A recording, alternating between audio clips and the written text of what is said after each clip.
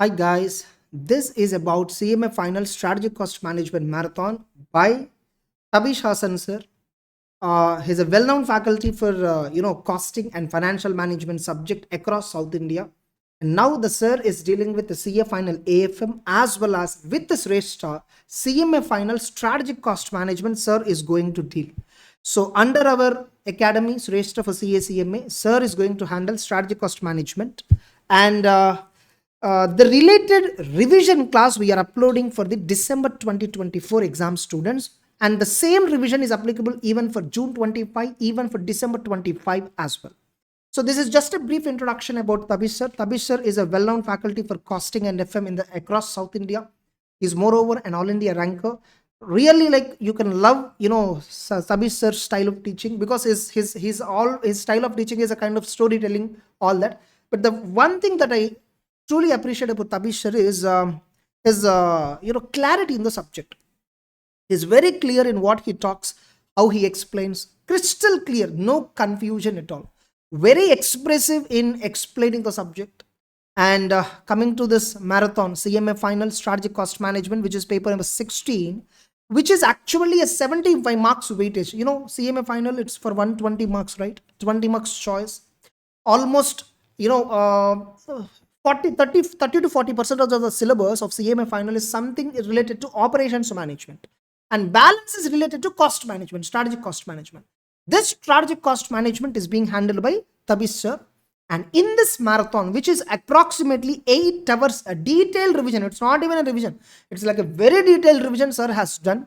Only one chapter he has covered, that is decision making chapter, which occupy 30 to 35 marks out of 75 marks weightage that you have for strategic cost management.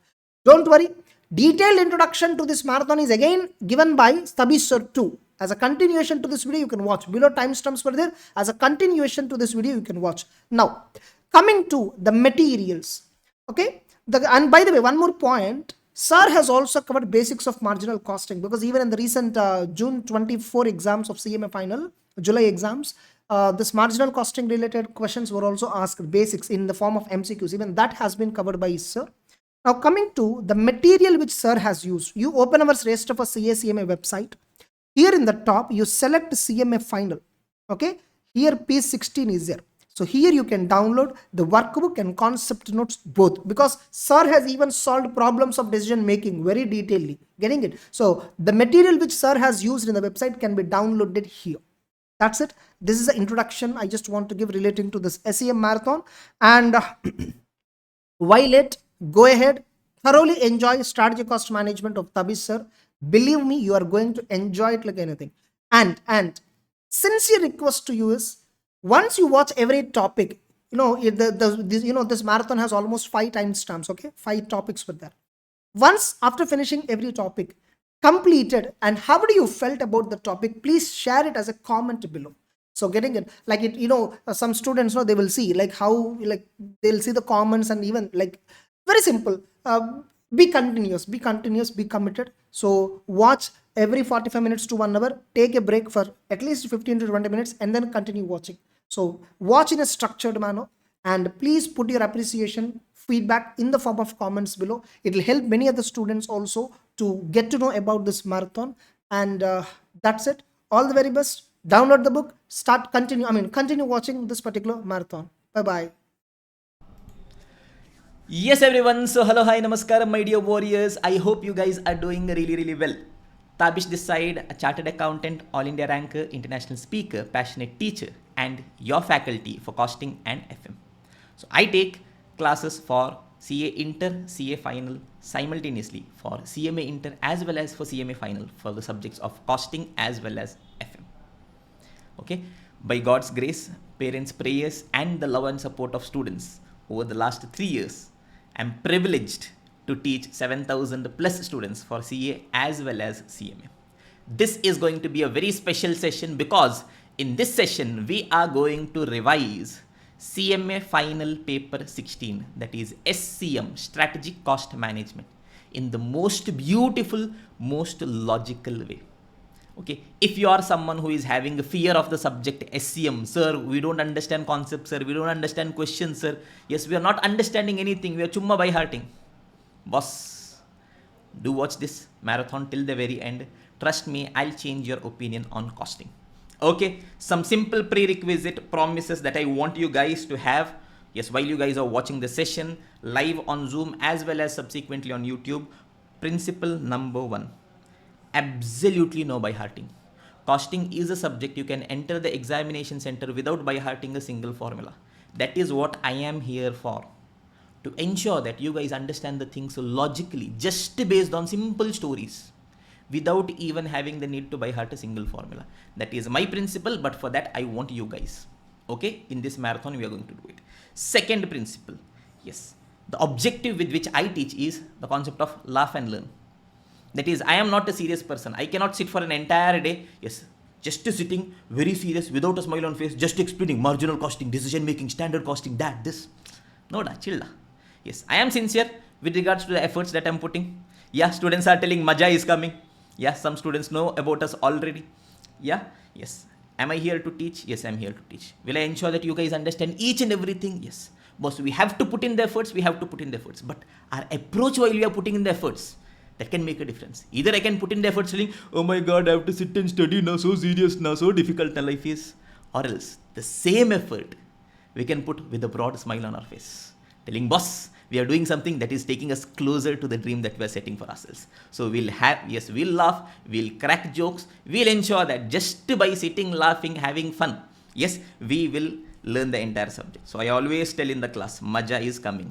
Maja in Hindi means fun. So we are having fun, while at the same time, we are learning the concepts. Okay, boss. Third and the most important thing, yes, I want you guys to watch the full marathon. People who are watching it on YouTube, no 2x and all that, standard speed, watch the entire marathon. Okay, and if it has changed you, if it has given you another level of confidence, I want you guys to comment it as well. Okay, and a very important point for yourself, believe in yourself. Believe that you can do it. Trust me, magic will happen. Yes, everyone. So normally we start our session with a small quote so that, we start it on a positive note. So this is going to be a very small quote, a very small reminder. We always, when we are sitting and thinking for ourselves, when we are working towards our dreams, we always have negative thoughts. What if it doesn't happen? What if I do not clear? What if I do not become a CMA? What if that does not happen? What if I become a failure in my life? Every time a negative thought comes into your mind, negative thought is an automatic flow of emotions, continuously keep flowing. The only thing you'll have to do is just put a positive thought. When your mind starts telling, when people start telling, what if it doesn't happen? What if you do not clear? What if that doesn't work out? Just ask yourself, what if it does work out? How amazing will it be? So look at this. What if it does work out exactly how you have imagined? What if every freaking dream of yours will be a reality? What if every weirdest of the dreams that you've seen for yourself will turn into reality? Sir, is it possible? Definitely, dear. How do we make it possible? We'll have to work for that, dear. So what if it does work out exactly how you have imagined? Or what if it does work out even greater, better than the way you've imagined? Entertain that thought. Have faith in yourself. Magic will happen. So with this small introduction, let us dive into the subject of SCM. Now quickly giving you guys a small idea of the paper. We are having the paper of SCM, which is going to be for 100 marks. In that, 2 bifurcations are there. 30 marks will be of MCQs. Balance 70 is going to be descriptive. For 30 marks MCQs, you are going to have 15 questions. Every questions will be having 2 marks each. Yes, for 70 marks, you are going to have 7 questions of 14 marks each. We have to attempt any 5 out of the 7. Okay, great, simple. In this, normally it is seen that somewhere around 10 to 11 questions will be from the costing portion. Yes, 4 to 5 will be from the QT portion. In this, again, it is normally seen that out of 7, yes, 4 or 5 will be from costing portion. Normally it is going to be 4. Here, 2 to 3 is going to be from the QT portion. Is this clear, everyone? A very simple structure. Now, costing portion is going to be 60%, QT is going to be 40%. So your paper is not going to be for 100 marks, students. You're going to be having, yes, 30 marks of MCQs as well as 14 into 7, 98 marks of descriptive. That means it is going to be 128 marks. Now in this, 60% is going to be costing. which is going to be roughly 76.8. That means I can tell 75 marks. Is this clear, everyone? Now, yes, a very simple thing for MCQs, not just the answer is not sufficient in CMA. Yes, you have to give the explanation.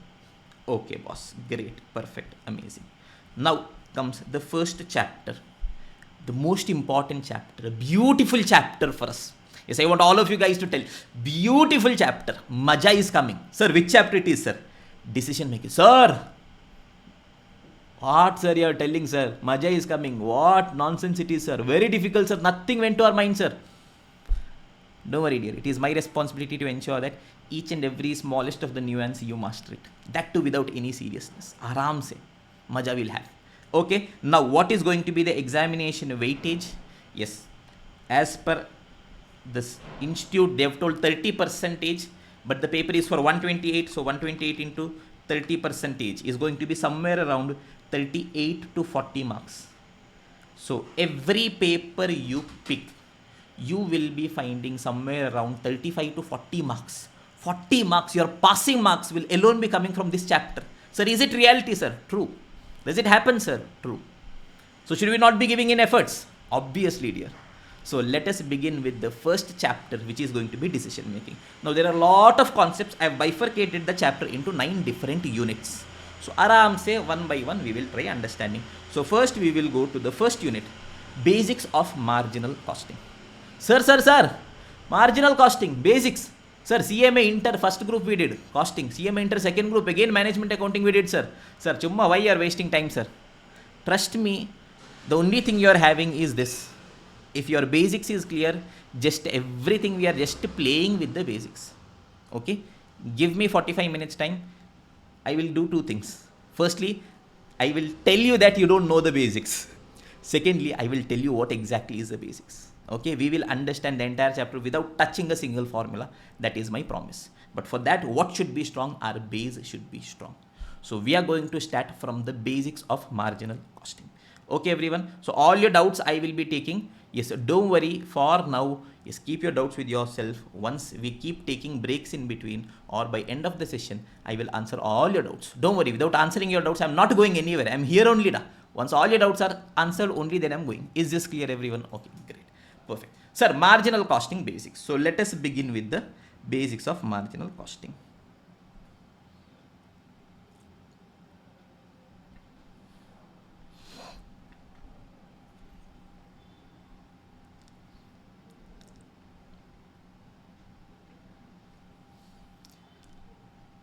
Yeah.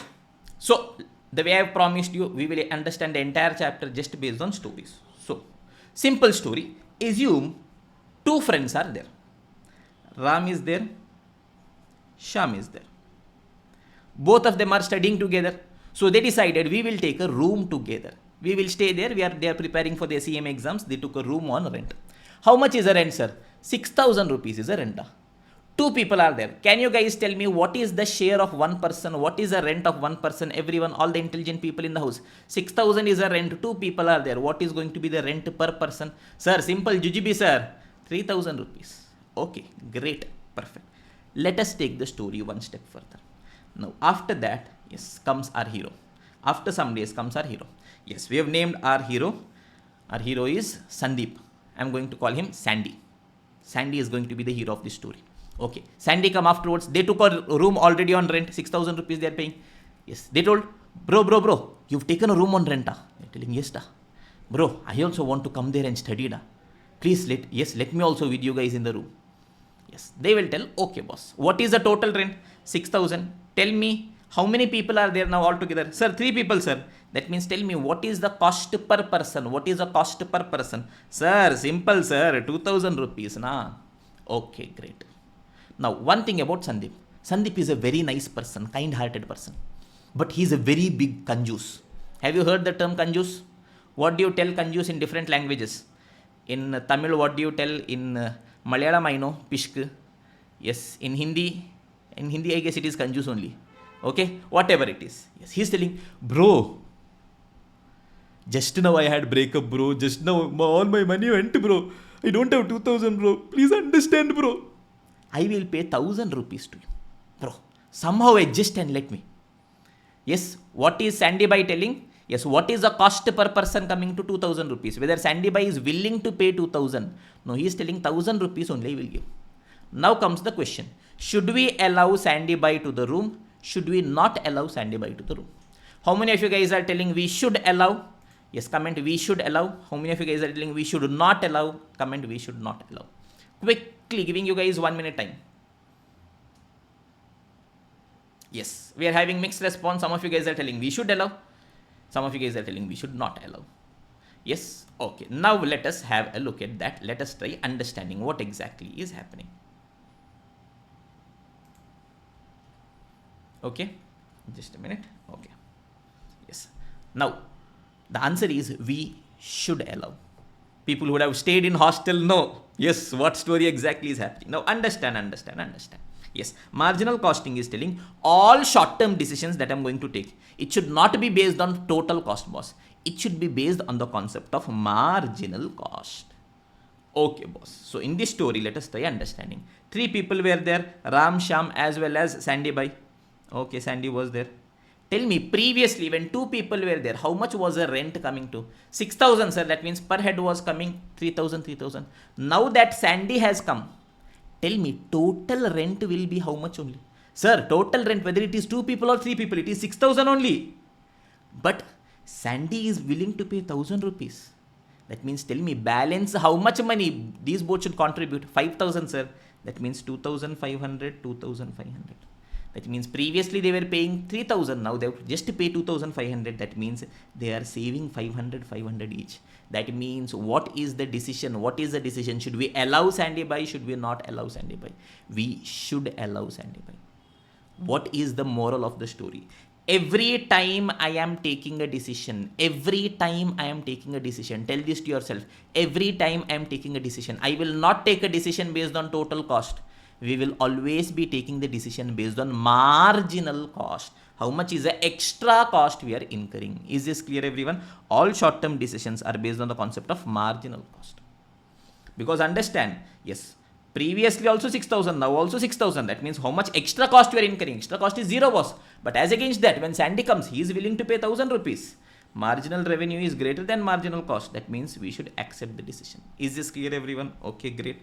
So look at this, our decision making framework throughout, yes, in our entire life. If my marginal revenue is more than marginal cost, I'm getting 1,000 revenue, but my extra cost is only 500. What should we do? Should we accept or should we reject? Sir, accept, sir.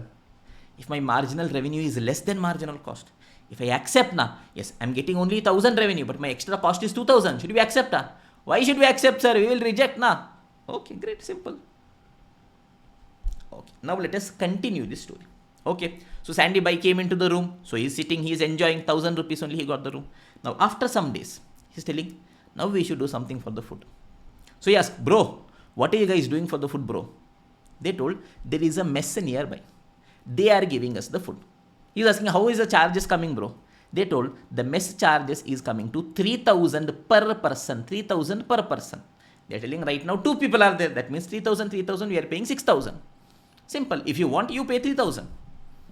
Now, one thing about Sandy Bai, what is it? Sandy Bai is a very nice person, but the person is a big kanjus. Is he willing to pay 3,000? He is not willing to pay 3,000. So what Sandy Bai tells?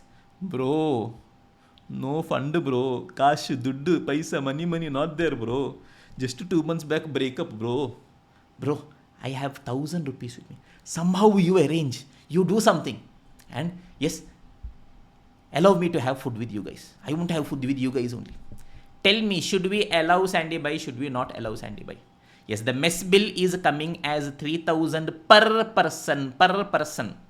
Sandy Bai is only willing to pay 1,000. Should we allow? Should we not allow? We should not allow. We are telling, if you want to eat food, pay 3,000 or else get lost, boss. Why? Because understand, when 2 people are there, how much mess bill we are paying? 6,000 only. But when 3 people are there, how much mess bill we should be paying? 9,000. So what is the marginal cost? How much extra cost we are incurring because Sandy Bai is coming? 3,000. As against that, what is the marginal revenue? How much is Sandy Bai giving? He is only giving 1,000 rupees, boss. That means in 9,000, if he pays 1,000 rupees, balance 8,000 rupees they both should incur. That is 4,000. Mad, anything written on a head? No, sir. Sir, why are you speaking like this, sir? Just so that you guys have some fun and watch. I can tell the same story with a lot of seriousness on my face. But we'll have fun and learn as simple as that. Is this clear, everyone? That means tell me a very simple principle. Every time I am taking a decision, on what principle I am taking a decision? Based on marginal cost, not based on total cost. Okay, how do I take a decision? If my marginal revenue is greater than marginal cost, then sir, accept. But if my marginal revenue is lower than marginal cost, then I will reject the decision. Okay, okay, great, sir. Now let us try understanding what exactly on earth is marginal cost. Yes, it is the change in cost due to change in the level of output. What is a marginal cost? Extra cost. Because I am producing 1 unit extra, how much extra cost I am incurring? That is my marginal cost. In other words, it is the extra cost incurred to manufacture 1 unit extra. I'll give you a very simple example. I am telling, suppose I am manufacturing pen. To manufacture 100 pen, I was incurring 7,000 rupees cost. When I manufactured 101 pen, how much was my cost? 7,050. That means tell me, to produce 1 pen extra, how much extra cost I have incurred? 50. That means what is my marginal cost? 50. Is this clear, everyone? Yes. Now comes a very important point. Whether marginal cost is equal to variable cost or not. Now understand, students. Yes, my cost has 2 components. Yes, this is my total cost. In that 2 things are there, sir. What all, sir? Variable cost is also there. Fixed cost is also there. Now tell me one very simple thing. Yes, when my output changes, whether my fixed cost will change. Simple. I am telling I am manufacturing pen. I have taken a place on a rent. For that I am paying 10,000 rupees. Yes, I manufactured 100 pen. How much rent I should pay? 10,000 only. I manufactured 100 pen. Should I pay extra rent? No, boss. It is same only now. My output increases, decreases. Whether fixed cost will change? No, sir. That means when my output changes, only which cost will change? Only my variable cost will change. That means tell me my marginal cost normally is equal to what? Mostly my marginal cost is equal to variable cost. But sir, marginal cost is variable cost only. No, the other things are also there. That we'll understand later. But for now, simple understanding, yes, whenever I tell marginal cost, yes, mainly I am referring to the variable cost. Is this clear, everyone? Okay, great. So what all we have discussed, how do I take decision? Based on marginal revenue, marginal cost. Marginal revenue is greater, accept. Lower means reject. Marginal cost, normally it is the extra cost, that is nothing but the variable cost. Okay. Now, default assumptions in marginal costing, not just marginal costing, throughout costing, anywhere you go, these are going to be a default assumptions. What are the default assumptions, students? Unless otherwise specified, if nothing is given in the question, what we are going to assume is selling price per unit is constant, variable cost per unit is constant, as well as total fixed cost is constant. Sir, selling price per unit, variable cost per unit, fixed cost on total basis is constant. From interdays we are doing, but just understand. Suppose I am a seller of pen. Every pen I am selling at 10 rupees. For every pen I am buying at 6 rupees. Every month I am incurring a rent of 10,000 rupees. Assume month 1. Okay, today I sold a pen. I did not tell at what price I sold a pen. Tell me what is my default assumption. 10 rupees only I would have sold. At that price only I am normally selling, yes or no? That is, if nothing is given, I will assume same selling price only I sold. Okay, today I purchased 1 pen. At what price I purchased? I did not tell. That means what is the default assumption? 6 rupees only I should have purchased, boss. As simple as that. Okay, 1 month is over. Total, how much fixed cost I would have incurred? I did not tell anything specific. If question tells, okay, boss, this month my fixed cost is 20,000. Okay, accordingly we will do. But if question is not telling anything, what is my default assumption? Every time how much I am incurring? 10,000. This month also should be same only. Is this clear, everyone? Okay. So make a very simple promise to yourself. A promise was once made. That promise will be kept. What is this? Throughout our entire costing, yes, I want my data this way. Every time I get a selling price data, I want per unit. Every time I get a variable cost data, I want per unit. Every time I get a fixed cost data, I want it on total basis. Is this clear, everyone? Till here it is over. Concept 1, the basics is over. Now we are going to concept 2, which is going to be our basic formulas. Giving you 1 minute time to let the things sink in. Then we will go ahead to very interesting discussion, everyone. Yes, everyone. So now let us continue our discussion. We are having concept 2, which is going to be basic formulas. So before we understand basic formulas, let us try understanding the marginal cost sheet format. Okay, sir. What is the format? Sir, we know, sir. Already marginal cost sheet format. Sales minus variable cost is contribution minus fixed cost is profit. Okay, great. Now, logically, let us try deriving this again. Okay, very simple story I'm telling. Suppose I am selling a product at 1,000 rupees. Okay, boss.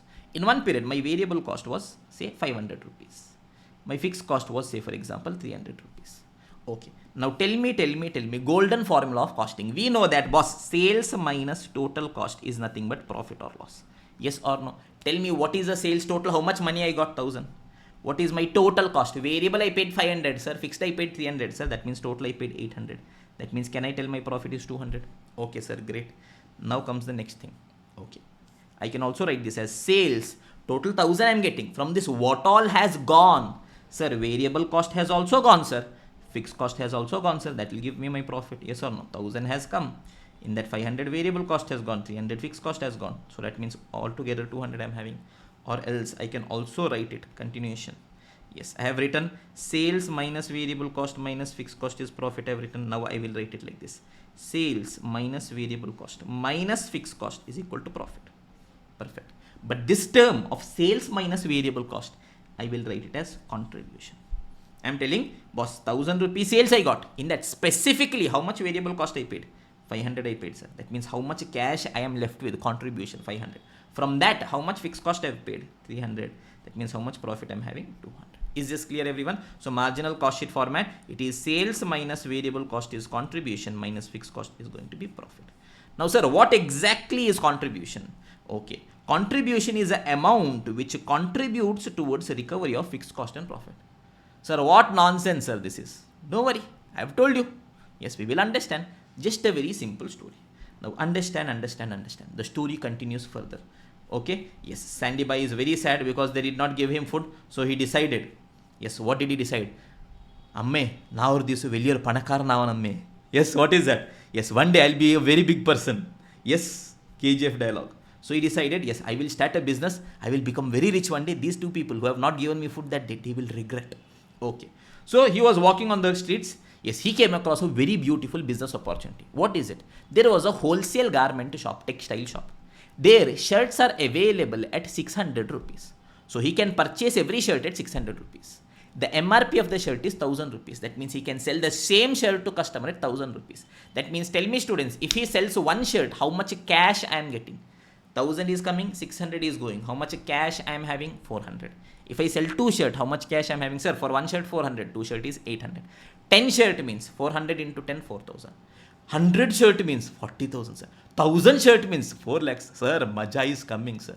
Yes or no, everyone? So, Sandy Bai decided this is what we want in life. Idana life lo endadu. Yes or no? We are going to start this business. So, understand. Yes, what is the business Sandy Bai is planning to start? Yes, he is telling. Just a minute, students. I will just take a duplicate of these files and keep, because I have written a lot of things which are going to be helpful for future. If I scribble, then subsequently I'll have to keep writing things again. Just give me a minute.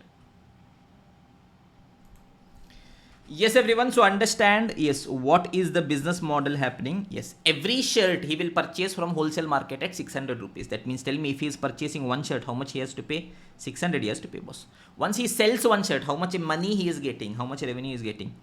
1000. That means, tell me, for one shirt, how much he is getting cash? 400 rupees. Okay, 10 shirt, 100 shirt, 1000 shirt. But now tell me, students, in this, I have only considered the variable cost. But to start the business, I want fixed cost as well. We are telling Sandy Bai, okay, you are starting the business, all of that is fine. But you want a place, na? For that you have to pay a rent, na? Okay, then he looked for a place wherein, okay, the rent he had to pay by end of the month was 10,000 rupees. Is this clear, everyone? Okay, great. Now understand.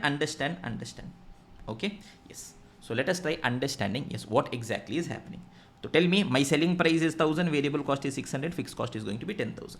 So I will write sales minus variable cost is contribution minus fixed cost is going to be profit. Assume 1 month he did not sell only. One shirt also he could not sell. Tell me, what is the revenue? Sales? 0. Variable cost is again 0. That means contribution is there? No, sir. But fixed cost should I pay? Yes, sir. I should pay fixed cost, sir. How much? 10,000. That means profit or loss? Loss, sir. I sold one shirt only. Tell me, how much revenue, how much sales I got, sir? 1000 I got, sir. How much variable cost I paid? Sir, to purchase one shirt, 600 I paid, sir. That means how much contribution is there? 400 is there, sir. How much fixed cost I should pay? 10,000 I should pay. That means how much loss I am having? 9,600. Suppose a 10 shirt I sold in a month. Tell me, every shirt 1000. That means 10 shirt, 10,000 I would have got. How much variable cost I would have paid? Every shirt 600. 600 means 6,000 I would have paid. That means 4,000 is contribution. From that, how much fixed cost I paid? 10,000 I paid. That means how much loss I am having? 6,000.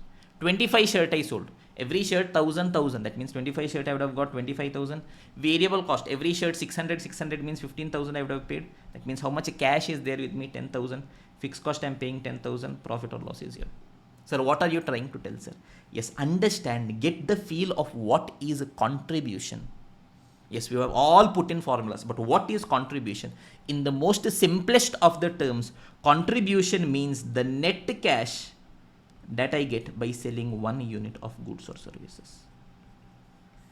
Understand, students, understand. Yes, in this business that I'm in, if I sell one shirt, specifically how much I'm getting? Sir, one shirt if I sell specifically, I'm getting 1,000. For one shirt, specifically how much I have to pay? Sir, 600. That means if I sell one shirt, net, how much cash I am having? Sir, if I sell one shirt, 1,000 will come, 600 will go. That means 400 rupees cash will be there with me. That is my contribution. But sir, fixed cost is also there, na sir? Tell me whether fixed cost I am incurring for selling this one shirt. Sir, fixed cost I will incur whether I sell or not. Now by end of the month, 10,000 I have to pay. Is this clear, everyone? So in the simplest of the terms, what is contribution? It is the net cash that I get by selling 1 unit of goods or services. It is how much selling price I am getting, how much variable cost. Specifically how much I am getting, specifically how much I am paying. What is a marginal revenue? Extra how much I am getting? 1,000. Extra how much I am paying? 600. That means how much cash I am having? 400 rupees. Is this clear, everyone? Okay, great, boss. Okay, now let us try continuing our discussion. Let us understand the next point, that is my variable cost ratio and PV ratio. We are bringing all the heroes together. Okay, slowly one by one. Tell me, students, 1,000 rupees was my selling price. In this same story we are going to use. How much was my variable cost? 600. That means how much cash was left with me? 400 rupees. Now, I am asking, my variable cost is how much percent of sale? Can you guys tell me? My variable cost is how much percent of sale? Sir, if total 1,000 is sale, na, 600 is variable cost. That means my variable cost is 60% of sale. Okay. Sir, how do we get it, sir? Sir, total 1,000 sale we did. In that 600 is variable cost. That means it is 60%. Can I write it down as a formula? Sir, simplest thing, sir, Jujibi. Yes, my variable cost is how much percent of sale. This is my variable cost ratio. Now I want to know my contribution. If I sell one shirt, how much cash I am getting? Sir, 400 cash I am getting. That is how much percent of sale. Can you guys tell me? Yes, if I sell one shirt at 1,000, how much cash I am getting? 400. That means my contribution is how much percent of sale? 40%. Sir, how do we get it, sir? 400 I am getting on a sale of 1,000. That means it is going to be 40%. So this is my PV ratio, profit volume ratio, or contribution ratio. My contribution is how much percent of sale. Is this clear, everyone? Perfect, perfect, sir. Okay. Now, even though it is a marathon, yes, the basics I'm doing it slow, yes, so that even though you are a student who is not very good with the basics, you understand things. Okay. Yes, if we take some time extra, it is absolutely fine, but we should not jump, okay, very quickly. Don't worry on that. Now tell me one very simple thing, students. My variable cost ratio is 60%. PV ratio is 40%. That means total is how much, sir? 60% plus 40%, 100%. Sir, every time it is like that only. Yes, da. Sir, can you explain, sir? Can you put some other number? How do we trust you, sir? Okay. Assume 1,000 is selling price. 700 is variable cost. That means how much cash is left? Sir, 300 is left, sir. Tell me variable cost is how much percent? 70%. Yes. PV ratio contribution is how much percent? 30%. If you add how much percent? Sir, oh my god, sir, magica, sir. Not a mandu, sir, logic da. Because my selling price minus variable cost is contribution. Yes or no? So from my sales, how much if I go? Yes, variable cost if I reduce, balance is contribution. That means obviously if I add the two, it should be 100% only. Because both are taken as a percentage of sale only. So if you add, you should definitely be getting 100%. Not getting into the proof of that. Okay, let us just have a look at the, yes, formulas. Absolutely no need to by heart anything. Yes, both are compared as a percentage of sale. What is my variable cost ratio telling? It is the proportion of variable cost to sale. My variable cost is how much percent of sale. Okay. What is my PV ratio, profit volume ratio? It is the proportion of contribution to sale. Sir, why are we using profit volume ratio, not the term contribution ratio? There's a beautiful story for each and everything. Okay, but because it is a marathon, I will not tell this here. Okay, fine. Okay. It is telling my contribution is how much percent of sale. Okay, great. Both of them are complementary. That means if I take, yes, variable cost ratio plus PV ratio, I should always be getting 100%. Okay, wow. Okay. That means, tell me students, if I tell you that my variable cost is 20%, can you close your eyes without doing any calculation? Can you tell me how much should be contribution? 80%, sir. If I tell you contribution is 90%, that means variable cost should be 10%. Is this clear, everyone? Yes, sir. Now the same thing, let us see how we are going to write it in our marginal cost sheet. We are going to build one format which will help us to solve all the basic questions. Yes, I have my marginal cost sheet format. Sales minus variable cost is contribution minus fixed cost is profit. First, I will put the per unit data. Then I will put the percentage data. Look at this. Every shirt at what price I am selling? 1000, sir. How much variable cost I should pay? 600, sir. That means how much contribution I am having? 400. All these are per unit. Then total how much fixed cost I should be paying? Yes, I should be paying a fixed cost of 10,000 in total. Now tell me always. Yes, my sale is always how much percent of sale? Sir, sale is 1000, sir. If I want it as a percentage of sale, it will be 100% only now. I will always be put it as 100%. Tell me, my variable cost is how much percent of sale?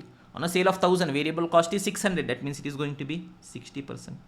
That means my contribution is how much percent of sale? It is going to be 40%. Is this clear, everyone? Till here things are clear? Absolutely no doubt. Speed is fine. Can we continue our discussion further, students? Give me a confirmation, everyone. Yes, sir. So now let us continue our discussion, which is the break-even point. Yes, very beautiful discussion. Understand. Yes, Sandy Bai is telling that, boss, I started the business. Okay. Yes, initially when I started the business, I did not think of fixed cost only. The only thing I was thinking is, I sell one shirt, 1000 I am getting. For every shirt, 600 I have to pay. Yes, that means for every one shirt, 400 I am getting. But boss, what happened? Fixed cost has come. How much fixed cost has come? 10,000 rupee fixed cost has come, boss. So, yes, Sandy Bai is telling one thing. First objective in life. Yes, end of the month, I have to pay 10,000 fixed cost. I am telling, somehow I want 10,000 cash.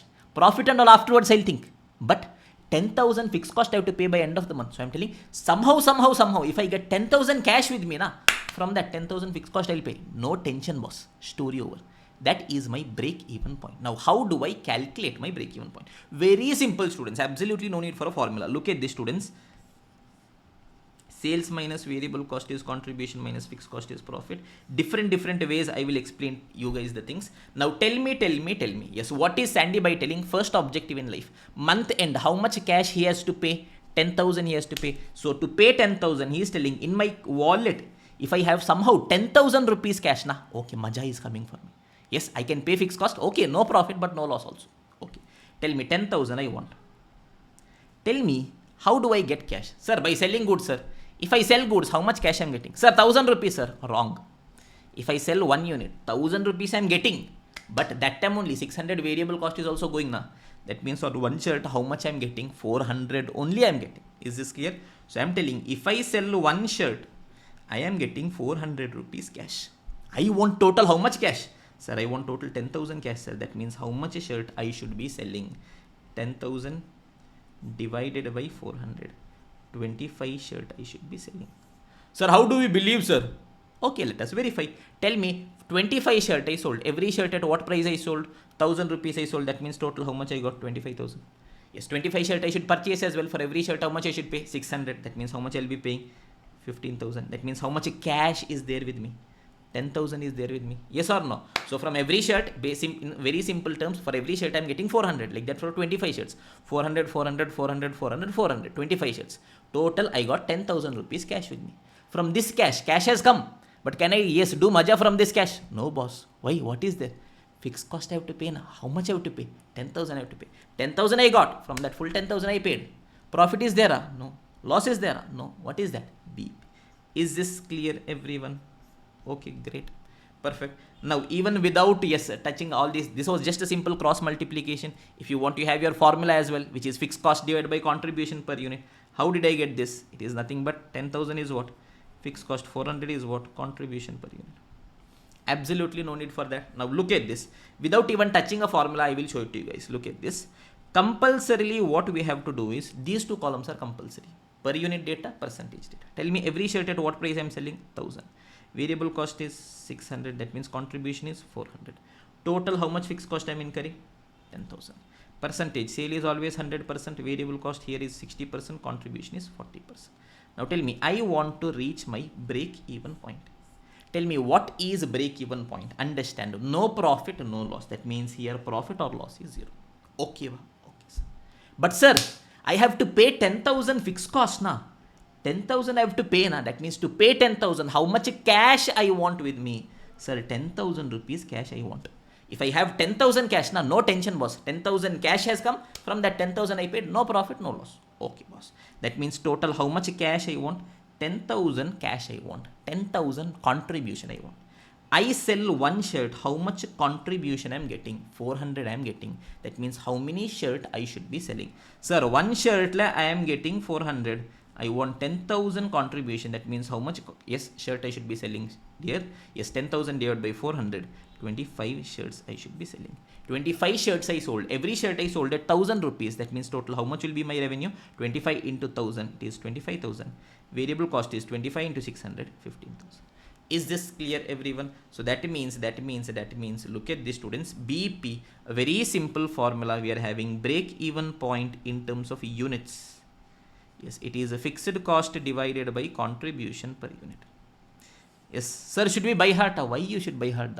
Trust me, absolutely no need to buy heart. Just to put a marginal cost sheet format. Yes, your profit is going to be 0. Yes, but you have to pay fixed cost. That means how much cash you want. How much fixed cost I should be paying, that much I want. Yes, this much total contribution I want. For 1 unit, how much I am getting? You will directly be getting how many units I should be selling. Is this clear, everyone? Absolutely clear, crystal clear. We'll come to all your doubts. Don't worry, we are now slowly building on concepts. Slowly, aram se one by one. Okay, boss, great. Now, understand break even point. It is a situation of no profit, no loss. Yes, at BEP, 3 things are happening. What all? First, profit or loss is 0. I am not earning any profit. That means my total sales is equal to total cost. Total how much sale I did. Total cost is also same. Because of that only profit or loss is 0. Look at this. Total 25,000 sale I did. Total cost. Variable 15. Fixed 10. 25 only. Yes, one more thing is contribution is equal to fixed cost. What is this, sir? Yes, total how much cash I got. Contribution. That much only fixed cost I will be paying. That means nothing is left with me. Profit is also not there. Loss is also not there. Is this clear, everyone? Okay, how I will be calculating? Very simple. I will just use my marginal cost sheet format. Yes, minus fixed cost is profit. I will first put the per unit data. 1,600 gives me 400. Yes, fixed cost on total is 10,000. Percentage data also I will put 100%, 60%. I will be getting 40%. Now tell me, break even point. No profit, no loss. Nothing I am having. But how much I should pay, sir? 10,000 I should pay. That means how much cash I should be having? 10,000 I should be having. 10,000 I want. Every unit is giving me 400. That means how many unit I should sell? Sir, simple cross multiplication. 1 unit means 400 cash I am getting. I want 10,000 cash. That means how many unit I should be selling? 10,000 divided by 400. It is going to be 25. Not explaining cross multiplication here. It is a marathon. Otherwise, in a regular class, even that cross multiplication thing also will explain. So 25 shirts I am selling. Every shirt at 1,000 means 25,000. Variable cost 25 shirts. Every shirt at 600 means 15,000. Is this clear? Sir, we had somehow by hearted and kept fixed cost divided by contribution per unit. Sir, should we again do it logically like this? That one formula you by hearted and kept. But the entire chapter will just keep by hearting formulas. Make a habit. I've told you guys, just one commitment I want. Yes, the commitment to not by heart a single formula, to understand. First time we'll be spending a bit more time, but aram se things will become, yes, okay. Is this clear, everyone? Okay, great, boss. Now, I want BP in terms of sale value. Now, how do I calculate that? Look at this, students, beautiful discussion. Tell me, yes, one way of calculating BP in terms of sale value. BP in terms of rupees. Tell me, to reach break even point, how many unit, how much shirt I should be selling? Sir, 25 shirt I should sell, sir. Every shirt at what price I am selling? 1,000 rupees I am selling, sir. That means what should be my sale value at BP? 25,000. Can I write? It is nothing but BP in terms of units. How much units I should be selling? Into selling price per unit. Yes, sir, correct, sir. BP in terms of units. Formula I have put, it is fixed cost divided by contribution per unit into selling price per unit. Yes, there is a formula in maths. What is it? A divided by B into C is equal to A divided by B divided by C. Sir, what nonsense you are telling, sir? Okay, you guys don't believe maths. The only thing you believe is your calculator.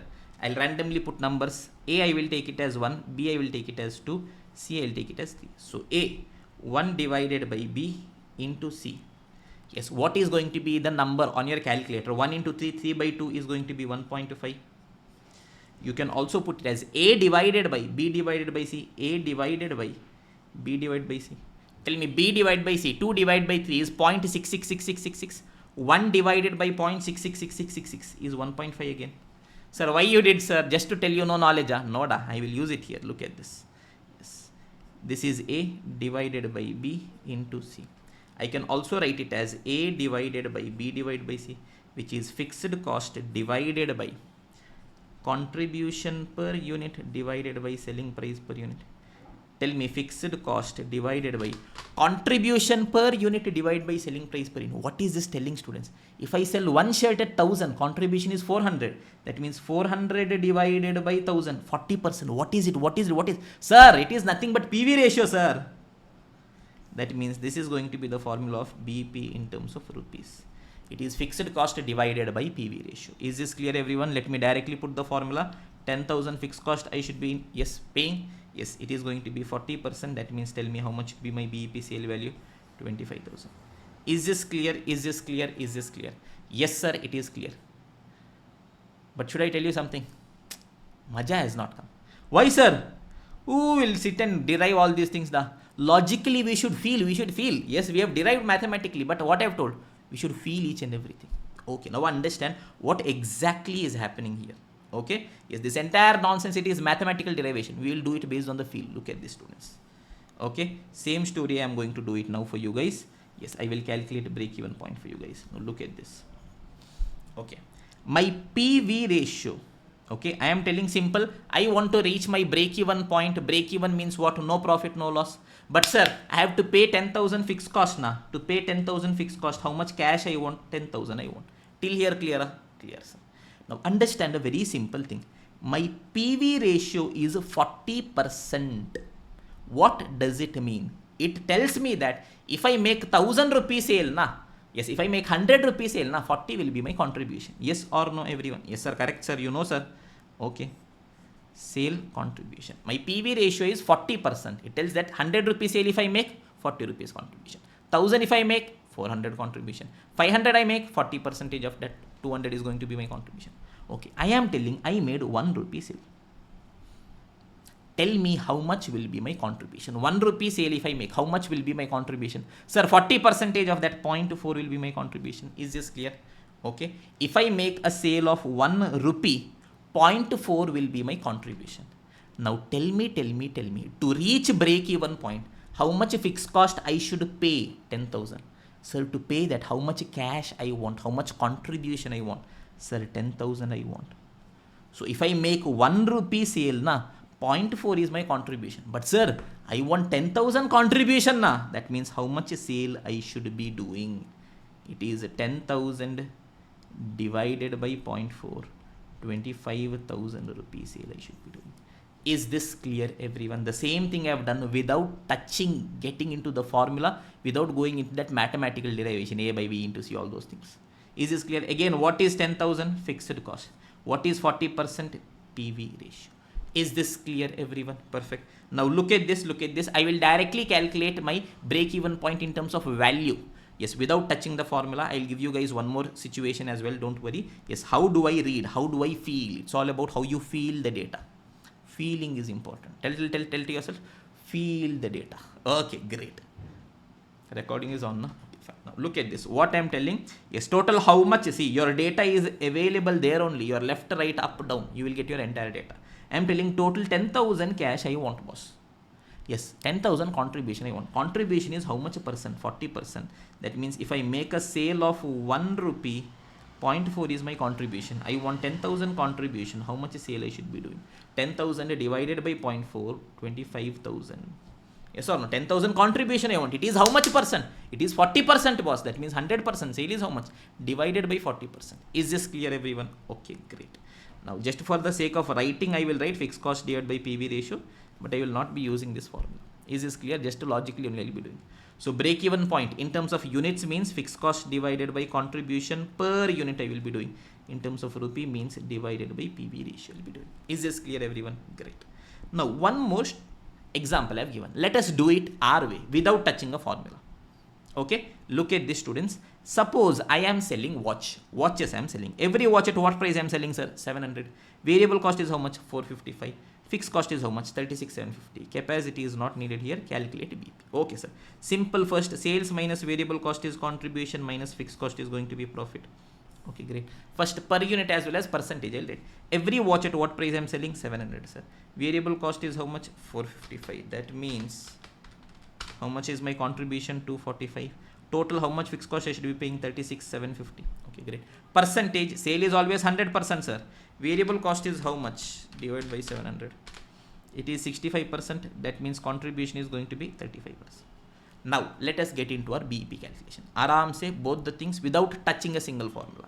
Break even point means, sir, no profit, no loss. But, sir, month end I should pay fixed cost na? Yes, dear. How much I should pay, sir? 36,750 I should pay.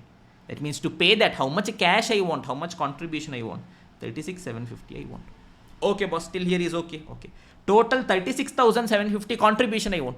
I sell one watch, I sell one unit. How much contribution I'm getting? Sir, one watch I'm getting 245, sir. One unit if I sell means 245 I'm getting. I want 36,750. That means how much unit I should be selling? 36,750 divided by 245. How much I should be selling? 150 watches I should be selling. Okay, great. I got my BEP in terms of units. Now 150 watches I should be selling. Every watch at what price I am selling? 700. That means 1,05,000 should be my sale value. That way is over. Yes, every watch 455 I am paying. That means I will be getting my variable cost as well. That way I can do. But I am telling, sir, I don't want it this way, sir. I want to directly calculate BEP in terms of rupees. Okay, let us do. Simple. Aram se. Tell me, to reach break even, how much I should pay? 36,750. To pay that, how much cash I want? 36,750. Okay, okay. Now 36,750 contribution I want. What is my PV ratio? 35%. That means if I make a 1 rupee sale, how much contribution I'll be getting? 35% of that 0.35. To reach BEP, how much contribution I want? How much cash I want? 36,750. That means how much a sale I should be doing? 36,750 divided by 0.35. It is going to be 1,05,000. Directly also I calculated. Is this clear, everyone? Okay, great, perfect, amazing. Maja is coming. Any doubt till now, students? Give me a confirmation, everyone. Okay, don't worry. Yes, all the situations we will cover. I just want you guys to give me time. It's not just the simplest, most advanced things also we will be doing. Don't worry. Okay, perfectly clear. Giving you guys 2 minutes time to let the things settle in, then we'll continue our discussion. Yes, everyone. So we are discussing basic formulas. In that, firstly, marginal cost sheet format we have understood. Sales minus variable cost is contribution minus fixed cost is profit. Then we understood what is a contribution. I have told you the feel. It is the net cash that I get by selling one unit. Then I told my selling price can be bifurcated as variable cost, contribution. Variable cost is how much percent? Variable cost ratio. Contribution is how much percent? PV ratio. Both are complementary. If you add, you should be getting 100%. Break even point. I have told you directly profit or loss is 0. From that you go reverse. You will be arriving at your BEP in terms of units as well as value. Next is margin of safety. Beautiful discussion. Maja is about to come. Are you ready? Yes, this is going to be important. Yes, once this is over, my basics to an extent is going to be over. Okay, Maja, beautiful discussion. Same story, continuation. Sandy Bhai is there. Okay, in 1 month, he made a sale of 1 lakh rupees. Total 1 lakh sale he did. Of great, crazy, amazing. Now let us try seeing how much profit he would have done. Look at this, students. Tell me, sales minus variable cost is contribution minus fixed cost is going to be profit. Every shirt at what price we are selling? 1000. Variable cost is 600. Contribution is 400. Okay, in terms of percent, it is 100%, 60%, 40%. Tell me, if 1 lakh sale I have done means total how much shirt I would have sold. Total how much shirt we would have sold. Sir, 1 shirt at 1000. That means 1 lakh means 100 shirt we would have sold. Okay, great. 1 lakh is my sale value. Tell me, 1 lakh is my sale value. How much is my variable cost? Sir, my variable cost is 60%, sir. That means if I made 1 lakh sale means how much cost would have gone? Variable cost 60,000 would have gone. That means how much cash contribution is left? 40,000 is left. How much fixed cost I should be paying? Sir, 10,000 fixed cost I should be paying. That means how much will be my profit? 30,000 is my profit. Is this clear, everyone? With this only, left, right, center will keep playing. Understand. Okay. First, I will bifurcate. Sir, what exactly on earth is margin of safety? It is my sale in addition to BEP sale. Now tell me, Sandy Bhai, at the start of the month, what was his first objective? To reach BEP. Tell me. Yes, at what value of a sale he has reached BEP? Sir, 25 shirt if he sold means he reached BEP. That means how much 25,000 rupee sale if he has done means he would have reached BP. Total how much sale he has done? 1 lakh sale he has done. So how much extra sale he has done? Sir, to reach BP 25 is sufficient. Beyond that, 75,000 extra sale we have done, sir. That is my margin of safety. How much extra sale I have done? How much safety net I am having? That is my margin of safety. Okay. Tell me. So my total sale is there 1 lakh. In that break even sales is how much? 25,000. That means my margin of safety sales is going to be how much? 75,000. I am telling, I want to calculate my BP sale is how much percent of total sale. Tell me total sale is how much? 1 lakh. In that BP is how much? 25,000. That means how much percent it is going to be?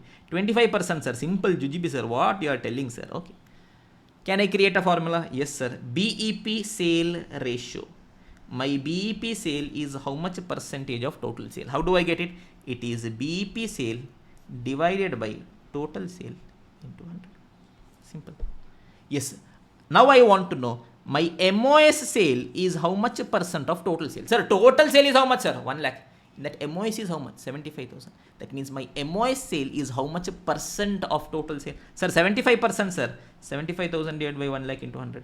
So if I want the ratio, my MOS sale ratio, it is MOS sale divided by total sale into 100. Yes or no? It is 75,000 divided by 1 lakh into 100, which is going to be 75%. Now one very important understanding.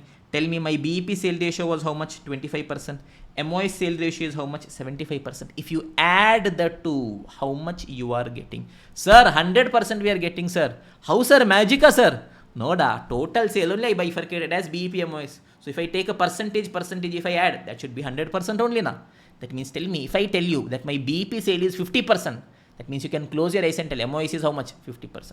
If I tell you BP is 80%, MOS is how much? 20%. Is this clear, everyone? This is the first segment in margin of safety. Understand? Margin of safety. What is margin of safety? It is sale over my BEP. Yes. BEP sale ratio. Yes, it is a proportion of BEP sale to total sale. My BEP sale is how much percent of total sale? Yes, MOS sale ratio. It is a proportion of MOS sale to total sale. My MOS sale is how much percent of total sale? Both are complementary. That means if you add your BEP sale ratio plus MOS sale ratio, I should always be getting 100%. Is this clear, everyone? Okay, great. Now understand, there's a very beautiful interpretation that is going on. If you understand this, now our life will become magic. Okay, just give me the next 3 to 5 minutes. Okay, understand. Yes, put yourself in the shoes of Sandy Bai. Sandy Bai is there. Sandy Bai started business. Every shirt 1,000 rupees selling price, 600 variable cost, 400 he was getting. First objective was what? To reach break even point. Understand? His first objective was to reach break even point. Tell me, every shirt he is selling, how much contribution he is getting? 400 he is getting, sir. So 1 shirt he sold, 5 shirt he sold, 10 shirt he sold, 20 shirt he sold, 25 shirt he sold. Tell me, when he sold 25 shirt, total how much cash he got? How much contribution he got? Sir, 400, like that for 25 shirts, na, total 10,000 he got.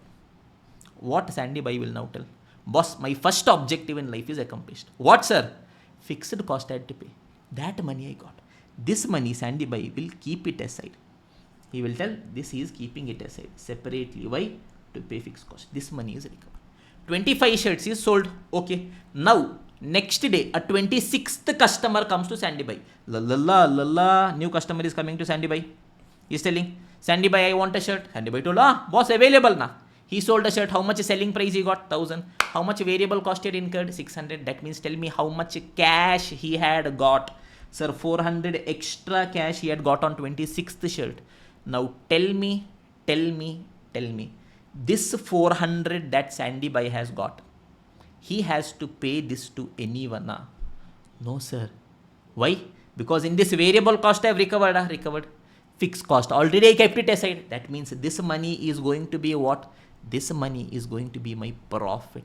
Is this clear, everyone? Yes or no? Whether this interpretation is clear. Tell me whether the interpretation is clear. Okay. Yes. First 25 shirt, whatever I sell, from that cash I am getting. Yes, 10,000 I got. What I will do? I will keep it aside. Boss, this is to pay my fixed cost. After that, whatever shirt I will sell, I'll keep getting contribution. Do everyone. Contribution. Do I need to pay this to anyone? No, boss. In contribution, variable cost is already recovered. Fixed cost, I kept it aside now. That means this amount, what it will become? Sir, Profit, sir. Do maja, sir. Whatever in the world you want to do, sir. Great. Okay, that means tell me. Different situations, you have to tell me the profit directly without doing any calculation. Okay, yes. Suppose Sandy Bai sold 30 shirt. Now what I will tell, total how much he has sold? 35. In that the first 25 shirt he is selling, contribution is getting. Can he do maja in life? No, sir. He has to pay fixed cost now. But once he sold 25 shirt, after that whatever he will sell na, contribution he will get. Does he need to pay fixed cost to anyone? No, sir. Taken care. Variable cost is recovered. Whatever cash he will get, what it will be? Directly profit, sir. Maja. Tell me how much extra he sold. Sir, total 30 he sold. To reach BP, 25 was needed. How much extra he sold? 5 extra he sold. On every shirt, how much cash he is getting? Contribution 400. That means how much extra cash I received? 2000. 2000 will be my profit without doing any calculation. Sir, once check and tell, sir. I don't believe you, sir. Okay, I will do it. Look at this, everyone. Suppose sales minus variable cost is contribution minus fixed cost is profit. 30 shirt I sold. Every shirt selling price is how much? 1000. That means 30 shirt is 30,000. Every shirt variable cost was how much? 600. That means 30 shirt will be 18,000. That means total how much cash is left with me? 12,000. How much fixed cost I should pay? 10,000. How much is going to be my profit? 2,000. Same only I told Nada. Now, sir, now we believed you, sir. You are telling right. Assume 100 shirt I sold. What I'll tell? First 25 shirt that Sandy Bai is going to sell. Can he earn profit from that? No, boss. Whatever cash he will get, but that he'll be using to pay his fixed cost. But once that is over, jingalala. After that, how much extra shirt he sold? 75 extra shirt he sold. On every shirt, how much he was getting? 400 extra. That means then afterwards, whatever contribution I will earn, what it will become? It will become my profit. 30,000 will be my profit. Yes or no? The same calculation we had done it here for 100 shirts. 30,000 is my profit. Is this clear, everyone? So understand, margin of safety is my sale over BP. From my margin of safety, I will start earning profit. Till BP, what I was doing, I was just recovering my fixed cost. Is this clear, everyone? Okay, great. Now understand. I have to bifurcate. Question will ask you, bifurcate total sale into BEP and MOS. How we will do? Aram se, yes. One question in different ways I will play without touching a formula. I can give you 10 plus formulas to calculate MOS. I am not doing that. Just based on feel, we are going to pull off everything. Okay. So pay attention. Trust me. Maja will come. Okay. Same story. Sandy Bai sold 100 shirts. So tell me basic data is anyways there intact. 1000 is selling price, 600 is variable cost, 400 is contribution. Yes, 100%, 60%, 40%. Total 100 shirt is sold, 1 lakh. Okay, all these things are clear. 30,000 we received. Now I am telling I want to bifurcate this total data as BEP and MOS without touching a single formula. See how many different ways I will calculate and give you MOS. No formula at all. Absolutely no formula. Okay. Yes. First, let me calculate break-even point. Okay, sir. Tell me BEP is what? No profit, no loss, sir. Sir, when I start business, sir, what is my first objective in life? Sir, fixed cost I should recover. Tell me, Sandy Bai is telling how much fixed cost I should be paying? Sir, 10,000 I should be paying, sir. To pay 10,000, how much cash I want? Sir, 10,000 I want, sir. Okay, great. 10,000 cash I want. I sell one shirt, how much cash I am getting? Sir, 400 I am getting, sir. That means for every one shirt I am getting 400 cash. I want 10,000. That means how much shirt I should be selling? 25 shirt I should be selling. Is this clear, everyone? Okay, great. 25 shirt. Every shirt at 1,000 rupees means 25,000. Variable cost will be 15,000. Okay. Or else directly also in terms of value I can calculate 10,000 contribution cash I want. This contribution is 40%. That means 1 rupee sale if I do 0.4 only I'll be getting. I want 10,000. That means how much sale I should be doing? Yes, 10,000 divided by 40%. Directly this I will be getting. Okay, va? Okay. Now different ways for me to calculate margin of safety. Look at this, students. Yes. Approach number 1. Tell me my total sale is how much? Sir, 1 lakh, sir. In that my BEP is how much? 25,000, sir. That means how much is MOS? Sir, total is 1 lakh, sir. In that BEP is 25,000, sir. After BEP, how much I have done, sir? 75,000 I have done, sir. That means my MOS is going to be 75,000. Yes or no? Yes, sir. Approach number 1. I am not putting the formula. Yes. Approach number 2. Tell me, students, total how much shirt I sold? Sir, total 100 shirts I sold, sir. In that, to reach BEP, how much shirt I sold, sir? To reach BEP, 25 I sold, sir. That means after BEP, how much extra shirt I sold, sir? 75 extra shirt I sold, sir. 75 extra shirt I sold. Every shirt at what price I sold? Sir, every shirt I'm selling at 1000 na. So every shirt at 1000, like that 75 shirt. That means how much sale value I would have done here? 75,000 MOS. MOS sale value. I'm just telling you different ways in which I can calculate. Okay. Third way I'm doing. Tell me, students. Yes. Total sale value is how much? 1 lakh. In that BEP is how much? 25,000. Can you guys tell me? Yes, that my break even point, yes, my BEP is how much percent of total sales? Sir, total sale is 1 lakh, sir. In that BEP is 25,000, sir. That means my BEP is 25%. Yes or no, everyone? Perfect, sir. That means, tell me, students, yes, total sale, BEP is 25%. That means MOS sale should be how much percent? Sir, simple, sir. It should be 75%, na, sir. Okay, great. So tell me, total how much sale I did? 1 lakh I did. Yes, MOS is how much percent of total sale? Sir, 75% of total sale, sir. That means MOS will be how much? Sir, total is 1 lakh. In that 75% is MOS. It is going to be 75,000. Absolutely no need for by hearting of formula, students. Is this clear, everyone? Is this clear? Is this clear? 3 ways. Yes, fourth way I can do. Look at this. Total sale is 1 lakh. BEP is 25. Just take the difference from total minus BEP. You will be getting, okay, 75,000. Now, I want to introduce you guys to one more concept, one more way of looking at this. Till here, things are fine. Absolutely no issues, na? Okay. Beautiful way, beautiful discussion. Understand, students. Okay. Now, look at this, what I am trying to tell. Total 100 shirts I sold. Okay. Yes. Total how much profit I have earned, students? 30,000 profit I have earned. Tell me one very simple thing, students. Till BEP, have I even earned 1 rupee profit? Sir, till BEP, nothing I have earned. No, sir. Till BEP, my profit is 0. That means the entire profit from where I have earned? Sir, from MOS I have earned. Yes or no, everyone? Yes, sir. Sir, total 30,000 profit I earned. Till BEP, even 1 rupee I was not earning. That means entire profit I have earned from MOS. Okay, okay. Perfect. Now, the next stage. Tell me, when I did my BEP sale, I have already recovered my fixed cost. Yes or no, everyone? Yes. That means once I have finished my BEP sale and I am going further, do I need to think about my fixed cost? Sir, I need not think, na, sir. Fixed cost is 10,000. In BEP, for every shirt 400 I got. Yes, go back to the story. Yes, what I've done. Yes, every shirt 400 I got. So on 25 shirt, 10,000 I got. I kept it aside. Fixed cost is taken care of. After that, whatever sale I'm doing, do I need to worry about fixed cost? No, sir. Already I've kept it aside. Na. That means in my MOS, fixed cost is 0. That means the additional fixed cost is 0. That means tell me, to earn 30,000 profit, how much contribution is sufficient? Do I need to pay any extra fixed cost there? No, sir. That means 30,000 contribution is sufficient. Yes or no, everyone? Yes, sir. Till here it is clear. Total 30,000 profit I have earned. In BP, nothing I have earned. 1 rupee also I have not earned. That means the entire profit from where I would have earned? MOS I would have earned. In MOS, do I need to worry about fixed cost? Sir, in BP I have already taken care of. That means how much contribution is sufficient for me? 30,000 is sufficient for me. Go back to that story I have told. 26th shirt I sold. 400 contribution I got. That itself will be my profit. That means after BP, 30,000 contribution if I get means full 30,000 will be my profit. Okay. Now go back to the calculation. Yes. After BP, yes, I want 30,000 contribution. 30,000 contribution I want. Okay. If I sell one shirt, how much contribution I am getting? 400, sir.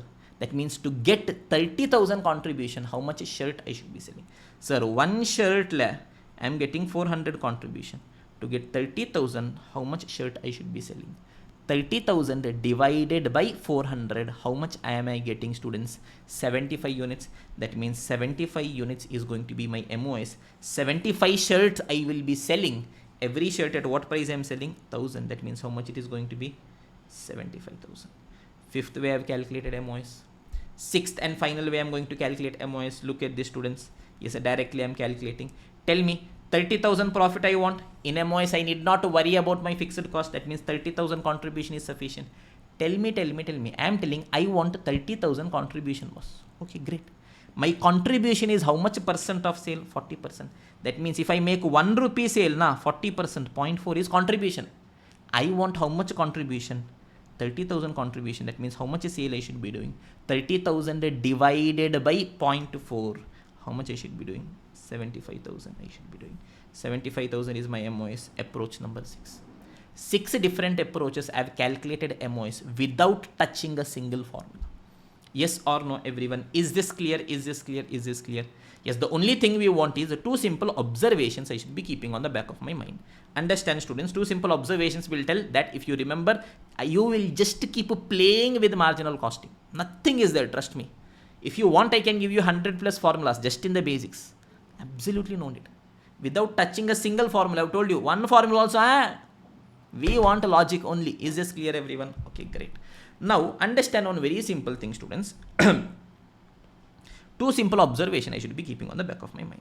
Okay, what are the observations? Okay, at break-even point, tell me, students, at break-even point, am I earning any profit? No, sir. That means at break-even point, my profit is going to be equal to 0. Yes or no? That means, tell me, whatever contribution I will earn in BEP, that I will be using to pay what? I will be using to pay my fixed cost.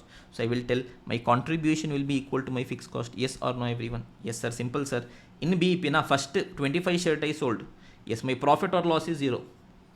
That means total 10,000 contribution I got. From that, how much fixed cost I paid? 10,000 I paid. That is why my profit or loss is 0. Is this clear, everyone? So observation, at BEP profit or loss is 0. That means whatever contribution I will get, that I will use to pay my fixed cost. Okay. Now come to MOS. Tell me, in MOS, do I need to pay fixed cost? Am I incurring fixed cost? No, sir. Why? Fixed cost I already recovered now. Yes, go back to the story. 25 shirt I sold. 400, 10,000 I got. That time only, Sandy by what you will tell? You will tell fixed cost is recovered, boss. I have kept it aside. Yes. Am I having any extra fixed cost? No. That is why here my fixed cost is 0. Is this clear, everyone? Yes. In MOS, my fixed cost is equal to 0. It means the additional fixed cost is 0. Existing I have already recovered. That means whatever contribution I will earn in MOS, whatever contribution I will earn, what it will become? It will directly become my profit, boss. Why? Because fixed cost is already recovered now, boss. Yes or no? So 30,000 contribution I have earned means 30,000 will directly become my profit. Is this clear, everyone? Yes or no? So 2 simple observation. Yes, at BEP my profit is equal to 0. Yes, I will not be earning any profit. That means whatever contribution I will get, that I will use to pay my fixed cost. Yes, in MOS, my fixed cost is 0. Its meaning is additional fixed cost is 0. Existing I already recovered and kept, boss. That means whatever contribution I will be getting now, that will directly become my profit. Is this clear, everyone? Okay, wow. Okay. Sir, one more example if you can give. Aram se we can keep playing and we can go further. Yes, da. I have one more situation. Okay, yes, remember the intention. Yes, we want to just play around without touching a formula. So that doesn't matter how question comes, we will just keep playing on. Okay, your data is, yes, you should just open your eyes. How? Like this. Your answer is there either in your left, right, up or down. That's all. Look at this. I am selling watch. Every watch at 700 rupees. After this, I'll give you guys a 2-minute break to let things settle in. Yes. Variable cost is 455. Fixed cost is 36,750. Total 200 watch I sold. BEP, MOS, profit, everything you have to calculate. Okay, simple.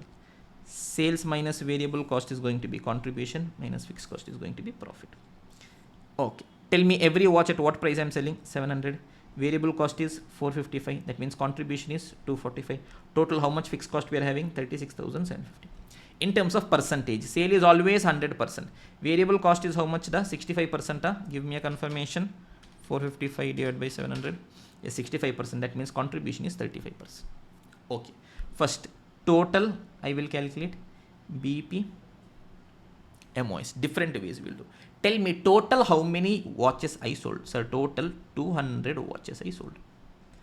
Okay. Tell me every watch at what price I have sold. 700 rupees, sir. That means 1,40,000 will be my total revenue. Yes or no? Yes, sir. Sir, variable cost is how much, sir? Variable cost is 65%. So total 1,40,000 I sold. 65% will be variable cost. That is 91,000 will be variable cost. That means total how much contribution will be there? 35% contribution will be there. That is 49,000 contribution is there. Yes or no, everyone? From that, how much fixed cost I should be paying? 36,750 fixed cost I've paid minus 36,750. That means how much profit I'm having? 12,250. Is this clear, everyone? Now I have to bifurcate it as BEP as well as MOS. Okay, boss. Simple, aram se, one by one. First, always I will try calculating BEP. Tell me break even point. No profit, no loss. First I'm telling boss BEP. I don't want profit, but how much fixed cost I have to pay? Sir, 36,750 fixed cost is there, that I have to pay. To pay that, how much cash I want? Sir, 36,750 cash if I have, na, maja will come. Because I will set aside my fixed cost. There's no tension only in life. Okay, boss. That means 36,750 I want. In one watch, if I sell, how much contribution, how much cash I'm getting? Sir, 245 I'm getting, sir. That means to get 36,750, how much watch I should be selling? 150 watch I should be selling, yes or no, everyone? Perfect. 150 watch, every watch at what price I'm selling? 700 I'm selling. That means my BEP sale value is 1,05,000. Okay. Or alternatively, I can also tell it like this. Yes, 36,750 contribution I want. My contribution is how much percent? 35%. That means sale will be how much? Divided by 35%. Yes or no? So 1 rupee sale I make 0.35, 35% is contribution. I want 36,750. How much I should be doing? Simple cross multiplication. Entire costing FM. Yes, interfinal. I will finish it off without, yes, making you guys by heart a single formula. That is my promise. Okay. Okay, sir. BEP is done, sir. Now MOS I have to do. How we can do? Aram se different ways we will do. First way is simple. Sir, total sale is 1,40,000. In that BEP is how much? 1,05,000. That means how much extra I sold. Sir, after BEP also 35,000 extra I sold. One way of calculating. Or other way of calculating. Total how much units I sold. Sir, 200, sir. Till BEP how much I sold? 150, sir. That means after BEP how much I sold? Sir, 50 extra I sold, sir. 50 watch extra. Every watch at what price I am selling? 700. That means how much it is the? 35,000, sir. Okay. Okay. Or one more way. Tell me my total sale value is how much? 1,40,000. My BEP sale value is how much? 1,05,000. Can I tell my BEP is how much percent of total sales? Yes, my BEP sale is how much percent of total sale? Sir, total sale is 1,40,000, sir. In that BEP is 1,05,000, sir. That means 1,05,000 divided by 1,40,000 is how much?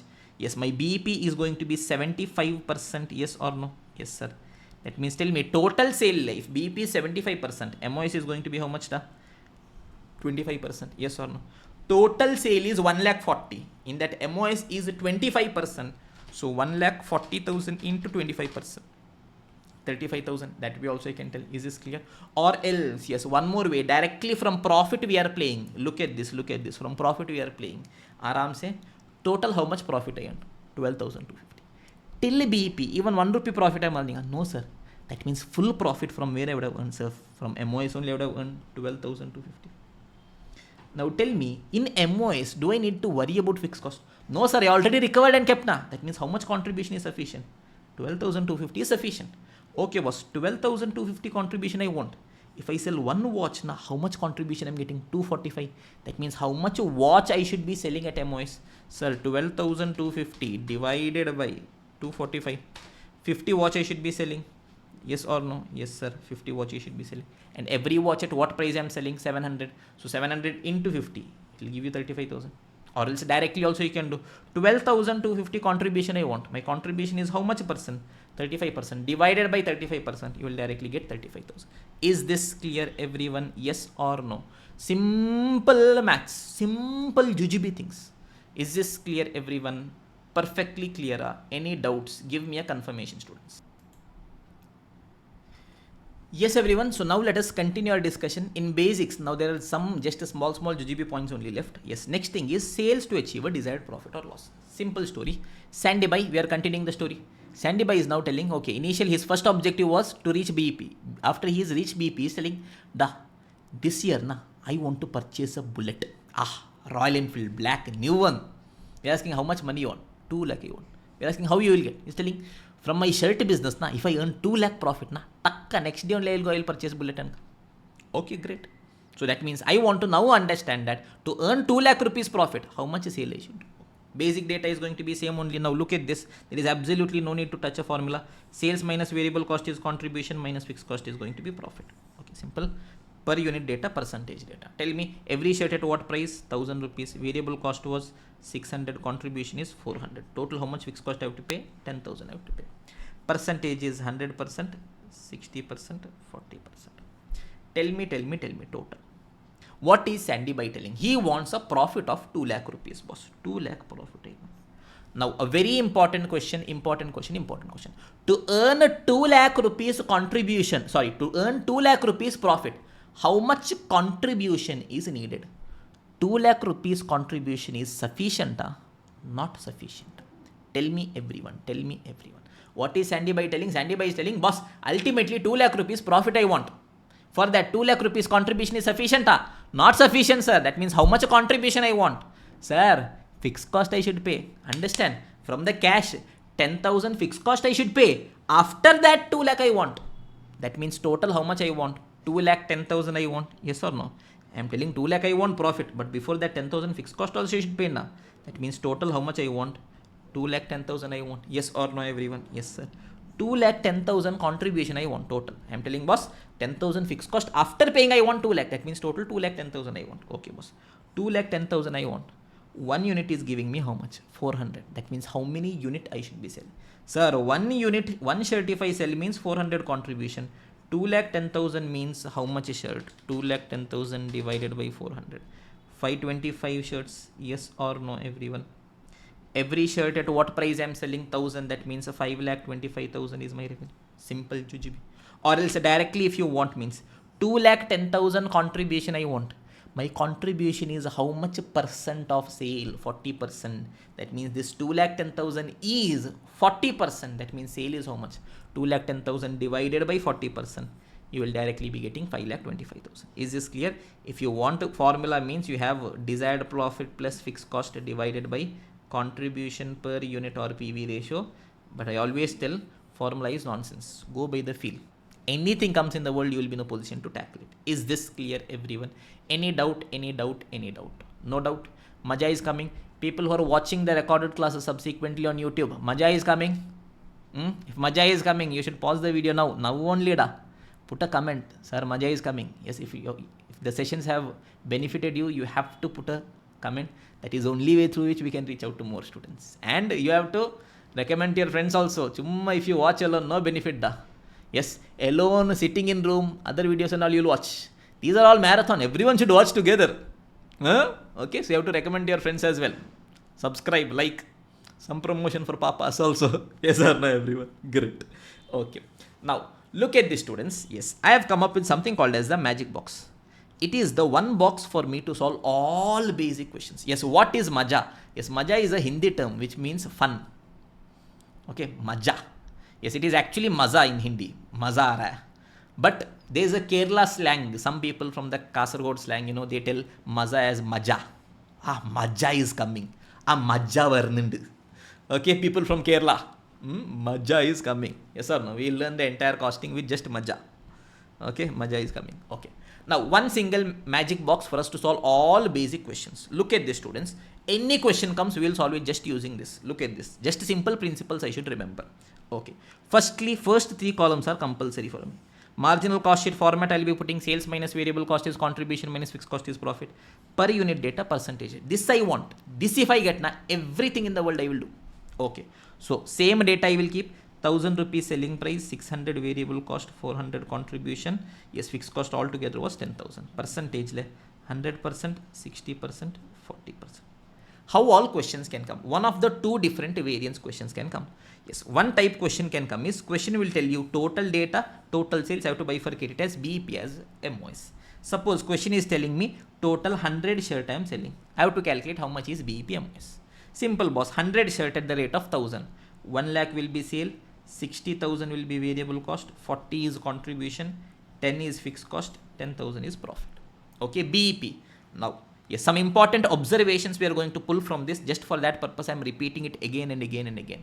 Okay, these observation, if you know, any question left, right, center will just keep playing around. Yes, BEP means no profit, no loss. But sir, 10,000 I have to pay. To pay 10,000, how much I want? 10,000 I want. 10,000 contribution I want. 1 unit is giving me 400. That means how many unit I should be selling? 25 unit I should be selling. 25 unit, every unit at 1,000 rupees, 25,000. Total sale is 1 lakh. In that BEP is 25,000 means MOS is going to be 75,000. I am just writing down the data, or else reverse also you can come from profit. Yes. Total, this is 30,000. Total 30,000 profit I earn. Yes, from BEP nothing I have earned. That means full profit I would have earned from MOS. In MOS, do I need to worry about fixed cost? No, sir. That means how much contribution is sufficient? 30,000. 30,000 I want. Yes, it is 40%. That means what will be my sale value? 75,000. Yes, 75 units. Yes, tell me total sale is 1 lakh. In that BEP is 25,000. That means it is going to be how much? 25%. That means MOS is going to be 75%. Okay. Some important observations we should be knowing. Yes, observation number 1. Variable cost ratio and PV ratio is complementary. That means if I know one, other I can calculate. Yes or no, everyone? Suppose question tells variable cost is 60. I can directly tell yes, PV ratio is 40. Is this clear? Okay, observation number, both are complementary. Observation number 2. Yes, my BEP sale ratio and MOS sale ratio is complementary. If question tells me my BEP sale ratio is 40%, directly I can write MOS is 60%. Okay, boss. Second observation, they are also complementary. Okay. Third observation, yes, at the break-even point, at BEP, am I earning profit? No, boss. Profit or loss is 0. That means whatever contribution I will get, where it will go? It will go to pay my fixed cost. So my contribution is going to be equal to fixed cost. Observation number 3, profit or loss is 0. So entire contribution will be going to pay my fixed cost. Observation number 4, in MOS, do I need to worry about fixed cost? No, sir, I have already recovered. That means whatever contribution I will get from MOS, that itself will become what? My profit. In MOS, whatever contribution I will earn, that itself will be my profit. Okay. And the final observation that we should be knowing is, yes, suppose I am telling I want to earn a desired profit of 2 lakh. To earn 2 lakh profit in total, 2 lakh contribution is sufficient, Ara? No, sir. Fixed cost 10,000 I should pay, na? So that is after paying fixed cost I want 2 lakh. That means total I want 2 lakh 10,000. So 2 lakh 10,000 I want, which is 40%, which is going to be 5 lakh 25,000. Or yes, 525 units. All these numbers I've just done just to give you those observations, principles. Yes. If questions ask you, yes, sales to achieve the desired profit. Yes, how do you get the desired total contribution? How much fixed cost I have to pay? After that, how much profit I want? That much total cash I want. Is this clear, everyone? Okay. Desired profit plus fixed cost, I will be getting my desired contribution. Just 5 simple principles. Any basic question we can crack, we can play. Firstly, variable cost ratio and PV ratio is complementary. If I know one, other I can calculate. Second, BEP sale ratio and MOS sale ratio is complementary. If I know one, other I can calculate. Third, at BEP, profit is 0. That means whatever contribution I'll earn will go to pay my fixed cost. At MOS, fixed cost is 0. That means whatever contribution I'll get will be my profit. Last one, yes, to achieve 2 lakh profit, before that fixed cost I should recover. Based on that only, I will be calculating my contribution. Is this clear, everyone? Yes or no? Perfect. So our basic concepts are over. Now we are having some questions. Some beautiful questions we've put. Maximum adjustments we've incorporated. Yes, mixed, and we've created some 5 to 6 examples from basics to advanced. If you do this, everything on basics will be clear. Now quickly I'll try solving maximum of those. One is not needed. Directly I will start from 2. I want your support in solving this quickly. Obviously, we are going to slowly pick pace from here. Okay, everyone? Okay. Don't worry, magic box. For every question, we'll keep solving using that magic box only. Now look at this. Example 2. I'm a shirt manufacturer. Every shirt I'm selling at 700. Variable cost is 420. Fixed cost is 1,40,000. It is asking PV ratio, BEP, everything. Forget everything. First data I want. These 3 columns I want. Tell me every shirt at what price I'm selling? 700. Variable cost is how much? 420. That means contribution is how much? 280. Fixed cost is how much? 1.4 lakh. In terms of percentage, sale is always 100%.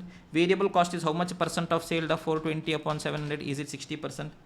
Yes, that means contribution is going to be 40%. Till here is over. Okay. First requirement, PV ratio. Did I calculate? 40%. Next question is asking what is my BEP? Okay, let me calculate BEP. Tell me BEP means what? No profit, no loss. But sir, I have to pay fixed cost now. Yes, how much? 1,40,000. To pay that, how much cash I want? 1,40,000 I want, sir. Sir, 1,40,000 I want, sir. If I sell one shirt, how much I'm getting? 280. That means how much a shirt I should be selling? 1,40,000 divided by 280. 500 shirt I should be selling. Okay, great. 500 shirt I'm selling. Every shirt at what price? 700 rupees into 700. 3.5 lakh is my BEP. Or else directly also I can do 1,40,000 I want. It is 40% divided by 40%. You will get your BEP. Okay, ba? Okay. Now, if sale is 14 lakh, okay, they are telling if my total sale 14 lakh I have done. What is profit, BEP, sale, MOS? Total 14 lakh sale I did. Tell me, if I make a sale, how much percent will go off as variable cost? 60%, sir. That means if I make 14 lakh sale, 60% directly variable cost would have gone. That is 8,40,000. That means how much contribution would have been there? 40%. Sorry. 14 into 40%. 5,60,000 contribution would have been there, yes or no? Total 5,60,000 contribution is there. Full money I can do Majava. No sir. Fixed cost also I should pay now. How much fixed cost I should pay? 1,40,000 I should pay. That means how much will be my profit? 4,20,000 will be my profit. Is this clear everyone? So total 14 lakh sale I did. Yes, in that 4,20,000 is my profit. Okay, question has asked me, if total sale is 14 lakh, what is the profit? Okay, 4,20,000. What is my BEP sale? Tell me what is my BEP sale, students? 3,50,000. What is my MOS? Tell me students, total sale is how much? 14. In that BEP is how much? 3.5. That means MOS is how much? Extra after BEP I am doing. Yes, it is going to be 10.5. Is this clear everyone? Great. Or else from profit also I can do. Just for this question, let me do it this way. Yes, MOS. From profit, let me pull 4,20,000 profit I got. Tell me, in MOS, do I need to worry about fixed cost? Sir, I have already recovered and kept, sir. That means how much is sufficient? 4,20,000 is sufficient. 4,20,000 extra contribution I want. From every 1 unit, how much I am getting? 280. That means 4,20,000 divided by 280. How much extra unit I should be selling? 1,500 extra unit I should be selling. Every unit at 700 into 700 will give me 10.5. Anywhere I will play, I will be getting my answer. Is this clear everyone? Give me a confirmation. Shall we continue our discussion, students? Yes or no? Okay, great. 1 or 2 more questions we'll do. Now look at the third question. Okay, we are manufacturing book. Every book I am selling at 800. PV ratio is 30%. Fixed cost is 2,40,000. Yes, profit is going to be 48,000. Calculate the data. I will just keep putting my data. First, let me write down data which is given. 800 is selling price. Yes, PV ratio is 30%. Contribution is going to be 30%. Okay. Fixed cost is 2,40,000. Fixed cost is 2,40,000. And in total, I want a profit of 48,000. Now, this is the data which is given. From here, how can I navigate? From how I can start playing? My first objective in life is this 3 columns should be clear. Okay, tell me. Sale is always how much percent? 100%. I can always write 100%. Tell me, 100% sale means 30% only is contribution. That means how much variable cost is gone? 70% is gone. 800 rupees is my selling price. In that 70% is variable cost. 8 7s are 560 is variable cost if I am not wrong. Only 30% is contribution. That means 240 is contribution. Basic column is ready. Ready. Anything I can play. I can play, sir. Arams.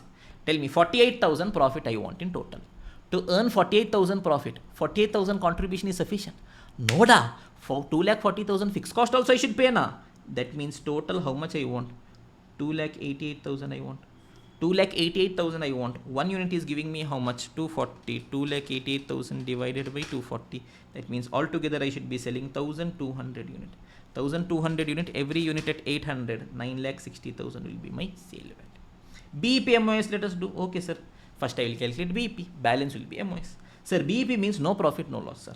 How much fixed cost I should pay? 2,40,000. To pay this, how much cash I want? 2,40,000. 2,40,000 cash I want. To reach BEP, every shirt is giving me how much? Yes, 240 it is giving me. That means how much a shirt I should be selling? 1,000 shirt I should be selling to reach my BEP. Every shirt at what price? 800. That means 8 lakh will be BEP. Total 9,60,000. In that 8 lakh is BEP. Extra 1,60,000 is going to be my MOS. Is this clear everyone? Yes or no? Yes, the reason why I am stressing on basics is, trust me, directly in your MCQ, at least 1 to 2 question you will find on the basics. Pick the new syllabus question, you see June 23, November 23, June 24. Yes, you will directly see first question only sometimes you will be seeing. It's 1 to 2 question you will see just on these basic jujube calculations. I don't want you guys to miss out on that. Is this clear everyone? Yes, sir.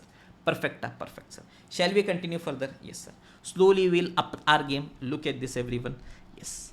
Book manufacturing company. Variable cost is 560. PV ratio is 30%. Fixed cost is 2,40,000. Everything they are asking. Okay, great. First, let me write down the data which is given. Variable cost per unit is 560. PV ratio is 30%. Fixed cost is 2,40,000. First objective in life, I should get this ready. If this is ready, anything in the world we can do. Tell me how I will do.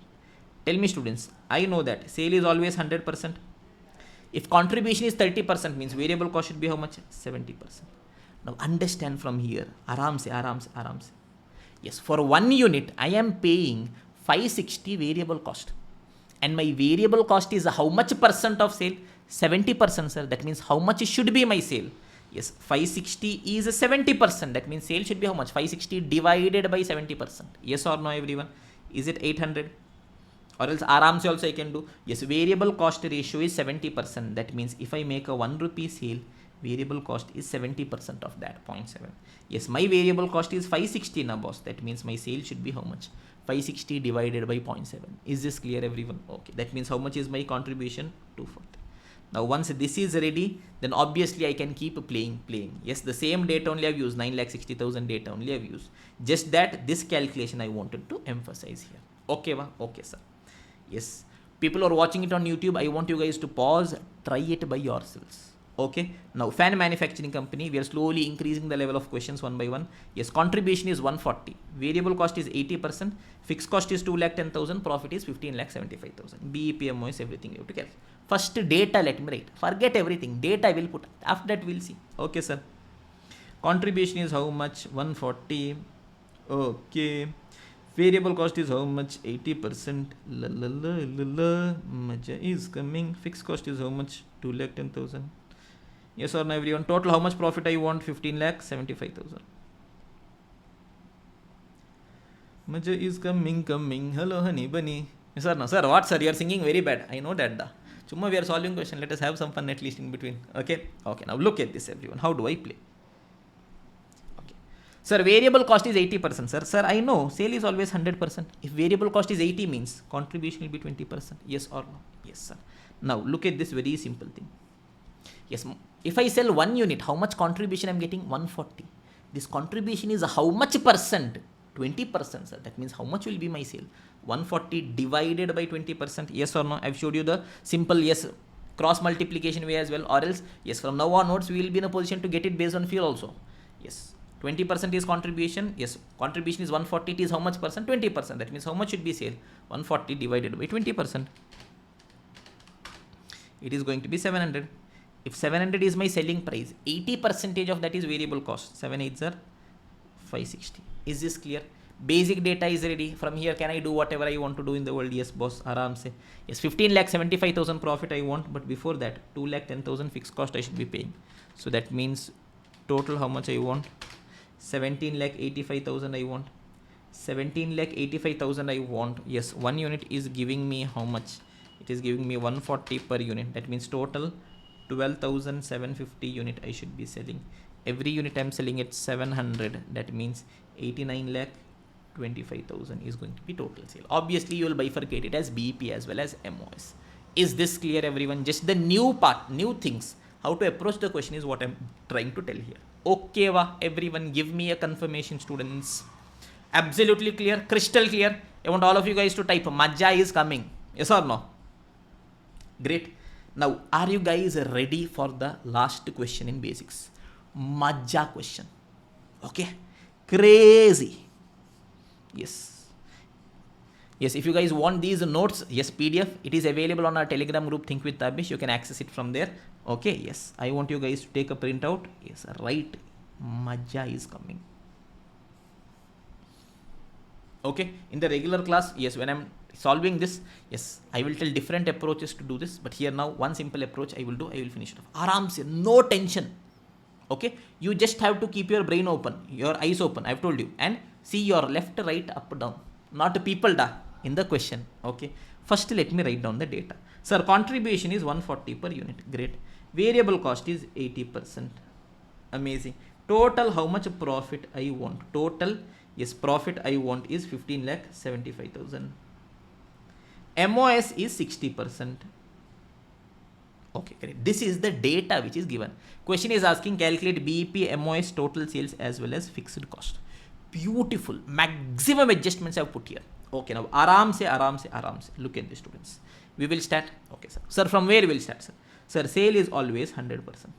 If a variable cost is 80% means contribution should be how much? 20%. Okay, okay. Sir, my contribution is 140 for 1 unit, which is 20% of sale. That means my sale should be how much? 140 divided by 20%. It should be 700. Or else you can do your simple thing as well. Yes, if my sale is 1 rupee, 0.2 is contribution. If contribution is 140, how much? Okay. Now that I have told you so many times, I am doing it directly. Okay. Sale is 700. Variable cost is how much percent of sale? 80% of sale. 560. Everything is ready. The only thing that I am not having here is my fixed cost. If I had fixed cost here, nothing is left. But that is not there. So from here we have to start the maja. Is this clear, everyone? Okay, sir. Sir, not there, sir. What to do, sir? Always remember one very simple principle in life, students. Yes. Always remember, if one person goes from your life, other person comes to your life. Sir, what's the relationship advice you are giving? No, da. If one data is not there in the question, to compensate for that, other data will be there in the question. Okay. See. Open your eyes. Question is telling me my MOS is 60%. Tell me, yes, total sale is going to be how much percent? 100%. If MOS is 60 means BEP will be how much percent? 40%. Okay, okay. From here, aram se will go. Tell me, total 15,75,000 profit I earned. Till BEP, even 1 rupee profit I would have earned. No, sir, BEP profit is 0 now. That means entire profit from where I have earned? From my MOS, I have earned 15,75,000 profit. Okay, okay. Now tell me, in BEP, what we will do? We will recover our fixed cost. Once BEP is over, in MOS, do I need to worry about fixed cost? No, sir, it is already recovered now. I need not worry about my fixed cost. That means here fixed cost is 0. That means how much contribution if I get extra, it is sufficient in MOS. 15,75,000 is sufficient. Yes or no, everyone? Yes, sir. So after the BEP, extra 15,75,000 contribution if I get means that will directly become my profit. Okay, great. Now tell me, 15,75,000 contribution I want. 1 unit is giving me how much? 140. 15,75,000 divided by 140. 15,75,000 divided by 140. How much it is? 11,250 units is going to be my MOS. Yes or no? Every unit at what price I am selling? 700. That means 78,75,000 is going to be my MOS. Is this clear, everyone? Okay, sir. Till here, no doubt, sir. Now tell me. My MOS is how much? 78,75,000. It is how much percent of total sale? Sir, my MOS sale is 60% of total sale. That means how much will be my total sale? 78,75,000 divided by 60%. This is 60%. That means total is how much? Divide by 60%. Or else you can do the cross multiplication also. If my total sale is 1, MOS is 0.6. If MOS is 78,75,000, total sale is how much? Is this clear? Divided by 60%. That means 1,31,25,000 is my total sale. That means BEP is how much? 40% of that. 52,50,000. Yes or no, everyone? Perfect. Great. Aram se maja is coming. Okay, great. Now 52,50,000 is my BEP. Yes, in this 80% will be my variable cost. How much contribution only will be there? 20% into 20%, 10,50,000. Now tell me students, BEP sale value is 52,50,000. In that 80% went as variable cost, only 20% is contribution, 10,50,000. In BEP, will I be earning even 1 rupee profit? No, sir. In BEP, I got 10,50,000 contribution, but profit I will earn. No, that means this entire cash, what will happen? It will go off as fixed cost. That means how much is my fixed cost, students? 10,50,000 is my fixed cost. Is this clear, everyone? Perfect. There are different ways in which I can show you this answer, but because it is just a marathon, just in one way I have done. Beautiful question. Maja has come. Yes or no, everyone? Sir. Okay. Trust me, this much discussion that I have done, if you want, I can literally give you 100 plus formulas. Sit and buy it. Yes. Sale vary because fixed cost divided by PV ratio, fixed cost plus profit divided by PV ratio, contribution per unit, all those things. But who wants to buy hard was? This is maja. Yes or no? Without any tension, aram se you go. SCM exam, aram se. Yes. Shake your hands, go. Only this you'll have to take and go. There is absolutely no need to buy hard. Is this clear, everyone? That is our intention. Is this clear? So with this concept 2, that is basic formulas, is also over. Quickly let us revise whatever we have done. Yes, marginal costing basics we are doing. Altogether 3 concepts are there. First is basics of marginal costing, wherein I have told how do I take a decision? By comparing marginal revenue and marginal cost. Marginal revenue is greater means accept, less means reject. Then we went into basic formulas. Firstly, we understood marginal cost sheet format. Sales minus variable cost is contribution minus fixed cost is profit. Then I understood sales can be bifurcated as variable cost, contribution. Variable cost is how much percent, variable cost ratio. Contribution is how much percent, PV ratio. Then I understood BEP. Then we went into MOS. It is a sale after my BEP sale. In MOS, I'll be earning that profit. There, yes, two important observation I should be remembering. Till BEP, my profit will be equal to 0. That means whatever contribution I will earn, that will go to pay my fixed cost only. In MOS, after BEP, do I need to worry about my fixed cost? It is already recovered, boss. That means my fixed cost is 0. That means whatever contribution I will earn, it will be equal to my profit. Based on this, I will be playing. And sales to achieve desired profit. To earn profit, before that fixed cost I should recover. That means it is fixed cost plus desired profit gives me desired contribution. Based on that, I will play. Is this clear, everyone? Yes or no? Yes, Maja has come. Yes or no, everyone? Then comes concept 3, which is a special situations. Till now, whatever we have discussed, nothing is from CMA final. Sir, so much time you wasted. Don't worry. Firstly, it is going to be useful everywhere. Secondly, from this, directly questions have been coming. Take any past exam paper and see, questions have been coming. Yes, I'm not mad to spend so much time on basics. Okay, but I've told you two things. Yes, basics are important for examination, and by end of the session, I will make you guys realize that whatever basics you've learned till now, that was not perfect. Yes, so many different plays we will be doing without touching anything. Just the basics of maths. Useful, very useful. Yeah, great. So Maja is coming. Yeah, Maja is coming, everyone. Shall we continue our discussion, everyone? Giving you guys 2 minutes to let things settle in. Then we'll go ahead to special situations. Yes, everyone. So now let us go to concept 3, which is all the special situations. So now in this, I have put in a lot of things in our regular class. Regular class, each and everything will be doing whatever was there in CA Inter. But now because it is a marathon, whatever I think is important from exam perspective or whatever is going to be necessary for us to take our discussion further, only that I'll be discussing. Differential formulas, yes, there is no need for it to be discussed now. Yes, cost indifference, cost BP is also not needed. Very simple it is. Yes, shutdown point is also not needed. Okay, limiting factor or product mix decision. Okay, this is important. This we will be using it throughout. Okay, so this we will understand. Aram se one proper example pakka will solve. Yes, the basics of that will be clear. Okay, sir. This was all there in Inter only. Don't worry on that. Nothing new we have introduced. Okay, all these are from CMA Inter only. Only those things we are making it clear for you guys. Okay, great. But sir, why you are reminding Inter, sir? Yes, done is done. Don't worry, we are here now. Here we'll ensure that we learn it aram se, no tension. Okay, now we'll go to limiting factor decision. Okay, great. Now, yes, limiting factor decision is there or product mix decision. Aram se, understand what is happening. Okay, yes, simple story. Assume two friends are there. I am there. Yes, my friend, what was the name we had kept? Sandy Bai is there. Okay, yes. We were both preparing for our examination, CM examination. Yes, when I was preparing, I had only one goal in mind. I should become CA. I should become CA. I should become CA. Okay, but Sandy Bai, yes, he was always thinking about the society. He's a person who wants to do something good for the society. He had a very simple motto in life. What is the motto in life? Yes, he wants to save the environment, save water. Water is very scarce now. So his principle is save water, drink beer. So he had a very simple objective. Okay, CM and all I'll do. But after that, one own bar shop we should manufacture. Where a level. So no vibe should be there. Yes or no, everyone? Some of you guys will be having some crazy dreams, crazy ideas. Okay, so he decided we have to start this business. Okay. Now, after clearing his examination, he decided we are directly going to start our wine shop. We are going to manufacture. Okay, what all products he is having? Yes, he is having two different products. Wine, vodka. Okay, yes, labor is in shortage. So he is telling, yes, both the products I want to produce, but both together I cannot produce. Which one should I produce? Look at this data I have given. Yes, this data, I will use it here.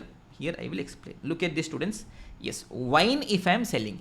Every wine at what price I will be selling? 200 rupees, one bottle of wine I will be selling. Assume. Okay, variable cost to manufacture one bottle of wine is 80. That means tell me if I manufacture and sell one bottle of wine, how much I am get? 120 rupees contribution I am getting. Okay, okay, sir.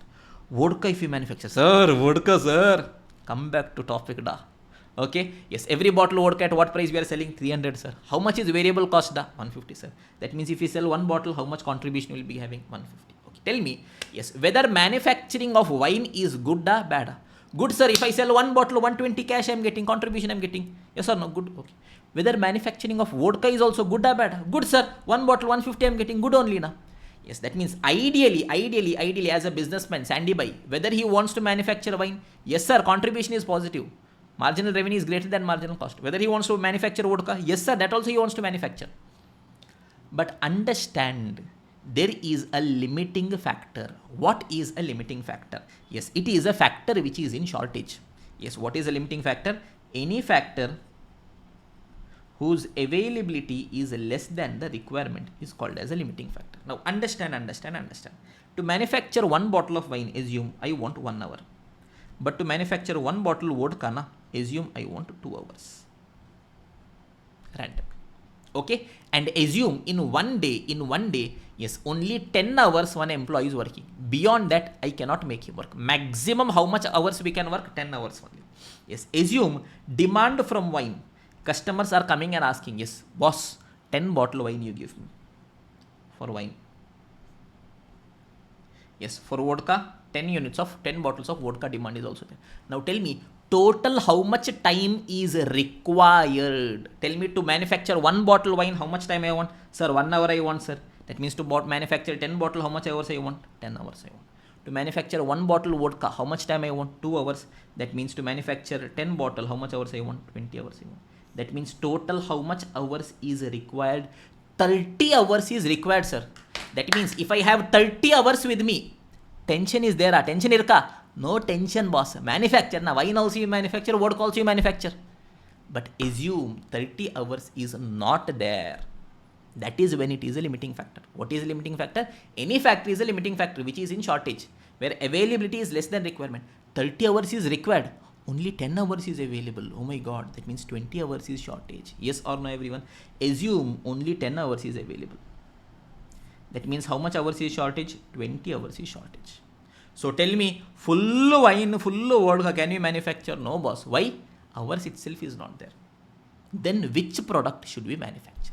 That is what we are deciding here. Okay, look at this, everyone. Yes, limiting factor decision. Yes, what are the steps to be followed? Step 1, check if the factor is a limiting factor. How do we check, students? Yes, any factor is a limiting factor whose availability is less than the requirement. Tell me, in this story, total how much hours was required? 30 hours was required. If I have 30 hours, no tension. But how much hours only is available? 10 only is available. That means, okay, labor hours is a limiting factor. Okay, sir, if we have a limiting factor, how do I take a decision? Okay, now understand. Tell me, students. I am telling both the products we cannot produce, boss. Any one product only we should produce. Which product should I produce? Wine should be producer, vodka should be producer. Think and tell me. If I produce one bottle of wine, I am getting 120. If I produce one bottle of vodka, I am getting 150. Which one should I produce? Sir, simple, sir. I want contribution to be more, sir. Sir, one bottle wine, if I sell 120 only, I am getting, sir. One bottle vodka means 150 I am getting, sir. More I am getting, sir. Vodka will produce. Okay. Assume this is your decision. First priority to vodka is what you want to give. Yes, first priority to vodka. Let us see what we can do. Tell me, employee, only one employee is there. How much hours he is willing to work? 10 hours only is there, sir. To produce one bottle vodka, how much time I want? 2 hours, sir. That means that employee can produce how many bottle vodka in that one day? Sir, 5 bottle only he can produce, sir. 10 hours is there. 2. 5 bottle only he can produce. That means how much only I can sell? 5 bottle only I can sell. Yes, customer is asking for 10. Can I produce or not produce, boss? Not possible. Only 5 bottle I can produce. Tell me, every bottle how much I am getting? 150 I am getting. That means, yes, 150 per bottle into 5 bottle. How much contribution I will get? 750 I will be getting. Is this clear, everyone? But alternatively, if I give my first preference to wine, sir, why, sir? Wait, da. Yes, tell me. Yes. Total how much hours is there? I am telling, vodka I will not produce, boss. Wine only I will produce. Tell me, total how much hours is there? 10 hours, sir. To produce one bottle wine, how much time I want? 1 hour I want. That means in 10 hours, how much bottle I can produce? 10 bottle I can produce. Every bottle is giving me how much? 120. So one bottle, if I sell, 120 contribution I will get. Like that, 10 bottle I am selling. That means how much I will be getting, students? 120 into 10, 1200 I will get. So look at this. If I give first preference to vodka, I will get 750 only. But if I give first preference to wine, I will get 1200 total contribution. Tell me which one was better. Tell me students, which one is better? Vodka is better, wine is better. Vodka is better, wine is better. Tell me da. Wine is better, not for drinking, decision making. Okay. Don't go and tell, sir is telling wine is better. Study da. Mandu sa. Okay. Okay. Yeah. Okay, perfect. But sir, how did you understand that, sir? Because sir, here I see vodka is giving 150 rupees per unit, but wine is only giving 120 na. Yes, understand the very simple principle. Yes, the golden principle. Whenever we are having a limiting factor, decision will not be based on contribution per unit. Decision will always be based on contribution per limiting factor. Yes, I am repeating it again. Yes, now yes, I'm repeating it again. Yes, you guys also tell to yourself, whenever there is a limiting factor, decision is not based on contribution per unit. It is based on contribution per limiting factor. Tell to yourself. Yes, even when you're sleeping in the night, you have to tell, whenever there is a limiting factor, decision is not based on contribution per unit. It is based on contribution per limiting factor. Sir, what nonsense in the world you are telling, sir? Okay. Yes, understand. Simple.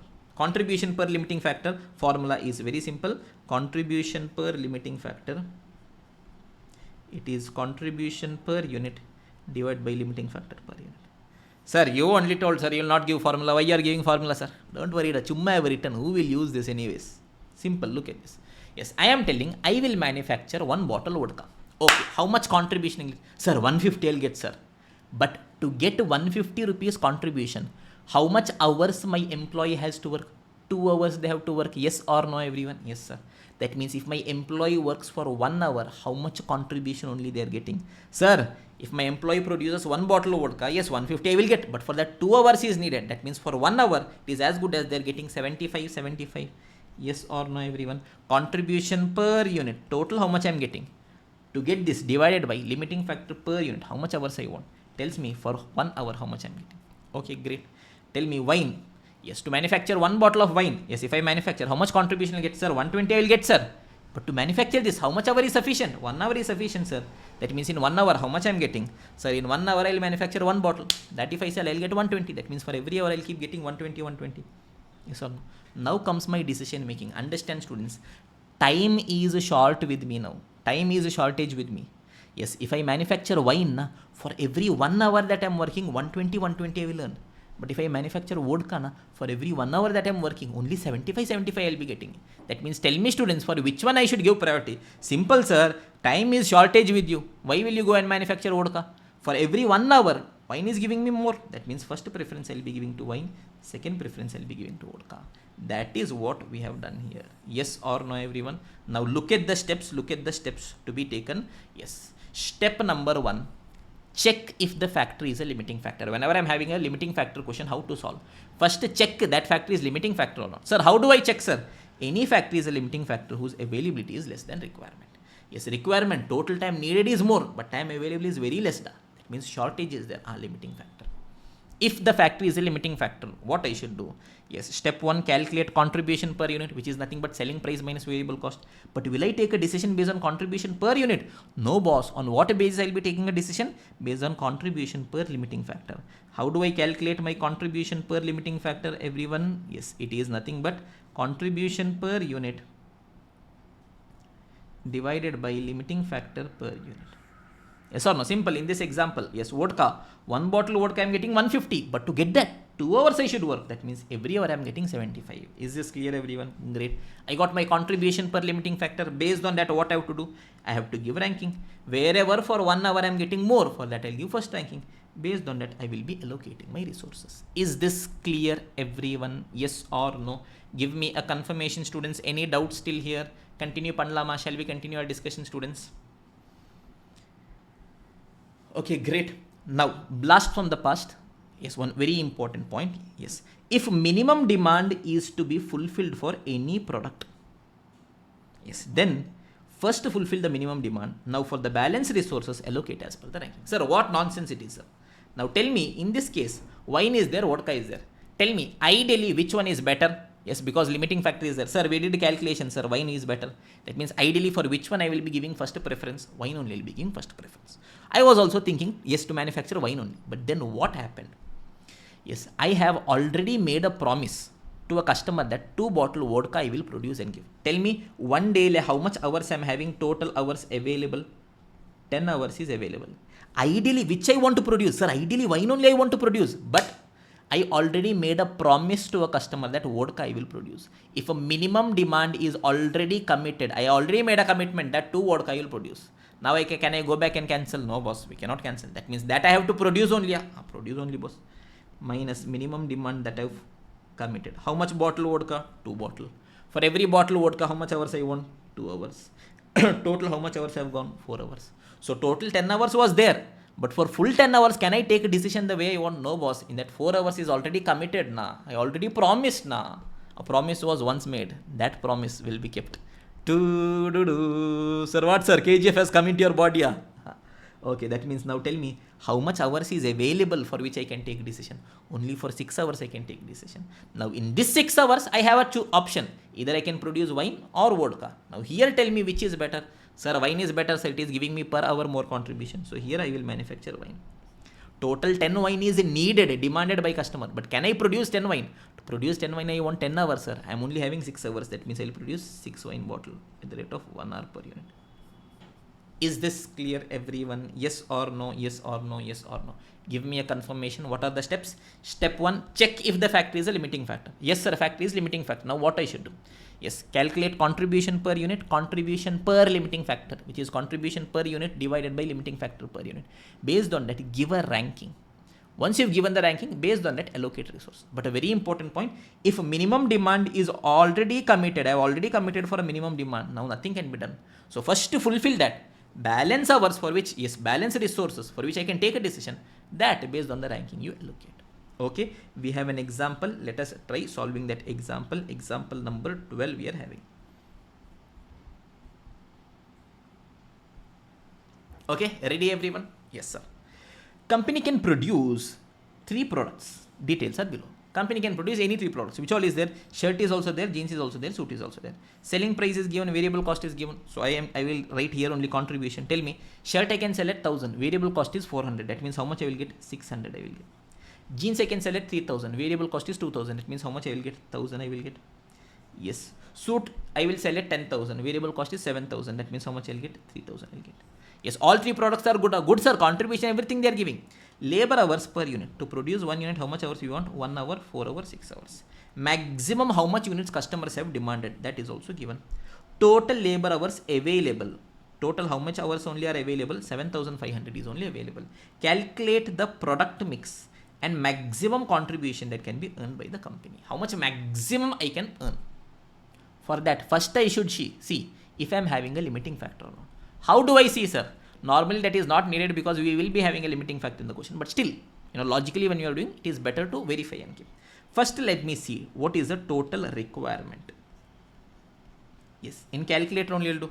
Yes, sir. Customers are asking for how much shirt? Sir, customer is coming and asking for 1000 shirt. To produce 1 shirt, how much hour I want? 1 hour I want. It means total to produce a shirt, how much hours I want? 1000. Customer is asking for how much jeans? 1000 jeans, sir. To produce 1 jeans, how much I want? 4 hours. That means for that 4000 I want. Customer is asking how much suit? 1000, sir. For 1 suit, how much hours I want? 6000. That means total how much hours is required? Sir, total 11,000 hours is required, sir. 11,000 hours if I have means, na, sir, maja will come, sir. No tension only, sir. Shirt also will produce, jeans also will produce, suit also will produce, sir. But tell me, dear, full 7,000, so full 11,000 hours is there, No, sir. Only 7,500 hours is there. Oh my the God. That means how much hours is shortage, da? 3,500 hours is shortage. So tell me how much hours I need that is there or not there. That means what is this? This is a limiting factor. Okay, and tell me when I have a limiting factor, how do I take a decision? Based on contribution per limiting factor.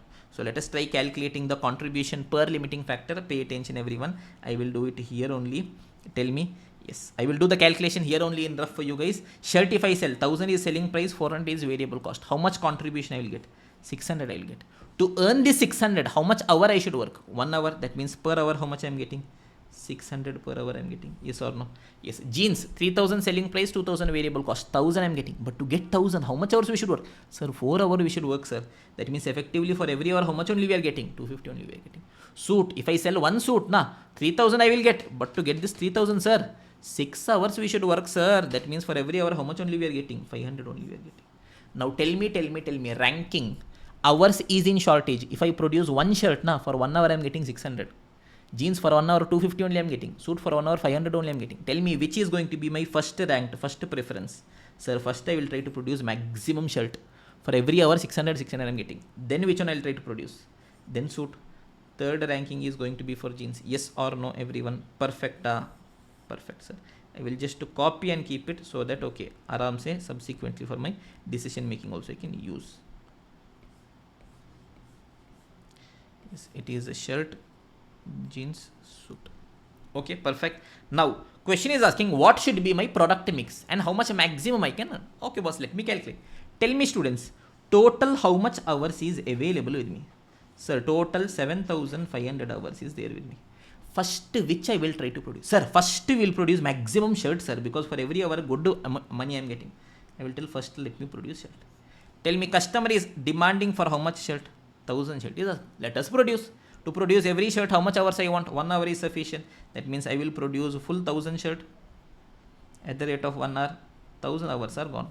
That means how much hours only is left with me now? How much hours only is left with me? 7500 was there. 1000 has gone. That means 6500 is only there. Second preference is which? Sir, second preference is suit, sir. I will manufacture suit. Customers are demanding for how much suit? Sir, 1000 suit they are asking, sir. For every one suit, how much hour we want? 6 hours. That means total how much hours we want? Yes, 1000 into 6, 6000 hours we want. We have, sir. No tension, sir. 6500 is there. So that also will produce. That means how much hours is now there with me? 500 only is there.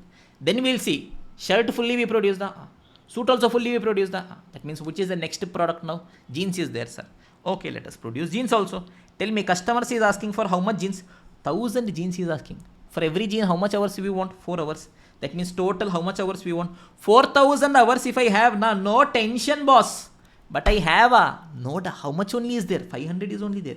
That means how much jeans only I can produce. Look at this. Aram se. Sir, one jeans le 4 hours I want. I have 500 hours with me. That means how many jeans I can produce? 4 hours only night is? Yes. 500 hours is there with me. 500 divided by 4. 125 jeans I can produce. So 500 hours are gone. So my full time is gone. Is this clear, everyone? Okay, great. Now let me write down the product mix as well as calculate the contribution. Look at this, students. Yes, shirt, jeans, suit. Quantity. Shirt, how much you are producing? Full 1000 we are producing, sir. Jeans, 125 only we are producing, sir. And suit, full 1000 we are producing. Contribution per unit. If I sell one shirt, now how much I am getting? 600,000, 3000. Yes or no? If I sell one shirt, 600 I am getting, like that. 1000 shirt we are producing, that gives us 6 lakh. Yes, if I produce one jeans, 1000, like that. 125 we are producing, 1,25,000. If I sell one suit, 3000, like that. 1000 we are producing. Yes. Yeah, 30 lakh it is, I guess. So total is going to be 37,25,000.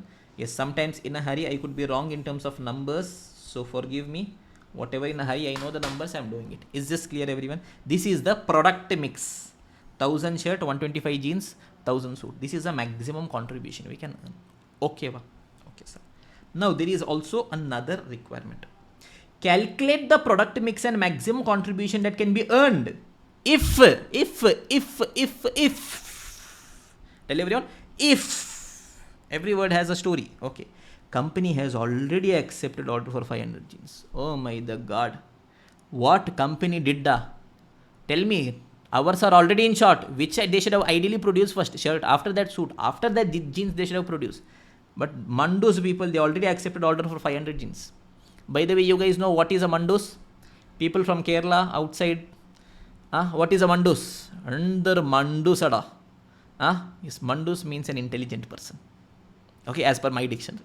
So every time in between I tell, okay, what a Mandus ada they are. Okay, it means intelligent. Okay. Okay. Now tell me. Fine.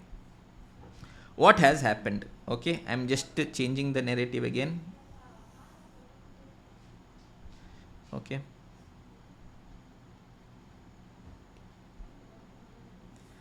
Total 7,500 hours is there. Ideally, which product I want to produce? Sir, shirt I want to produce, sir. But directly I can go and produce, sir. No, boss. Which product demand I already accepted? Jeans. Minimum demand I already accepted for jeans. How much jeans I promised that I will produce and give? 500 jeans I promised. If I promised means anything I can do, nothing I can do, sir. Produce and let it go, now forget it. You promised. Okay, 500 jeans, 4 hours per jeans. 2000 hours is gone. That means now how much hours is there for which we can take a decision?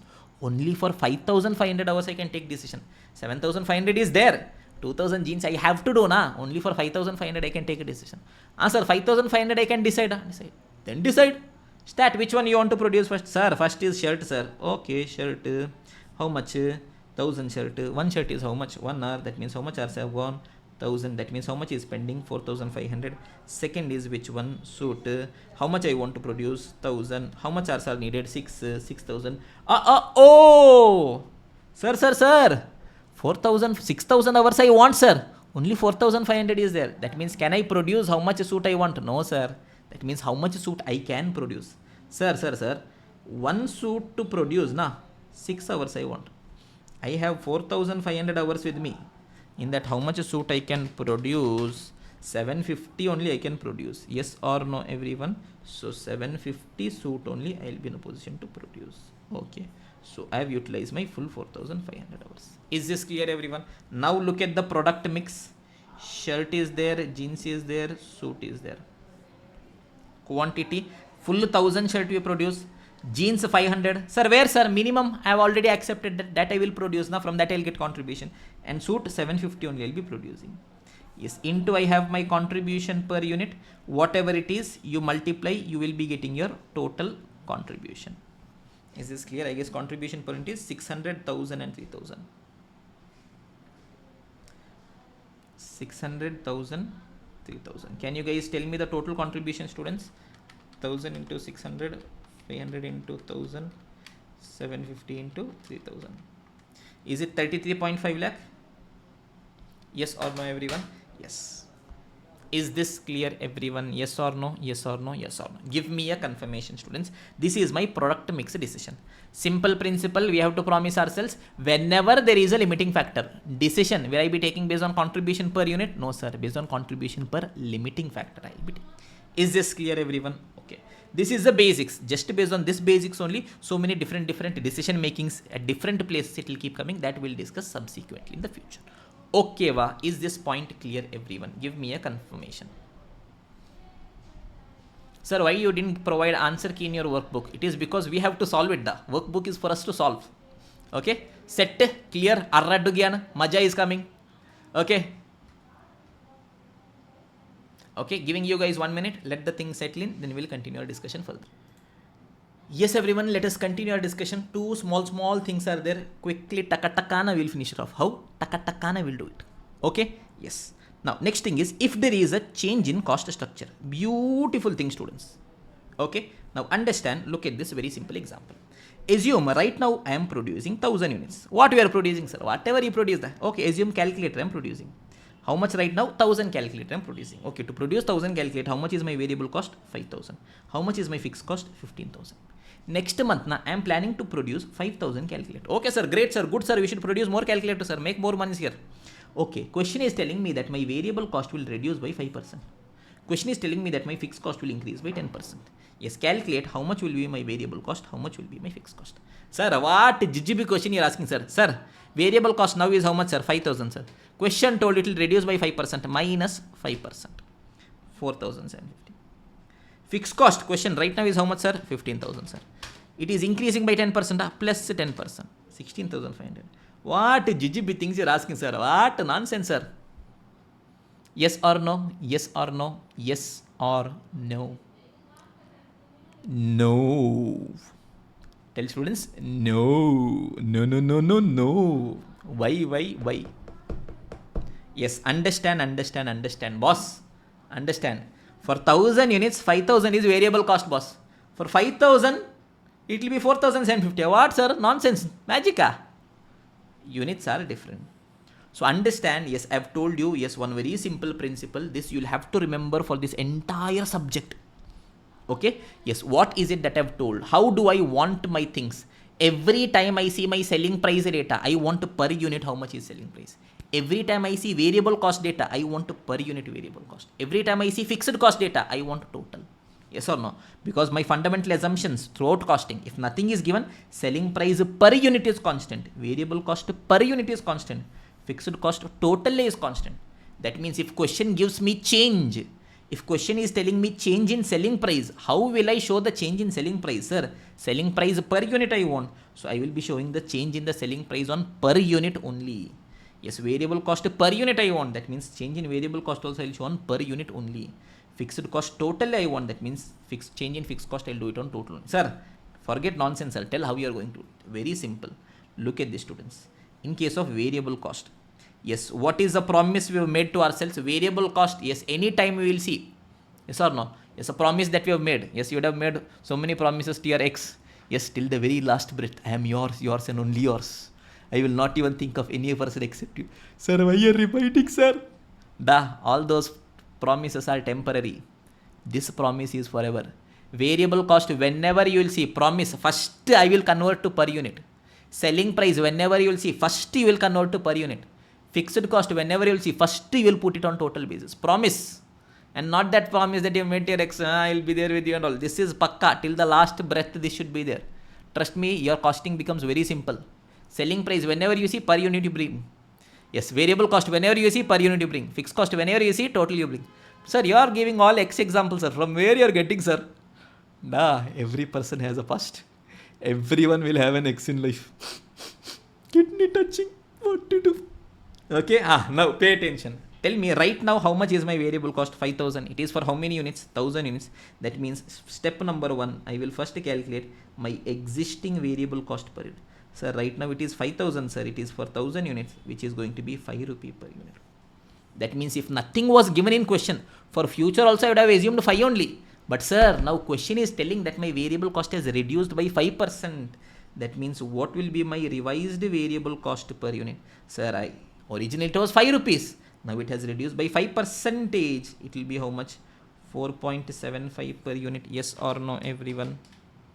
Yes, that means what is going to be my revised variable cost on total basis? If you want, I can tell boss, my revised variable cost is for every 1 unit I have to incur. In revised situation, 4.75. Like that we are producing 5,000 units. That means how much it is going to be? 4.75 into 5,000. It is going to be 23,750.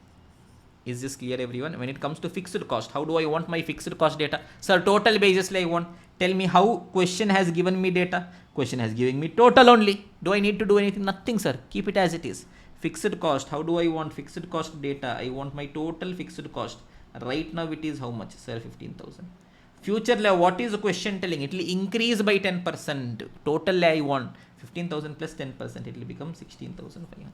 Is this clear, everyone? So look at this. If question has told me change, selling price, how is selling price always shown? Per unit. That means change also I will show on per unit. Variable cost, how is it shown? Per unit. That means change also I will show on per unit. Fixed cost, how is it shown? Total. That means change also will be showing it on total basis. Is this clear, everyone? Yes, a promise was once made. That promise will be kept. What is the promise we have made to ourselves, students? Till the very last breath. Okay?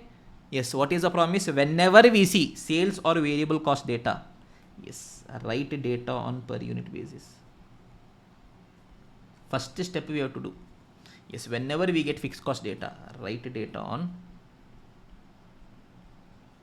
total basis. Is this clear, everyone? We are having 2 examples. In that one example, quickly let me just do it off.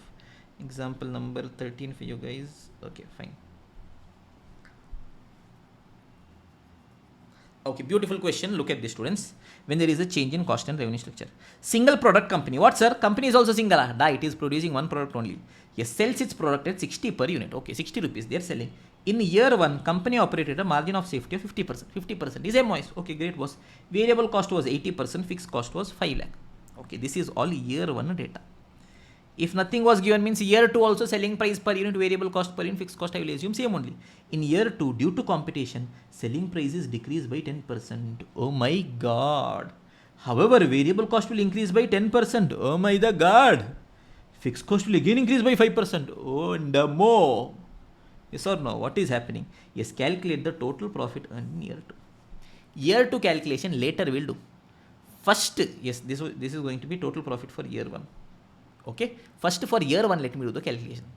Okay, yes, look at this. For year 1 let me just write down get the basic data what all is given. Year 1 less selling price is going to be how much, students?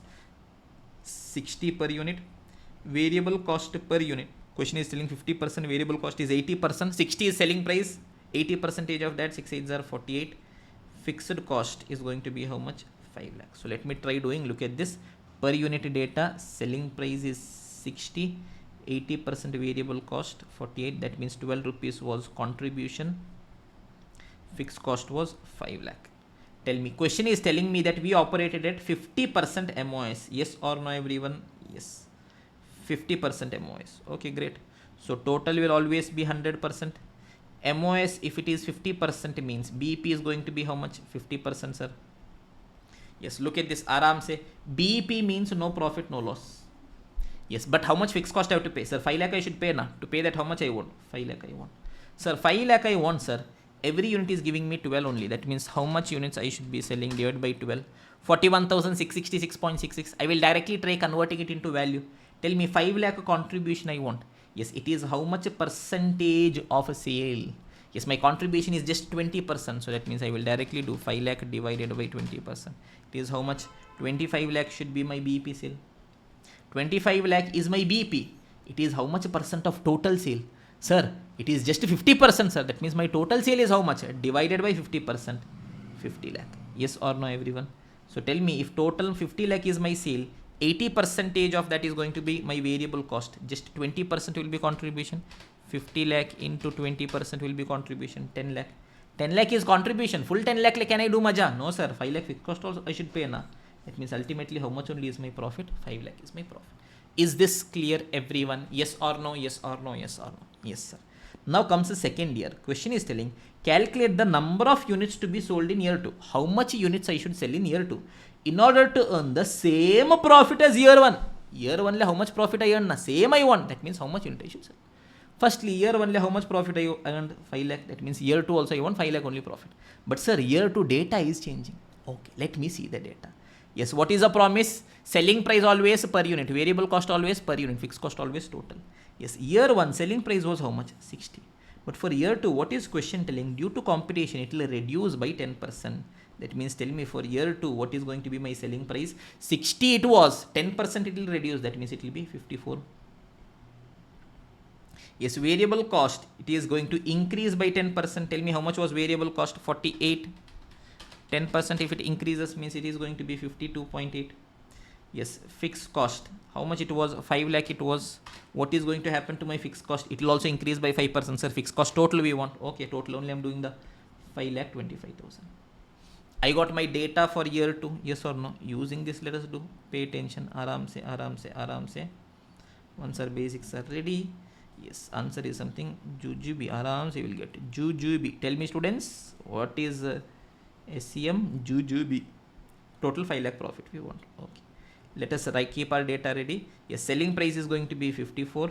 Variable cost is going to be 52.8. That means contribution is how much? 54 minus 52.8. 1.2. Fixed cost is total 5,25,000. Total how much profit I want? 5 lakh profit I want. Tell me, students, to earn 5 lakh profit, 5 lakh contribution is sufficient? No, sir. 5,25,000 fixed cost also I should pay na. That means total how much contribution I want? 10,25,000 contribution I want. 10,25,000 contribution I want. If I sell 1 unit, how much contribution only I am getting? 1.2 only I am getting, sir. Jujib I am getting 1.2. That means total how much units I should be selling? I should be selling 8,54,166.66. I can write it as 8,54,167 units I should be selling. Into your selling price, you will get your sale value as well. Is this clear, everyone? Yes, a very simple thing. Whenever I write my data, promise that we have made, selling price always per unit, variable cost always per unit, fixed cost always total. So if change is given also, selling price, variable cost change also per unit only I will do. Fixed cost change on total basis only I will do. Is this clear, everyone? Yes, sir. Clear, sir. Now the last point, marginal cost sheet preparation when tax rate is given. UGB, just 2 minutes thing. Simple. Till now what we used to be doing, we used to write sales minus variable cost is contribution minus fixed cost is profit. Yes or no? Now what is this profit? This is the profit after paying all the cost, but still now tax we have not paid. This is my profit before tax. From this, if I pay tax, I will get my profit after tax. This much only, nothing is there. UGB. Okay, look at this one question I have put, example number 15. Yes, from that we will do it. Yes, when tax rate is given. Company sells a product at 1000 per unit. It incurs variable cost of 600 per unit. It incurs a fixed cost of 2 lakh and has a tax rate of 30%. Tell me, what is my basic data? Selling price, or else let me just put it in the marginal cost sheet format only.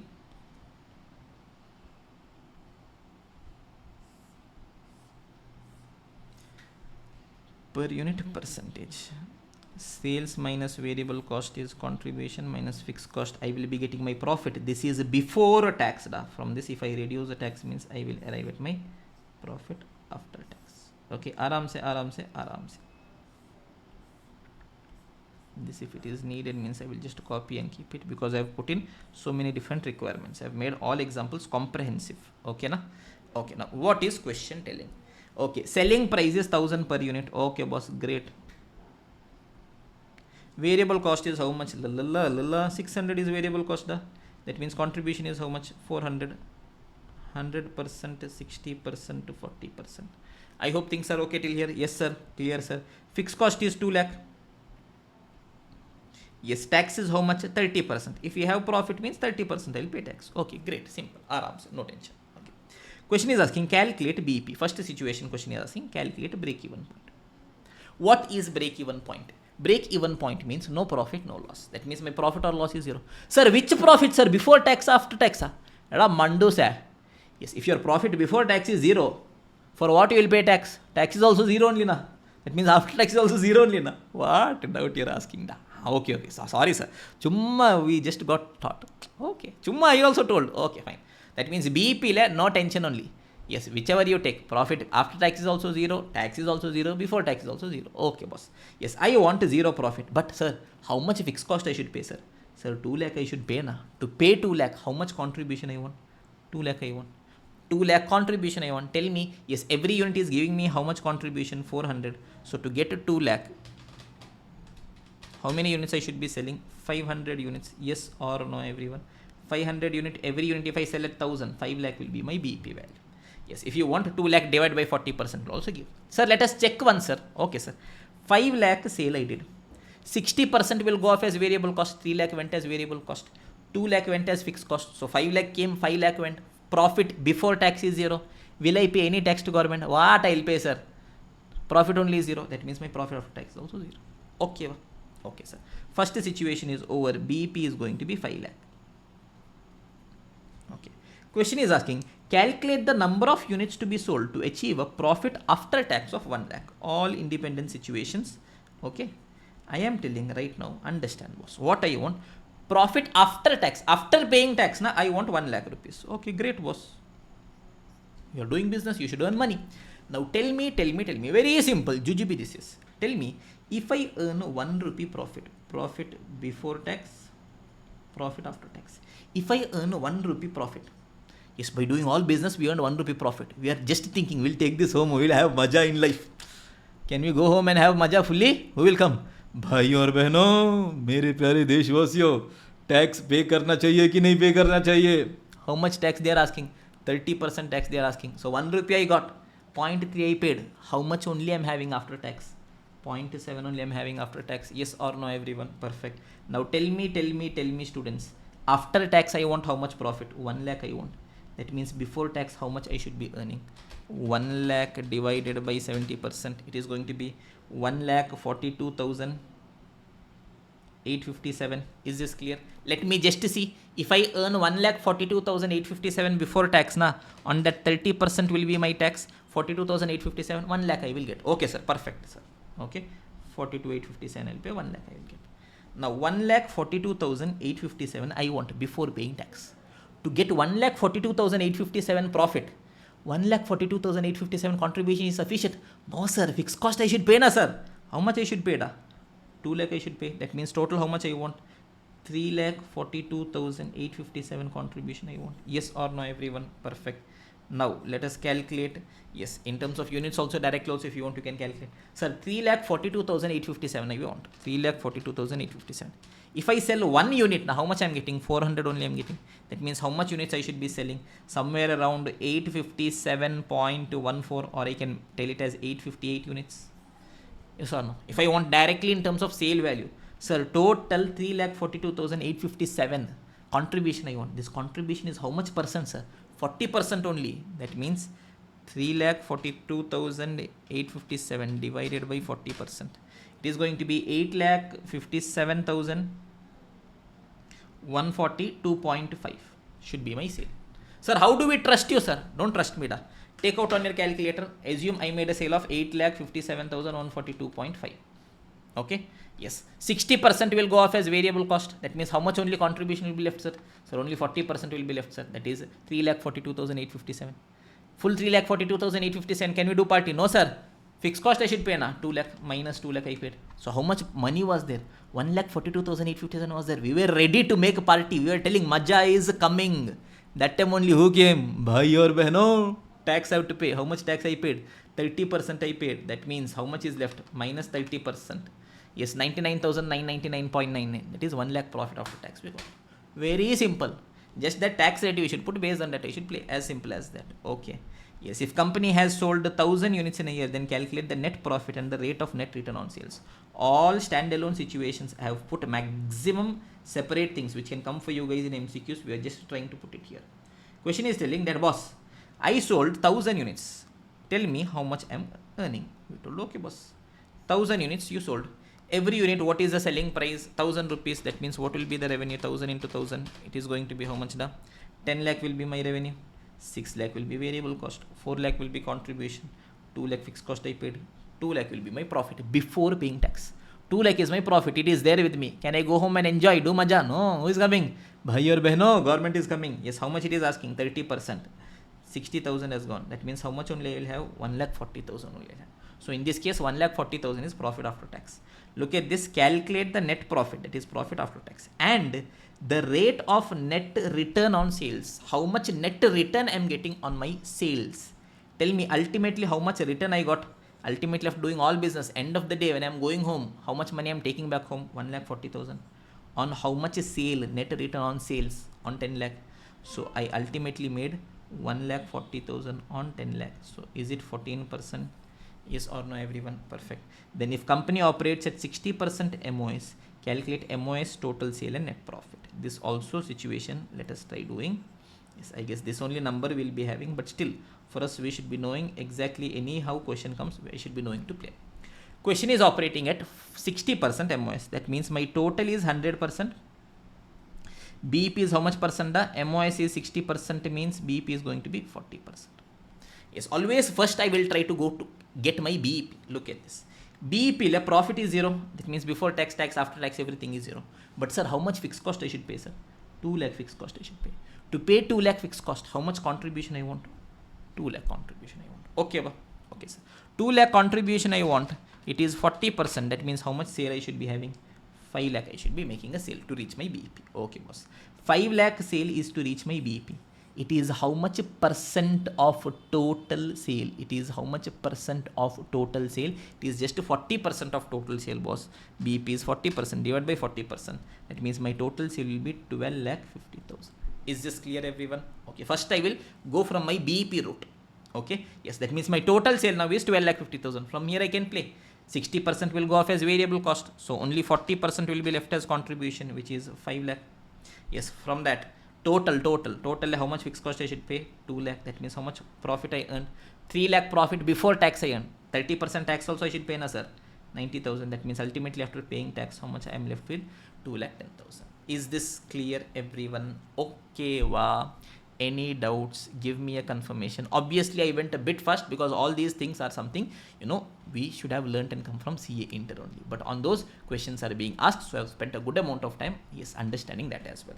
Okay, great, perfect, amazing. Maja is coming, yes or no? So with this, we have finished the first unit, basics of marginal costing. Quickly, let us try revising in our mind.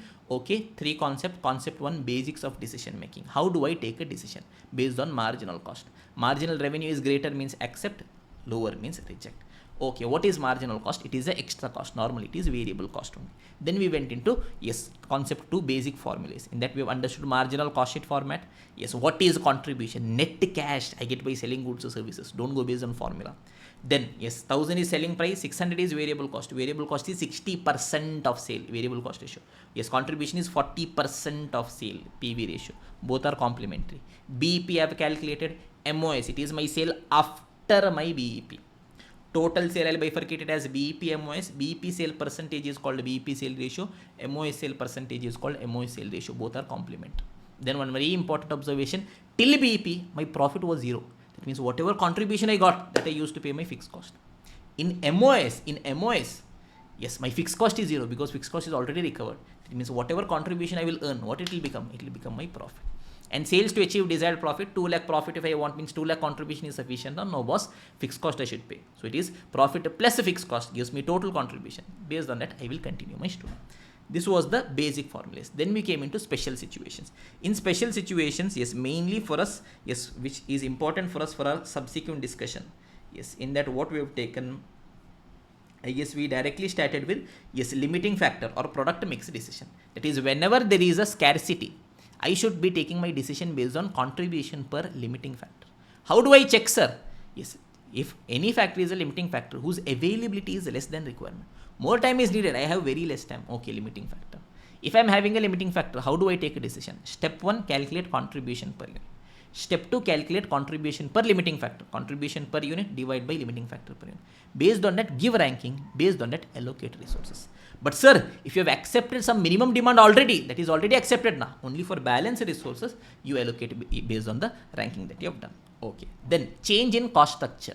We have made a promise to ourselves. Yes, always. Yes, how we will write our data. Selling price and variable cost, always we will write on per unit. That means if change is given, that change also I will show on per unit.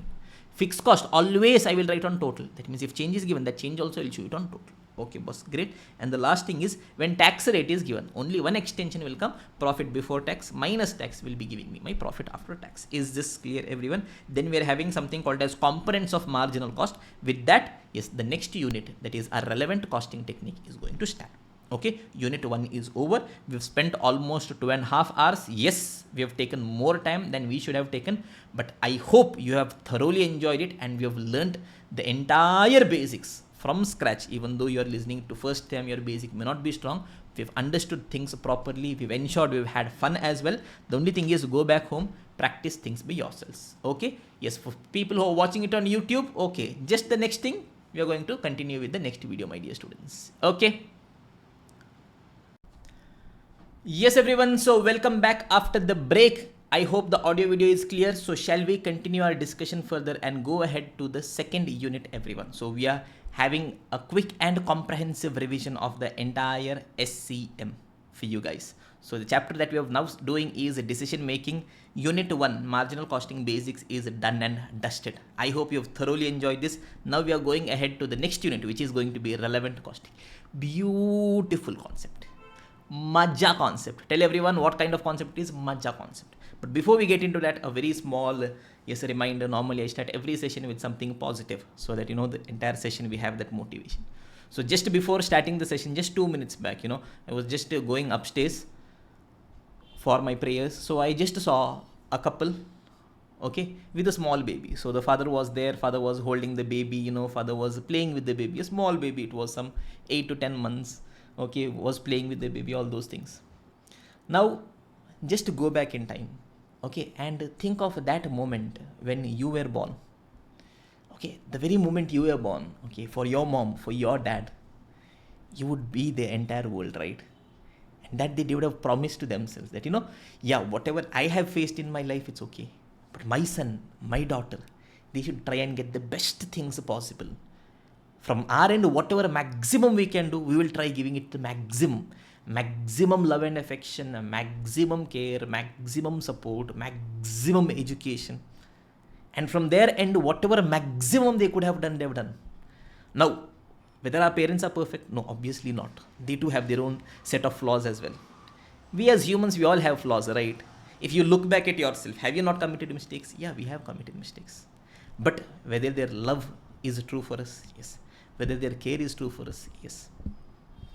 And if you look back at their lives, the last 25 years, almost each and every day has just gone by to ensure that you become a better version. Whatever dreams you are having, you fulfill it. So when your parents are doing so much for us, is it not our responsibility to ensure that we work so hard, we sacrifice, we work crazy, and bring a day wherein they will be proud to tell that, okay, I am his or her parent. Wherein you can look at them eye to eye and say, yes, I have achieved something in life. That is the real success, students. That when you look at your parents have pride for you because you've done something exceptional. So if you're being lazy, lethargic, if you're wasting your time, it is an insult not just for you. It is an insult for the sacrifice that our parents have done for ourselves. So every time you feel low on energy, think of all the things our parents have done for us. Yes, we may not understand, but their last 25 to 30 years have just gone by ensuring that, we get a good life. They've sacrificed silently so many things, all those silent battles. Should we not give a good reward for all those battles that they've fought? That is what we have to do through our monumental success. Firstly, be a nice person to your parents, take care of them, be there for them. Plus with that, you'll have to accomplish a massive success to ensure that they are always proud of you. Yes, everyone. So with this, now let us continue our discussion, students. Yes, we are now going ahead to the next unit, which is going to be relevant to costing. But before we go ahead to that, we should try and understand exactly what is a marginal cost. There are three components of marginal cost. Just a second, students. There are three components of marginal cost. If we understand this, now the entire chapter subsequently is done. We have set the base. Now the only thing we want to understand is what exactly on earth is marginal cost. Yes, in the starting I have told every decision I am going to take based on marginal cost. And I have told marginal cost in a very simple way. I told it is variable cost. But in reality, whether marginal cost is only variable cost? No, boss. There are three components. Yes, what all are there in marginal cost? My marginal cost is my variable cost plus it is the specific fixed cost plus it is the opportunity cost, if any. If I add the three, I will be getting marginal cost. Trust me, this is magic. If you understand this, everything else subsequently is going to become juju B. Sirs, so let us try understanding, sir. Yeah, dear. That is why we are here for. Okay. So now, understand. Let us try understanding with the help of a story. Okay. So, I am there. I have cleared CA. Yes, I am into teaching. I teach students for costing as well as FM for CA, CMA, interfinal. Okay. So, 10 students approached me and they told me, sir, you take classes for us, sir. For CMA final SCM, sir, you are taking Maja class, sir, you take classes for us. I told, okay. Assume I was chumma sitting at home without having any work. Chumma I was sleeping. Nothing was there. I thought, okay, anyways, they are coming. Let us take class for them. But if I have to take class for them, for each of them, I'll have to give them a handbook, concept book. For that, I will be incurring a cost of 1,000 rupees. That means tell me how many students have come? 10 students have come. So for 10 students, specifically to give the handbook, how much cost I have to incur? Sir, 10,000 rupees I have to incur, sir. That means how much minimum at least I should be getting from students? How much minimum at least I should be getting from students? Sir, at least 10,000 you should get, na, sir. Because 10,000 you are incurring. Yes, to print the books. So at least 10,000 I should be getting. Yes or no, everyone? Assume I am sitting free. Absolutely no work was there. I have the entire class setup. Everything was there. Nothing I have to do. Only book I have to give.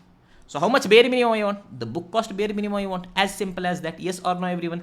Give me a confirmation. Shall we continue our discussion, students? Yes, sir. Perfect. So we know that marginal cost. Yes, what is the extra cost to produce 1 unit extra? Obviously, variable cost will be there. To produce 1 unit extra, variable cost I have to incur. That means that much at least I should recover. Okay, great. Situation number 2. I am sitting at home, no work, chumma I am sleeping, telling Maja is coming, Maja is coming. 10 students came to me. They told, sir, please take SCM classes. I told, okay, I'll take SCM classes, but I'll have to print the books. They told, okay, sir, we'll give you that. Additionally, previously I had a place with me. Now, to take class, I don't have a place. So that means if I have to take a class for these, yes, assume 10 of you guys have come. If I have to take a class for you guys, what all I'll have to do? Yes, I'll have to get an extra space on rent for which I'll have to pay 5,000 rupees. That means tell me, logically, if I'm sitting at home, chumma I'm sleeping, anything I have to do? No sir, Maja is coming. Aha. If I take a decision, I will take classes for you guys, 10 of you guys. What all I have to incur? Sir, variable cost, book I have to print for every student 1,000 rupees, like that for 10 students, 10,000 variable cost I have to pay. In addition to that, specific fixed cost I have to incur because I have to take class. I'm incurring this 5,000 extra. Otherwise, if I was sitting at home, chumma sleeping, do I have to incur any fixed cost? No, boss. Specific, extra, incremental fixed cost, 5,000 I have to incur. That means tell me, if I decide to take CMA class, how much extra cost I am incurring? How much extra cost I am incurring? Sir, 10,000 plus 5,000. That means bare minimum at least how much I should be getting. Bare minimum at least how much I should be getting. Sir, at least 15,000 I should be getting. That is my variable cost. If I have incurred any variable cost, that I should recover. In addition to that, if I have incurred any specific fixed cost, extra fixed cost, that also I should recover. Is this clear? Two things are clear? Okay, sir. Let us go ahead to the third situation. Now, assume. Same, two things are there. Okay, students came to me telling, sir, please take CMA final classes. 10 students came. For every student, I have to print book, 1,000 rupees per student. 10 students, 10,000. That I have to incur. That I have to recover. I have to recover. Second thing, specific fixed cost. I did not have a place to take class. So I took a premise on rent for 1 month just to take class for you guys. For that 5,000 I am paying. That also I should recover. I should recover. Now, third situation. Understand. In the first two situations, I was chumma sitting at home sleeping, having absolutely no work. Third situation, I was taking some offline classes presently. Assume I was in Chennai taking classes there. Yes, I was going there taking classes. Yes, having full maja in life. Assume they were paying me 20,000. Random number.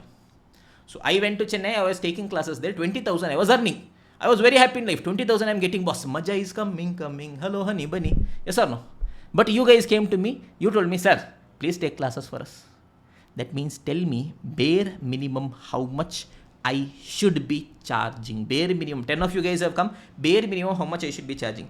Tell me. Yes, if I decide to take a class, if I decide to take classes for you guys, yes, variable cost, book I have to print, how much? 1,000 per student. For 10 students, 10,000 I am paying, yes or no? That I should recover. Sir, that I should recover. Specific fixed cost. If I decide to take classes for you, what will happen? Yes, I have to pay extra fixed cost of 5,000. That also I should recover. Sir, that means 15,000, na sir. Students are telling, sir, we will pay you 15,000, sir. You take class for us. Will I take class? Can I not take class? I will not take class. Why? Because here opportunity cost is there. Understand opportunity cost in detail. We will understand it subsequently. Yes, situation number 1. Right now, I was taking classes at Chennai. I was earning 20,000 rupees. 20,000 rupees money I was getting. But if I decide to take CMA final classes for you, I will not be getting this money. That means this also I should recover or not, students? Yes, this also I should be recovering. Yes, understand. Previously, situation number 1, I was earning 20,000. But if I decide to take class for you, I will not be getting this 20,000. I am sacrificing this. It is as good as my cost. Yes. So your cost is not just the amount you have paid. It is also the value of the sacrifices that you have done. Is this clear, everyone? So tell me. That means bare minimum how much I will be expecting. How much I will be expecting. For 15,000 I will accept. No, boss. I'll tell 15,000 I have to pay only now. What I will get? Yes. Suppose students are telling, sir, 30,000 will pay. Will I accept? 30,000 I got. Specifically 15,000 I am paying. That means 15,000 cash I am left with. But am I happy? No, I am not happy. Why? Because without doing this, chumma I was taking classes at Chennai. How much I was earning? 20,000 I was earning. Now after doing all this, how much only I am getting? Only 15 I am getting. That means bare minimum at least how much I want? 35,000 I want. If I get 35,000, that is the minimum I want to accept. Sir, if you get 35,000, how, sir? Can you explain? Yes. 35,000 I got. Okay. 10,000 variable cost I paid. Okay. 5,000 specific fixed cost I paid. Okay. Total 15,000 I paid. How much cash is now left with me? 20,000 is left with me. Yes, this 20,000, what is this 20,000 which is left with me? This is my opportunity cost. That is, otherwise, if I had gone and taken classes in Chennai, I would have earned that 20,000. So if I cancel that, sacrifice that and take classes here for CMA final students, this at least, bare minimum at least I should be getting. Is this clear everyone? Okay, clear? Any doubt? Give me a confirmation, students. Yes, whether the concept of opportunity cost is clear for you guys. It is the value of the sacrifice. Previously I was getting, now if I am not getting means, yes, from this decision, yes, if I am sacrificing means that at least I should be getting. Is this clear everyone? Simple. Okay, great. Okay, yes, one more example is there, not needed. Yes, we will just hurry up. Okay, look at this. So, bare minimum. What all components are there in my marginal cost, students? 3 components throughout till the end of your life. If someone asks you what is marginal cost, don't tell variable cost. That is JUJB. Yes, inter level. Now, final level you are. 3 things are there, you will not be getting this anywhere. Yes, bare minimum, how much I should be getting. Yes, whatever variable cost I have incurred to take up that order, that I should be getting. Yes, for that work, if I have incurred any specific fixed cost, that also I should be recovering. Okay, to do that work, if I have sacrificed something else, that also I should be getting. So my marginal cost is nothing but, yes everyone, marginal cost is nothing but variable cost plus specific fixed cost plus opportunity cost. Is this clear? Once you have understood this, next everything we are going to study in this chapter, it is just a simple application of whatever we have studied till now. That much only is there, nothing more is there. It is just twist and tweaking of whatever things we have done till now. Is this clear everyone? Okay, great boss. Now based on that, let us go ahead to the next unit, which is going to be relevant costing technique. Beautiful, very important for you for your examination perspective. Last 3 attempt question paper, if you take, in that 2 attempts, 14 marks question is there from relevant costing. Beautiful concept, very simple. Students find it very difficult. Trust me, I am going to make it jujube for you guys. At the end of it, if you ask how is relevant costing, you will tell jujubida, maja is coming. Yes or no everyone? So ready to get maja in relevant costing technique everyone? Okay, great. Yes everyone, relevant costing technique. So concept number 1 is basics of relevant costing. Sir, what is a relevant cost? Relevant cost. It is the cost which is relevant to take the decision. It is the cost which is relevant to take any decision. That is, it is the cost which is incurred only if I take a decision. Only if I take that decision I will incur. Otherwise I will not incur. That is my relevant cost. 2 conditions for a cost to be a relevant cost. Firstly, it should be a future cost. Secondly, it should be a differential cost. That is, it is different for different alternative. Sir, what nonsense you are telling, sir? Nothing we are understanding. Don't worry, why am I here for? Maja example I'll tell. You will only tell, sir, this is relevant, sir, this is irrelevant, sir. Ready? Sir, ready, sir. That is what we want in life. Okay. Now, are we ready to have fun with relevant costing? Yes, sir. Just a minute. Discard.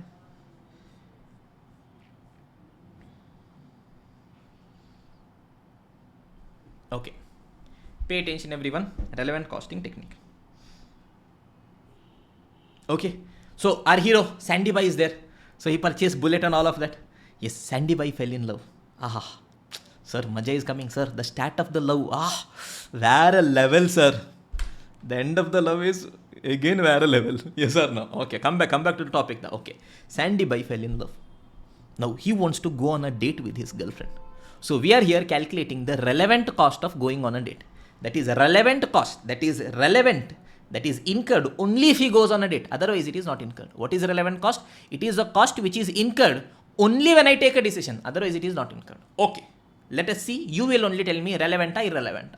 Yes, relevant you will tell R, irrelevant you will tell IR. Okay, great. Now, to go on a date, he wants to look good. Yes, so he decided, okay, because I am going on a date, what I'll do? I'll purchase a new shirt. For that, he paid 2,000 rupees. This cost, 2,000 that he has paid, is relevant or is irrelevant? Relevant or irrelevant? I want you guys to quickly keep telling me. Yes, in the chat. Relevant or irrelevant? Sir, relevant, sir. Why? Because if he goes on a date, only then he has to pay that 2,000. Otherwise, he need not pay. That means this cost is incurred only if he is taking that decision. It is irrelevant. Okay, okay, great. Now, one more thing. He got a haircut 1 week back. 1 week back, he got a haircut. Say 500 rupees he paid.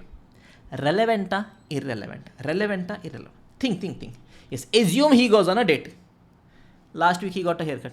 Assume today he decided he is not going to go on a date. Can he do anything? No, boss. It was done 1 week back, na. Whatever things have happened in history, past, what I can do? Whether I take a decision, I don't take a decision. That cost is incurred, is incurred. That means tell me students, is it relevant, is it irrelevant, relevant, irrelevant? Just with this story, the entire concept will be clear. Irrelevant, sir. He goes on a date, he doesn't go on a date. Done, na? Got haircut, he got 1 week back. Over, story over. Okay. So whatever cost have incurred in the past, it is already incurred, sir. So whether I take a decision, I don't take a decision. It is done, irrelevant it is. Okay, great. Now, but he decided, okay, haircut he got 1 week back. Because he is going on a date today, he has to look good, na? Sir, first impression, very important, sir. So he decided, okay, he'll trim his beard, get a good facial, so that when he goes there, he shines bright. For that, he has incurred 500 rupees. Relevanta, irrelevanta. Relevanta, irrelevanta. Yes, beard trimming and facial, he got only to go on a date. Otherwise, he would not have done it. Relevanta, irrelevant. Relevant, sir. Okay. Yes, now tell me. To go on a date, first date, can you go empty hand? No, sir. Boys, don't go empty hand. You will come back empty hand. Date over, life over, gone. You have to go give a gift. So he decided, one watch he will gift. How much is it for the watch? 10,000. So he purchased a watch of 10,000 to gift to his future ex.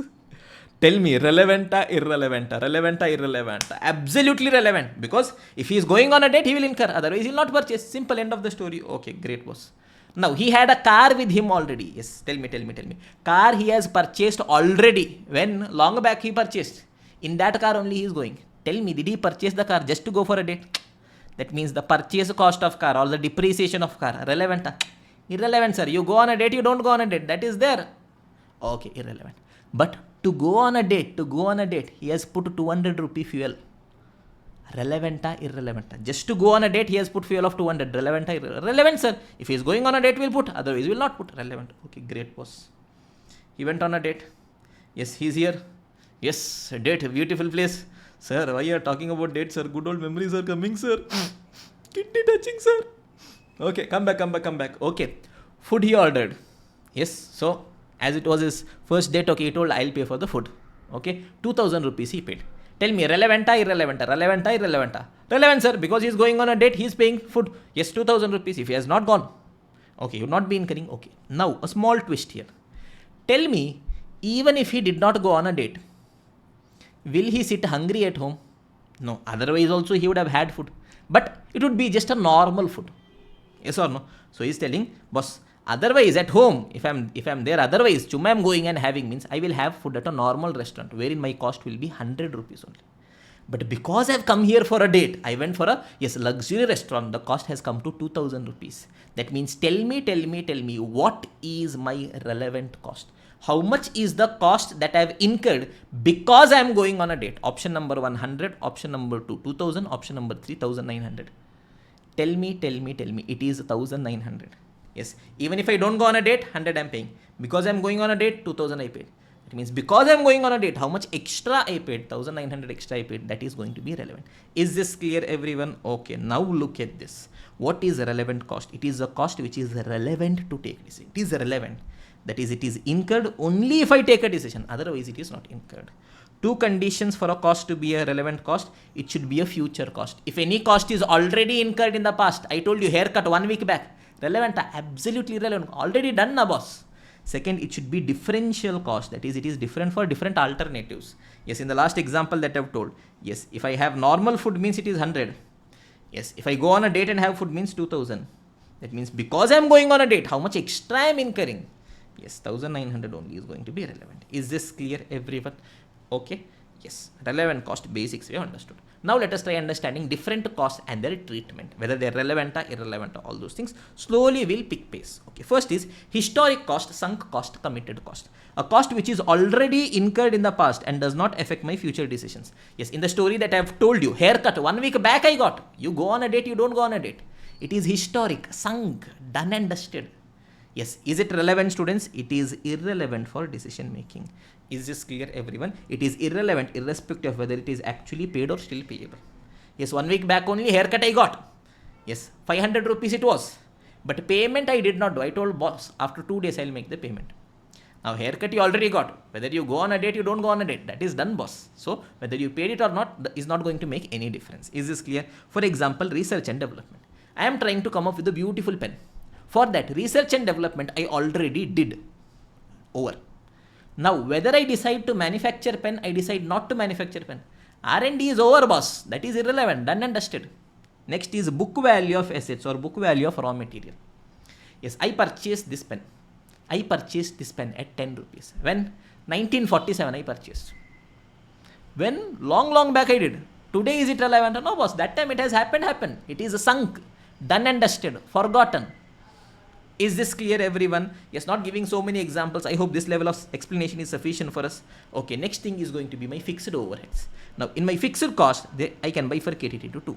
First is allocated overhead. Second is going to be my additional overheads. Yes.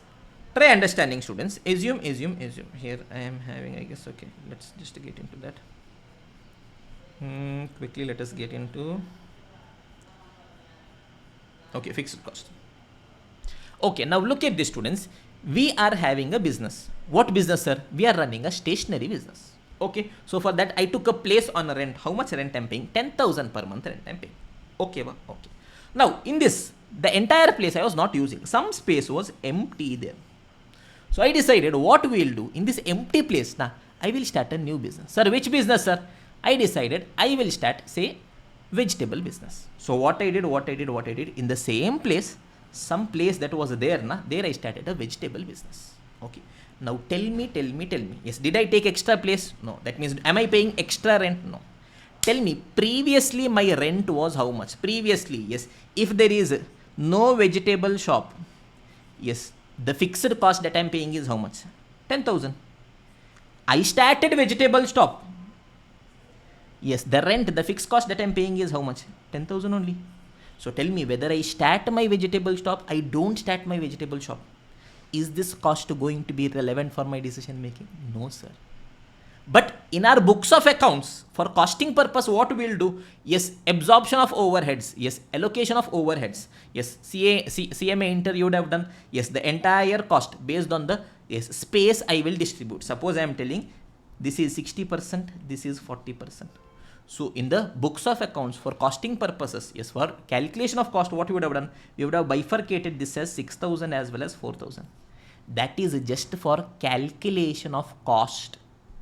For decision making, is it relevant? Is it irrelevant?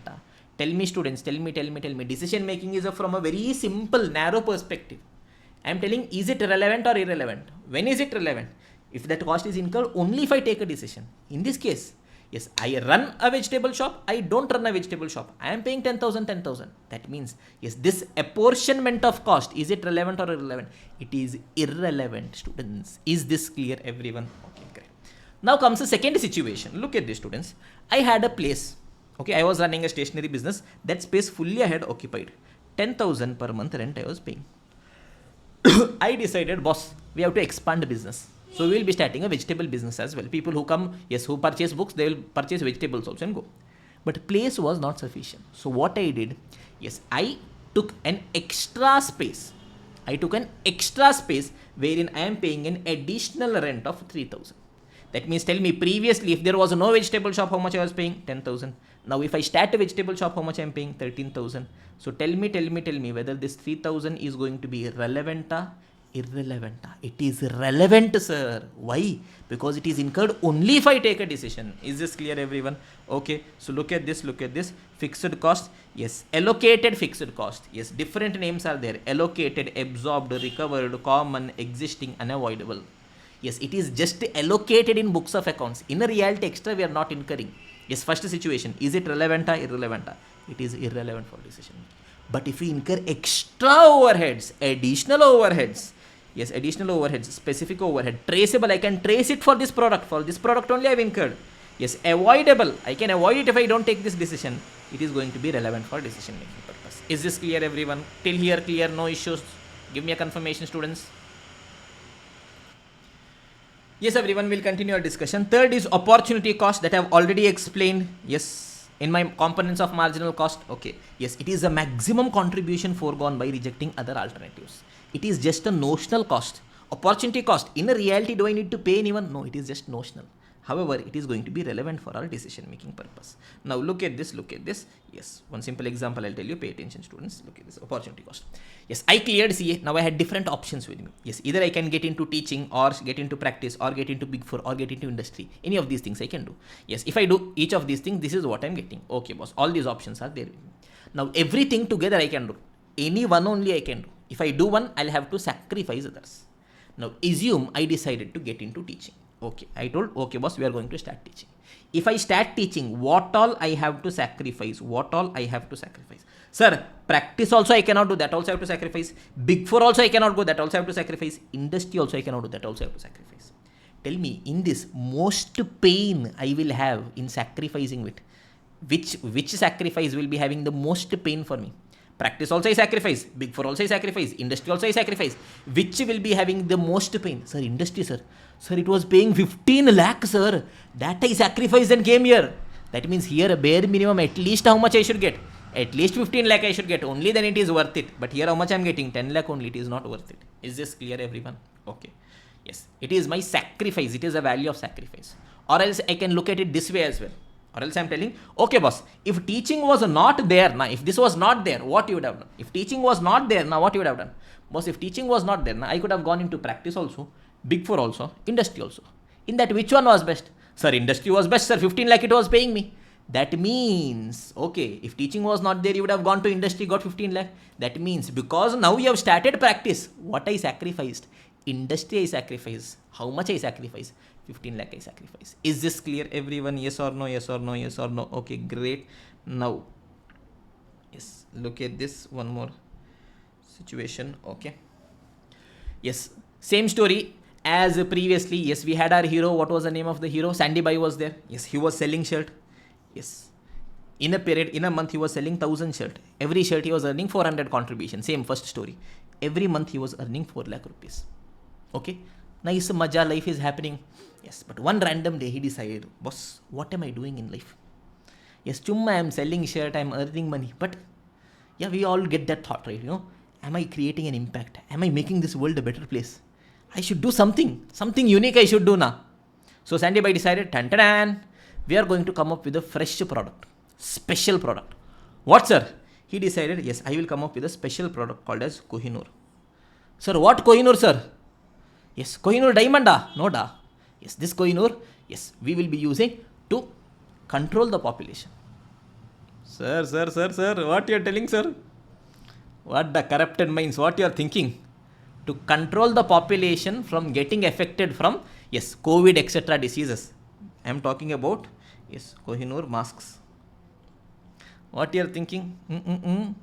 People, Shantam Papam. Concept. Okay, those who have not understood, great, good people you guys are.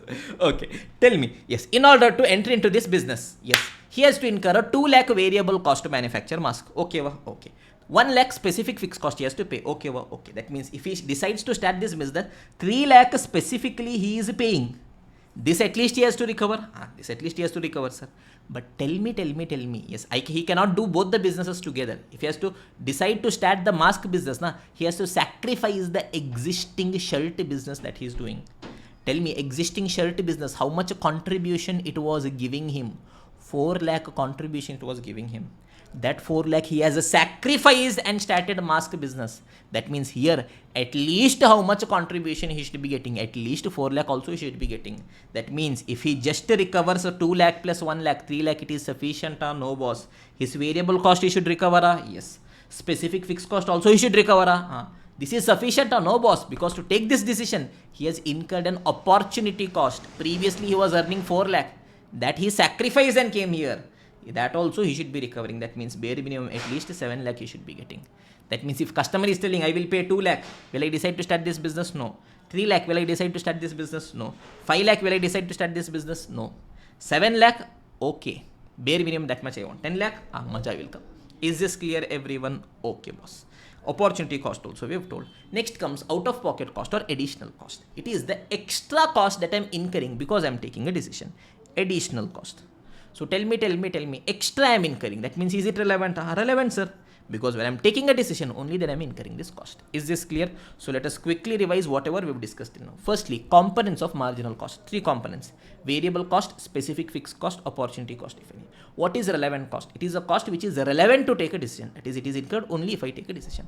Yes, different items and their treatment. Yes, historic cost, sunk cost, committed cost, already incurred, irrelevant. Fixed cost, allocated, existing means irrelevant, additional, extra means relevant. Opportunity cost, always relevant. Out of pocket cost, also relevant. Till here, is this clear, everyone? Okay, great. Now next comes Maja. Beautiful. Yes, I want you guys to give me the next half an hour. Trust me, this concept will be over. Beautiful concept is coming up for us. Okay, concept 2, relevant cost in case of material, labor, overheads and machine. Before that, giving you guys 1 minute to let the things settle in, then we'll take our discussion further. Yes, everyone. So now let us go into the next concept, that is a relevant cost in case of material, labor, overheads and machine. So if you guys are having the material star to the power of star, you can do up to infinity. Very important. Beautiful. Maja. Students consider it to be very difficult, but trust me, we will make it Jujube. What students? Jujube. The entire subject of SCM, SFM for CMA students, we are going to make it Jujube without by hearting a single formula. Okay, sir. Relevant cost of material. Sir, are you going to tell any story for this? Yes, da. Without story, what we are doing? The entire subject is just a story. Okay. Now, understand the background. Okay. I cleared my CA examination and I started taking classes for CA students. That is CA Inter as well as CA Final. After that, I am thinking, should I start classes for CMA as well? So to take this decision, I want to calculate the relevant cost of taking classes for CMA. Get the background, get the story, put yourself in that shoes, close your eyes and think. Answers will come to you only. I am not telling you guys the answer. You are telling me the answer. Okay. So I am there. Okay, my staff is there. Yes, we are telling, okay boss, we started classes for CA. We are thinking, should we start for CMA as well? So what will be the relevant cost? Now we are having some material with us. Yes, assume currently we are providing classes through pen drive. So pen drive is my raw material. Yes, employees are there, existing employees who are doing the work. Labor is there. Some overhead cost we are incurring. Okay, that is there. And machine is also there. Some Xerox machine, etc. we are having. Okay, in that. Yes, I decided, okay, we'll record classes for CMA also. We recorded, boss. Maja is coming. Full Maja classes we did. Okay. Now coming for material. Aram se. I want you guys to tell me the answer. Yes, people are watching it on YouTube live also. I want you guys to tell me the answer. And if you have loved means, I want you guys to put a review also, feedback also on YouTube comments. Okay, simple. Yes, sir, what material you are talking about? Sir, pen drive is my material. Okay, yes, we are providing classes. Okay, yes, through pen drive I am giving. So for every student, one pen drive we want. That is my raw material. About that I am taking a decision. Okay, raw material. Yes, now till now what I was doing, I was taking classes only for CA. Now I am deciding, should I take classes for CMA also? Okay, boss. Yes, case number 1. Yes, I call my employee. I tell, boss, I am deciding to take classes for CMA as well. For that pen drive we want. First question I will ask him is, yes, are you having pen drive in stock? Whether you guys are having pen drive? Yes. So whether material is in stock? Yes, he is telling, no sir, it is not in stock. Yes, pen drive is not there. That means, tell me students, Aram say, if I decide to take class for CMA, what I will have to do? Yes, I have to give the class through pen drive, but pen drive is not there. That means what I'll have to do? I will have to purchase the pen drive. Yes or no, everyone? Perfect. That means my purchase price is going to be relevant. Okay. Yes, how much is the purchase price? I ask. Yes, he tells 500 rupees sir for one pen drive. That means, tell me, yes, chumma, if I am sitting at home, I am telling I will not take classes for CMA. Do I need to purchase pen drive? No sir. But if I decide, boss, tomorrow I will start classes for CMA, what I'll have to do? I'll have to purchase the pen drive. How much I'll have to pay for that? 500. That means what is going to be my relevant cost? My relevant cost is going to be equal to 500. Is this clear, everyone? Okay. Yes, let us try understanding. Look at this. Yes, raw material. In case of raw material, yeah, or direct material. Yes, raw material is not in stock. Raw material is in stock. Tell me, if raw material is not in stock, what I'll have to do? Boss, purchase na, if you are taking a decision. Yes, that means my purchase price is going to be relevant. Okay, ba? Sir, continue panlama. Boss, do la. Okay. Now, raw material. Yes, situation number 2. Yes, raw material is in stock. Understand. Aram se. Okay. Now I call my employee. The employee come here. Okay, he came. Now I'm thinking, should I start classes for CM as well? Sir, start, sir. Okay. I'm asking, but for to give classes for them, now we want the pen drive. Now I'm asking whether you are having a pen drive in stock. Whether you guys are having pen drive. Yes. He's telling, yes, sir, pen drive is there in stock, sir. We have pen drive in stock. Now comes the next question. Yes, raw material is in stock. Is it regularly used or not regularly used? Sir, what nonsense, sir? Don't worry, just give me a minute. Yes, is it regularly used or not regularly used? I come up with the next question. Yes, is it regularly used? Am I using these pen drives? Okay, I'm having it with me. Am I using these pen drives? Yes, boss. He is telling, sir, we are right now using it, sir. For CA students, right now these pen drives we are using. Understand. Second situation that is coming. Yes, raw material is in stock. Two different things can be there. Yes, either it is regularly used or not regularly used. Okay, if it is regularly used, aram se understand. Yes, my employee told me pen drive is there. I told sir, yes, he told pen drive is there, boss. I'm asking, you guys are using it regularly. He's still, sir, daily we are using, sir. Daily for CA students we want. For that purpose only we purchased and kept. Yes, but I told, but I want to use it for CMA students now. He told, but sir, we are using it for CA. The urgent I want one for CMA students. Just give me one urgent. Now tell me, if he gives that one pen drive to me to use it for CMA, what he will have to do? He will have to go to market and purchase for CA students. Yes or no, everyone? Aram se assume one pen drive is there. Yes, it is in stock. It is in stock. Is it used? Regularly used? It is regularly used. Yes, employee was thinking, in this we will load classes for CA students and give. But that time only I came. I told boss, I want this pen drive. Yes, because I have used this pen drive. What this employee will do now? This employee will go purchase from the market for CA students. That means, understand, if I was not taking classes for CMA students means he would not have gone and purchased. Now, because I am taking for CMA students, he is going and purchasing. That means the replacement cost, purchase cost are going to be both one and the same only, is going to be relevant. Is this clear, everyone? Yes, raw material is in stock. It is regularly used. That raw material, if I use for my special order, he will have to replace that. So to replace that, how much cost he is incurring, that will be relevant, which is nothing but the purchase price. Is this clear? Give me a confirmation, students. Continue Panlama. Shall we continue? Yes. So I ask, okay, boss, you replace it. How much? He told, sir, to purchase from market 500. That means tell me what is my relevant cost. It is 500. Okay, ba. Shall we continue the discussion? Yes, sir. Let us continue discussion. Final situation. Raw material is in stock, but it is not regularly used. Yes, I call my employee, boss, we are deciding to start classes for CMA. Yes, for that pen drive we want. Are you having pen drive in stock? He told, sir, yes, sir, we are having pen drive in stock. I'm asking whether you are using it for CA. He's saying not regularly used. He's telling, sir, no use only, sir. Chumma last time we purchased and kept, sir. All CA students are purchasing class through Google Drive only. Chumma this pen drive was chumma sitting here, sir. No work only, sir. Okay, so raw material is in stock, not regularly used. So I'm asking, okay, boss, this pen drive was there, na? No use was there. What were you planning to do? Employee telling, sir, anyways, no use was there, na? I was thinking of giving it to scrap, sir. He would have given me 200 rupees, sir. I tell, don't give it to scrap. Give it to me. I will use it for CMA students. That means tell me. Otherwise, he was thinking of selling it to scrap and realize 200 rupees. Now, because I have used it for CMA, he will not be in a position to sell it off as scrap and recover 200 rupees. That means what is going to be the relevant cost? What is going to be the relevant cost, students? 200 rupees is going to be relevant. Yes or no, everyone? So, if raw material is in stock and it is not regularly used, then yes, the realizable value. Yes, raw material is in stock. Yes, it is not regularly used. I would have sold it as a scrap. Now, because I'm using it for the special order, I'm not in a position to sell it as scrap. That realizable value is going to be relevant for me.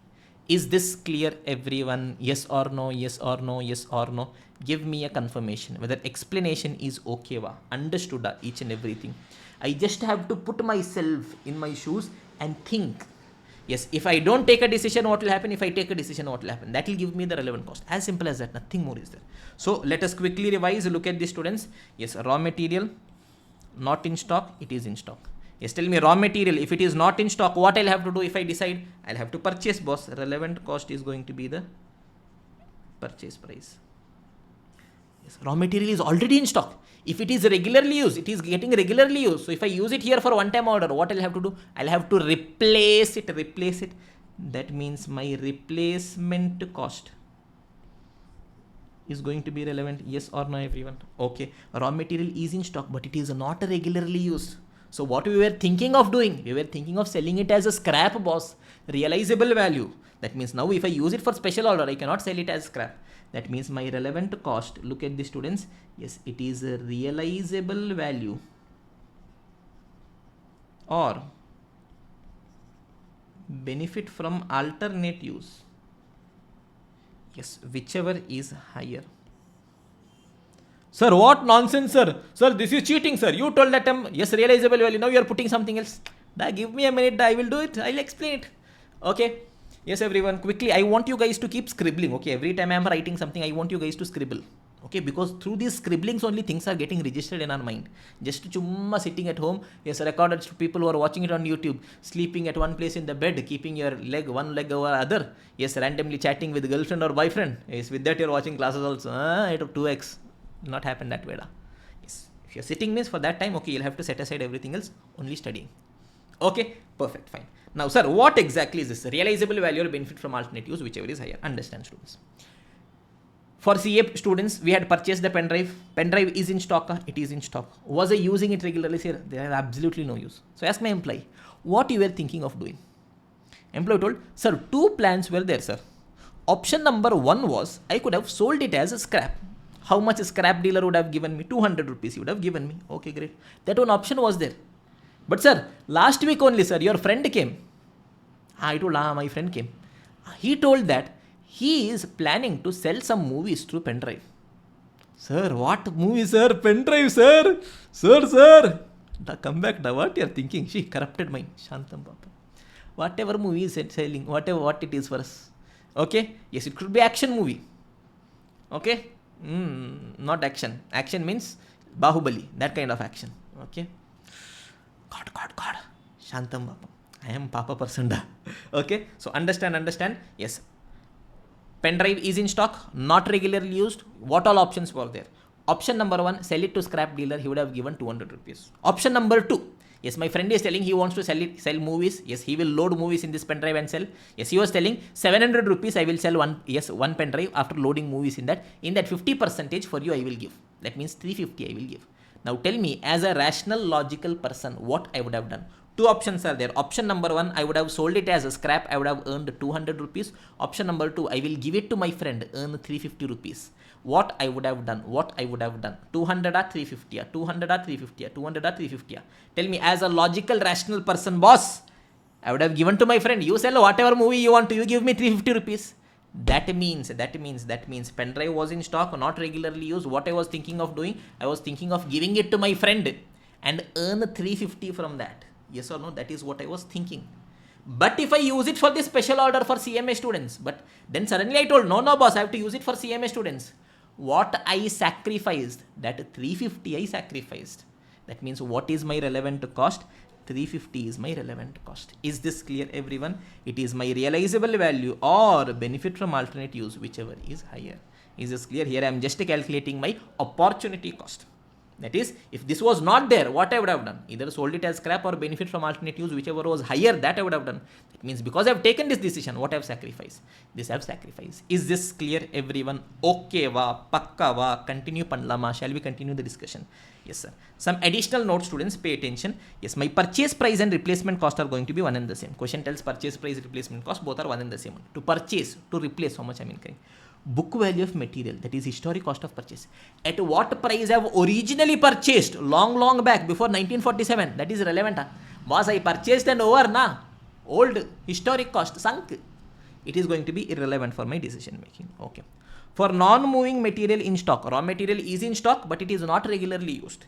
Yes, if data regarding alternate use is not available, then I will consider only realizable value. Yes, benefit from alternate use is not available.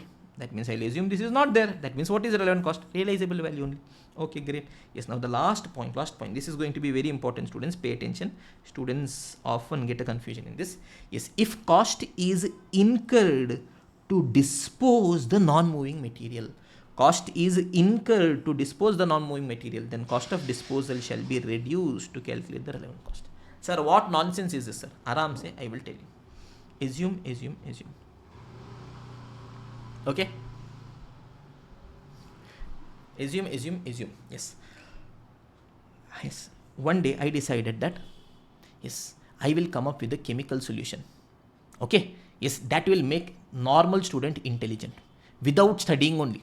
Chumma, they will just drink tonic, they will become intelligent. For that, all chemicals I purchased. Okay, I tried doing experiment, all of that, it did not work out. Yes, some hazardous toxic chemical was there with me.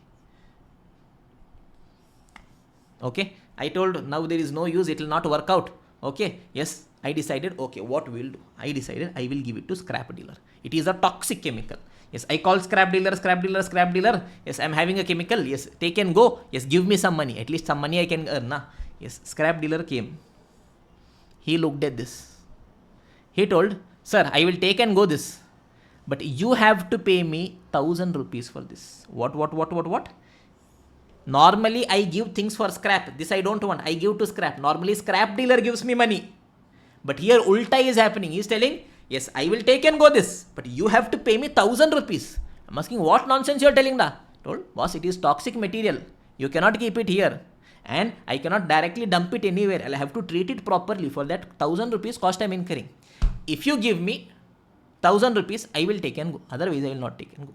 Okay, this is the background. Is this clear, everyone? Okay, perfect. So I had, yes, raw material in stock, which is not regularly used. Yes, it was of toxic nature, and I had to incur cost for disposal. That means if I'm disposing means I had to pay 1,000 rupees for this. Yes, next day what happened? Yes, my friend came. He came. He saw, Ada, this material you're having. I told, yes, da, I'm having. He's saying, da, please, da, you're my friend. Na. Can you give it to me? I told, okay. He's saying, please, can you give it to me for free? Tell me, students, will I give this toxic chemical for him for free, or will I tell, no, boss, you have to pay me money? Will I give it to him for free or not? Will I happily give it to him for free or not? I will happily give it to him for free. Why? Because if he was not there means I had to pay 1,000 rupees. I had to pay 1,000 rupees and dispose it off. He has come means he has saved that 1,000 rupees for me. Yes or no? Yes or no? Yes or no? Perfect. Now my friend has also come. Friend is also telling, no, boss, you have to pay me. This is toxic. I will take and go, but you have to pay me. Tell me maximum how much I am willing to pay. Maximum how much I am willing to pay. Yes, I am willing to pay for him up to 1,000 rupees. Yes or no, everyone? Perfect. So if raw material is in stock, it is not regularly used, and I am incurring cost to dispose. I am incurring a cost to dispose. Cost of disposal shall be reduced. It shall be reduced while I'm arriving at my cost. Is this clear, everyone? Is this clear? Okay, aram, no tension. Simple. You just have to put yourself in the shoes. Yes, normal item, I give it to scrap means I will be getting the money. That means if I take a decision, I have sacrificed the money that I'm getting, that I want. Yes, this toxic chemical means if I have to give it to scrap means I have to pay money. I have to pay money. That means if I use it for some special order, this money that I was otherwise paying, that I saved, it is as good as a benefit for me, income for me. So I will be reducing it from my cost. Is this clear, everyone? Okay, now not getting into more explanation, more detailing. I hope this is sufficient. Cost of disposal shall be reduced while I calculate the relevant cost. Simple example, there is a highly toxic chemical in stock which is non-moving. Cost of disposal, to dispose it, 400 rupees is needed. Calculate the relevant cost. The relevant cost is going to be minus 400 rupees. Is this clear, everyone? Okay. Shall we revise one time quickly, students? Look at this. I want you guys to scribble quickly with me. Look at this. Raw material is there. Raw material is not in stock. It is in stock. Raw material is not in stock. What I'll have to do? I'll have to purchase. That means my purchase price is going to be relevant. Raw material is already in stock. Is it regularly used? Not regularly used. Regularly if I'm using means if I use it here, I'll have to replace. So replacement cost is going to be relevant. Yes, if it is not regularly used means what I would have done.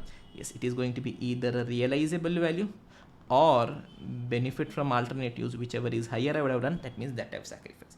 Additional point that I have to keep in mind. Yes, raw material is in stock plus not regularly used plus I am incurring a cost for disposal. That means if I use it here, I am saving that cost that I am paying. Yes, I will show it as a negative cost. Is this clear, everyone? Yes or no? Give me a confirmation, students. Accordingly, we'll continue our discussion. Perfect. Once my material is over, this is the biggest chunk, then we will go to labor, overhead, machines. Okay, giving you guys 1 minute to let the things settle in your mind. Yes, everyone. So let us continue our discussion. Now we are going to relevant cost in case of labor. Now understand. In case of labor, what is happening? Story number 3. Okay. Relevant cost in case of labor. So same story. I initially started taking classes for CA students. Okay. Classes we are providing for CA inter, CA final. 3 staff I am having.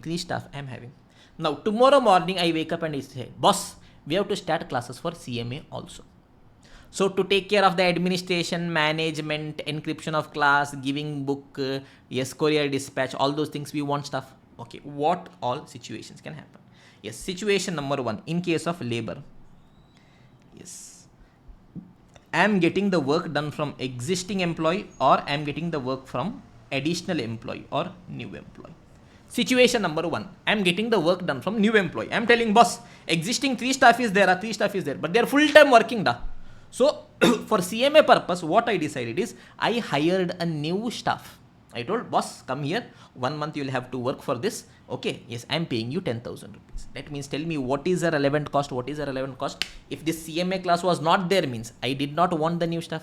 But because I have started CMA classes, I'll have to get the new staff, pay 10,000 rupees. So that means the relevant cost is going to be equal to the wages paid.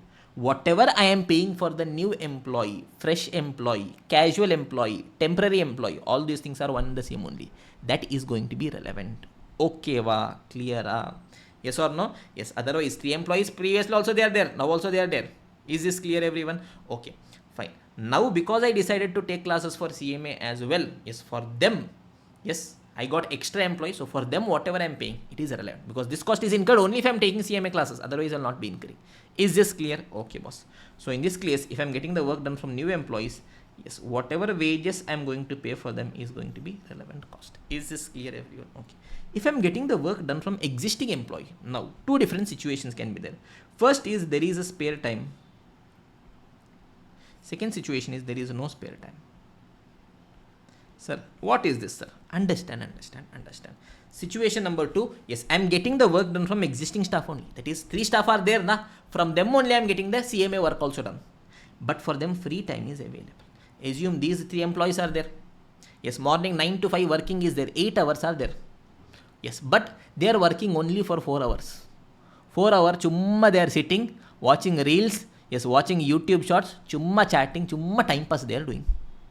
I decided we will start taking classes for CMA as well. But sir, for that administration part and all, these employees, chumma they are sitting and doing time pass na. From them only I will get the work done.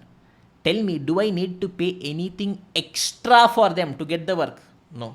That means what is my relevant cost? Relevant cost is 0. Is this clear, everyone? Yes, relevant cost is going to be equal to 0. Nil. Okay, perfect. Yes, from existing employee only I am getting the work done. Yes, spare time is available. Chumma they are sitting. I told, do this work also. That means the relevant cost is going to be nil. Okay, now final situation. Yes, I am getting the work done from my existing employee and there is no spare time available. Look at this, students. Yes, existing staff, 3 staff are there. They are working for CA classes full time. They are working. 8 hours work is there. They are working daily 9 hours. Still work is not getting over. Spare time, free time is not there only. Okay. Despite that, I decided that, okay, we will be starting with CMA classes. They told, sir, we will not be in a position to manage the order for CMA classes, sir. Get a new employee. I told, we will not be getting a new employee. Not possible. We are not having employee. Then they told, sir, what we will do, sir? I told, right now you do one thing. CA inter, whatever work you are doing, that you stop. And that time you give for CMA students. Understand? Yes, work from whom I am getting it done? From the existing 3 employees only. But because spare capacity is not available, that means if I have to do the work, means what we'll have to do? We'll have to sacrifice some existing work. So what I tell, okay boss, right now, yes, you guys are spending some 4 hours, yes, to take care of the CA inter classes. This you sacrifice and this time you give for CMA. Yes, that means tell me, in this case, yes, am I having relevant cost? Yes, sir. Why? Because free time was not there. To do this work, they have sacrificed some other work which they were doing. So the relevant cost is going to be equal to the wages plus the opportunity cost. Whatever wages that I am going to pay for them, plus whatever the opportunity cost was there, whatever I have sacrificed, that CS contribution. Yes, are going to be relevant. Is this clear, everyone? Yes or no? Yes or no? Yes or no? Give me a confirmation, students. So let us quickly write it down. Pay attention, students. Just look at this. In case of labor, I'm telling yes, from whom I'm getting the work done? From new employees. Work was there, new employees I recruited, additional employees, temporary employees, casual employees. Yes, what is going to be the relevant cost? The relevant cost is going to be, for them, whatever wages I'm going to pay is going to be relevant. Sir, I got the work done from existing employees only, sir. Yes, which all situations were there? First situation, there was excess or spare capacity. Chumma they were sitting. From them I got the work done. Anything extra I have to pay? No, sir. That means my relevant cost is going to be nil. But there was labor hours was in shortage. Labor hours was not there only. There is a spare capacity. Time only was not there. Still I got the work done. How? By sacrificing some other work. That means here relevant cost is there. Yes, boss. That work I sacrifice. That means my relevant cost is equal to the wages plus the opportunity cost. Is this clear, everyone? Yes or no? Yes or no? Yes or no? Give me a confirmation, students. Okay. So material is over. Labor is also over. Great. Now let us quickly revise. Taka will revise. Pay attention. Yes, I want you guys to revise with me together for material also, labor also. Yes, material. How? What is going to be my mindset? Material.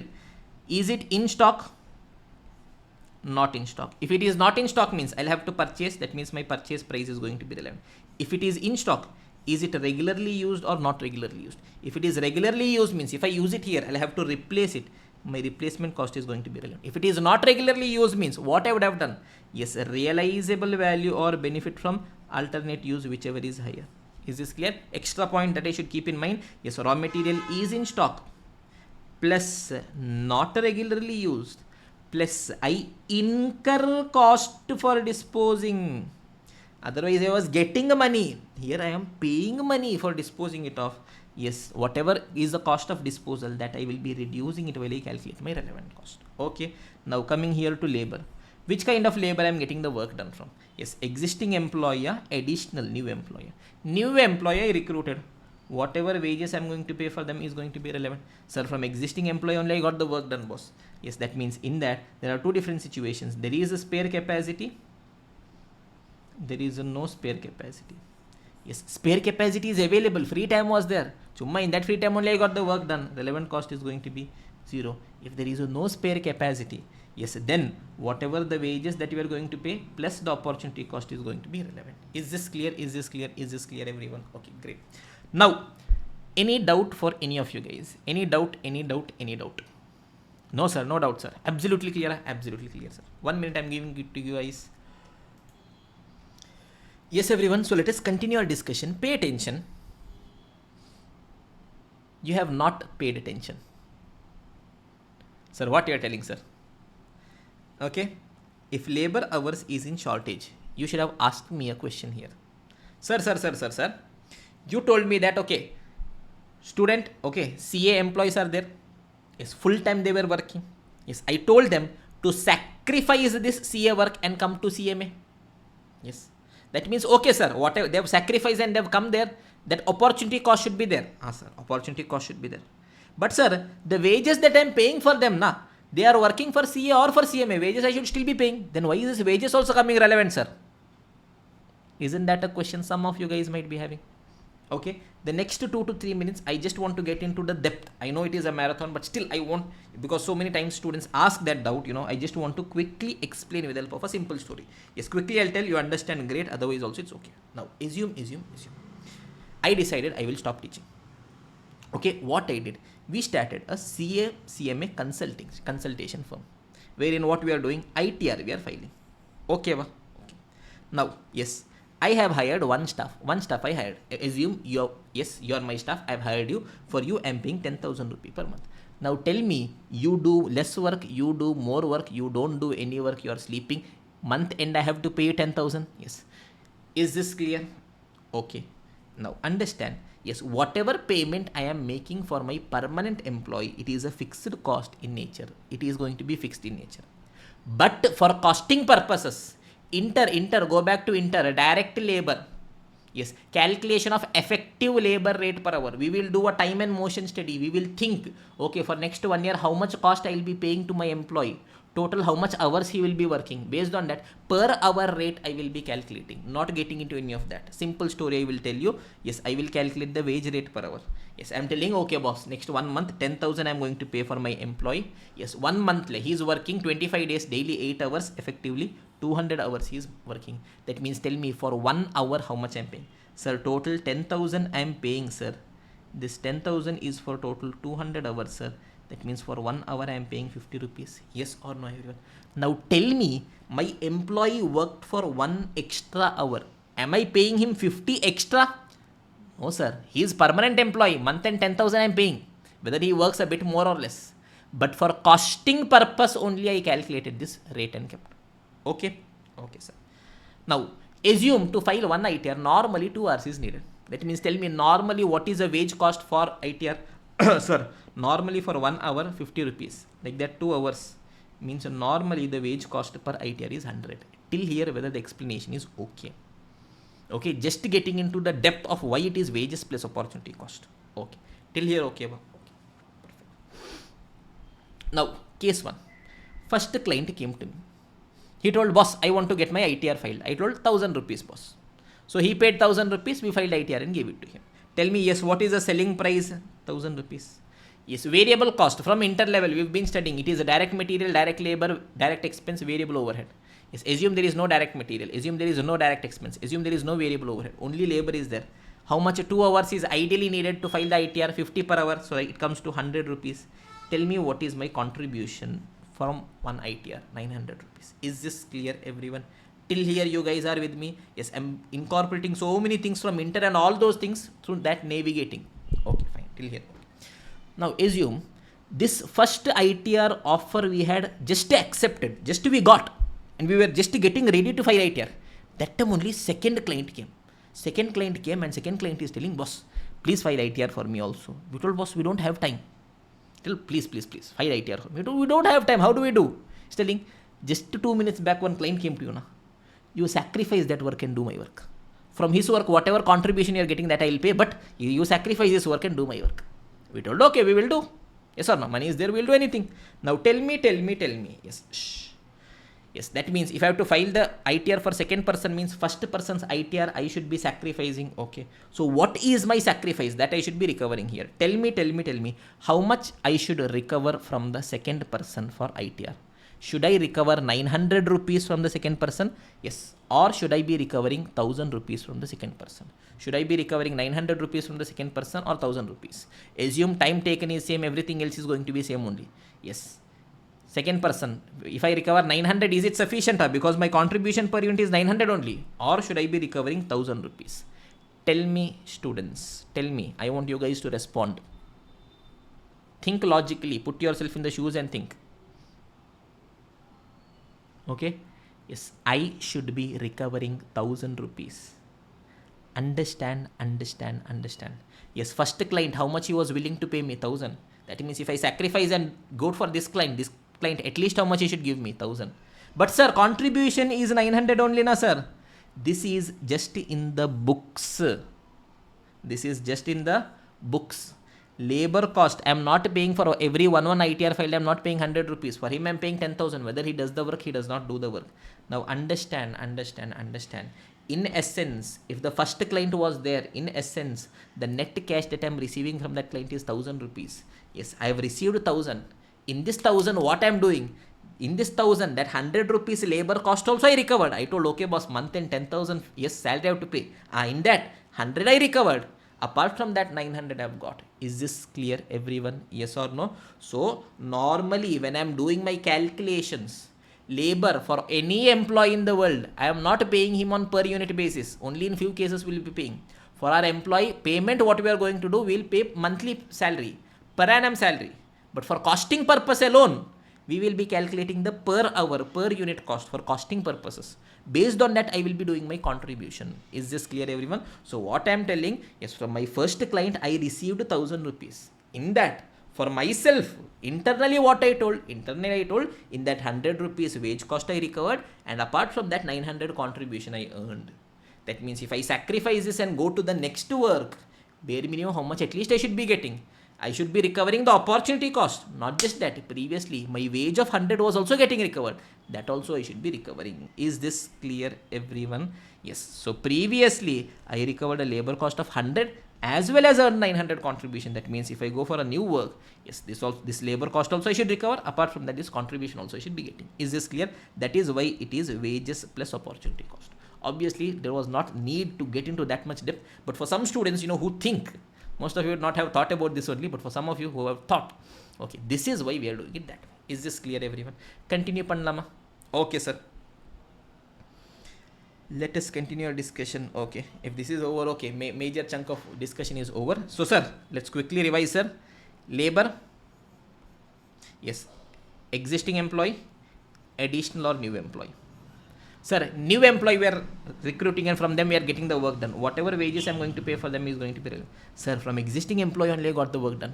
Spare capacity is there, spare capacity is not there. Spare capacity, chumma they were sitting, sir. From them we got the work done. Relevant costing is 0. Yes, there is no spare capacity. They were doing some existing work. From that, their labor cost was also getting recovered. Contribution also was getting earned. That we sacrifice. That means the wages plus opportunity cost is going to be relevant. Is this clear, everyone? Continue Pannama. Shall we continue, students? Okay, next case is going to be overheads. Yes, overheads I will be bifurcating into two: variable overheads, fixed overheads. Variable overhead. Suppose I decided to take up the CMA order. So to take up that order, I'll have to record the classes. For that I will be incurring the electricity cost, variable overhead cost. Yes, it is a variable in nature. It is incurred only if we take up the decision. Otherwise, it is not incurred. That means what kind of cost is it, students? Yes, it is going to be my relevant cost. Is this clear, everyone? Always relevant. Simple. Right now, I am taking classes. Tomorrow, I decide, I will start manufacturing pen also. Yes, if I start manufacturing pen, yes, to manufacture pen, yes, I want a machine. Yes, they will be using fuel. Variable overhead. Yes, relevant? Relevant, boss. Fixed overhead, yes, fixed overhead treatment we have already told. Yes, if it is allocated overhead, existing overhead means it is irrelevant. If it is additional overheads means it is relevant. Is this clear, everyone? Is this clear, everyone? Simple point, assume fixed overhead apportionment. I took a place on rent for which I was paying 10,000 rupees. Right now I was only taking classes for CA students, but tomorrow I decided for CMA also I will take. So for costing purpose, in books of accounts what I did, I bifurcated it as 6,000 for CA students, 4,000 for CMA. In reality, am I paying 4,000 extra for CMA? Otherwise, also I am paying 10,000 only. Now also I am paying 10,000 only. Tell me, is it relevant or irrelevant? Irrelevant, sir. It is just an allocation in books of accounts. Whether I take the decision or I don't take the decision. I don't take class for CMA, 10,000. I take class for CMA, 10,000 only is the rent. That means existing allocated overhead is going to be irrelevant. But sir, if we incur additional fixed cost, specifically to take the decision, specific fixed cost, it is going to be relevant. Okay, va. Clear, continue Panlama. Okay, is giving you guys 1 minute break to let the things settle in. Then we have the final point, which is going to be relevant cost in case of machine. Then we have all the special points, okay, which we'll have to keep in mind before solving questions. Then we'll solve all questions. Taka. Concept is going to get over. Okay, I hope you have thoroughly enjoyed this. Giving you guys 1 minute to let the things settle in your mind. Yes, everyone. So what all we have discussed? Yes, concept number 1. What is a relevant cost? It is a cost which is relevant to take a decision. It is incurred only if I take a decision. Then specific items and their treatment, historic cost, sunk cost, committed, already incurred in past, irrelevant. Then we told fixed cost. Yes, allocated means irrelevant, additional means relevant. Opportunity cost, always relevant. Then we told additional cost, out of pocket cost is going to be relevant. Components of marginal cost, yes, variable cost, specific fixed cost, opportunity cost, if any. Relevant cost in case of material we discuss. Material not in stock, that thing. We will revise it at the end. In case of labor we told existing employee, additional employee. Overhead we told variable overhead, always relevant. Fixed overhead. Yes, existing means, allocated means irrelevant, additional means relevant. Okay. Final thing, yes, relevant cost in case of machines. Beautiful discussion, 5 minutes will be over. Yes. Machines can be bifurcated into two. Machine is not in possession, machine is in possession. So let us try understanding, students, relevant cost in case of machine. Now, we decided we are going to start taking classes for CMA students as well. Right now, I was taking classes for CA students. Okay, great. Machine we want. We will take one machine, assume printer. Printer is a machine. So we decided we are going to start taking classes for CMA students. For them, we have to print the books. Now for that, we want a printer. Okay. Okay, boss. Firstly, there is a special order for that we want a printer. Yes, case number 1, we do not have the printer. Yes, in case of machine, main to bifurcation, machine is in possession. I am having a machine with me already. Machine is not in possession. I am not having a machine with me already.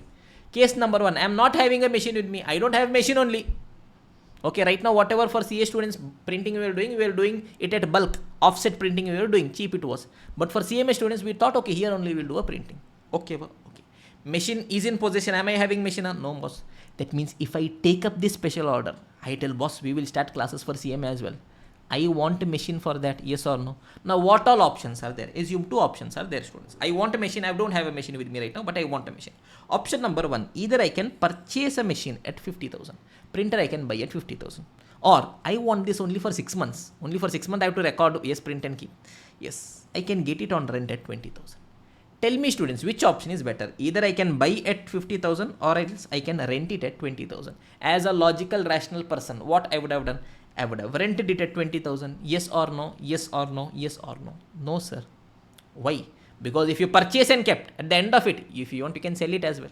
Assume. Option number 1, I can buy a machine today at 50,000. 6 months later, special order is over, CMA work is over. I'm telling I have this machine, I don't want. What I will do?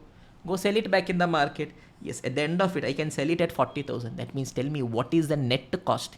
If I'm buying the machine means today to purchase, I would have paid 50. But at the end of the period, I would have got back 40. That means only 10,000 would be my cost. As against that, if I decide to get it on rent, my cost will be 20,000. So tell me, as a logical, rational person, what I would have done. Would I have purchased the asset or would I have taken it on rent? I would have purchased the asset. My cost would have been how much? 10,000. So that means what is going to be my relevant cost? Whichever is lower, 10,000 is going to be relevant. Is this clear? Is this clear? Is this clear, everyone? Okay. So look at this. What is happening? Okay. Machine is there. Machine is not in possession or machine is in possession. Yes, I don't have a machine with me. That means if I have to take up this special order means I want the machine. Sir, how do I get the machine, sir? Boss, 2 options is there. Either I get it on rent or I purchase. Net cost of purchase. If I purchase at the end of the life, I will sell it as well. I don't have it. I only want it for a special order, one-time order, which is a purchase cost minus my resale value. Sir, as a rational person, which option I would have chosen? Whichever is lower, I would have chosen. That means what is my relevant cost? Whichever is lower is my relevant cost. That is what I'm incurring because I'm taking up this specific contract. Is this clear, everyone? Okay. Second case, machine is in possession. I am having a machine. Printer I have purchased. I am having a machine. Now again comes, yes, regularly used or not regularly used.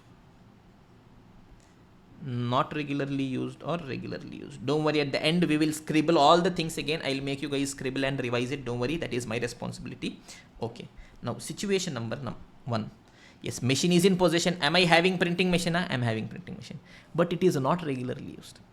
Yes, we are not using it. Sir, why, sir? Printing machine you purchase. Printing machine we purchased.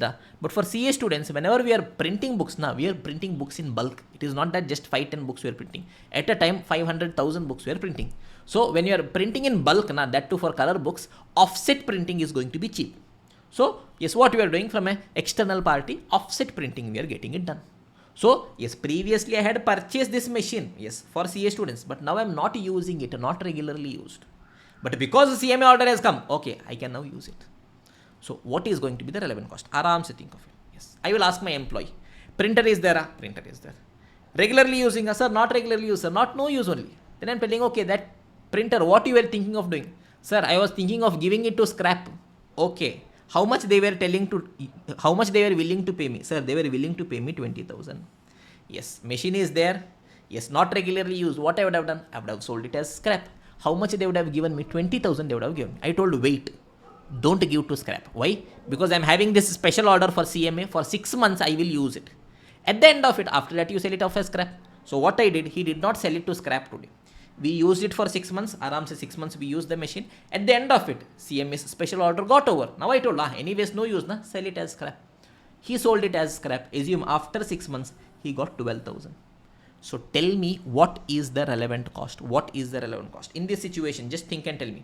Yes, if I am not taking CMA classes, means today itself I would have sold, I would have got 20,000. But because we are taking CMA classes, we sold after 6 months, we got 12,000 only. That means how much we have sacrificed, 8,000 we have sacrificed. That is my relevant cost. Yes or no, everyone? Yes, if I have to tell in technical terms, means yes, it is the difference in realizable value or fall in realizable value. Today only if I would have sold, realizable value would be 20,000, but I sold after 6 months. My realizable value is 12,000 only. Yes, my realizable value fell by 8,000. Why it fell? Because I did not sell today. I used it for special order. That is going to be relevant. Is this clear, everyone? Yes or no? So look at this, look at this, look at this. Machine is there, machine is not in possession, machine is in possession. Not in possession means I'll have to buy that story. Machine is in possession. I'm having the machine already. Not regularly used, boss. What I was thinking of doing, sell it off as scrap, realizable value, but I use it after a period I will sell. So what will happen? There will be a fall in realizable value. That is going to be relevant for us. Okay. Now coming to machine is in possession and is regularly used. Now look at this, students. Yes, aram se I will tell. Tell me, students, I want you guys to tell me. Yes, raw material is in stock and it is regularly used. What is the relevant cost? Sir, it is a replacement cost. Yes or no, everyone? Yes. Pen drive, regularly I am using. If I use for CMA means I'll have to replace, replacement cost. Okay. Yes. Material is in stock and it is not regularly used. What is it? It is a realizable value. Machine is there.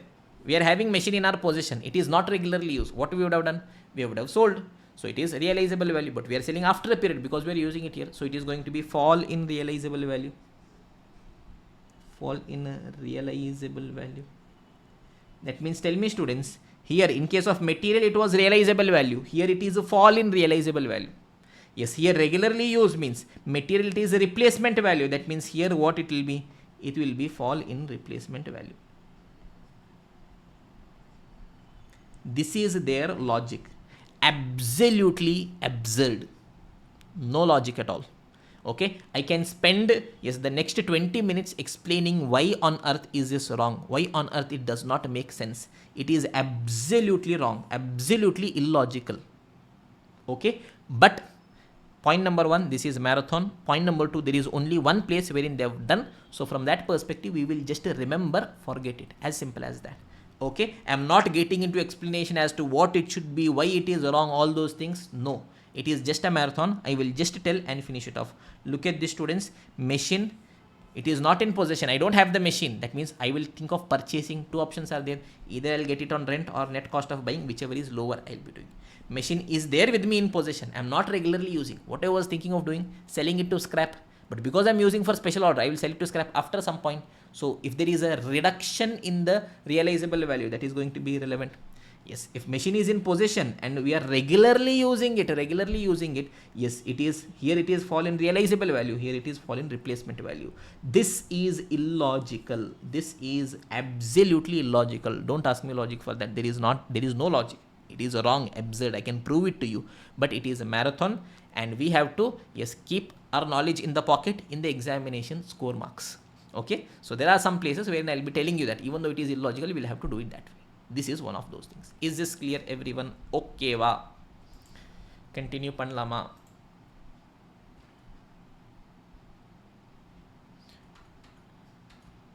Okay. Yes, everyone. So we are discussing relevant cost in case of material, labor, overheads and machine. The discussion is completely over. Quickly, taka, we'll revise. Okay.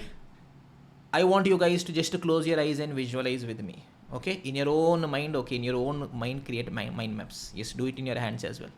Sir, what people at home will think? Let them think you are mad. Da. Okay. Just a minute. I guess there's a small issue with the audio. Yeah, now whether the audio is clear, give me a confirmation, students. People who are watching it live on Zoom. Yeah.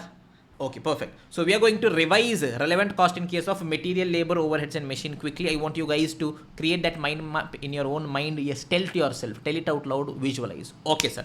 First, material. Yes, not in stock, in stock. Sir, if it is not in stock, what we'll have to do? Sir, we'll have to purchase. That means purchase cost is relevant. Sir, if it is in stock, sir, two different cases. Yes, regularly used or not regularly used. Okay, if it is regularly used means that if I use it here, I'll have to replace it, replacement cost. If it is not regularly used means it is realizable value or benefit from alternate use, whichever is higher. Okay, okay, sir.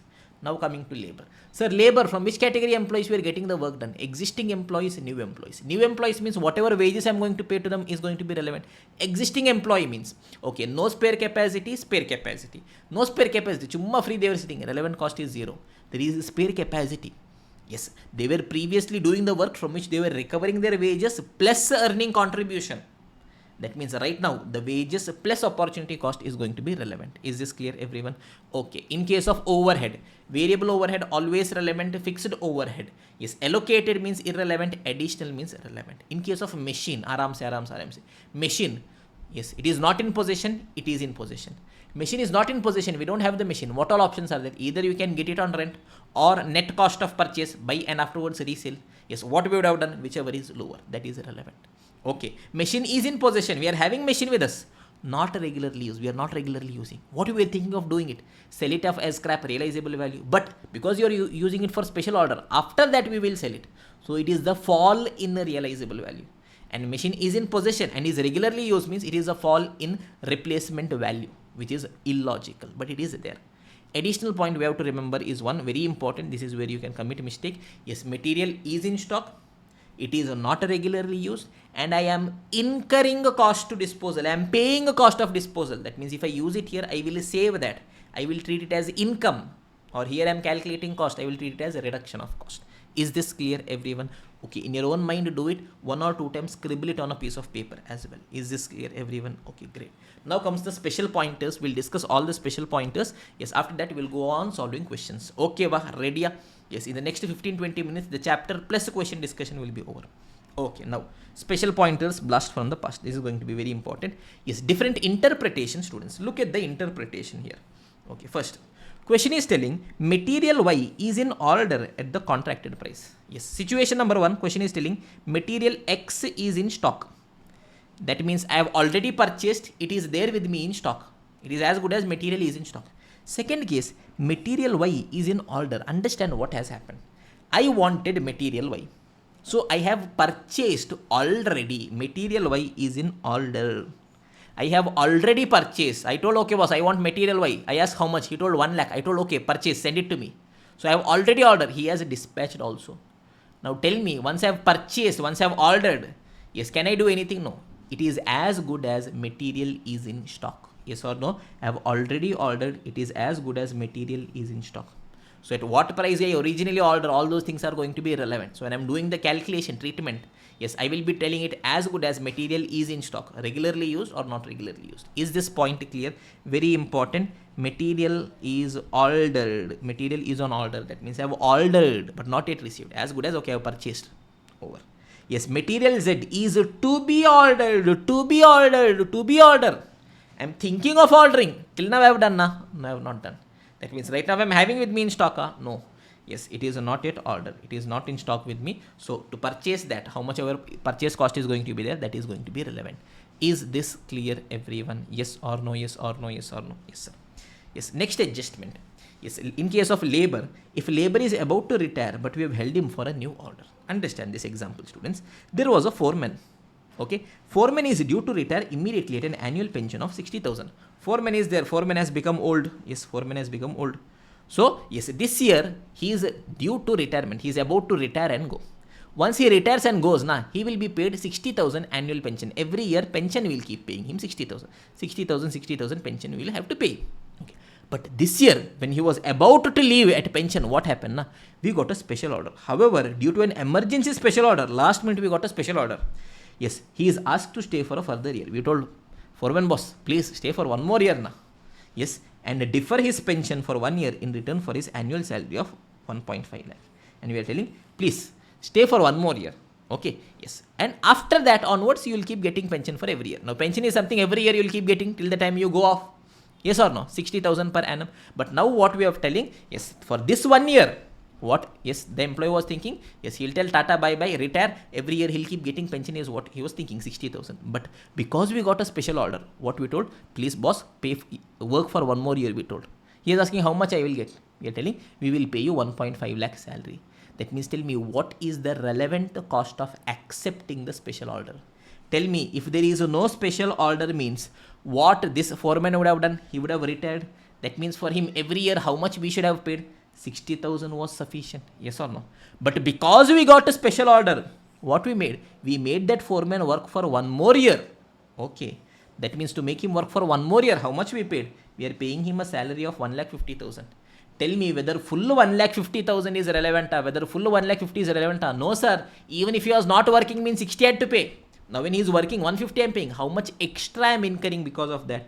90,000 is an extra cost which is going to be relevant. Is this clear everyone? Okay boss, perfect. Yes, in case of overhead, yes, avoidable overhead, if question gives, it is always relevant. That means that can be avoided if I do not take that decision. Look at this students. Question is telling general overhead is 12 lakh.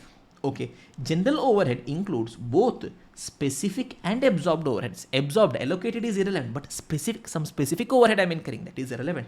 If the contract is not undertaken, 4 lakh of the same can be avoided. Oh my the God, what is the appendix? Tell me, general total overhead is how much? 12 lakh. But if I do not take the special contract, if I do not take the contract, how much I can avoid? 4 lakh I can avoid. That means how much only it will be? 8 lakh only it will be. That means tell me, yes, if there is a special order, how much will be my total overhead cost? 12 lakh. If there is no special order, how much will be? 8 lakh will still be there. But this 4 lakh I can save. This 4 lakh is incurred only if I take a decision. Only if I accept the order. That means what is relevant cost? This 4 lakh is going to be relevant. Is this clear everyone? Okay, relevant cost is going to be equal to 4 lakh. Okay, okay, perfect. Now next special point in case of a machine. Look at these students. Additional operating cost of machine is going to be always relevant. Say for example, I am saying, yes, we are having the machine with us already in possession. It is there. Existing old machine is there with us, boss. Okay, boss, great. But to undertake this specific contract, machine is not needed. But to do this work, yes, I want some fuel. Is this relevant? Relevant, sir. Yes or no? So it is going to be relevant. Yes, additional operating cost to operate the machine, whatever cost I am incurring, it is obviously going to be relevant. That is, it will be incurred only if I take up the contract. Okay. Now, next thing is if routine maintenance is given. Look at this, students. Simple example. Yes, wherever tricky adjustments were there, we've picked all of that from question. Okay, we put it here. So that next time when you go to the question, firstly, you are at comfort. Secondly, next time for your last day revision also, it is helpful. Look at this, students. Routine maintenance of the machine is 40 per month. Normally, every month, even whether you use, you don't use, you do special contract, you don't do special contract, 40 per month routine maintenance will be doing. However, due to use of the machine for the contract, but because this month we used it for the contract, maintenance cost will increase to 60 per month. This month, how much my maintenance cost came to? 60. Tell me, even if there is no contract, how much it will be? 40. Because I took the contract, how much is my cost? 60. That means tell me how much is a relevant cost? 20 rupees per month is going to be relevant. Is this clear everyone? Okay, great. Now, okay, fine. Next set of things also we'll finish it off so that once we get into question, all these adjustments are already done. Okay. Miscellaneous points. Provision for expected increase in cost. Question is telling me that, okay, boss, I am planning to produce a product. To produce a product, what all I want? Direct material 100, direct labor 50, variable overhead 50. Yes, assume there is no fixed overhead. So they are telling, okay, we are thinking total cost could be 200 rupees. But they are telling, yes, some provision they want to create. Why? Because they are thinking that in future, sometime in future, cost might increase. For that, they are creating some provision at 10%. Assume 20. They are telling 220. Now tell me, this provision, is it relevant or is it irrelevant? Sir, this provision, it is just an accounting entry. Yes or no? Whether I take up this decision, I don't take up this decision. This is just an accounting entry. So it is going to be absolutely irrelevant for my decision making. Is this clear everyone? It is just a provision created in books of accounts. It does not have any actual cash flow. That means it is going to be irrelevant for our decision making. Is this clear, students? Okay, great, sir. Market research survey cost already undertaken. I am thinking of starting manufacturing of this pen. So for that, what I did, I already did research. Yes, market research, everything I did. For that 1 lakh, I already incurred. Now, whether I produce pen, I don't produce pen. This cost is incurred. Done and dusted. Done and dusted. Relevant? Irrelevant, sir. Already done, yes, it is going to be irrelevant for decision making. Is this clear, everyone? All special points we are trying to cover here. Okay. Default assumptions by the CMA material in the absence of specific information. If question does not give you any information, what should we assume? Yes, labor. Question does not tell anything about labor. We'll always assume it is my casual labor. So whatever is the wage cost that we are going to pay is going to be relevant. Casual, temporary, additional labor. We are thinking, okay, from extra labor we are getting the work done. That is why whatever wages I'm going to pay for him is going to be relevant. Variable overhead. Yes, we have told variable overhead is always going to be irrelevant. Default assumption. Fixed overhead. If question does not tell anything, if question tells this is allocated overhead, this is a specific overhead, this is additional overhead, accordingly I'll do. Question does not tell anything. What is our normal understanding of fixed cost? Yes, we'll assume fixed cost is fixed for a month. Whether we do the work, we don't do the work, it is incurred. That means we'll assume it is just an allocation of cost. It is irrelevant for decision making. Is this clear, everyone? Okay, boss. Great. Now, next point is, if question asks us to calculate the minimum price to be charged. Yes, question has given us all the data and question is telling, okay boss, tell how much minimum price I should be charging. What I will do? Yes, I will calculate the relevant cost. Yes, total how much is the relevant cost I will calculate. That much only minimum I should be getting. Yes or no? Simple. I am telling boss, yes, if I am taking classes for you guys, for CMA students, randomly I am telling, I have to pay a variable cost of say 10 rupees. Specific fixed cost of say 10 rupees. I have incurred opportunity cost of say 10 rupees. That means tell me bare minimum. Yes, how much I should be getting? Yes, 10 plus 10 plus 20, 40 bare minimum I should be getting. That is a bare minimum. So if question asks you what is the minimum price, what I will do? Step 1, we'll calculate the relevant cost. Then we'll tell relevant cost, that is the bare minimum we want. Below this we will not accept. Above this, maja is coming. Is this clear, everyone? Okay, great. Then one final adjustment is there. After this, all adjustments are over. We'll go looking at the questions. Some 9 to 10 questions are there. Beautiful questions are there. You will do it aram se. Okay, look at these students. Following details are available about the cost components listed above. Question is telling there is a material X which is in stock. Okay, boss, great. Recording is on, right? Okay. Now, material X is an obsolete material. Okay, material X I am having with me in stock. It is there, it is there. It is obsolete material. That means, is it regularly used? Not regularly used, boss. Obsolete, old stock. Not regularly used. However, it can be used on another product W, the material for which is available at 1,35,000. However, material X requires some adaptation to be used, which costs 15,000. It may take some time before W's order is confirmed. Until then, storage cost is going to be 12,000. Now, understand. Yes, material X I am having with me. It is there in stock. It is obsolete. Am I using it? No. So, what you are thinking of doing, sir? Sir, I was thinking of selling it as a scrap. So, that means what I would be getting? Realizable value or benefit from alternate use. Whichever is higher I should be using. Tell me, in the question, anywhere they have given realizable value, scrap value they have given. No, sir, they have not given that. Okay. But they have given benefit from alternate use. What they are telling is, material X anyways was useless, na? But what we can do, it can be used for producing another product W. Yes, I am producing a product W. Okay. Yes, for that, yes, one raw material is needed, for which I have to pay 1,35,000. In its place, this material X I can use. That means tell me, if I use this material X there, how much I can save? 1,35,000 I can save. Yes or no? That means 1,35,000 rupees worth of benefit it is giving me. So I'm telling relevant cost is 1,35,000. But wait, boss. To get this benefit of 1,35,000, wait. Yes, I'll have to do some adaptation, for which I have to pay 15,000. Yes, from market if I'm buying 1,35,000, I have to pay. Yes, X also I can use, but directly I cannot use na, boss. What I'll have to do, I'll have to adopt a bit, make some small kuti changes. For that, how much I am paying? 15,000 I am paying. That means tell me what is going to be my net benefit. Full 1,35,000 I am getting. No, sir. 1,20,000 only I am getting. And this today only I can use. No, it may take some time before W's order is confirmed. Only if W's order is there, only then I can do all these things. So, but I am expecting that order I will get. So, till then what I'll have to do? 12,000 rupees. Storage also I'll have to do. That means tell me full 1,20,000 will I get as benefit? No, boss. Again 12,000 will go off as storage. That means 1,08,000 only benefit I'll be getting. That means what is my relevant cost? 1,08,000 is going to be my relevant cost.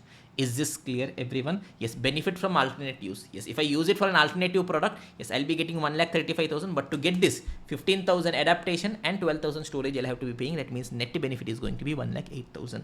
Okay, is this clear? Any doubt, students? Now shall we get into solving of questions? Give me a confirmation, everyone.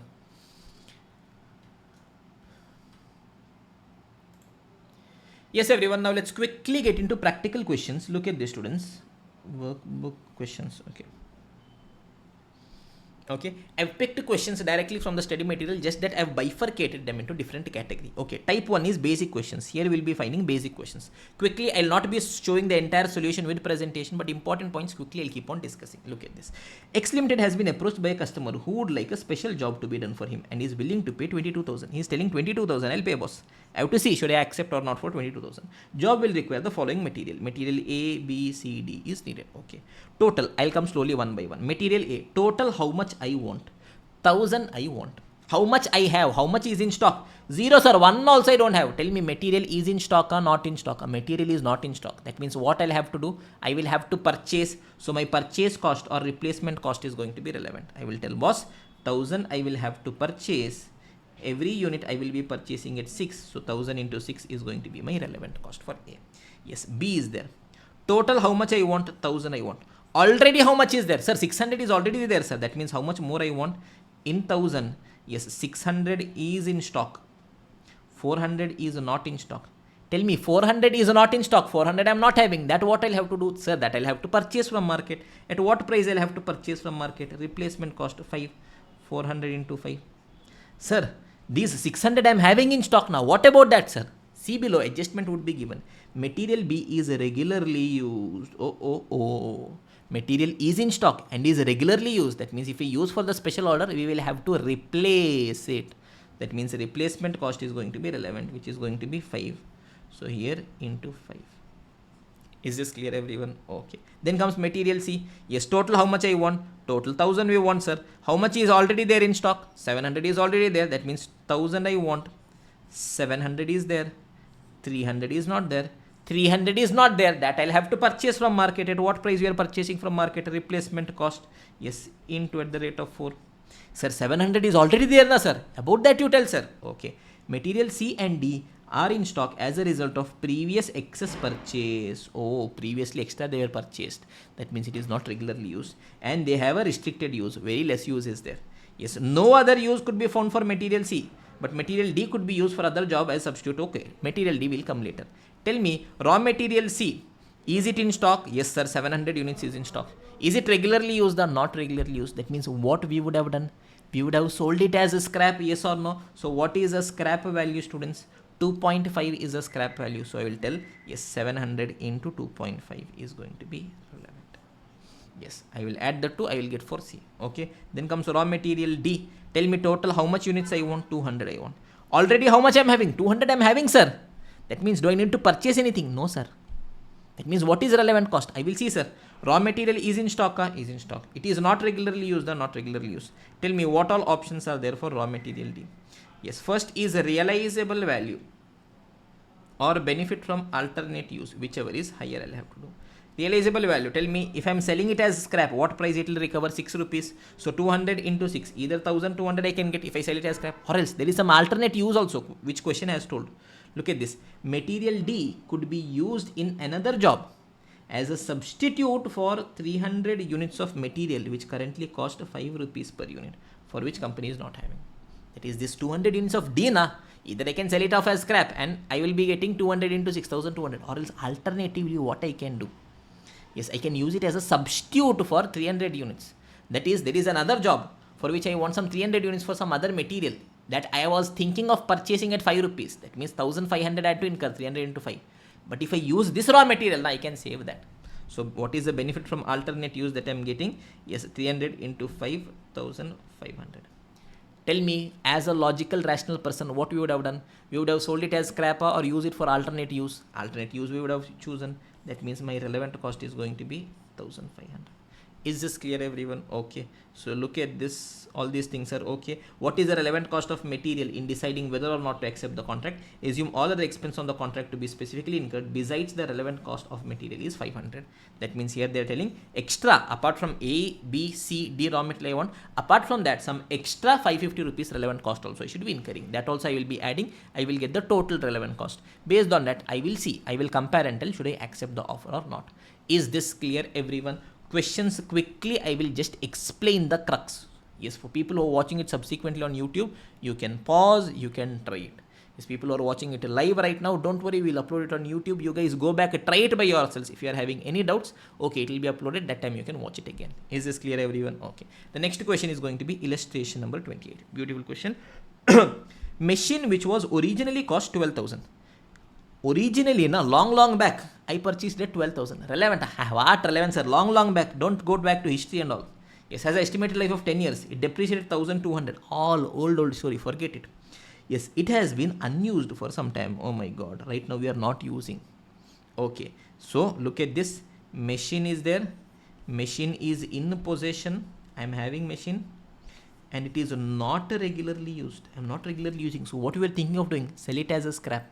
But if you use for some special contract, scrap value will reduce. That means my relevant cost is going to be, yes, the reduction in realizable value or the reduction in scrap value. Yes or no? This is the concept. Okay, let us see. Yes, it is unused for some time. However, as expected, production order did not materialize. Special order has now been received, which will use the use of the machine for 2 months. Current realizable value of machine is 8,000. Today, if I am selling that machine, means 8,000 I will get. But if I use for job after 2 months, if I sell, means 7,500 only I will get. That means what is my relevant cost? How much I have lost here? Today, if I am selling, means 8,000 I would have got. 2 months later, if I am selling, means only 7,500 I am getting. That means my relevant cost here is going to be 500 rupees. Is this clear, everyone? Okay, perfect. Net book value of machine is 8,400. Tell me at what price book? Yes, machine is there in the books of accounts. Book price throughout is going to be irrelevant. Boss, that is old story, boss. Don't go back to past. Today you tell. Okay, great. Routine maintenance of the machine currently costs 40 per month. Routine maintenance. Normally we are doing 40 per month every month. Whether we do the work, we don't do the work. However, by using for this, yes, the maintenance will increase to 60. Otherwise also it is 40. Now because we are using it is 60. That means how much is relevant? 20 rupees extra is going to be relevant. What will be the relevant cost of using the machine? 500 plus 20, 520 it is going to be. Is this clear, everyone? Questions obviously quickly only I am going to tell. Okay, perfect. Now pay attention, everyone. Question number 3, illustration 34. Accountant has prepared the following estimate on the basis of which he has advised that contract should not be accepted. Okay, accountant is telling he may not be having knowledge. Let us calculate properly and see. Na? Okay, material X in stock. Raw material X is in stock. I am already having it with me. Okay, let us see what more they have told. Material X is an obsolete material. Okay, material is in stock. Regularly used. Not regularly used. That means tell me it is going to be realizable value or benefit from alternate use, whichever is higher. Okay, it can be used for another product W. The material for which is available at 1,35,000 is benefit from alternate use. This adjustment I had told. Yes or no? Material X, what I can do? Yes, I can use it in place of W. That means if I use it there, how much benefit I will get? Yes, 1,35,000 benefit I will get. But to get this 1,35,000 benefit, adaptation I'll have to do. For that, how much I'll have to pay? 15. That means that benefit is reduced. Then I'll have to store it for some time. For that 12,000 cost I'll have to incur. That means net benefit is how much? 135 minus 15 minus 12. I guess it is 108. 108 is going to be relevant. Material Y on order. That means I have purchased but not yet received. Tell me, boss, you purchased already? Yeah, I purchased already. That means story is over. Over. I received, I did not receive. That does not make a difference. But it is as good as material is in stock. I have purchased. Purchase price I have paid. Whatever I have paid is irrelevant, historic. Is this clear, everyone? Okay. Material Y is ordered for some other product which is no longer required. Now it has a residual value of 1,55,000. Tell me, raw material Y is in stock. It is not regularly used. That means what I want, realizable value, which is 1,55,000. Okay, material Z is to be ordered. To be ordered. Am I having Z? To be ordered. I am thinking if I will do this contract, means I will purchase. I will order. To order that, how much I will be paying? 3 lakh I will be paying. Anything else is given? No, boss. This 3 lakh is going to be irrelevant. Okay, skilled labor, unskilled labor, here nothing is given. We will see what explanation they're asking. Okay, skilled labor can work on other contract which are presently operated by semi-skilled labor at a cost of 4 lakh rupees. Understand. Skilled labor are there. We have recruited them already. For them, yes, permanent salary I'll have to keep paying. But boss, if there is no work now, if this special contract is not there, what we would have taught? Yes, we would have used them, yes, in place of a semi-skilled labor. Yes, there is unskilled labor whom we are thinking of recruiting. In their place, we could have used this skilled labor. They would have given us a benefit of 4 lakh rupees. Yes, that means tell me, look at this. Yes, this is again going to be important. Skilled labor. Yes, you'll have to add it in your adjustment list. Skilled labor, yes. Fixed salary you are paying, yes, how much? 5,40,000. That anyways we are paying, boss. But if work was not there, na, yes, what these employees would have done? If this special contract was not there, these skilled employees would have done some other work. In that they would have saved 4 lakh rupees that we had to pay otherwise for some semi-skilled employees. That means from them, right now the benefit is going to be 4 lakh rupees. 4 lakh is going to be relevant. Okay, this point is important. You will have to, yes, revise it one more time. Okay, unskilled employees. Yes, unskilled employees are specifically employed for this contract. For this contract only we got. How much we paid for this contract? 3 lakh. That means 3 lakh is going to be relevant. Yes or no, everyone? Okay. Supervisory staff will remain whether or not the contract is accepted. Whether work is there or not, supervisor will be there. That means tell me, is it relevant or no, sir? Anyway, sir, I have to pay. It is irrelevant. Yes. Then we are having overhead is charged. Yes. Okay. Sorry. Here there is one more sentence. Sorry, I forgot, students. Yes. Supervisory staff will remain whether or not the contract is accepted. Okay. This gives me an impression that, okay, it is irrelevant. Only 2 of them can replace the other position where the salary is 50,000.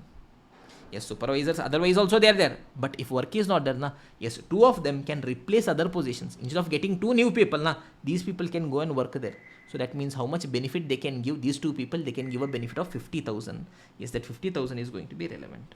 Okay, everyone. Yes, aram se, yes, questions, obviously we are doing it a bit fast. Aram se, you sit and think, you will keep getting the logic. Yes, the entire logic we have derived and kept. I should just ask, yes, if I do this work, what will happen? If I don't do this work, what will happen? Now understand, yes, if I do this work, anyways I'm paying for them. Yes, if I do not do this work, they will go and work there. There they can save 50,000. Okay, that means if I do this work, this is the opportunity cost, sacrifice, 50,000. Okay, great. Overheads are charged at 33 1/3% of skilled labor. Only 1,25,000 will be avoidable. In that 1,25,000 I can avoid if I do not take up the contract. That means this 1,25,000 is going to be relevant. Okay, boss. 1,25,000. So I will add all of this. I will get my relevant cost. Based on this relevant cost, I will compare with the contract price and I will tell if I accept effectively how much benefit is there. Is this clear, everyone? So they're asking, okay. All those things they're asking, we can do it. Okay, shall we continue our discussion, students? Obviously, questions I'm going to do it a bit fast. It is not regular. Even in marathon, maximum questions also with the adjustments I'm quickly trying to explain to you guys. Okay, na? Shall we continue giving you guys 1 minute to let the things settle in? Then we'll go to the next set of questions as well. Yes, everyone. So now let's go to the next question. Okay, pay attention, students. Advanced set of questions these are. So obviously one level above we are going. Okay. Tip Top Textiles manufacture a wide range of fashion fabrics. Company is considering whether to add a further product. Superb. Right now it is not there. We are thinking, should we add or not?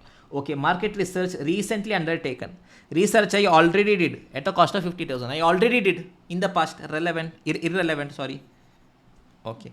Yes, estimated that demand for the product will last only for 1 year. Only 1 year demand will be there, during which 50,000 units could be sold at 25 per unit. Okay, how many units I will be in a position to sell? 50,000 units is my demand for 1 year. Okay, boss. Production and sale will take evenly through. Their following information is available. Raw material. Each Superb will require 3 different types of raw material: posh, flash, and splash. Quantity required. All those things are there. Okay, now aram se we will come. Okay, 3 different raw materials are there. Tell me 1 year, what is the demand of my finished goods? Sir, 50,000 finished goods demand is there. Yes. Coming to first raw material, posh. Yes, meters required per unit of Superb. To produce one Superb, how much meter posh I want? 1 meter I want. Sir, total 1 yearly, how much finished goods I want? 50,000. That means total how much meter raw material I would want? 50,000 meter I want. Yes or no? Come to flash, to produce one finished goods, how much meter flash I want? 2 meter. 1 year total, how much finished goods I want? 50,000 finished goods. That means 1 lakh meters is the total quantity needed. Splash, to produce one finished goods, 0.5 meter is needed. Yes, the demand is for 50,000 units. That means 50,000 into 0.5, it is going to be 25,000 meters. Yes, I have calculated the total quantity. Then I will see how much is in stock, how much is not in stock, all those things we will do it aram se. Okay, fine. Now, coming to Posh. Tell me how much is in stock. Posh total, how much I want? 50,000 I want. Already how much is there? Sir, full 1 lakh is there. 1 lakh is there in stock, sir. So, do I need to purchase anything fresh? No, sir. But 1 lakh is there in stock. Regularly used or not regularly used, I should see. Yes, sir. Okay, let me come here. Quantity required is given. Posh is regularly used. Okay, look at this. Posh is regularly used by company and stocks are replaced as they are used. Posh is regularly used. That means if I use it here means I will have to replace it. Replacement cost is going to be relevant. How much is the replacement cost? At the rate of 2.5. Okay. Next, flash. Total, how much flash we want? 1 lakh flash we want. Already in stock, how much is there? 60,000 is already in stock. That means 40,000 is not in stock. 40,000 is not in stock. What I'll have to do? Sir, I'll have to purchase, sir. Okay, I'll have to purchase 40,000. To purchase 1 unit of flash, purchase, current replacement cost. To purchase, I'll have to pay 2.8 at the rate of 2.8. I'm not doing the calculation, leaving the calculations for you guys. Okay, sir. But sir, 60,000 is already there in stock now. What about that, sir? We will read the... Okay, look at this. The current stock of flash is a result of overbuying from an earlier contract. Okay, not regularly used. Okay, the material is not used regularly by Tiptike and any stock that was not used to manufacture would be sold. That means what we were planning of doing, we were planning of selling it as a scrap. Okay, boss. Yes, material is in stock or not regularly used. Okay, it is a realizable value or benefit from alternate use, whichever is higher. Benefit from alternate use is not there. Realizable value, if I sell, how much it is giving me? 1.1 it is giving me. That means I'll tell, okay, 60,000 units at the rate of 1.1. Okay, fine. Final thing is splash. Tell me. Total, how much splash we want? 25,000 meters splash we want. In stock, how much splash is there? Sir, splash is not there only, sir. That means what we have to do? We have to purchase. To purchase 1 unit, how much it is? 5 rupees. That means 25,000 meter at the rate of 5 per meter will give me this. You add all of this, you will get the relevant cost of material. Okay, va? Okay, sir. Great. Now coming to labor. Production of each superb, 1 unit of superb will require quarter of an hour of skilled labor and 2 hours of unskilled labor at the rate of 20 per hour for unskilled labor. Aram se. Tell me total how much finished goods we want? 50,000 finished goods we want. Skilled labor to produce 1 unit, quarter means 0.25 hour, not that quarter da. Okay, that means for 50,000 units means 50,000 is the demand. 50,000 into 0.25, how much it is? 12,500 hours total is required. Okay, semi-skilled, how much hours is needed? 2 hours for 1 unit. That means for 50,000 units means total 1 lakh hours is required. Total how much hours is required? Okay, what is question talking about? Okay, 2 hours of unskilled labor at the rate of 20 per hour for unskilled labor. For unskilled labor, they are telling we are paying 20 per hour. We'll have to see existing and all those things. Based on that only we'll do. Okay, fine. No issues. In addition, one foreman will be required to devote all his working time for 1 year in supervision of production of superb. Superman is needed. Sorry, not Superman. Supervisor is needed. He is currently paid an annual salary of 1,50,000 rupees. Okay. Yes, we don't know existing. Yes, from existing work only is doing all those things. Aram se we'll read. No issues. Okay, fine. Yes, Tip-Top Textiles is currently finding it very difficult to get skilled labor. Skilled labor we are not getting. Okay, great. The skilled labor needed to manufacture superb will be transferred from another job from where they are earning a contribution surplus of 4.5 per labor hour. Oh my god.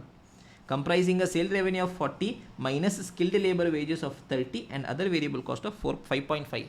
That means tell me skilled labor 12,500 hours. Yes, I am getting the work done from existing employee. Yes, spare capacity is there. Spare capacity is not there, sir. That means what is my relevant cost? It is the wages plus opportunity cost is going to be relevant. Yes or no, everyone? Perfect. Now, aram se. Tell me, I want wages plus opportunity cost. Total for 12,500 hours. Tell me what is the wages? Look at this. Aram se read it. Okay, contribution surplus is 4.5 per hour. Contribution is 4.5, comprising CL of 40 minus skilled labor wages of 30. Skilled labor wages is 30 per hour. So that means here it is 30 per hour into 12,500 hours. Apart from that, what is the opportunity cost? Contribution was 4.5 per labor hour into 12,500 hours. In simple term, yes, if I have to tell, yes, existing work was there.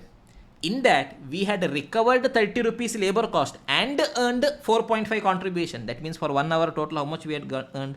34.5. That means if we use here means also bare minimum 34.5 we want at the rate of 12,500 hours. Okay, logically, conceptually, so much in depth we have explained. Now we are just solving questions here. Okay, perfect. Great. Okay, it should not be possible to employ additional skilled employees during the coming year. Not possible. Okay, if superb are not manufactured, company expects to have available 2 lakh surplus unskilled labor hours during the coming years. Because company intends to expand in the future, it has decided not to terminate the services of any unskilled labor. Oh, look at this. Unskilled labor. Total how much hours we want? 1 lakh hours we want now. But what is question telling? Read from here. Okay, if superb is not manufactured, then company will be having 2 lakh surplus unskilled labor hours. 2 lakh extra, yes, unskilled labor hours is there. That means tell me, if I have to manufacture superb means, should I recruit new unskilled employees from outside? No boss, existing employees are sitting there. 2 lakh hours is there free. From them only get the work done. Na? We want 1 lakh hours only. So get the work done from them. So do I need to pay them anything extra? No, relevant cost is going to be 0. Is this clear everyone? Whatever you feel is going to be a bit new or interesting, you'll have to highlight it and keep it for your revision purpose. Okay boss, great. Because okay, company decided we are not going to terminate because in future we will be using. Okay, fine. Foreman is due to retire immediately on an annual pension payable by company of 60,000. It has been prevailed upon to stay for a further year to defer his pension by 1 more year in return of annual salary. That adjustment I have told. Okay, if this special order was not there means he would have left Tata bye bye. He would have told we had to pay annual pension of 60,000. But because this special order is there, he is working and we are paying him a salary of 1.5 lakh. That means relevant cost is a extra 90,000 that we are paying for him. Machinery, 2 different machines will be required. Details is given as under. What all they have given? Yes, MT4, MT7, replacement value, resale value at the start of the year and end of the year is given. Straight line depreciation, okay, not necessary for us. It owns number of MT4 machines which are used regularly. Tell me, machine is in possession and is regularly used. It is the fall in the replacement value. MT4 replacement value, fall in the replacement value from 80 to 65. That means 15,000 is relevant. Okay, MT7, yes, it is no longer used. Okay, if it were not produced, we would have sold. That means no, yes, not regularly used. Fall in the resale value, realizable value, 11 to 8, 3,000. Okay, overhead, a predetermined rate of overhead is in operation. Fixed overhead recovered at 3.5. Variable overhead, fixed overhead, nothing is given means irrelevant. Yes, variable overhead is 1.2 per unit. It is going to be relevant. 1.2 for 1 unit. We are planning to produce 50,000 units of superb. It is going to be the cost. Yes, for decision making, incremental cost based on relevant cost and opportunity cost are usually computed. Yes, calculate. Yes, prepare a cost sheet. Yes, wherein you are going to show yes all the explanation relevant cost. Is this clear everyone? Question is over. Obviously, yes, doing the number part is going to be something you'll have to do it by yourself. Okay, wa? Maja has come. Yes or no everyone? Beautiful question. One of the most complicated questions. Okay, done. Okay, now next point is there. This question also, look at this students, I'll just give you a simple story. One component is there. Okay, 2 months back, yes, we are purchasing only from outside. At what price we are purchasing? At 4.5 we are purchasing from outside. 2 months back we randomly thought instead of buying from outside, we will manufacture in-house, make or buy decision. So we asked our costing department, do some calculation. They calculated, they put all irrelevant cost also and they told 4.7. That cost is wrong. Okay, today what happened is, the person from whom, just a minute, what is happening students? What is this da? Don't play along with the Zoom. Okay, so that thing was there, that decision was there. Just today what happened is, yes, the person from whom we were purchasing, he told that some 10% we are going to increase the cost. Look at this students, that is the story that they have told. Look at this. Yes, we want a part on off switch that right now we are purchasing from vendor at 4.5. In a year we want total 20,000 pieces. Okay boss, total in a year 20,000 units we want. Okay, production manager had put up a proposal to produce in-house only 2 months back. For that costing department, what they calculated? They calculate 4.73. In that all nonsense cost and all they would have incurred. We should see what is the relevant cost. Okay, boss. Purchase department continues to buy them from outside on the basis of cost estimate given. Recently, vendor has sent a letter requesting the purchase department to grant an increase in price of 10% minimum per switch as the input cost has gone up. Oh my the god. Supplier is telling, boss, old cost was 4.5. Today, 10% at least extra you will have to do. That means how much we will have to pay? 4.5 plus 10%, 4.95 we will have to pay. So now again we are sitting and thinking, yes, should I purchase from outside only or should I manufacture in-house? For that they have given the data. Based on that I'll have to be doing. Look at the students, we will just see the data here. Cost estimate prepared by costing department was as under. Previous old data is given. Current today's data is given. Based on that, I will have to calculate the relevant cost. 2 months back, what was the relevant cost? Today, what is the relevant cost? Based on that, I'll have to be giving a decision. Tell me students, direct material, nothing is given. Understand, if question does not tell anything, my variable cost is always relevant. My fixed cost is always irrelevant. That is a default assumption. Okay, sir. Yes, direct material, nothing is given. Old cost I'm telling. Yes, how much is relevant? Full 40,000 is relevant. Direct labor, nothing is given. We'll assume it is relevant. Okay, overhead 30,000. Overhead. Regarding overhead, we will see 25% of overhead is fixed. So 30,000 is overhead. In that 25% is fixed. That is irrelevant. Balance 75% is variable. That is going to be relevant. 30 into 75%. It is going to be 22.5. Total cost at the current price. Add expected increase of 5%. What nonsense is this, sir? What nonsense is this, sir?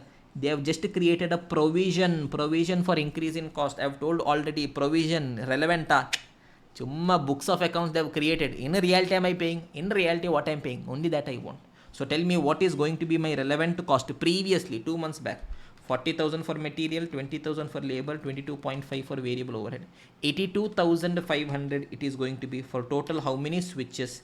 It is going to be for 20,000 switches. That means ideally if I am manufacturing in-house 4.125 only. That means tell me students, 2 months back only when I am doing the calculation, ideally what was best? If I am buying from outside, for every unit I have to pay 4.5. But if I am manufacturing in-house, for every unit, relevant cost is 4.125 only. What we should have done 2 months back only, we should have manufactured in-house. Forget 2 months back we did not do. Sir, today what happened? Today's also we will see. Tell me, material is 48 relevant, labor is 22 relevant, overhead is 31,500. Yes, in that I guess 25% is fixed. That means 75% is variable. Yes, it is going to be 23,625. Yes, expected increase in cost is irrelevant. So 23,625 plus 48,000 plus 22,000, which is going to be 93,625. It is for 20,000 component. That means 4.68125. Tell me today if I am buying from outside, what is the purchase price? 4.95. If you are manufacturing in-house, what is a relevant cost?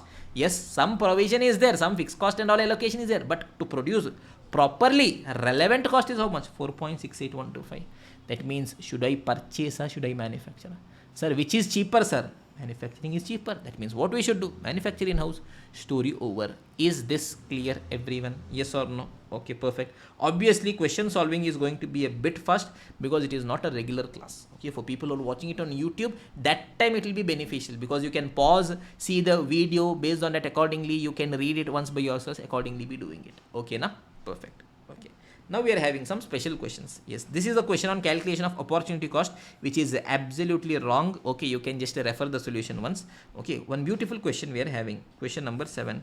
I guess if that is done, the entire concept is over, I guess. Yeah. Last question.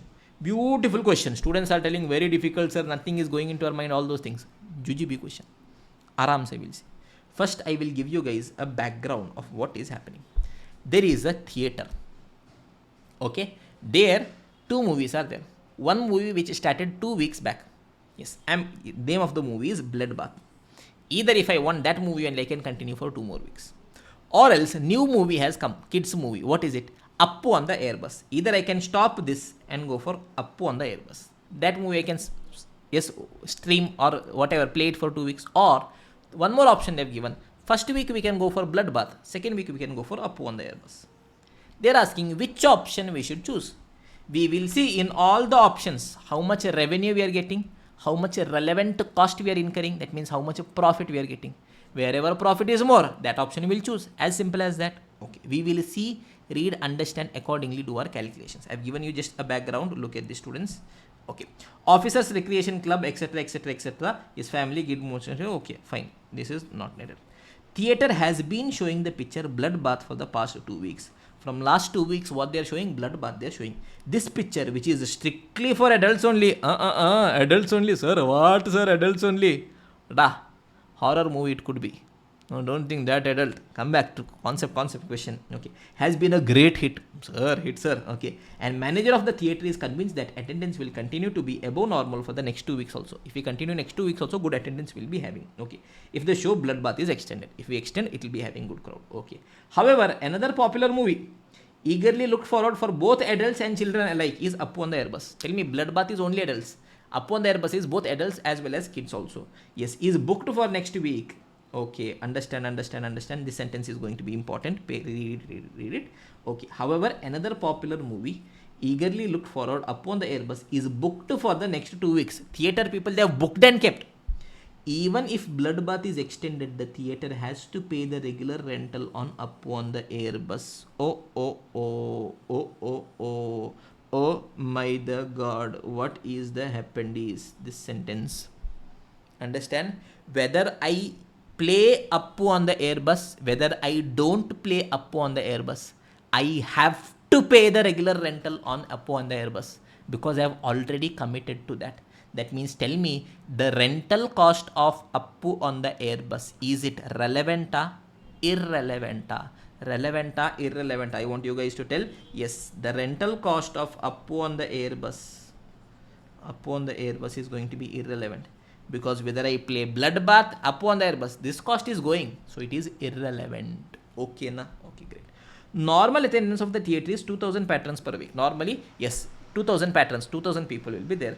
Yes, approximately 1/4 of whom are children under the age of 12. Normally in that, yes, 1/4, 500 people will be under the age of 12. That means balance 75%, 1500 will be adults. Okay. Attendance of Bloodbath has been 50% greater than the normal total. Tell me Bloodbath's attendance was how much? 50% greater than the normal. Tell me normally how much people will be there? 2000. That means in Bloodbath how much people were there? Plus 50%. 3000 people are there in Bloodbath. Okay. Tell me Bloodbath. Okay. The first 2 weeks 3000 people were there. Okay. Now look at this. The manager believes that this would taper off during the second 2 weeks. First 2 weeks, this movie is released 2 weeks back. 2 weeks is already over. That time 3000 were there. Now we are telling in the next 2 weeks, yes, the crowd will reduce a bit. Okay, that is bound to happen. So what they are telling is believes that it would taper off during the second 2 weeks, 25% below of the first 2 weeks during the third week, and 33 1/3% of the first 2 weeks during the fourth week. How much it will reduce? 25% it will reduce in the third week. Sir, first 2 weeks, 2000 plus 50%. 3000 was there. More people were having craze. But in the third week, how much it will reduce? 25% it will reduce from the top. That is how much it will be there? 2250 will be there. Fourth week, how much it will reduce? Sir, fourth week, 33 1/3% it will reduce. That means 2250 minus 33 1/3%. No, sir. Read. It will reduce 33 1/3 below of the first 2 weeks. First 2 weeks, how much was there? 3000 was there. From there, 33.33% it will reduce. That means how much people will be there? 2000 people will be there. This is going to be the crowd for Bloodbath for third as well as fourth week. That is the next 2 weeks. Okay, boss. Great. Attendance for Appu on the Airbus would be expected to be normal throughout the run, irrespective of duration. Tell me what is a normal attendance? 2000 people. That means in Appu on the Airbus, how many people will be there? 2000 only. But Appu on the Airbus is for both adults as well as children. They have told 25% will be children. That means 500 children will be there. 75% adults, 1500 adults will be there. I'm just giving you guys a quick crux to read and discuss this entire question. This is going to be a 14-mark question. Somewhere around 40 minutes it will take. First time explanation itself is going to take a lot of time, but I'm just giving you guys a crux. Okay, pay attention. Okay, all runs at the theatre are shown at a regular price of 2 rupee for adult and 1.2 for children lower than 12. Okay, for adults we are charging 2, yes, children we are charging 1.2. Okay, great boss. Rental charge for blood bath is 900 for 1 week and 1500 for 2 weeks. So if I am using for 1 week means blood bath 900, 2 week means 1500. Okay boss, great. Now for upon the airbus it is 750 for 1 week and 1200 for 2 weeks. If I am using running upon the airbus for 1 week it is 750, for 2 weeks it is 1200. Now tell me in the question that first one line was there, for upon the airbus for 2 weeks I already booked and kept. Now whether I run the show, I don't run the show, this cost will be incurred. This is already committed in nature. That means is it relevant? Sir, it is irrelevant in nature. Okay sir, great. Now apart from that, what else question is telling? All other operating cost is fixed at 4,200 per week. It is fixed irrespective of whatever option you take, you are going to incur that, so it is going to be irrelevant, except the cost of potato wafers and cakes. Okay, we are selling potato wafers and cakes as well. Okay, which average is 60% of their selling price. Sale of potato wafers and cake regularly is 1.2 per pattern regardless of age. Potato wafer irrespective of kids or adults, we are selling at 1.2. In that 60% is variable cost. That means how much is contribution? 40%. So 1.2 into 40%, 0.48 per person will be the contribution from potato chips. Manager can arrange to show bloodbath for 1 week and upon the airbus for the following week, or he can extend bloodbath for 2 weeks, or he can show upon the airbus for 2 weeks as originally books. Show by computation the most profitable course of action. Three options are there. Option number 1, bloodbath only I will show for 2 weeks. Option number 2, upon the airbus only I will show for 2 weeks. Option number 3, 1 week bloodbath I will show, 1 week upon the airbus I will show. Yes, quickly some calculations I will show. Based on that you guys look at it, pay attention students. Okay. Option number 1, I am telling bloodbath only I am going to show for 2 weeks. What all revenue I will be having? I will be selling tickets, from that I will be getting, okay boss, from one adult how much I am charging? 2 rupees I am charging. Tell me, third week, bloodbath is only adults movie, third week how much people will be there? 2,250 people will be there. From every person I am charging 2 rupees if I am not wrong. My revenue is 2 and 1.2. Okay, that means how much I will be getting here? Week 3 I will be getting 4,500. Yes, week 4 how much people will be there for bloodbath? 2,000 people only will be there. From every person I will be charging 2 rupees. That means I will be getting 4,000. That means 8,500 I will be having. Okay. Now comes the relevant cost. Now tell me, 2 weeks I am extending bloodbath, so I will have to pay the rental as well. How much is a rental for bloodbath? 1,200 I will have to pay for bloodbath. Okay, 1,500 I am paying for bloodbath. Now when people come for bloodbath, they are watching the movie, they are eating potato wafers, snacks as well. Tell me how much contribution I am getting? 1.2. In that 60% will go off as variable cost, 40% will be there. That calculation I got it as some 0.48. So tell me, third week 0.48 is a contribution. Third week I am having 2,250 people into 0.48, some 1,080 I am getting here. Fourth week yes, bloodbath 2,000 people only are there, into 0.48 I am getting 960. You add this, yes, total revenue is 8,500. In that 1,500 will go off for booking, yes, plus 1,080 plus 960, 9,040 it will be. Similarly second option, similarly third option. Now second option I will just quickly show, balance calculation part you guys can do it yourself. Now tell me, if I am booking 2 weeks upon the airbus only, in that case tell me students, 2 weeks upon the airbus. In upon the airbus normally how many people are there? 2,000. In that how much adults? 1,500. How much children? 500. Tell me, from adult how much I am charging? 2 rupees sir. That means 1,500 adults into 2 rupees, 3,000. From kids how much I am charging? 1.2. So 1.2 into 500, 600. That means total how much I will be getting in 1 week? 3,600. Yes or no everyone? It is 1.2 only, right? Yeah, 1.2 only. That means I will be getting 3,600 in third week. The crowd is going to be same only, 3,600 in fourth week. That means it is going to be 7,200. Yes. Now what is the relevant rental cost? Relevant rental cost we have already discussed. Yes, upon the airbus, whether I stream, I don't stream, I have committed for that, I have to pay it irrespective of whatever decision.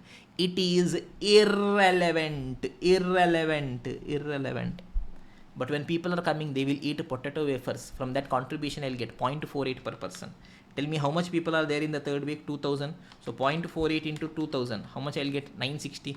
Fourth week again same people will be there. Again 960 I'll get. So total 1920 I will be getting contribution. So 7200 plus 1920 I will be getting 9120 from this. Third option is first week I can stream what is that? Blood bath. Second week I can stream upon the Airbus. Now let me see. Okay, tell me students. First week what I am streaming? Blood bath. That means which revenue I will be getting? Blood bath revenue I will be getting. Tell me first week what is a blood bath revenue? 4500. This I will get. Second week what I am streaming? Upon the Airbus. So which revenue I will get? Upon the Airbus revenue I will get. How much is upon the Airbus revenue for second week? 3600. This I will get. So 4500 plus 3600 is 8100. Okay, boss. Now to stream blood bath for 1 week, how much I'll have to pay? 900 I'll have to pay. Okay, boss, 900 I'm paying. To stream upon the Airbus for 1 week, how much I'll have to pay? Sir, 750 I'll have to pay. But is it relevant? No, sir. Upon the Airbus 2 week contract I've already taken and kept. Whether you stream, you don't stream, you will be incurring that. It is irrelevant. Okay, sir. Now tell me. Yes, third week, which crowd is there? Yes, bloodbath people are there. Yes, bloodbath, how much people are there? I guess 2250 people are there from every person. Yes, potato wafers, 0.48 contribution. That means 1080 I will get. Yes, fourth week, upon the Airbus people are there. 2000 people are there from every person, 0.48 contribution. 960 I am getting. So can you guys tell me the net benefit? Yes, 8100 revenue is there. From that relevant, 900 is there plus 1080 plus 960. It is going to be 9240. Tell me which option is best. 2 weeks bloodbath means 9040 benefit. 2 weeks Appo means 9120. Yes, 1 week bloodbath, 1 week Appo means 9240. Which is the best? This is the best. So I will tell, okay boss, you do one thing. First week you play bloodbath, second week you play upon the Airbus. Is this clear everyone? The question is over. Obviously question discussion was fast. Yes, to solve these questions, just one question alone will be taking some 40 minutes. But this is a marathon revision. In that also all questions have discussed. Okay everyone, so I hope this is clear for you guys. Any doubts till now students? Shall we quickly revise and end this session as well? Yes, I want you guys to give me a confirmation. Okay sir, so let us quickly revise whatever we have discussed. Pay attention students. Yes, we came into unit number 2, relevant costing technique. Before that, yes, we have discussed is what all components are there for marginal cost. 3 components. It is the variable cost, specific fixed cost, opportunity cost, if any. Then we came into relevant costing technique. Concept 1 was basics. Relevant cost. It is a cost which is relevant to take a decision. That is, it is incurred only if I take a decision. Firstly, historic cost, committed cost, sunk cost. Irrelevant. Next thing, yes, fixed cost. Existing means irrelevant, additional means relevant. Opportunity cost, always relevant. Out of pocket, extra cost is going to be relevant. Now, relevant cost in case of material, labor, overheads. Okay. First, let us come to material. Material is not in stock. What I'll have to do? Purchase. Purchase price is relevant. Material is in stock. If it is regularly used means I'll have to replace replacement cost. Not regularly used means it is realizable value or benefit from alternate use, whichever is higher. One special point to be kept in mind, raw material is in stock. It is not regularly used and I am incurring a cost to dispose. That means that cost of disposal shall be reduced. You'll have to remind yourself. Okay, perfect. Yes. Next, labor. Existing employee, new employee. New employee means whatever wages you are going to pay is going to be relevant. Existing employee. There is a spare capacity. Chumma they are setting. Relevant cost is 0. From them only we got the work done. Yes, spare capacity is not there. They are fully working. That means whatever wages plus the opportunity cost is going to be relevant. Okay, great. In case of overhead, variable overhead means always relevant. Fixed overhead, allocated means irrelevant. Additional means it is going to be relevant. In case of machine I don't have. Machine is not in possession. That means what we have to do, boss? We'll have to purchase. What all options are there? Rental or net cost of purchase, whichever is less. Material, machine is in possession. I'm having. Yes, if it is not regularly used means I would have thought of selling it. Sale value. But because I'm using it, after this point I will sell. So it is fall in realizable value. But if it is regularly used means it is going to be fall in the replacement value. Okay, great boss. Special pointers we have told. Material Y is in order. I have ordered as good as it is in stock. Okay, yes, labor is about to retire but I have held for the new order. 60,000 pension he was telling. I asked please work for 1 more year boss. I'll pay you 1.5 lakh salary. Extra 90,000 only is going to be relevant.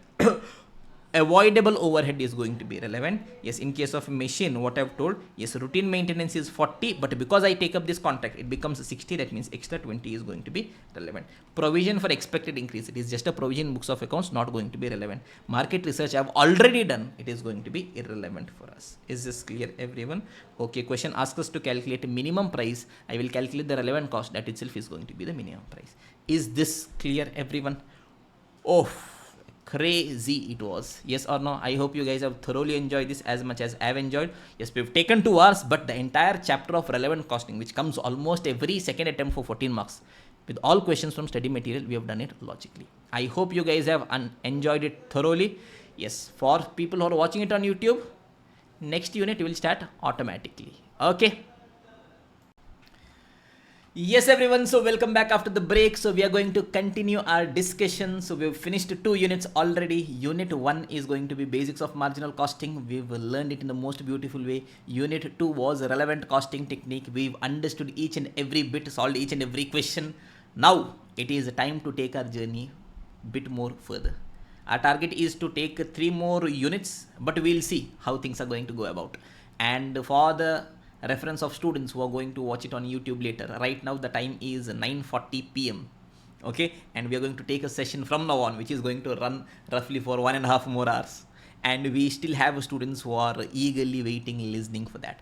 So kudos to you guys for that, and know that one day all these sacrifices are going to make you proud. Okay, so that is, victory has a prize, and one day you'll look back, you'll be proud of the person that you've become. Okay, so instead of dwelling how difficult the journey is, how challenging it is, we'll have to go through late nights, early mornings, sacrifice on birthdays, parties, study even when we don't feel like studying. Just for a second, think how amazing, how insane, how crazy your story is going to be. So tell it, screw it. We are going to achieve insane success. We are going to work towards that.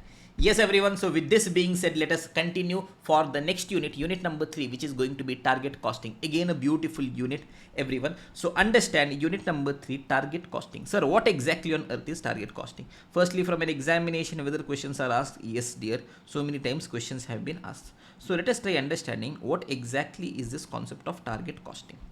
Now, assume. I decided that we are going to stop teaching. Why, sir? No maja only in life, da. So what you are doing, sir? I decided that we are going to manufacture pen. Sir, which pen, sir? Maja pen. So you write with this, you will get maja. So you will keep writing, you will keep telling maja is coming. Hello, honey bunny. Okay.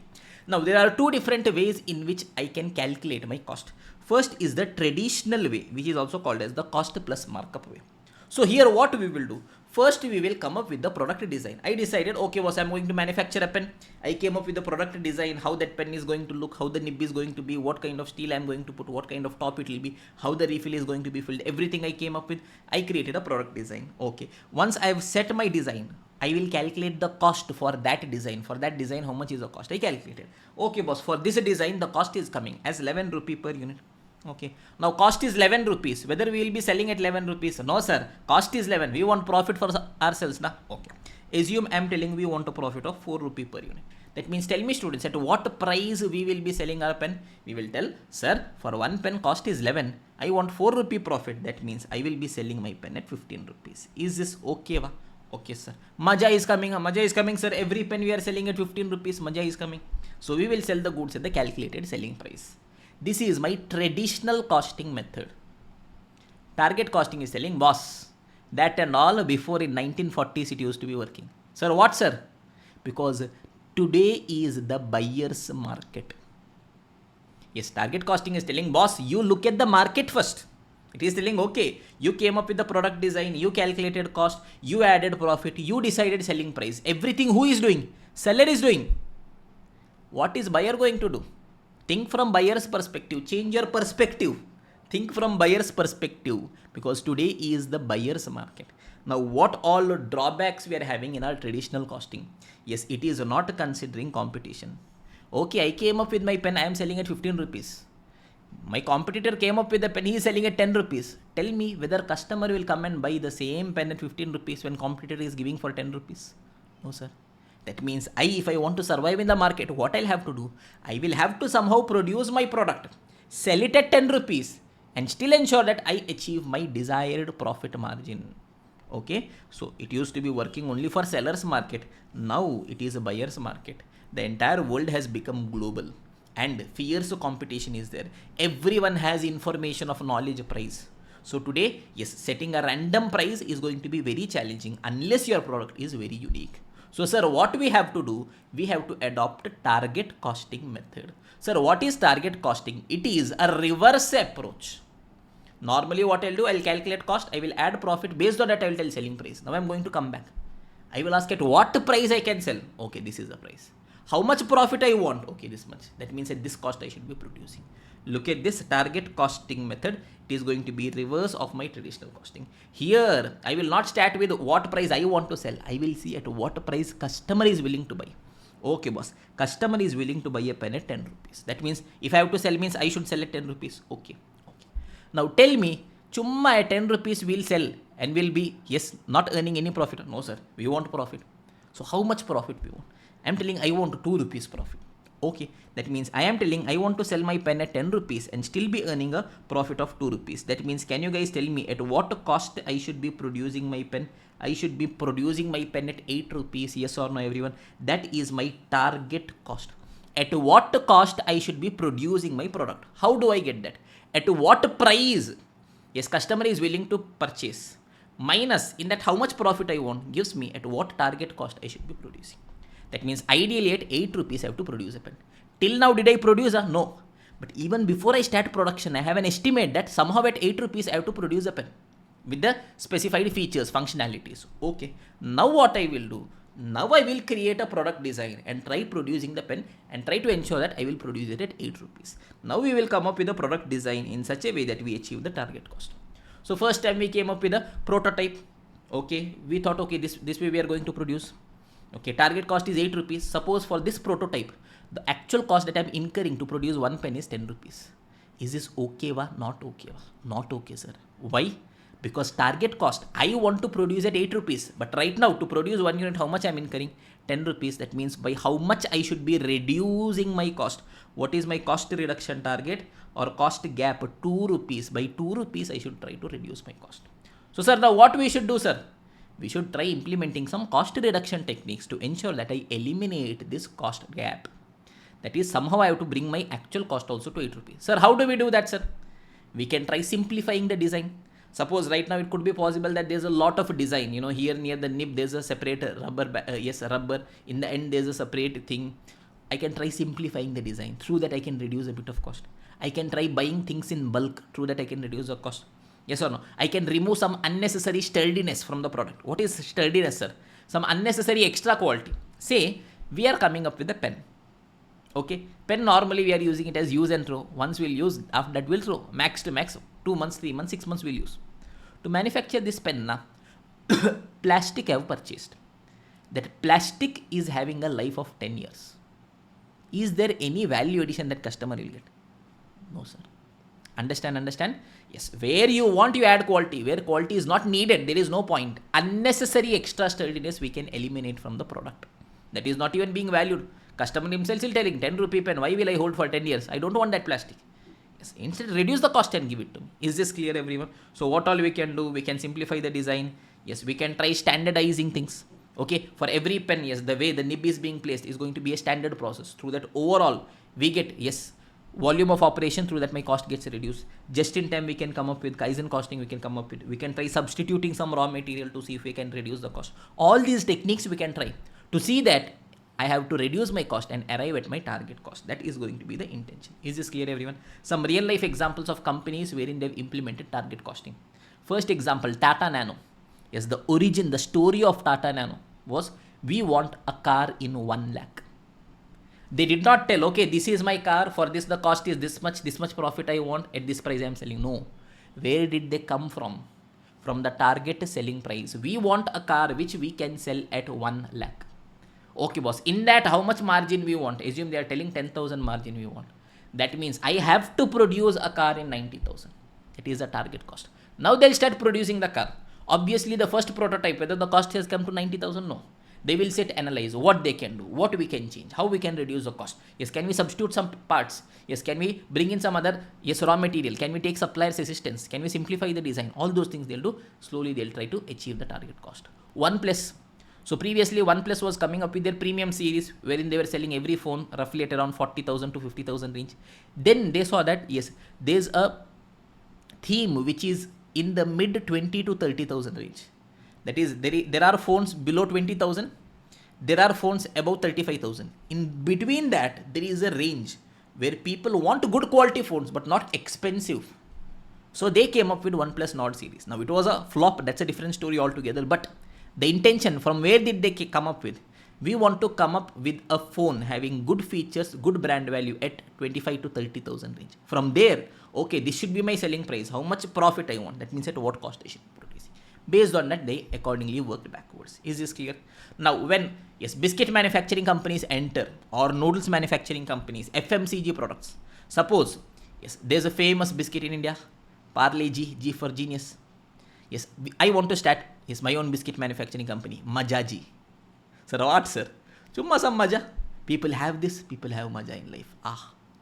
Now tell me, Parle G they are selling from 50 years. Yes, biscuit at 5 rupees. Now if I come up with similar biscuit, can I sell at 25 rupees? No sir.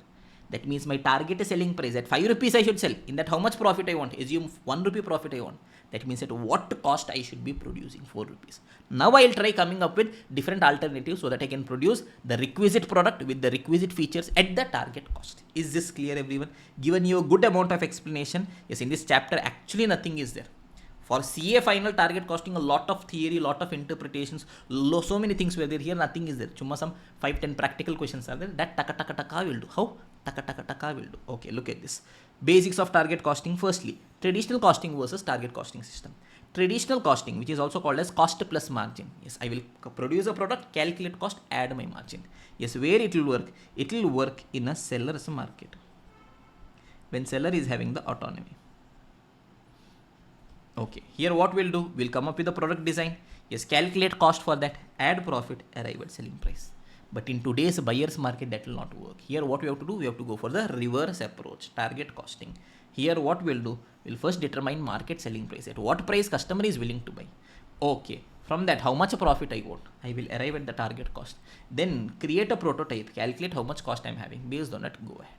Now, meaning of target costing, again not important, chumma. It is a structured approach to determine the cost. Here what I'm doing, I'm calculating the cost at which a product should be produced. At what cost should I produce to generate a desired profit at an anticipated selling price? Yes, I want to sell the pen at an anticipated selling price of 10 rupees. And by selling at 10 rupees, I want a desired profit of 2. That means at what cost I should produce? 8 rupees. Okay.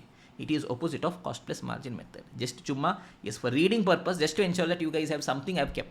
Okay, steps to solve a practical question on target costing. What all I have to do?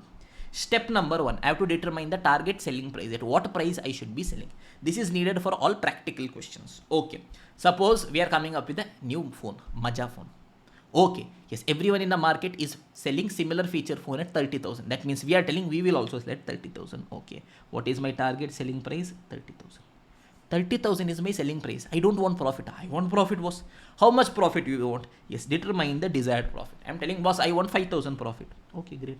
That means, can you guys tell me what is going to be the target cost? Ideally, at what cost I should be producing? 30,000 is selling. I want 5,000 profit. That means at 25,000 I should be producing. Yes, target cost, if you want the formula, it is nothing but my target selling price or market selling price minus my desired profit margin. Okay, that means at 25,000 I should be producing. Now I will come up with the product's prototype. I will calculate the actual cost. I came up with the mobile design I produced. I saw what is my actual cost. Assume my actual cost came to 28,000 rupees.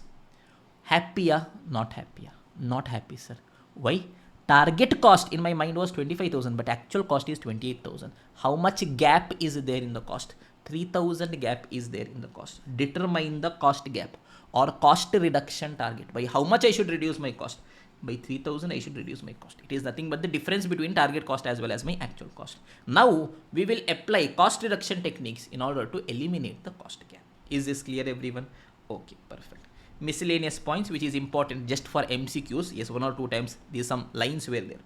Yes, target costing is a market driven system for cost reduction. One time in MCQ it had come.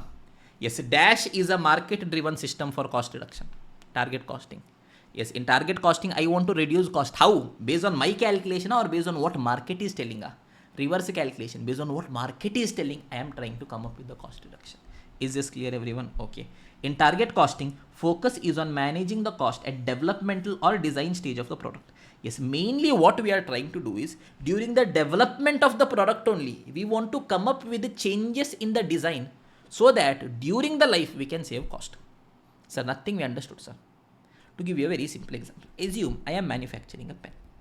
I am telling, yes, I want to sell this pen at 10 rupees. My profit margin is 2 rupees. That means I should be producing it 8 rupees. I came up with my initial design. Otherwise, what will happen? We will initially come up with the design, launch it to the market. No one will buy. Then I will understand. Then I will try coming up with the changes. Okay, here, even before I enter into the market only, I am doing all these things. Before I develop the product only, then I come up with my prototype. I will see how much is actual cost, 12 rupees. Whether my product's development design is over, no. This was just the first prototype. Have I finalized? No.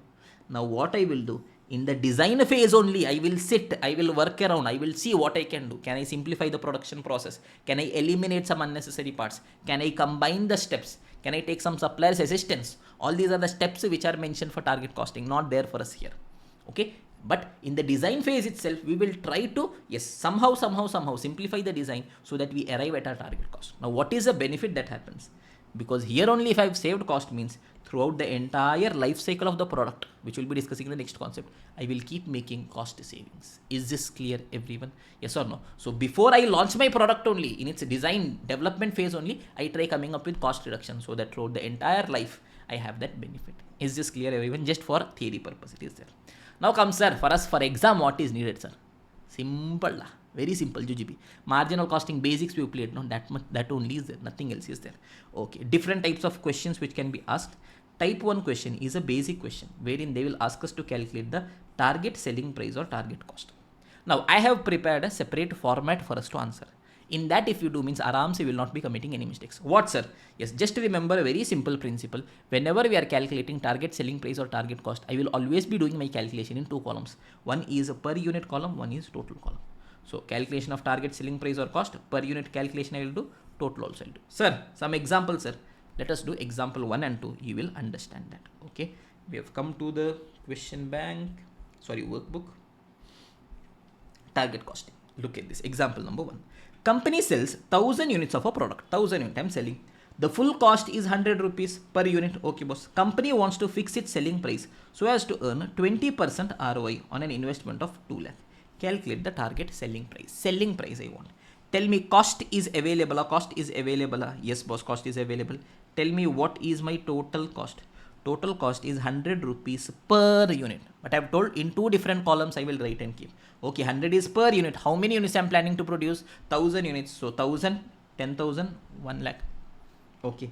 Yes, how much desired profit margin I have? How much profit I want? Yes, I want 20% return on the investment of 2 lakh. Total how much I have invested? 2 lakh I have invested, sir.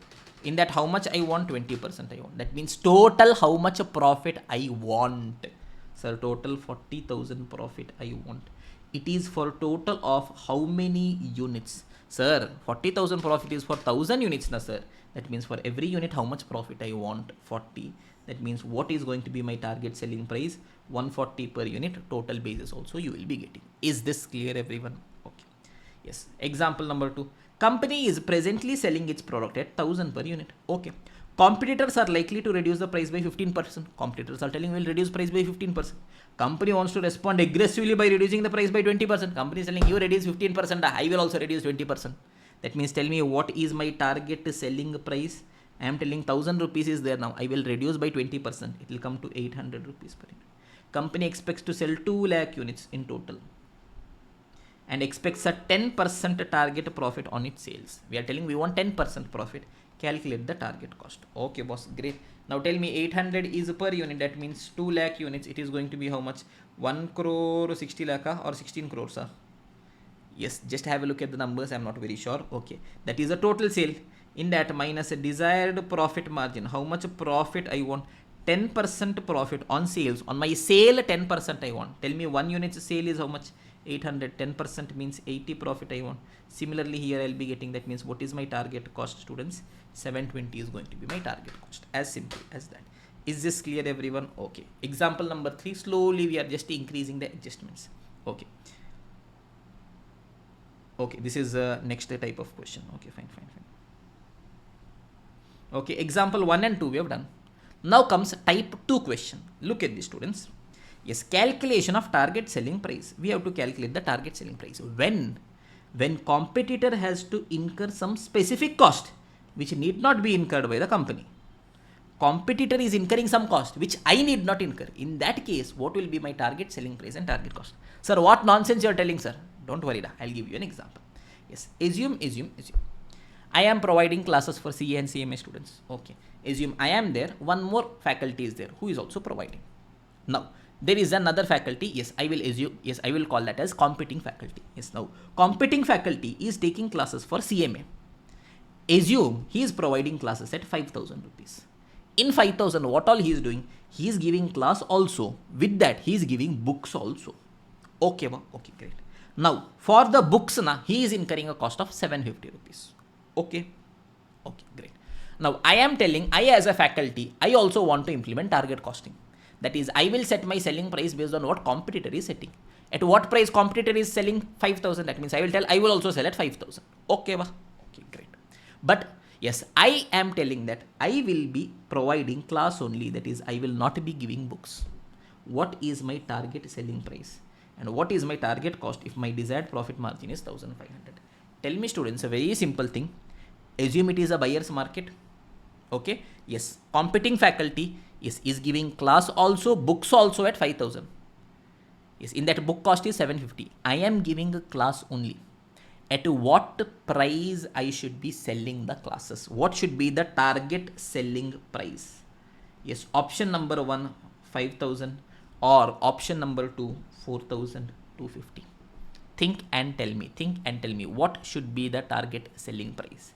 Can I set a selling price of 5,000? Will it be making any worth? No, sir. Buyer will not give 1 rupee extra also without him getting any benefit. Okay. Yes, the other faculty is giving class also, books also at 5,000. In that, I am not giving books.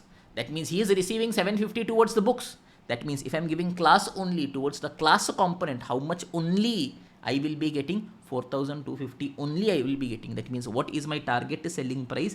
It is going to be 4,250. So how do I do? Yes, I will tell what is the market selling price. At market, the competitor at what price is selling? 5,000. Minus any specific expenses incurred by the competitor, by other company, which we are not incurring. Sir, competitor is giving books that we are not giving, na? That means customer is paying 5,000, but in that 750 is paying for the books. That means effectively for the class only, for the product that we both of us are giving, what is the target selling price? 4,250 only is for the class.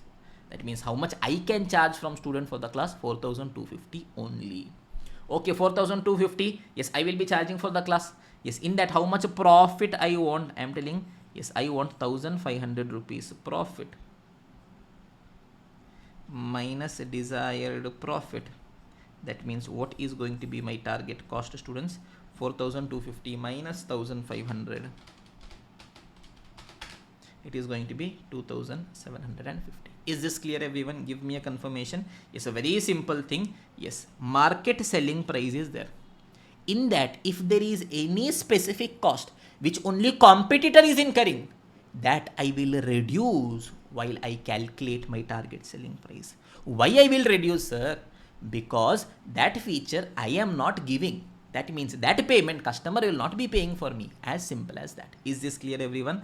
Okay. So from the market selling price amount that competitor is getting, if there is any extra feature competitor is providing, yes, its cost I will reduce. I will arrive at my target selling price. From in that, how much profit I want? If I reduce my target profit, I will arrive at my target cost. Is this clear, everyone? Yes or no? We have one question, example number 3. Just have a look at example 3, students. Yes, XYZ is a manufacturer of paper. We manufacture paper. Okay. Its competitor ABC also manufactures a particular type of paper. Okay, he is also manufacturing. So based on it, I will get target selling price. and sells it at 30,400 per metric ton. Okay. Competitor is selling 1 metric ton of paper at 30,400. So I'll tell, I will also sell at 30,400, boss. Maja is coming. Okay, great. Yes, however, yes, ABC Limited, ABC, who is my competitor, pays for freight of 600 per metric ton. What competitor does is, competitor goes and delivers these paper to the doorstep. That I am not doing. For that service, how much he is giving? For that service, he is incurring 600. That I am doing. No. That means that money I can charge. No, boss. That I cannot charge. Yes, average sales return amount to 1200 per metric ton. In this 30,400 rupees which we are charging, yes, competitor is taking care of the sales return as well. For that, how much he is incurring? 1200. That I can recover. No, boss, that also I cannot recover. That means what is going to be my target selling price? Yes, boss, for competitor he is getting 30,400. But in that 600 rupees transportation is incurring 1200 is going off as what do you call? Yes, that sales return. That means effectively how much he is getting? 30,400 minus 1,800 is going to be 28,600.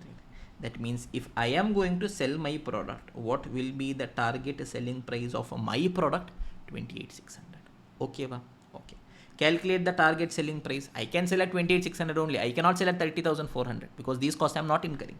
Okay. And also calculate target cost if it requires a desired profit of 120 per metric. I am telling in this 120 profit I want. Okay, boss, total selling price is 28,600. If I want 120 profit, that means 28,480 per metric ton should be my target cost. Is this clear, everyone? Yes or no? Yes or no? Yes or no? Perfect. Perfect, boss.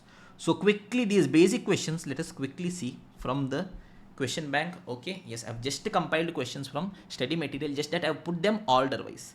Type 1 question, basic questions, which is the calculation of, where did it go? Okay, basic questions. Now these are just very basic questions. You guys just try by yourself. It is not possible. You will not be getting the answer. Yes, illustration 36, 38, 39, all GGB questions are there. Now this question is a bit different. Okay, illustration 44. The operation cost of a product produced by ABC Limited is 53 rupees. ABC Limited is there. They are producing a product. How much is the cost? 53 is the cost. Presently, company produces only 600 units per annum to sell at 55 per unit due to hard competition in the market. Okay, boss. Right now, currently, yes, how many units we are producing? Yes, 600 units only we are producing. Yes, what is the selling price? 55 is the selling price. How much is the cost? 53. That means how much profit I am earning? 2 rupees profit I am earning on 6,000. That means 12,000 I am earning profit. Okay, wow. Okay, great.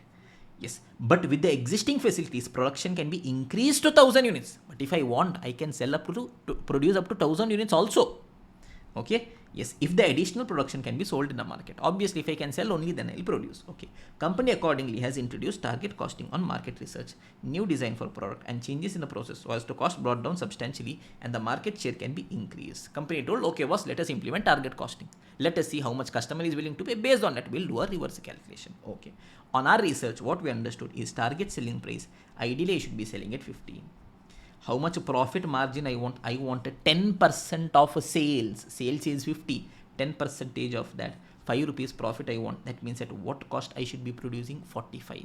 If I do this, if I sell at 50, yes, 45 I produce. How many units I will be in a position to produce? 900 units. Okay. Calculate the target cost per unit. For 1 unit, what should be target cost? 45. And target cost for the expected volume. Yes, I'm expecting 900 units volume. So it is going to be 45 into 900. Compare existing profit with target profit. Right now, how much profit I'm earning? Right now, 600 units. No, sorry. I guess it is 600. Okay, I committed a mistake. 600 units. I'm selling at 55, 53. 2 rupees on 600. It is 1,200. 10. Okay, but 10 there and here. Okay, will change your life. Okay, yeah, so be careful. My examination is over. I can be lazy. Okay, now tell me, in the revised case, 50 is going to be my target selling price. 10% profit, that is 5 rupees is going to be my profit on how many units? 900 units. So 900 into 5, 4,500 is going to be my profit in revised situation. Right now 1200 only I'm earning. In revised situation, I will sell at lower price also. At 50 also I'll sell. Despite that, I will be in a position to earn 4500 profit. Is this clear, everyone? Simple GGB question only it was. Okay, next question, let us go. This is again a simple question only. Look at this, students. Company manufacturing B sells its product at 1000 per unit. 1000 I'm selling. Due to competition, competitor will reduce by 15%. Company wants to respond aggressively by cutting price by 20%. They are telling, okay, you reduce 15%, I will reduce 20%.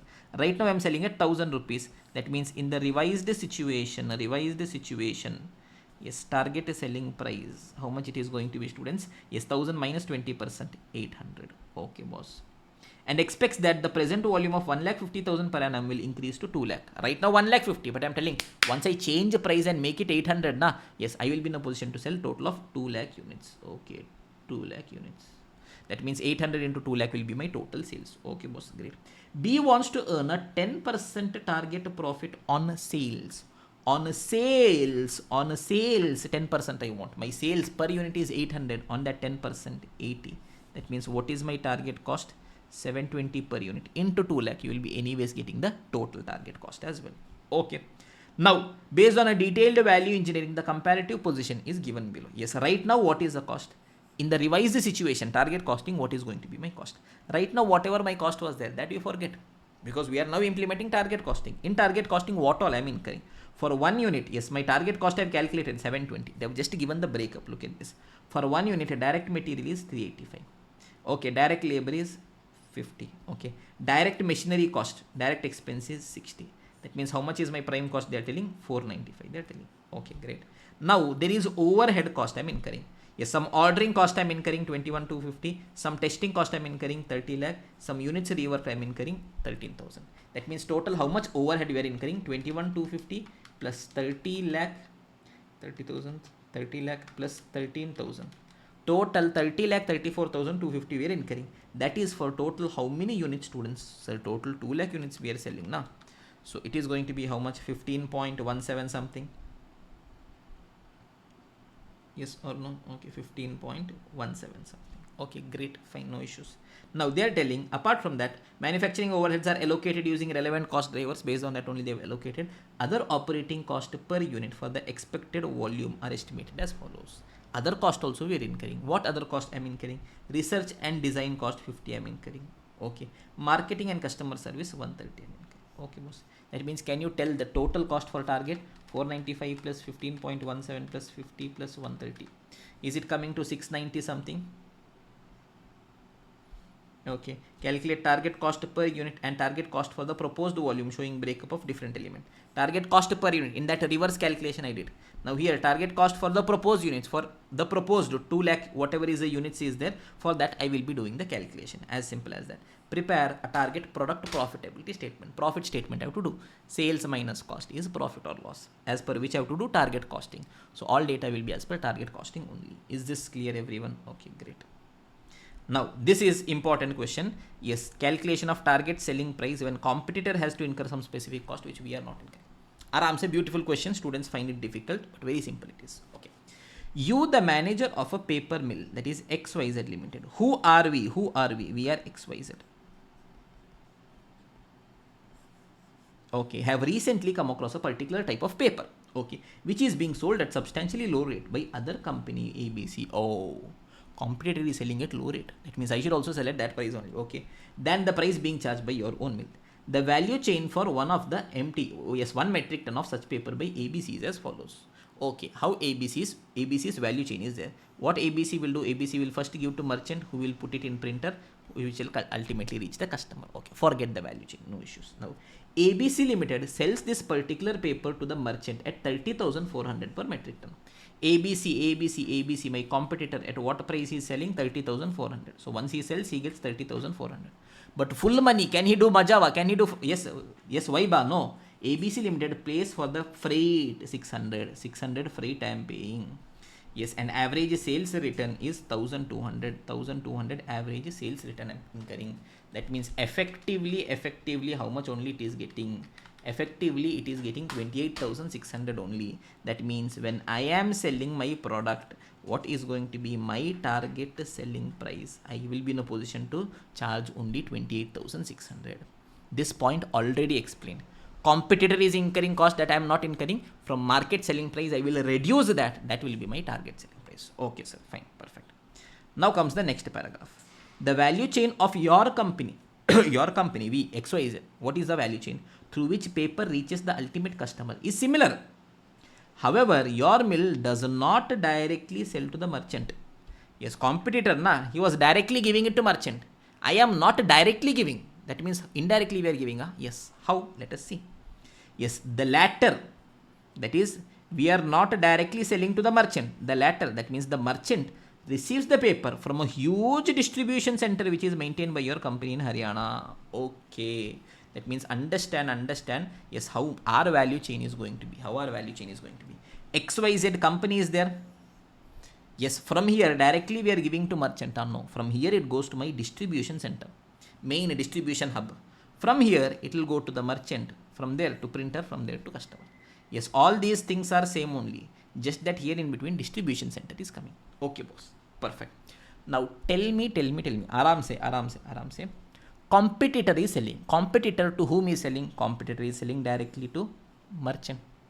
Yes, at what price he was selling? He was selling at 30,400, but there some 1,800 specific cost he was incurring. That means if I am implementing target costing in my organization, yes, merchant is telling boss, competitor is giving 30,400. In that 600 transportation he is taking care of, and 1,200 sales return also he is taking care of. That means effectively from customer's pocket some 28,600 only, I guess. It is how much? 3,400 minus 1,800. 28,600 only is going. So customer here also will tell, if you are also giving, give. But from our end, we will be willing to pay 28,600 only. Okay, boss. Great. Perfect. Only. No issues. Okay. Now understand what is happening here. But here in our case, we should incur cost not just for us, but for our distribution center as well. That is again a bit tricky here. Look at this, students. Letter receives from a huge distribution center. Okay, shipment cost from the mill to the distribution center amounts to 200 per metric ton. From our mill to distribution center, shipment cost how much I am incurring? 200 we are incurring. Okay, boss, great. While operating cost in distribution center is 125. Here in distribution center, operating cost 125 I am incurring. Okay, boss, great. Now next, the return on investment required by distribution center for the investment made will amount to 120. Distribution center, so much investment they have done. They are telling we want 120 profit also there. Okay, boss, perfect. That is also clear. Okay, perfect. Now tell me, you are required to compute the mill manufacturing cost.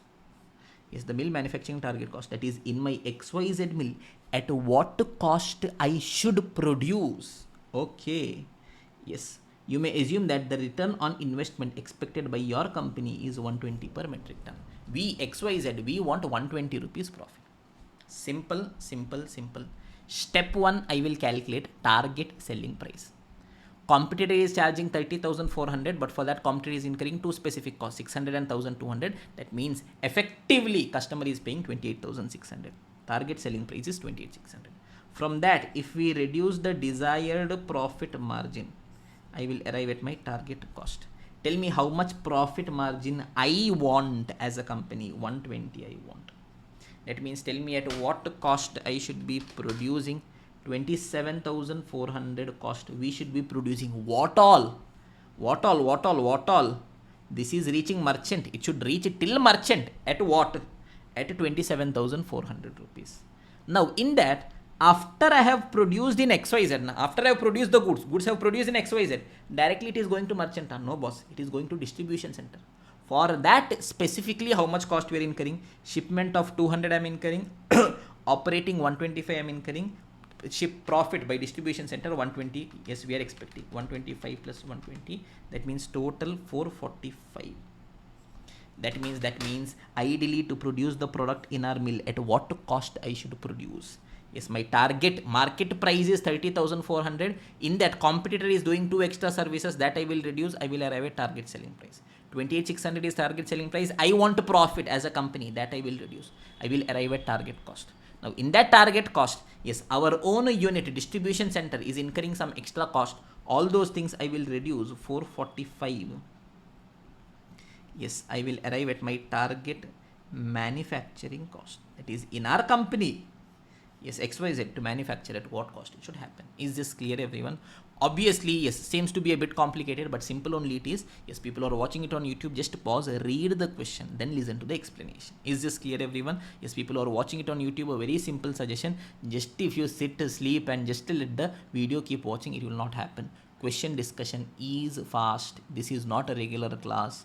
It is just a marathon. But despite that, I'm also trying to solve maximum questions. Okay, so at some points, obviously, I will not be spending too much time explaining because it is not a regular batch tier. Is this clear, everyone? It is just a marathon. Okay, perfect. Now comes a type 3 question. This is beautiful, students. Students feel it is very difficult, but trust me, we are going to make it jujube. Okay, look at this. Type 3 question. Calculation of target labor hours in order to achieve the desired profit margin. Yes, I have a profit margin in my mind. To achieve that, in how many hours I should produce? Sir, nothing went to our mind, sir. Don't worry. We will solve using a simple example. Refer example number 4 from our workbook. Okay. Calculation of target labor hours per unit. Aram se use it. Okay, yes, there's a very long, elongated step that they've done to do the calculation. Trust me, jujube like this we will do. Pay attention. Yes. Current data of company is as follows. Right now, how much quantity I'm selling? 10,000. At what price? 200. Okay, okay, great. Yes, variable cost. Right now, what all I'm incurring? 40 rupees material I'm incurring. 40 rupees labor I'm incurring. How am I incurring that 40 rupees labor? 2 hours my employee is working to produce 1 unit. And per hour I'm paying 20 rupees. Okay, great boss. Variable overhead 5 rupees per hour into 2 hours. Okay, 10 rupees. How much fixed cost we are incurring? 96 lakh. Right now, how much profit I'm earning? 2 lakh rupees. Okay, okay, great. Now, the proposed changes for the next year is as follows. For next year, what all changes they are telling? Firstly, they are telling selling price will be increased to 230. So first, let me just write down the data for next year. Basic data. Because last year data fully they have given. Next year. Yes, basically, I would be wanting details of my quantity. Selling price, tell me, I've told you in basic, selling price how I want per unit. Variable cost how I want per unit. Fixed cost how I want total. Okay, look at this, Aram say, selling price will be increased to 230. Okay, 230 per unit. Okay, great. Sales volume will be 12,000 units. Okay, next year, 12,000 units we will sell. Okay, great. Yes, now fixed cost will increase by 1 lakh. By 1 lakh. 1 lakh will increase. Right now, how much it is? 96 lakh. 1 lakh if it increases, how much it will be? 97 lakh. Okay, fine, perfect. Yes, employees will now be paid 25 per hour. For employee, how much I am paying? Not 20, boss, 25 per hour I am paying. Okay, calculate the target time per unit in which the product should be produced in order to achieve a target profit of 8 lakh rupees. What they are telling, yes, in the next period, I want 8 lakh profit. To earn 8 lakh profit, ideally in how much time I should be producing the product. Okay, this is a very long step, but I've made it very simple for you guys. You want to know how Aram se, with just a simple shortcut, we'll be in a position to answer that. Yes. Now tell me, what is missing in the question? What is missing in the question? What is question asking me? Target time per unit. In how much time? Labor hours per unit. In how much time I should be producing the product is what question is asking.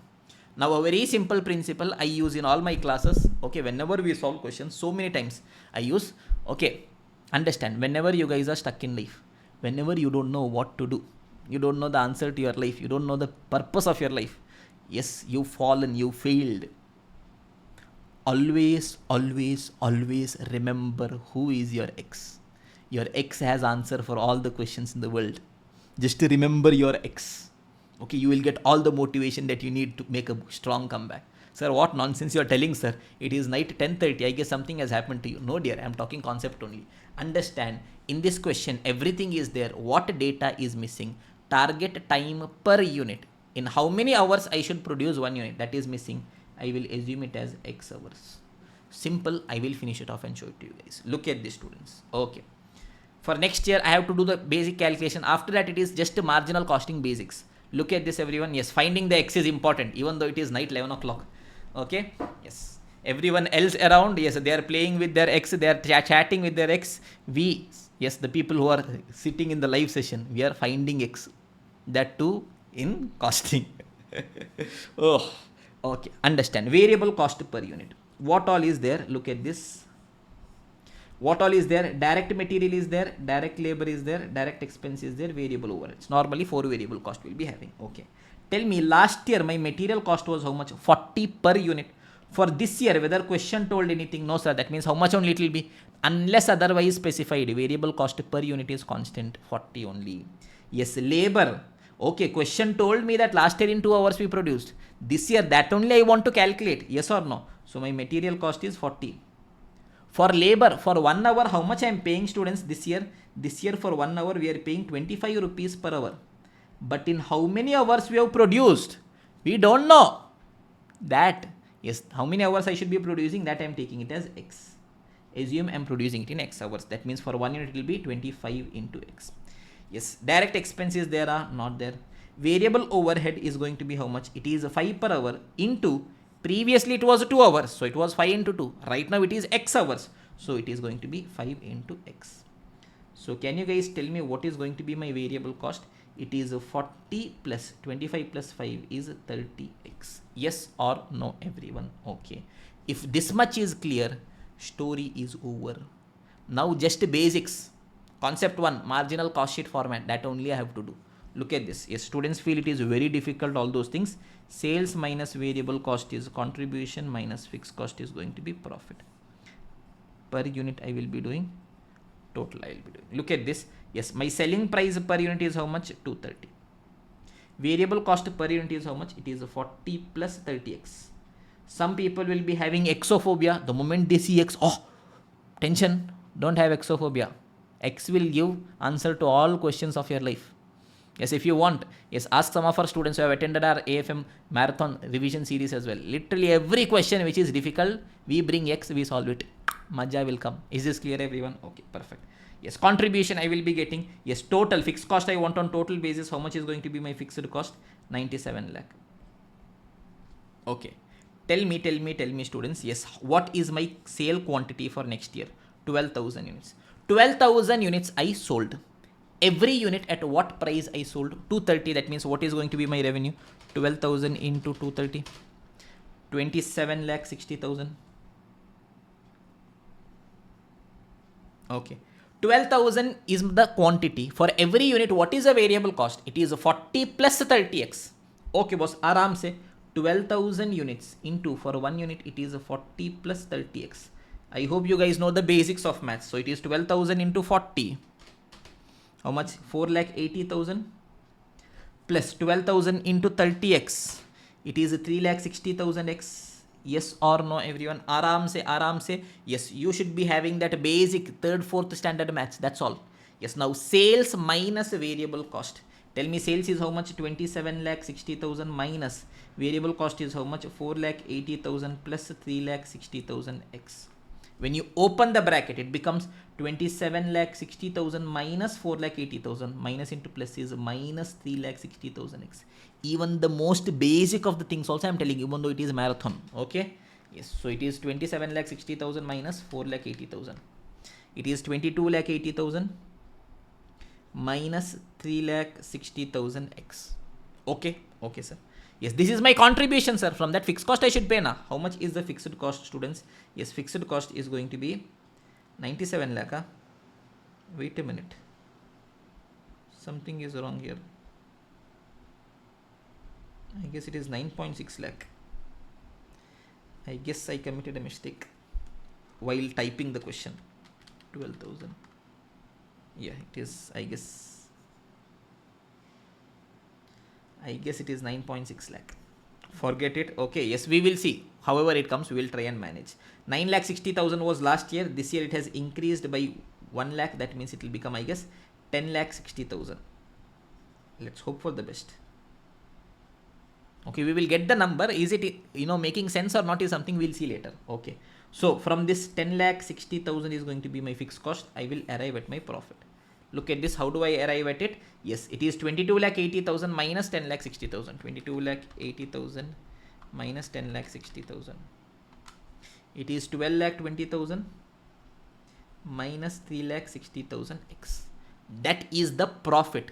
Now tell me how much profit I want. How much I want. I got in terms of x. I want 8 lakh rupee profit. So tell me, yes, my profit is going to be 12 lakh 20,000 minus 3 lakh 60,000 X, and that profit should be how much? How much profit I want? 8 lakh profit I want. That means what is the value of X?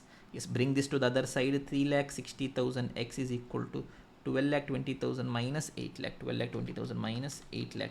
It is 4 lakh 20,000 divided by 3 lakh 60,000. Okay, 1.16. Okay, started making sense. X is 1.16. Now, the most important thing in life. Yes, make a promise, students. I want all of you guys to make a promise. Yes, in front. Yes, never ever forget who your X is. Yes, moral. Yes, never ever forget who your X is. So tell me, students, who is your X? Who is your X? Don't tell me name da. Who is your X? Who we have assumed as X in this question? Labor hours per unit we have taken as X. That means tell me. Question was asking me ideally in how much time I should produce the product. I got my answer. Ideally in how much time I should be producing the product? 1.16 hours I should produce the product. Story over. As simple as that. Look at the steps to solve the question. Very simple, students. Okay. Yes. When question asks us to calculate the target labor hours to achieve a desired profit. Yes. Golden rule. Remember your X. Always remember your X. Yes, we will be assuming what data is missing, labor hours. I will assume labor hours as X. What are the steps to solve question? Step number 1, calculate the basic data. Yes, what is going to be my selling price? What is going to be my variable cost per unit if I take labor hours per unit as X? Based on that, draw my marginal cost sheet and calculate profit. That is what we did. Okay, we got the profit value. Now this profit, how much it should be? Question will tell. I will substitute and I will calculate the value of X. Story over. Is this clear, everyone? Based on that, we are having a question. Where is it? Not in the workbook. Here. Yeah. Illustration number 43. Okay. You see the solution that the study material has given. Madness. But you substitute labor hours per unit as X. You see how simply it becomes. Okay, yes, obviously we'll have to simplify it, but aram se, without taking any pressure, you will keep getting your answer. Okay, yes, this question I am not solving because exactly similar story I have created and I have solved. So this is something I am leaving it to you guys to solve. Nothing is there. Is this clear? One of the simplest things. You guys can just write and keep. This is Jujube. Just remember your X. Over. Step 1, you will calculate your basic data. Yes, in that your labor hours per unit you will be taking it as X. Second, marginal cost sheet format you will do. You will get profit. That profit you will substitute with the desired profit. Story over. Is this clear, everyone? Okay, great, perfect. Now we are having miscellaneous questions. Let us see in our concept book if you are having anything else. This is over. Okay. Special, okay, 2, 3 special points are there. Let us discuss these special points, then we'll go to the questions. Giving you guys 1 minute to let the things settle in, then we'll take the discussion a bit further. Yeah, everyone. Yeah, it is 10:45 right now. Yeah, time is going by. And trust me, 2 days completely sleep deprived. Because when we are taking a marathon, that's how it is. Because we are trying to squeeze in maximum concept in a limited possible time without sacrificing on quality. So all these things beforehand we'll have to write and keep. Now I should think exactly in which order I'm telling. All those things I'll have to write and keep so that here we can save time. So a lot of work has gone in the background. Yeah, a lot of sleepless nights, but will be worth it. That's all. So yes, if you have loved the work, then I want you guys to share it with all your friends as well. Yes, people who are watching it on YouTube subsequently. Like, share to friends, everyone. With the maja you guys learn. Okay, everyone. Okay. Now 2-3 important adjustments are there. Once that we see that, we can go into questions. First one, benefit due to improvement in labor productivity. Simple example. Look at students. Yes, the existing labor cost is 40 lakh by using the current machine. Current machine is there. Using that 40 lakh labor cost we are incurring. Okay, great. The new machine is expected to improve the labor productivity by 10 workers, 10%. Existing machine is there. If we go for new machine, what will happen? Yes, labor's productivity will increase by 10%. That means they will be in a position to do 10% more work in the same time. Okay, calculate the revised labor cost as well as the savings in labor cost. Yes, note that the sales volume will be same for existing as well as revised scenario. Tell me students, right now how much is my cost? 40 lakh. In future, what will happen? 10% productivity will improve. That means by how much my cost will reduce. Yes, right now it is 40 lakh. So 10% it will reduce. That means 4 lakh my cost will reduce. That means how much will be my cost? 40 lakh minus 4 lakh, 36 lakh. Yes or no? Yes or no? Yes or no? No. If this was the answer, then there was no need to tell only. Okay, understand. Now exactly understand what is happening. Now, my cost is not directly reducing by 10%. My productivity has increased by 10%. That means, yes, in the same time, 10% more work we are doing. Understand? Okay, look at this. Aram se I am telling. Yes, I am taking a very simple assumption. I am assuming that right now I am producing 1 unit in 1 hour. And to produce that 1 unit in 1 hour, yes, I am getting 40 lakh rupees payment. Okay, right now 1 unit I am producing, in 1 hour I am producing. For that, right now my current salary that we are getting is 40 lakh. Okay, new machine has come. Productivity will improve by 10%. Yes, that means tell me right now in 1 hour how much unit I was producing? 1 unit only. In future, with the new machine, 10% productivity will increase. That means in 1 hour, how much unit I will be in a position to produce? 10% more I will produce. Yes or no, everyone? Perfect. That means how much unit I will be producing? Sir, right now 1 unit. In future, 10% more means 1.1 unit I will produce. In how much time? Same 1 hour, 10% more work I will do.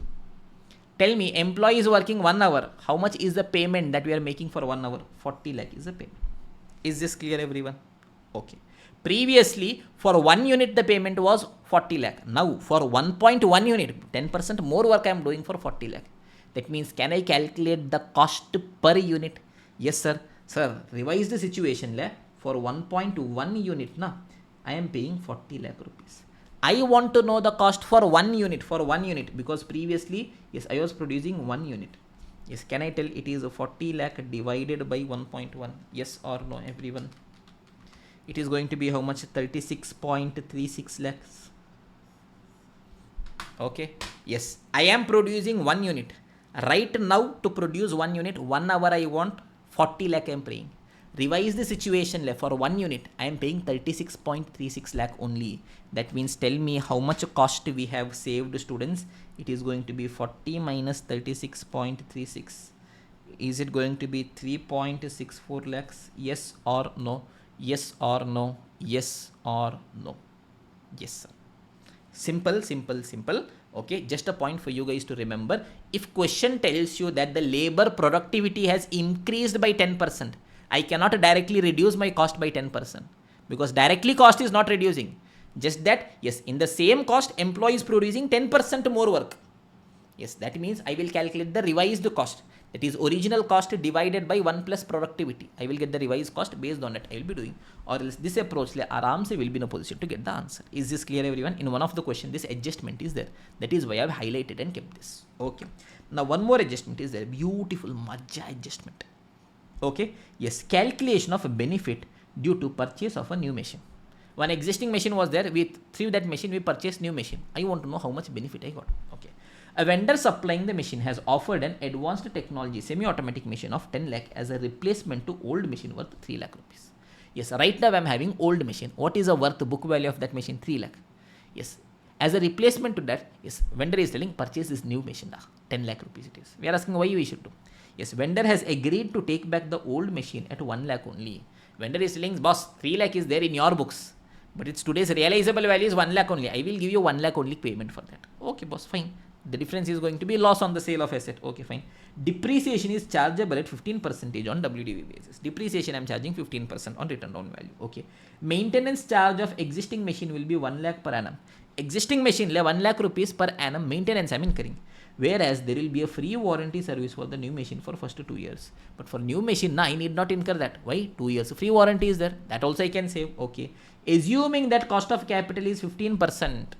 Calculate the net benefit from buying the new machine. I have to calculate when I purchase the new machine, what is the net benefit for me. Aram se one by one we will do. Yes, look at this, students. I have just done a pictorial representation so that we can understand what all is happening. Today I am purchasing. What I had with me, existing machine I had with me. What was the book value of the asset? 3 lakh. Yes, vendor is willing to take back that asset at what price only? 1 lakh only. Yes, as against that new machine is there, at what price I am buying? 10 lakh I am buying. Cost of capital is going to be 15%.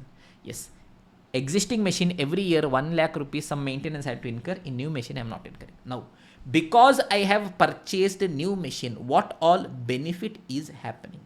Aram se one by one let us try seeing. Yes, benefit number 1. Right now 1 lakh rupees maintenance cost I am incurring. But in new machine, do I need to incur the maintenance? No, boss. That means, can I tell first benefit is savings in maintenance cost? How much maintenance cost I saved? 1 lakh I saved. Okay, ba? Okay. Second benefit is there. Sir, what is the second benefit, sir? I will be earning additional depreciation. Sir, tell sir. Right now, which machine I am having? Existing machine. What is the book value? 3 lakh is a book value. That means depreciation is how much percentage? 15%. That means in the existing machine, how much depreciation I would have charged? Existing 3 lakh 15%. Is it 45,000? Yes, sir. But because I went for new machine cost is how much? 10 lakh. So on 10 lakh, I will be getting 15%. 1.5 lakh. That means how much extra depreciation I will be in a position to charge? Basically 7 lakh into 15%. Is it 1 lakh 5,000? That also is a benefit. Sir, that also is a benefit, sir. But there is a loss as well. Sir, what loss, sir? If I go for a new machine, existing machine I have to sell. And that existing machine that I am selling, am I selling it at a profit? Am I selling it at a loss? Sir, I am selling it at a loss, sir. 3 lakh is a book value, sir. But I am recovering only 1 lakh, sir. That means 2 lakh is a loss. So there is a 2 lakh loss. 2 lakh loss is there. Yes, 1 lakh 5,000 benefit is there due to additional depreciation. Yes, 1 lakh again benefit is there due to savings in maintenance cost. Now the final point. Yes, which is nothing but the finance cost. Now understand, students, yes, this is my machine. So whatever amount I have paid to purchase the machine, that is not my cost. That is just the investment. Is this clear? Okay, but to get that machine, that fund that I have collected, it will be having a cost of capital. That is going to be my cost. Now how do I do that? Aram se. Yes, here I am standing. Look at this. I have existing machine with me. I tell I don't want this existing machine. Take away this existing machine. Vendor took away that existing machine. How much price he is willing to pay? Vendor is telling, okay boss, I will give you 1 lakh rupees for that. So I sold my existing machine. I am just showing cash with me here. 1 lakh rupees I got. Okay. Now I am telling boss, I want a new machine. To purchase a new machine, how much I should pay? Sir, 10 lakh I should pay. That means, can you guys tell me what is the net cost of purchase of the asset? What is the net cost of purchase of the asset? Today I am purchasing asset, 10 lakh I have to pay. But by selling existing, I got 1 lakh. 9 lakh is the net cost of purchasing the asset. We are asking from where you got 9 lakh, boss. We are telling we don't have, boss. Yes, we got it on loan. Yes, what is my cost of capital? What is my cost of capital every year? How much is the cost? 15% is the cost. That means 9 lakh into 15%. 1,35,000 is the financing cost. 1,35,000 is the financing cost. Is this concept clear, everyone? Yes, it is not my material which will get consumed. It is my machine. So whatever amount I have paid to purchase the machine, that is not my expense. But to purchase fund I want, on that my opportunity cost of capital will be calculated. Not getting too much into details, basics of costing, FM, SFM, all those things you have done. So I hope you guys have reasonably understood this. Okay. But here there is one small twist. Sir, what twist, sir? There is a mistake in CMA Institute's answer. Why? Tell me, yes, any logical, rational person will tell. Yes, on the day I am purchasing my asset, how much cash outflow has happened? How much cash has gone? 9 lakh has gone, sir. How? New machine 10 lakh I paid, but from existing machine 1 lakh I got, 9 lakh only went. That means ideally my finance cost should be calculated on how much? On 9 lakh 15% should be calculated. But CMA study material, yes, they have calculated the finance cost on 10 lakh rupees. That is a mistake. Sir, what we should do? Study material, Mahan. Yes or no? When study material is there, As much as possible, we'll try following the study material. As much as, yes, as simple as that. That is why this adjustment separately I tried bringing it down so that you guys can remember it exactly the way it should be remembered. Okay, okay, sir. Now one last adjustment is there. With that, all the adjustments are going to be over. Look at this. If question has given us fixed cost per unit, tell me basic assumptions of marginal costing, how I want my cost. Yes, selling price variable cost per unit I want. Fixed cost how I want. Total I want. That means if question has given me fixed cost per unit, my first thing will be I will convert it into total fixed cost. But how will I do it? Look at this, students. Yes, if question has given us fixed cost per unit, we will calculate total fixed cost at the same level at which fixed cost per unit is given. Yes, suppose at this level fixed cost per unit is given. Based on this unit only, I will be calculating my total fixed cost. Or else my solution will be wrong. Just a simple example you see. Company has produced 1000 units in January. January 1000 units we produced. Okay. And 1500 units in February. February 1500 units we produce. Okay, okay, great. If the fixed cost per unit is 100 per unit in January, in January month, for 1 unit it is 100. Calculate the total fixed cost in February. Yes, if you are thinking that fixed cost per unit is 100, in February I produced 1500 units, 1500, 15,000, 1,50,000 is going to be my fixed cost. You are absolutely wrong. What? Absolutely wrong. Your A grade mandus. Okay? Why? Tell me, students. Fixed cost, fundamental assumption. Yes, total fixed cost will be constant. That means step 1, I should calculate total fixed cost. Tell me, yes, 100 rupee per unit fixed cost is when? It is in January. In January, how many units I produced? 1000 units I produced. That means what is the total fixed cost in January? 100 per unit into 1000 units. 1 lakh. January monthly my fixed cost is 1 lakh. February monthly question did not tell my fixed cost is increasing or decreasing. Default assumption it will be same only. That means February also it will be 1 lakh only. Is this clear, everyone? Yes or no? Give me a confirmation, everyone. Okay, perfect, great. Yes, students, so now all the adjustments we have discussed. Now quickly let us see the questions. Okay, na? Perfect. Now there's some 2-3 questions that we'll have to do. Okay, yes, miscellaneous, type for miscellaneous questions. Yes, illustration number 41 we are having. Okay, yes, Cello company has a capacity for producing 80,000 units, but it is presently producing and selling 20,000 units only at 100 rupees. Right now 20,000 units at 100 it is selling. The demand is sensitive to selling price. Okay, selling price I change, demand will change. And please observe that for every reduction of 10 rupees in selling price, demand is doubled. If I reduce my selling price by 10 rupees, what will happen to demand? It will double. Tell me right now 20,000 units I am selling at 100 rupees. If I reduce selling price by 10 rupees, demand will double. It will become from 20,000 to 40,000. Again, if I reduce by 10 rupees, it will double. From, yes, 40,000, it will double. It will become 80,000. Is this clear? That means if I have to operate at a maximum level, maximum capacity of 80,000 means at what price I should be selling? 80 rupees. So requirement number 1, what should be the target cost at full capacity if profit margin is 25% on sale? Tell me, if I have to operate at full capacity, what is my target selling price? Sir, target selling price is 80, sir. That is my selling price. How much profit I want? 25% on sale. On 80, 25%. Yes, is it 20? That means what is going to be my target cost? 60 is going to be my target cost. Okay, okay. First requirement done and dusted, Jujibi. Okay, sir. Now, next requirement is important. What should be the cost reduction scheme at full capacity? At full capacity, how much I should reduce the cost? Okay, I got the target cost. Now let me keep the target cost here. Okay, 60 rupees per unit. Okay, fine. Yes, what should be the cost reduction scheme at full capacity? At full capacity, how much I should reduce my cost? Yes, if at the present level, right now, where am I standing? Right now, how many units I am producing? Yes, right now, sir, right now we are selling 20,000 units only. Okay, at the present level, 40% of cost is variable cost and total fixed cost is 36 lakh. Okay. Understand, at the present level, right now where we are standing? Yes, at 20,000 units level we are standing. Here, yes, variable cost is, what is question telling? Yes, 40% of cost is variable cost. 40% of cost is variable cost. Okay, now tell me, right now at 20,000 units level we are standing. Right now at 20,000 units, at what price I am selling? 100 rupees I am selling. Yes, I want to calculate the target cost. I will be doing a reverse calculation.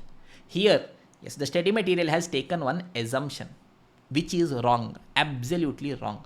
But without that, we will not get answer. So we will also be taking that assumption only. What? Yes, in the first requirement, question has told that profit margin on sale is 25%. That is only for the first requirement. But even in second requirement, subsequent requirements also, yes, study material has assumed the same only. Okay, yes, now look at this. Yes, question is a bit absurd. Yes, at present level, right now I am standing at 20,000. What is my selling price? 100 rupees per unit is selling price. Yes, my default assumption is that, yes, throughout whatever I am selling, I want a profit margin of 25% on sale. That means 100 I am selling means 25% profit I want, 25 rupees. That means what is going to be my total cost? 75 per unit. Is this clear? This is at the current level. Current level, what is my total cost? 75 per unit. In that, how much percentage of my cost is variable cost? 40% of my cost is variable cost. My total cost is 75, 40% of that, 30 rupee per unit is going to be my variable cost. Is this clear, everyone? Balance is going to be fixed cost, 75 into 60%. I guess it is going to be 45 per unit. Okay, ba? Is this clear, everyone? Okay, great. Now. If nothing is given, default assumption, selling price per unit, variable cost per unit, fixed cost per unit is constant. Now, I want to calculate the cost reduction scheme at full capacity. By how much I should reduce my cost at full capacity? Tell me, students, yes, at full capacity, yes, at what cost I should be producing? Sir, full capacity, 80 is selling price, 20 is profit, that means 60 is going to be the total cost. Yes, full capacity, yes, target cost per unit as well as total for 80,000 units. Yes, obviously we are scribbling and telling, so obviously it is not going to be very synchronized. Yes, not very systematic because it is not regular. I'm just still explaining you the quick nuances so that you guys do not commit a mistake. Okay, how much is the target cost? 60 per unit. So into 80,000 units. Yes, 48 lakh. Okay, now understand my actual cost. In a reality, what all cost we are incurring? I'm incurring a variable cost also, fixed cost also. Here question is telling, yes, what should be cost reduction scheme at full capacity? If at the present level 40% cost is variable cost and the total fixed cost is 36 lakh. Tell me, my total fixed cost is going to be how much? 36 lakh. And variable cost, nothing is given about variable cost. Default assumption, per unit is constant. I have calculated and kept how much is my variable cost per unit.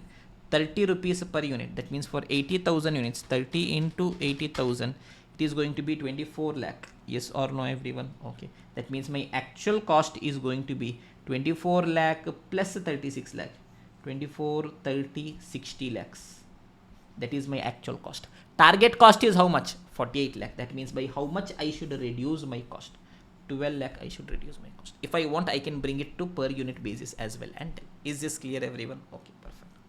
Now comes the last situation. Yes, if the rate of return desired is 16%, they're telling we want 16% return, return on investment. Okay, what will be the maximum investment at full capacity? When we are operating at full capacity, maximum how much I will invest? Tell me, students, when I am operating at full capacity, what is selling price? 80. In that, how much is profit? 25%. 20 is my profit. That means my total cost should be 60. Yes or no, everyone? That means if I'm operating at full capacity, tell me what is going to be my total sales? Yes, it is going to be 80,000 units into 80 per unit. It is going to be 64 lakh. What is going to be my total profit? 25% I want, that is per unit 20, like that 80,000 units, I want 16 lakh profit. Okay.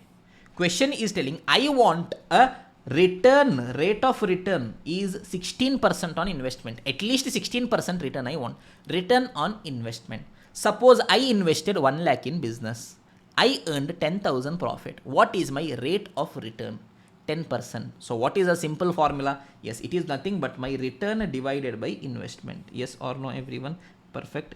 ROI, it is nothing but a return or profit divided by investment.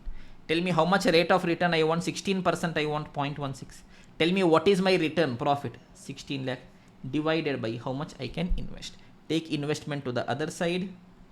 16 lakh divided by 0.16. Yes, is it going to be 16 lakh divided by 0.16? Is it going to be 1 crore? Yeah, 1 crore is going to be the maximum investment. Is this clear, everyone? Give me a confirmation. Question number 9 is there. Simple question, you can try by yourself. Question number 10, which is going to be illustration number 46. Beautiful question. Okay, but all the important adjustments from this question I have already explained. Look at this. Yes, first adjustment is improvement in productivity of workers by 10%. I have explained separately. Then vendor supplying the machine, yes, has offered advanced technology machine as 10 lakh replacement to old machine of 3 lakh rupees. That adjustment also I have explained. So just you will have to sit and do by yourselves. Is this clear, everyone? Yes, with these questions from target costing also we have finished. Okay. Now if we have 10 minutes time, we can finish off product life cycle costing as well. Yes, giving you guys 1 minute to let the things settle in. Yes, everyone. So now we are having the next unit, which is going to be product lifecycle costing. Very simple, very basic, very jujube. Yes, not getting into the so much conceptual explanation of product lifecycle costing. Yes, the only point it is telling is, yes, normally whenever we are doing our calculations, we will be calculating only for a single period. That is for this month, how much is profit. It is telling, boss, don't calculate impact like that. It is telling calculate the impact over the life cycle of the product. That is for the entire life cycle of the product. How much profit or loss you are getting. That much only is there. So what will question ask if a question comes? It will ask us to calculate the product life cycle profit. Over the entire life cycle, how much profit I earn. Tell me what is the formula of profit. It is going to be revenue minus cost.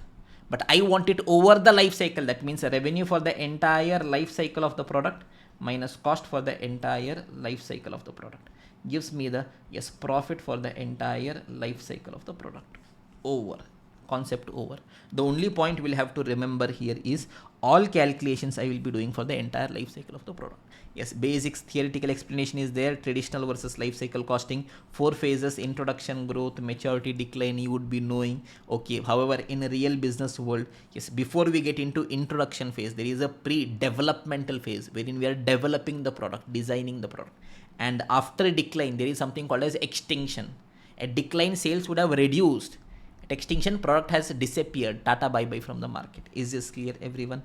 Okay. I've not explained. Yes, so many things I can explain. I have not explained. Yes, it is late night, 11 o'clock. Yes, we'll quickly finish it off. Questions we'll see, we'll finish it off. Yes, there is only one type of question. Yes, they will ask us to calculate the life cycle operating income. Simplest thing in the world. What is income? Revenue minus cost, how I want for the life cycle. Life cycle revenue minus life cycle cost gives me life cycle profit. Okay. Yes, over the entire life cycle, whatever cost is given, everything you have to add. That's all. Simple. Okay. Now, one simple adjustment that will have to be taken care of. Okay. That is calculation of number of batches and batch cost. Look at this, students. Company is engaged in manufacture of watches. Watch we are manufacturing. Okay. Total watches sold over the life cycle of the product is 1 lakh. Throughout 1 lakh watch we have sold. Okay. Great. The variable cost per batch is 100 rupees. Some products we are producing in batch. For one batch, 100 rupees is the cost. We normally produce 250 watches in a batch. Calculate the total number of batches and the total variable cost incurred. Simple basic question only, but still I've put it. Tell me, students, tell me, in one batch, how much watch I am producing? 250 watch I am producing. Throughout the life cycle, total how much watch I am planning to produce? 1 lakh watches I am planning to produce. That means total in how many batches I should be producing? 1 lakh divided by 250. Total number of batches. Total 400 batches I should be producing. Yes or no, everyone? Yes, sir. Now what is going to be my total cost? Tell me, my cost is, variable cost is 100 per batch. Like that we are having 400 batches. It is going to be 40,000. Over. Simple jujube story over. Life cycle costing. Asset life cycle costing, we'll be discussing it tomorrow in the next session. Now product life cycle questions also taka we'll see. Okay, look at this. First question, simplest thing in the world. If you see the question only, they have told, yes, first year what is my revenue? Yes, 3 products they are having. Yes, ECE, CE, IE. Yes, year 1 what is my revenue? What is the cost is given? Year 2 what is the revenue? What is the cost is given? Same year 1, year 2, year 1, year 2. They are asking 2 years only is the life cycle. They are asking what is the life cycle revenue, life cycle cost, life cycle profit. What you have to do? Simplest thing in the world. First product. Tell me first year how much is revenue? 5 lakh. Second year is 20 lakh. That means total revenue is going to be 25 lakh. Total column I have to do. Yes, research and development cost is 7 lakh. This is 115 plus 85, whatever it is. This is 25 plus 275. Yes, add. Total revenue, total cost. Reduce, you will arrive at the profit. Story over. Read the question, try it once by yourselves. Okay. This question, yes. If there is one question with some life in this chapter, it is this one only. Look at this. Zenith Limited manufactures tablet batteries. Okay. Company is preparing a product lifecycle budget for a new type of battery. Development of the battery is to start shortly. Estimate for the new battery is as follows. Life cycle units manufactured and sold. Total 2 lakh units. They are telling we will manufacture and sell. Okay, great boss. Yes, selling price per battery is going to be 55. So I will do the calculations here only quickly. Tell me total 2 lakh units will be there. 2 lakh units, that means revenue, it is 55 per unit into 2 lakh units. It is going to be how much? How much it is the 1 crore 10 lakh. Okay, now it is late night, sometimes I might be wrong with my mistakes. In terms of my calculation. Okay, I'm sleep deprived as well, so okay, if calculation mistakes are there, just ignore that. Okay, life cycle cost. Okay, cost I will put it in a column. Tell me research and development is how much? 8 lakh. Manufacturing variable cost per battery. For one battery it is 25. Like that, how many batteries we produce? 2 lakh. That means it is going to be how much? 50 lakh. Okay, this is done. Variable cost per batch. For one batch it is 300. How many batteries we are producing in a batch? 250. This calculation we should do it. Aram say. Look at this, look at this, look at this. Tell me in one batch how many batteries I produced? 250 batteries I produced. Total how much batteries I want to produce? 2 lakh. That means in how many batches I should produce? Sir, 2 lakh divided by 250. Total 800 batches I should be producing. Okay, boss. Total 800 batches I should be producing. One batch, what is the cost? 300. So 800 into 300 will make it 2,40,000. Is this clear, everyone? Okay. Fixed cost is given directly. I will put it directly. 12 lakh. Yes, marketing. Variable cost per battery is 3.5. 3.5. I want it for the entire life cycle of the product. Into 2 lakh, it is going to be 7 lakh. Fixed cost is 8 lakh. It is 8 lakh. Whether they've told per annum, nothing like that. Okay, total only it is. Distribution. Variable cost per batch is 140. Batteries per batch is 100. Tell me in one batch I am producing 100 batteries. Total 2 lakh batteries we want. That means total how many batches? 2 lakh divided by 100, it is going to be 2000 batches, and for one batch cost is 140. 2000 batches into 140, it is going to be 2.8 lakh. Yes, this fixed cost is going to be 4,60,000. Customer service cost per battery. For one battery is 1.7. 1.7 into 2 lakh, it is 3.4 lakh. Okay, calculate the budgeted life cycle operating income. Revenue is there. 1.1 crore, total cost is there. You will calculate the profit. Then whatever extra requirements are there, you guys can accordingly answer that as well. Is this clear, everyone? Okay, this question is also over. Now this is again a very simple Jujube question. With that we will finish it off. Done and dusted. Okay, 4 units off. Finally. Okay, sir. Recording is on, right? Okay, fine. Illustration number 49. Okay. SRM has developed a new product, Kent, which is about to be launched into the market and anticipates to sell 80,000 of these units at a sale price of 300 over the product's life cycle of 4 years. 4 years is a life cycle. I want to calculate the profit. Okay, simple. I will just tell, yes, revenue cost. Tell me what is the life cycle revenue total, how many units we are planning to sell? Yes, 80,000 units. At what price? 80,000 into 300. It is going to be 2 crore 40 lakh. 2 crore 40 lakh. Yes or no, everyone? Okay. What all cost I have incurred? Cost of design, developing molds, dies and tools, 10,25,000. Okay, 10,25,000. Next, manufacturing cost is 125 per unit. 125 per unit into 80,000 units. It is going to be how much? 1 crore. 1 crore. Next, selling cost is 12,500 per year and 100 per unit. First per unit, let me finish it off. 100 per unit, sir. Yes, into how many units? 80,000 units. It is going to be how much? 80 lakh. Yes, then I am having my selling cost for per annum. It is 12,500. So I will write down, yes, selling cost fixed. How much it is? it is going to be 12,500. Yes or no? Yes or no? Yes or no? No. Yes, the only one principle I've told. Yes, product life cycle. Every calculation should be for the entire life cycle of the product. Life cycle of the product. Yes, product will be for 4 years. That means every freaking calculation should be for 4 years. We will commit a mistake here in a hurry. Okay? Yes, it is 12,500 per year. I want for 4 years. Into 4, it is going to be 50,000. Over. That's all. Next things are going to be simple only. Admin cost is 50,000 per year. Into 4 years, it is going to be 2 lakh rupees. Warranty expenses is there. 5 replacement part per 25 units at the rate of 10 per part. Understand? 5 replacement parts per 25 units. If I sell 25 units, sale, replacement. 5 units will be replaced. Okay. I sold total how many units?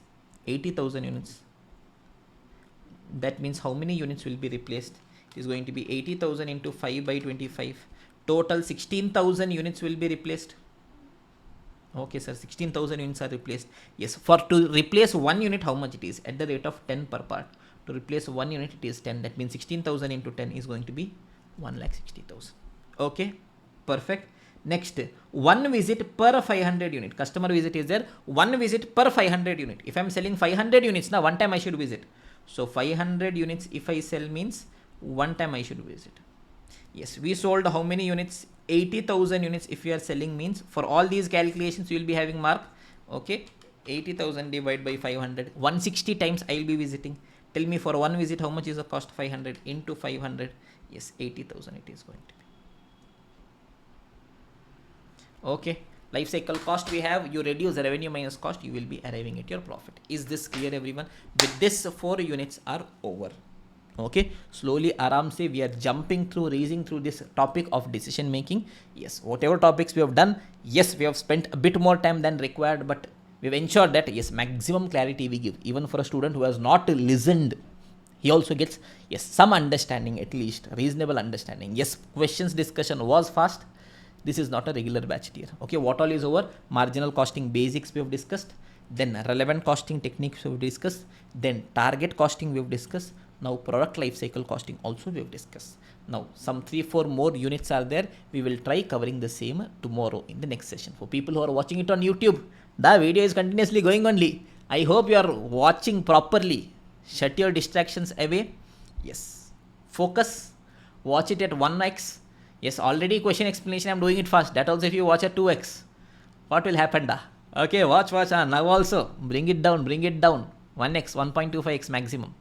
Okay, so, yes, tomorrow we'll continue our discussion. We'll go ahead to even more interesting, exciting discussion.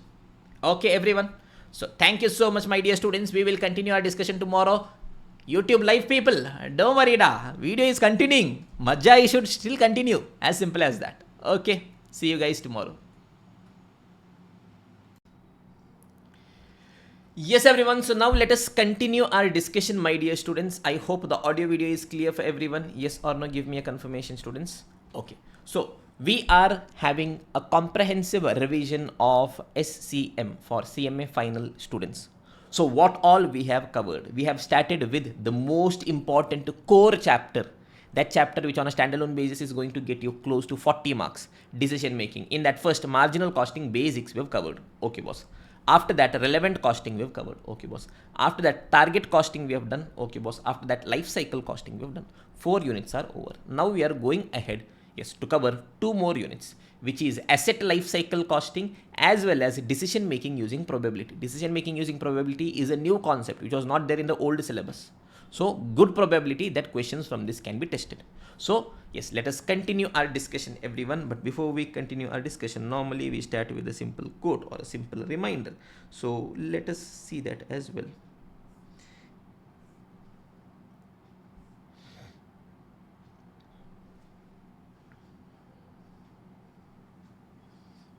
Yeah, simple quote. A person is not great because he hasn't failed. Who has not failed? Everyone has failed in life. Yes, if you have not failed, that means you have not tried at all. Okay, a person is great because failure has not stopped him or her. Okay, that's so true in terms of our preparation as well, in terms of examination as well. We have to fail, but we have a choice. Do you fail in the exam center, or do you fail before that? During your preparation, you commit the mistakes. So very important thing I always tell students, yes, while you're doing any practical paper is, yes, once you see a question, try. I always tell students, you should try. Commit a mistake.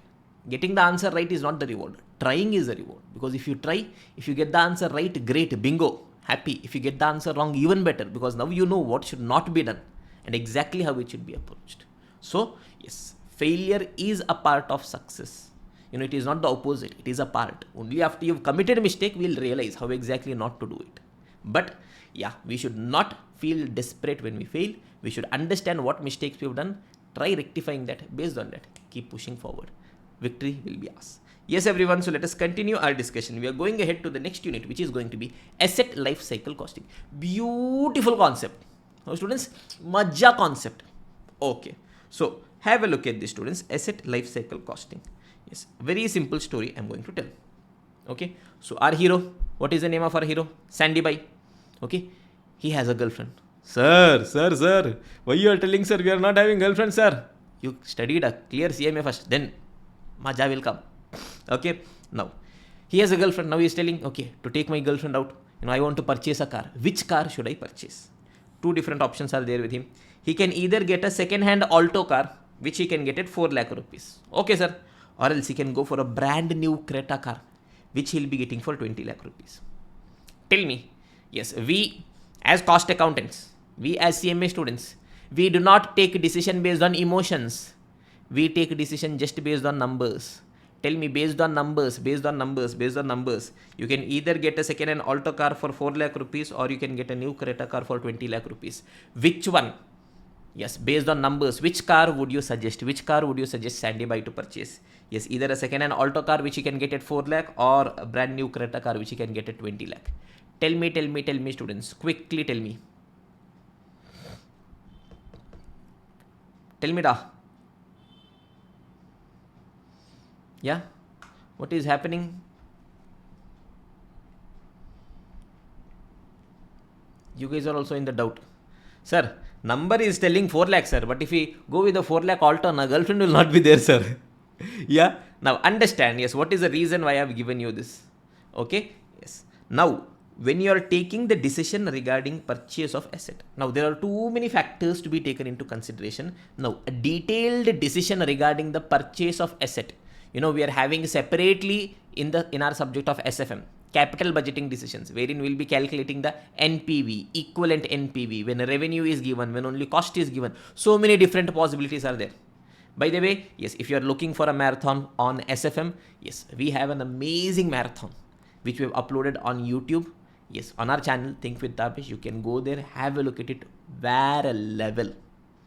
Okay, the amount of clarity is very level.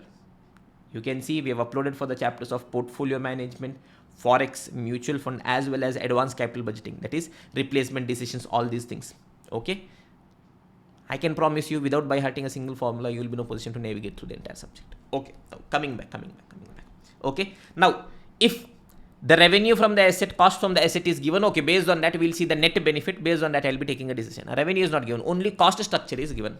Can I just be taking a decision based on purchase cost? Oh, Alta is 4 lakh only, this is 20 lakh, oh, this is 4 lakh, cheap, this one I'll go. No, boss.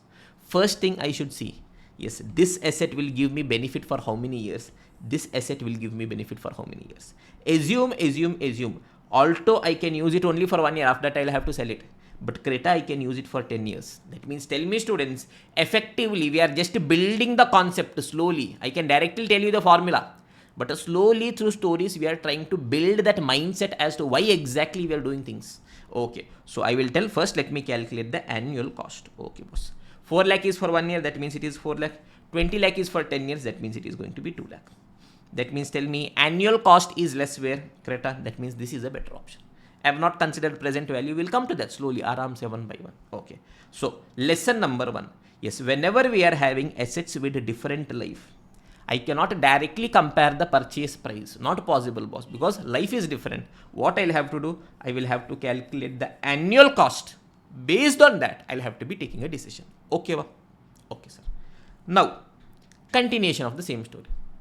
We are telling to purchase an asset, not just the initial cost. Initial purchase cost I've incurred, that is one thing. But not the only cost dear. During the entire life, I'll have to keep paying for the maintenance cost. That also I should pay, yes or no? So every year I'll keep incurring the annual running cost. Maintenance I'll have to do, repair I'll have to do, sometimes a major overhauling has to be done. All those things we'll have to be doing. Okay, great. Now assume, Alto I'm telling 4 lakh is for 2 years. Now I have slightly changed the numbers. Creta I'm telling assume 20 lakh is for 10 years. Let me keep it 10 years only. Both the places it is 2 lakh per annum. But maintenance cost, yes, if I'm purchasing Alto na, every year 50,000 rupees maintenance I'll have to do. How many years I'm using the asset? 2 years. So 2 years. Yes, every year I'll have to do 50,000 rupees maintenance. Creta's annual maintenance is 10,000 only. For 8 years I'll have to be doing. Now understand. In case of Alto, how my cash flow is going to look. Look at this, students. Initially I'm going to purchase my asset at t is equal to 0. How much I will be paying? 4 lakh I will be paying. At t is equal to 1, I'll have to be doing my maintenance. How much I'll have to be paying? 50,000 I'll have to be paying. Yes, at t is equal to 2, again I'll have to be doing maintenance. How much I'll have to be paying?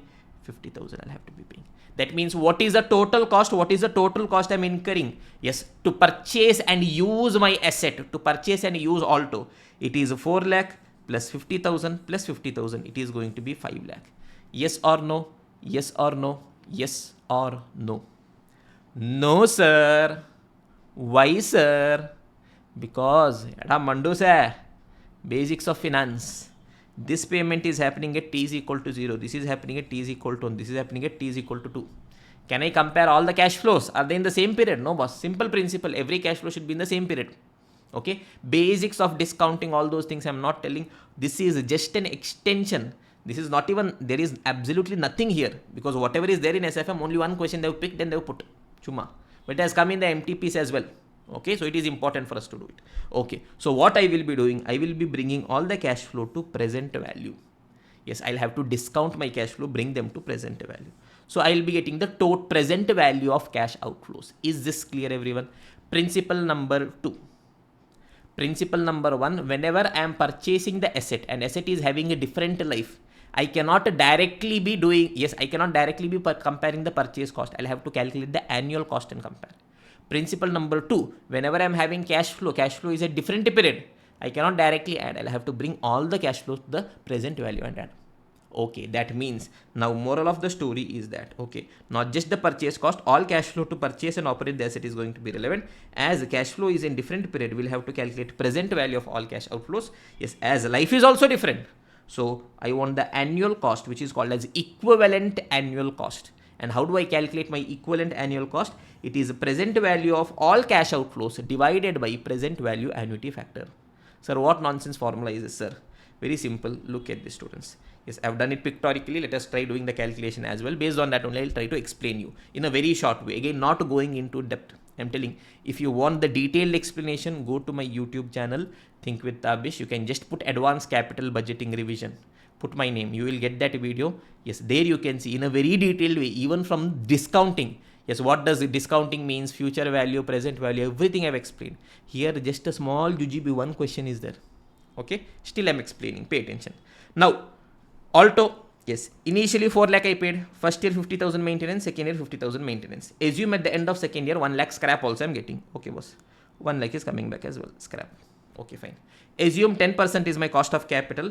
Yes, step 1, I will calculate present value of all cash outflows. Okay, boss. Tell me. What all I'm having? First, I'm having my purchase cost. How much I'm paying? Purchase cost 4 lakh.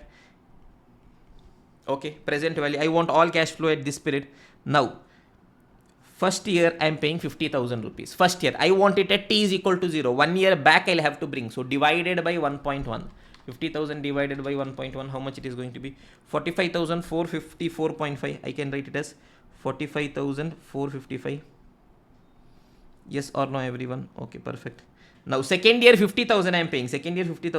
That let me again bring it back.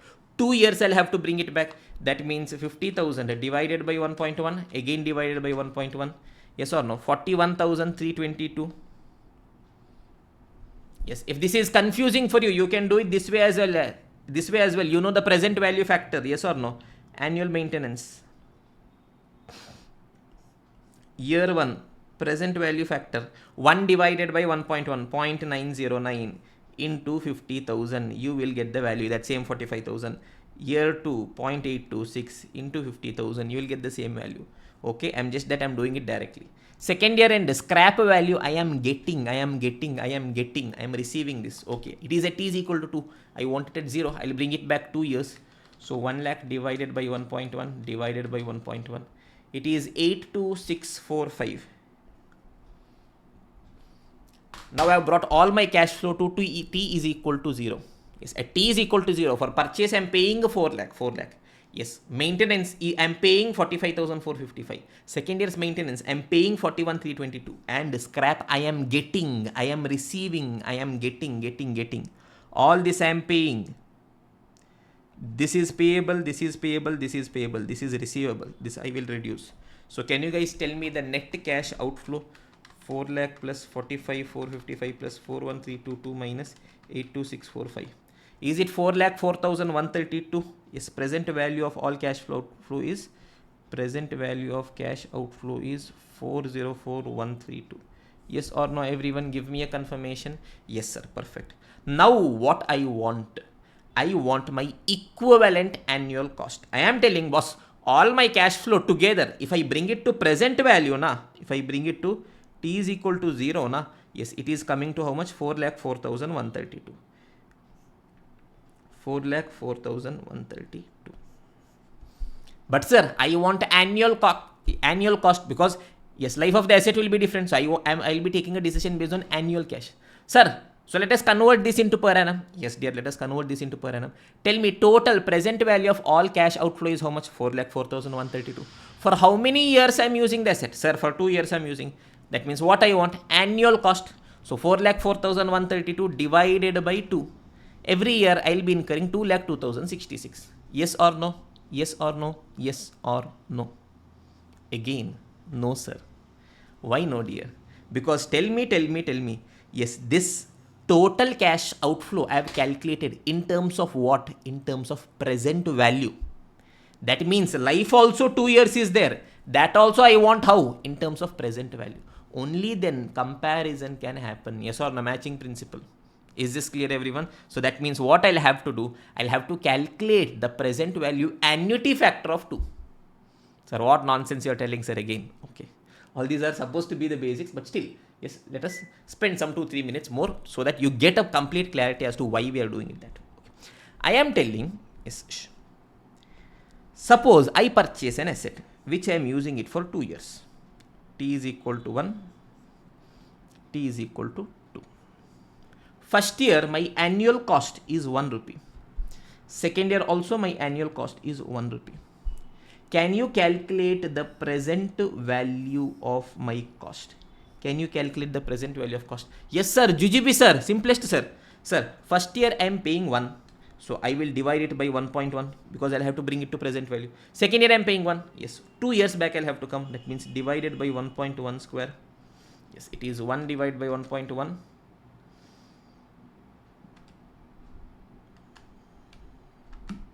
That means, is it 1.7355? Yes or no, everyone? 1.7355. Simple. Yes, look at this. What I have done, I have just calculated present value annuity factor. Yes, for first year, 0.909. For second year, 0.826. Yes or no? I have added this. Yes, I have got how much? How much I am getting? 1 divided by 1.1. 1.7355. Okay, perfect. Okay, yes. Now tell me. Yes, in a very simple way, Aram se, I am telling, yes, what is my annual cost and what is the present value. Okay, yes. If my annual cost is 1 rupee, if every year I am incurring a cost of 1 rupee, yes, the present value of it is 1.7355. which is nothing but the present value annuity factor of 1 rupee at 10%. Yes, my present value of all cost is 4,04,132. Who is doing this, da? Now pay attention, aram se. What I told, I assume that my annual cost, every year I am incurring 1 rupee cost. That means I calculated what is the present value of all that cost. So I got, if every year my cost is 1 rupee, present value of that cost is 1.7355. Now I am telling for my asset, for my Alto, the present value of cost is 4,04,132. My present value of cost is 4,04,132. That means every year, what is the annual cost? It is going to be 4,04,132 divided by 1.7355. How much is it going to be, students? 4,04,132 divided by 1.7355. It is going to be 2,32,862 rupees. Yes or no, everyone? This is the equivalent annual cost. That means I am telling every year how much cost I am incurring?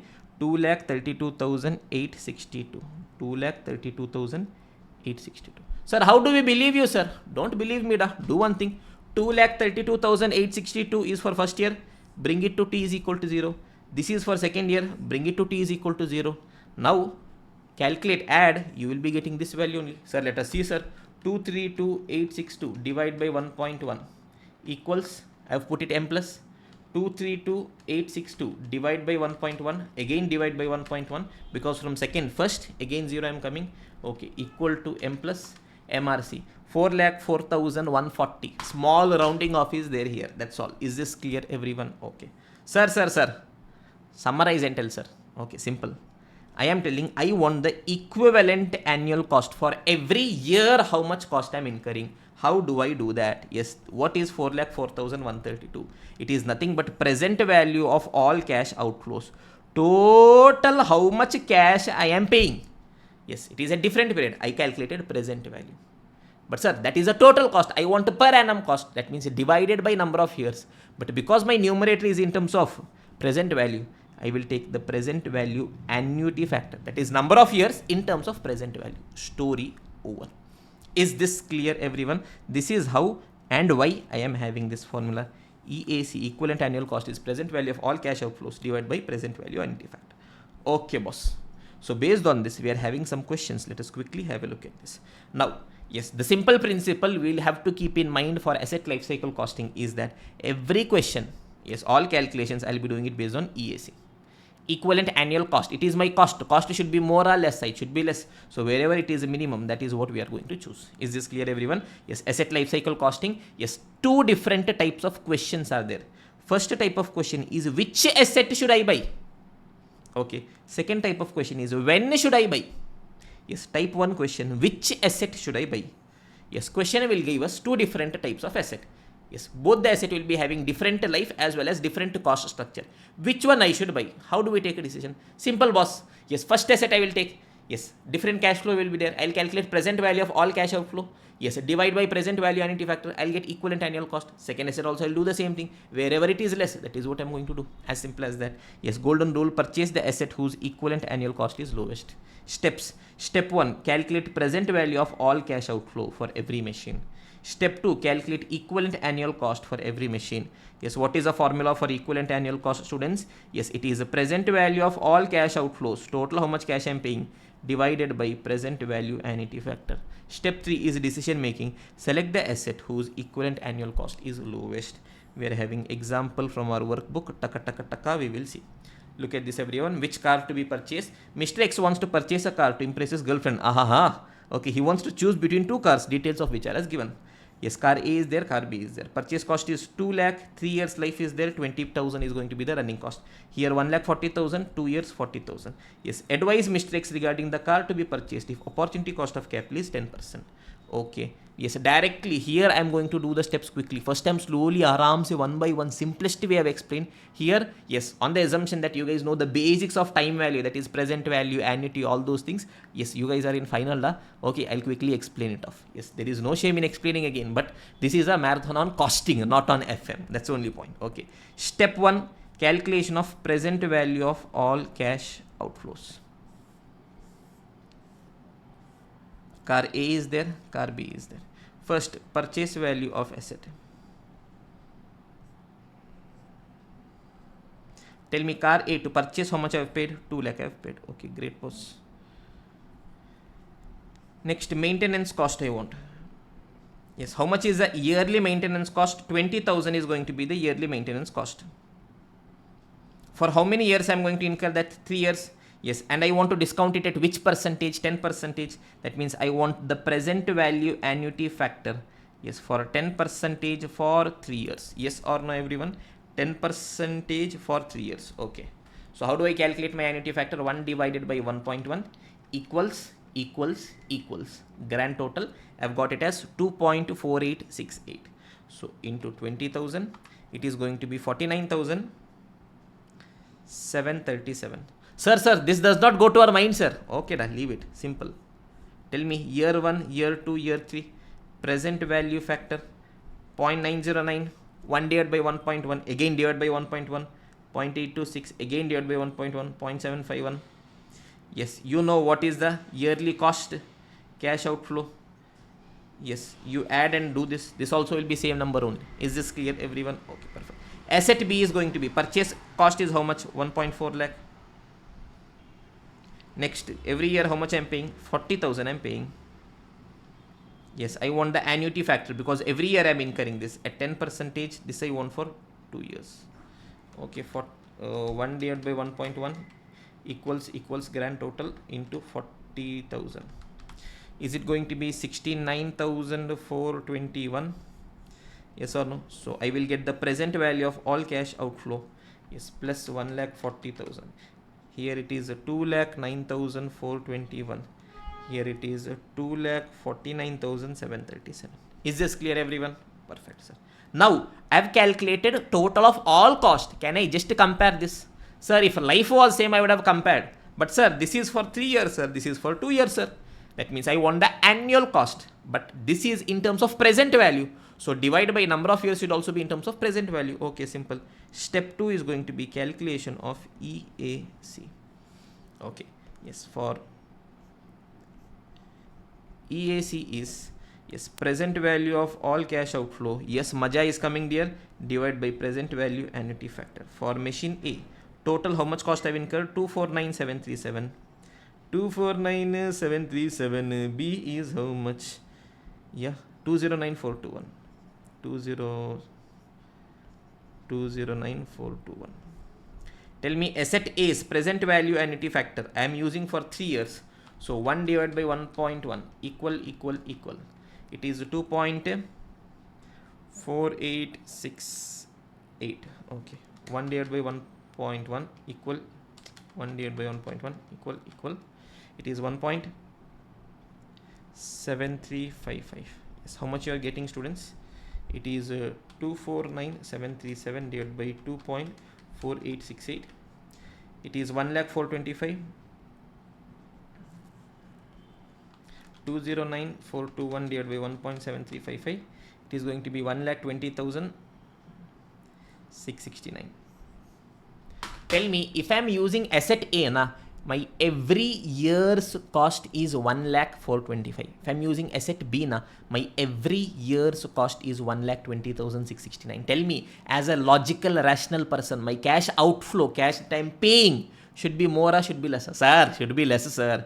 Where it is less, here it is less, that means which asset we should choose, asset A we should choose, so write down the decision, we should purchase machine A. Why, because equivalent annual cost is lowest in asset A.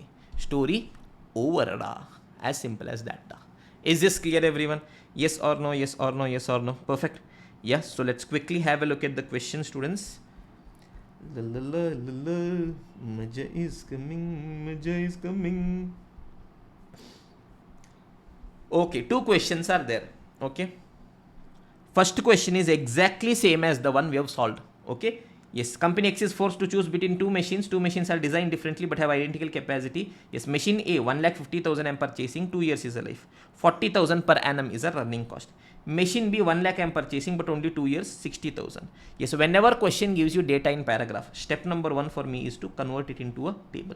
AB, purchase cost 1.5 lakh. Yes, life 3 years. Yes, then whatever is the operating cost, 40,000 per annum. Yes, machine B at what price? 1 lakh I'm buying. Only 2 years I'll be having 60,000 per annum. Okay. Yes, if I'm discounting at 10 percentage, which company? Yes, which machine should I buy? Calculate equivalent annual cost. Question number 2, a small twist is there here. Same thing only, principle is same. Step 1, calculate purchase present value of all cash outflow. Step 2, equivalent annual cost. Step 3, decision making. But calculation of present value of all cash outflows, some extra adjustments are there. That's all, simple. Jujube only it is going to be. Look at the students. Yes. Company supports the concept of Terro technology or life cycle costing for new investment decisions covering its engineering activities. Financial sale. Okay. Manager is torn between, sir, what you did, sir? Irrelevant lines da. So, okay, 2 machines I am having. One is, who is this da? Please do not switch on the whiteboard. Who is this? Sherin. What da? You guys are doing maja with me only, ah? Okay, fine. Look at this. Yes.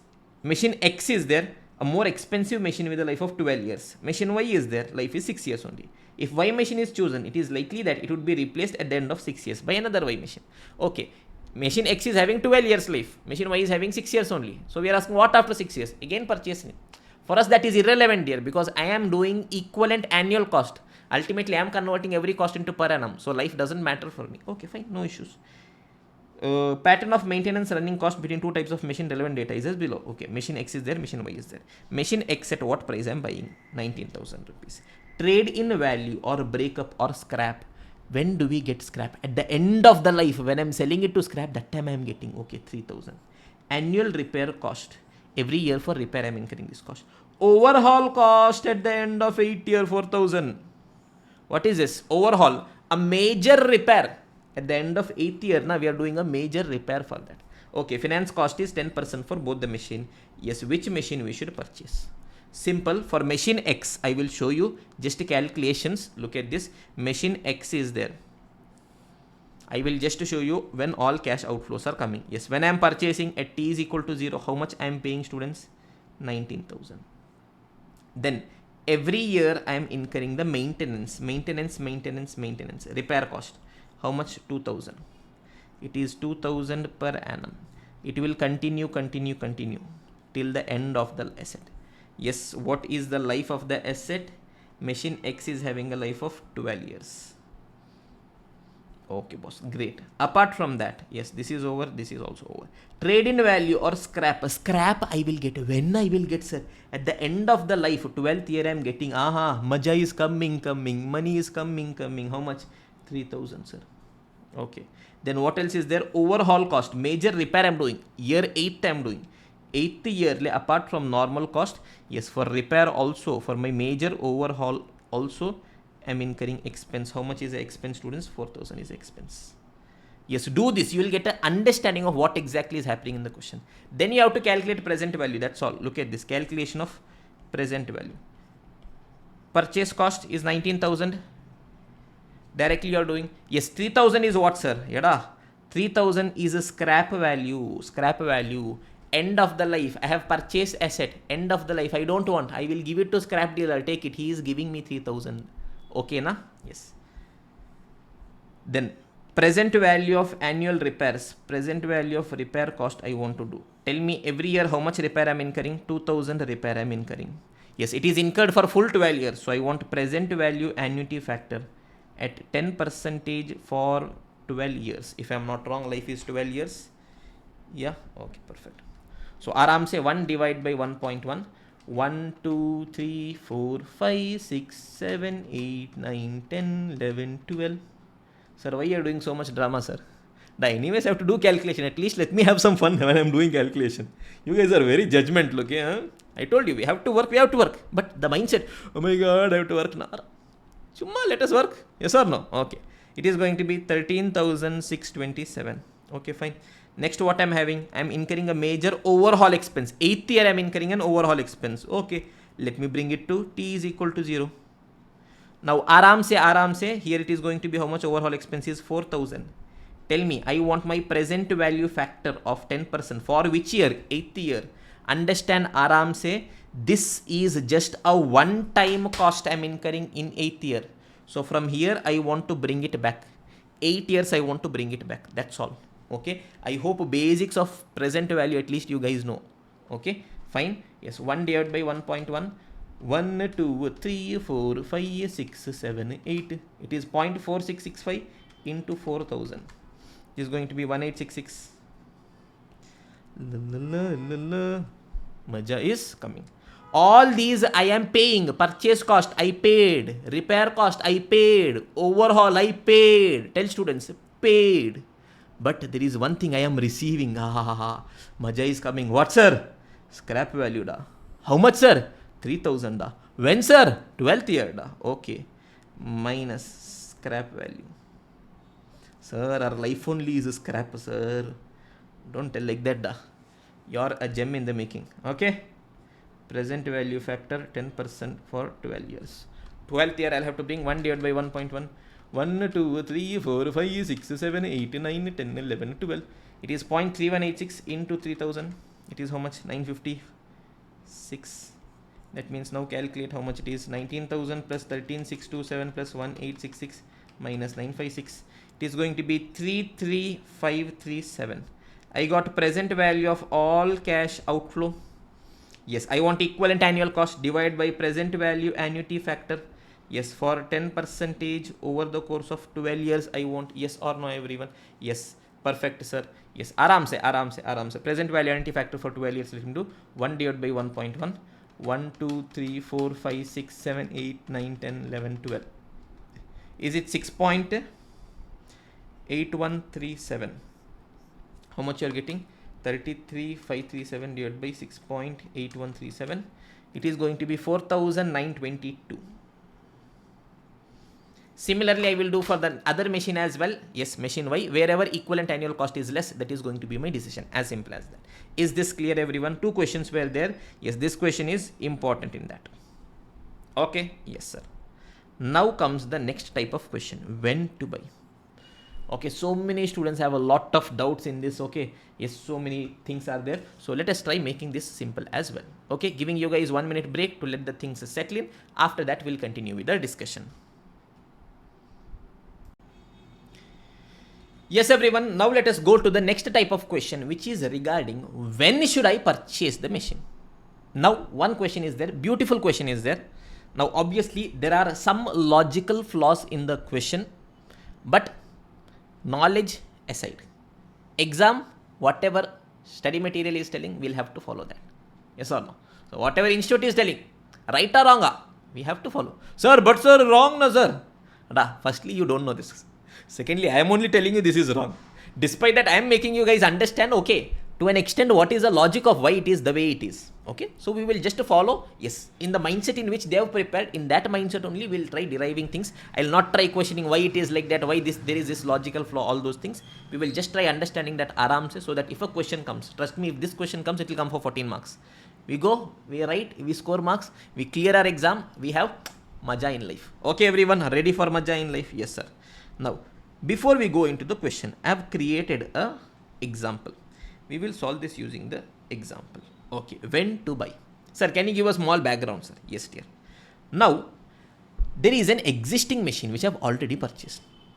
Okay, now I am fond of car. I purchased one car. This car I have already purchased. Now tell me, students, once I have purchased this already, the amount that I have paid to purchase this car is today, is it relevant? Is it irrelevant? Sir, irrelevant. Already purchased, historic, sunk, committed, over, done, dusted. Okay. Now I have 2 options. Either I can keep continuing with the existing car. Some 2-3 years are over. Now slowly maintenance cost and all is increasing. Or I can decide today I'll buy a new car. How do I take a decision? Simple. Both the assets will be having different life. Yes, sir. Both the assets will be having different kinds of cash flow. Yes, sir. So we have already understood that I will be calculating equivalent annual cost. Yes, dear. That means what I have to do for my existing asset, what is my equivalent annual cost now? I have already purchased. That cost is irrelevant. Done and dusted. Now, from now onwards, what all in future I am incurring, what all repairs cost, overhauling cost, all those things, Calculate present value divided by present value annuity factor. Okay. Second, new machine if I purchase, what is the equivalent annual cost of new machine? Then I will compare. Assume I calculated yes equivalent annual cost. Now I am just telling annual cost. Look at this. Assume first year na existing machine if I am using, existing car if I am using na, yearly cost is 100. But if I purchase new car na, yearly cost is 200.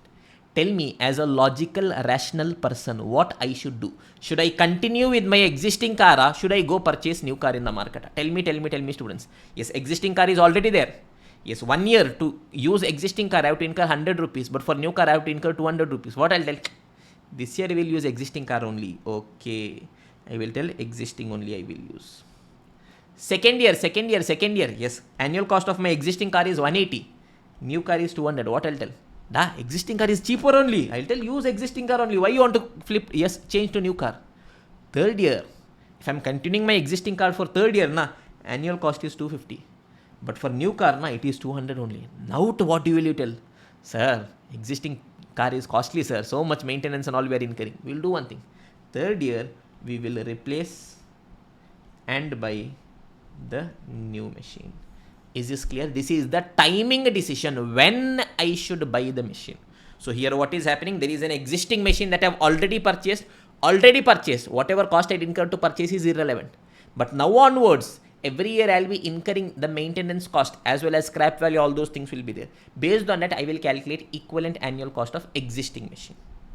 Then, if I am buying a new machine, what will be equivalent annual cost of the new machine? I will compare. I will be taking a decision. Now, calculation of equivalent annual cost of new machine is something you guys already know. We have already done. Yes, whenever I am buying, I will see what is the present value of all cash outflow divided by present value annuity factor. I will be getting equivalent annual cost.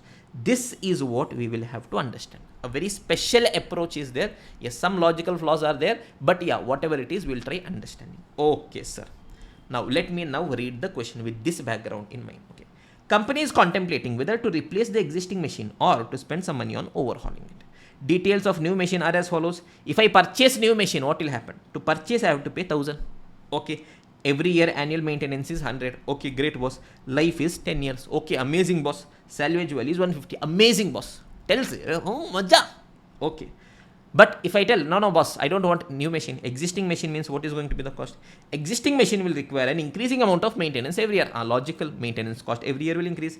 And its salvage value will decrease every year. Boss, we know this. Don't tell, nonsense. Tell properly. Okay. Today only, if I would have sold my existing asset, I would have got 400 rupees. But after first year, if I am selling, I will get 320 only. And for first year, I have to incur 100 rupees maintenance also. Second year, if I am doing means 200, 270. Third year, if I am doing means 400, 200. All these things are given. Okay, fine. Yes, opportunity cost of capital is 10%. Yes, present value is, yes, cost of capital is given. When should company replace the machine? When?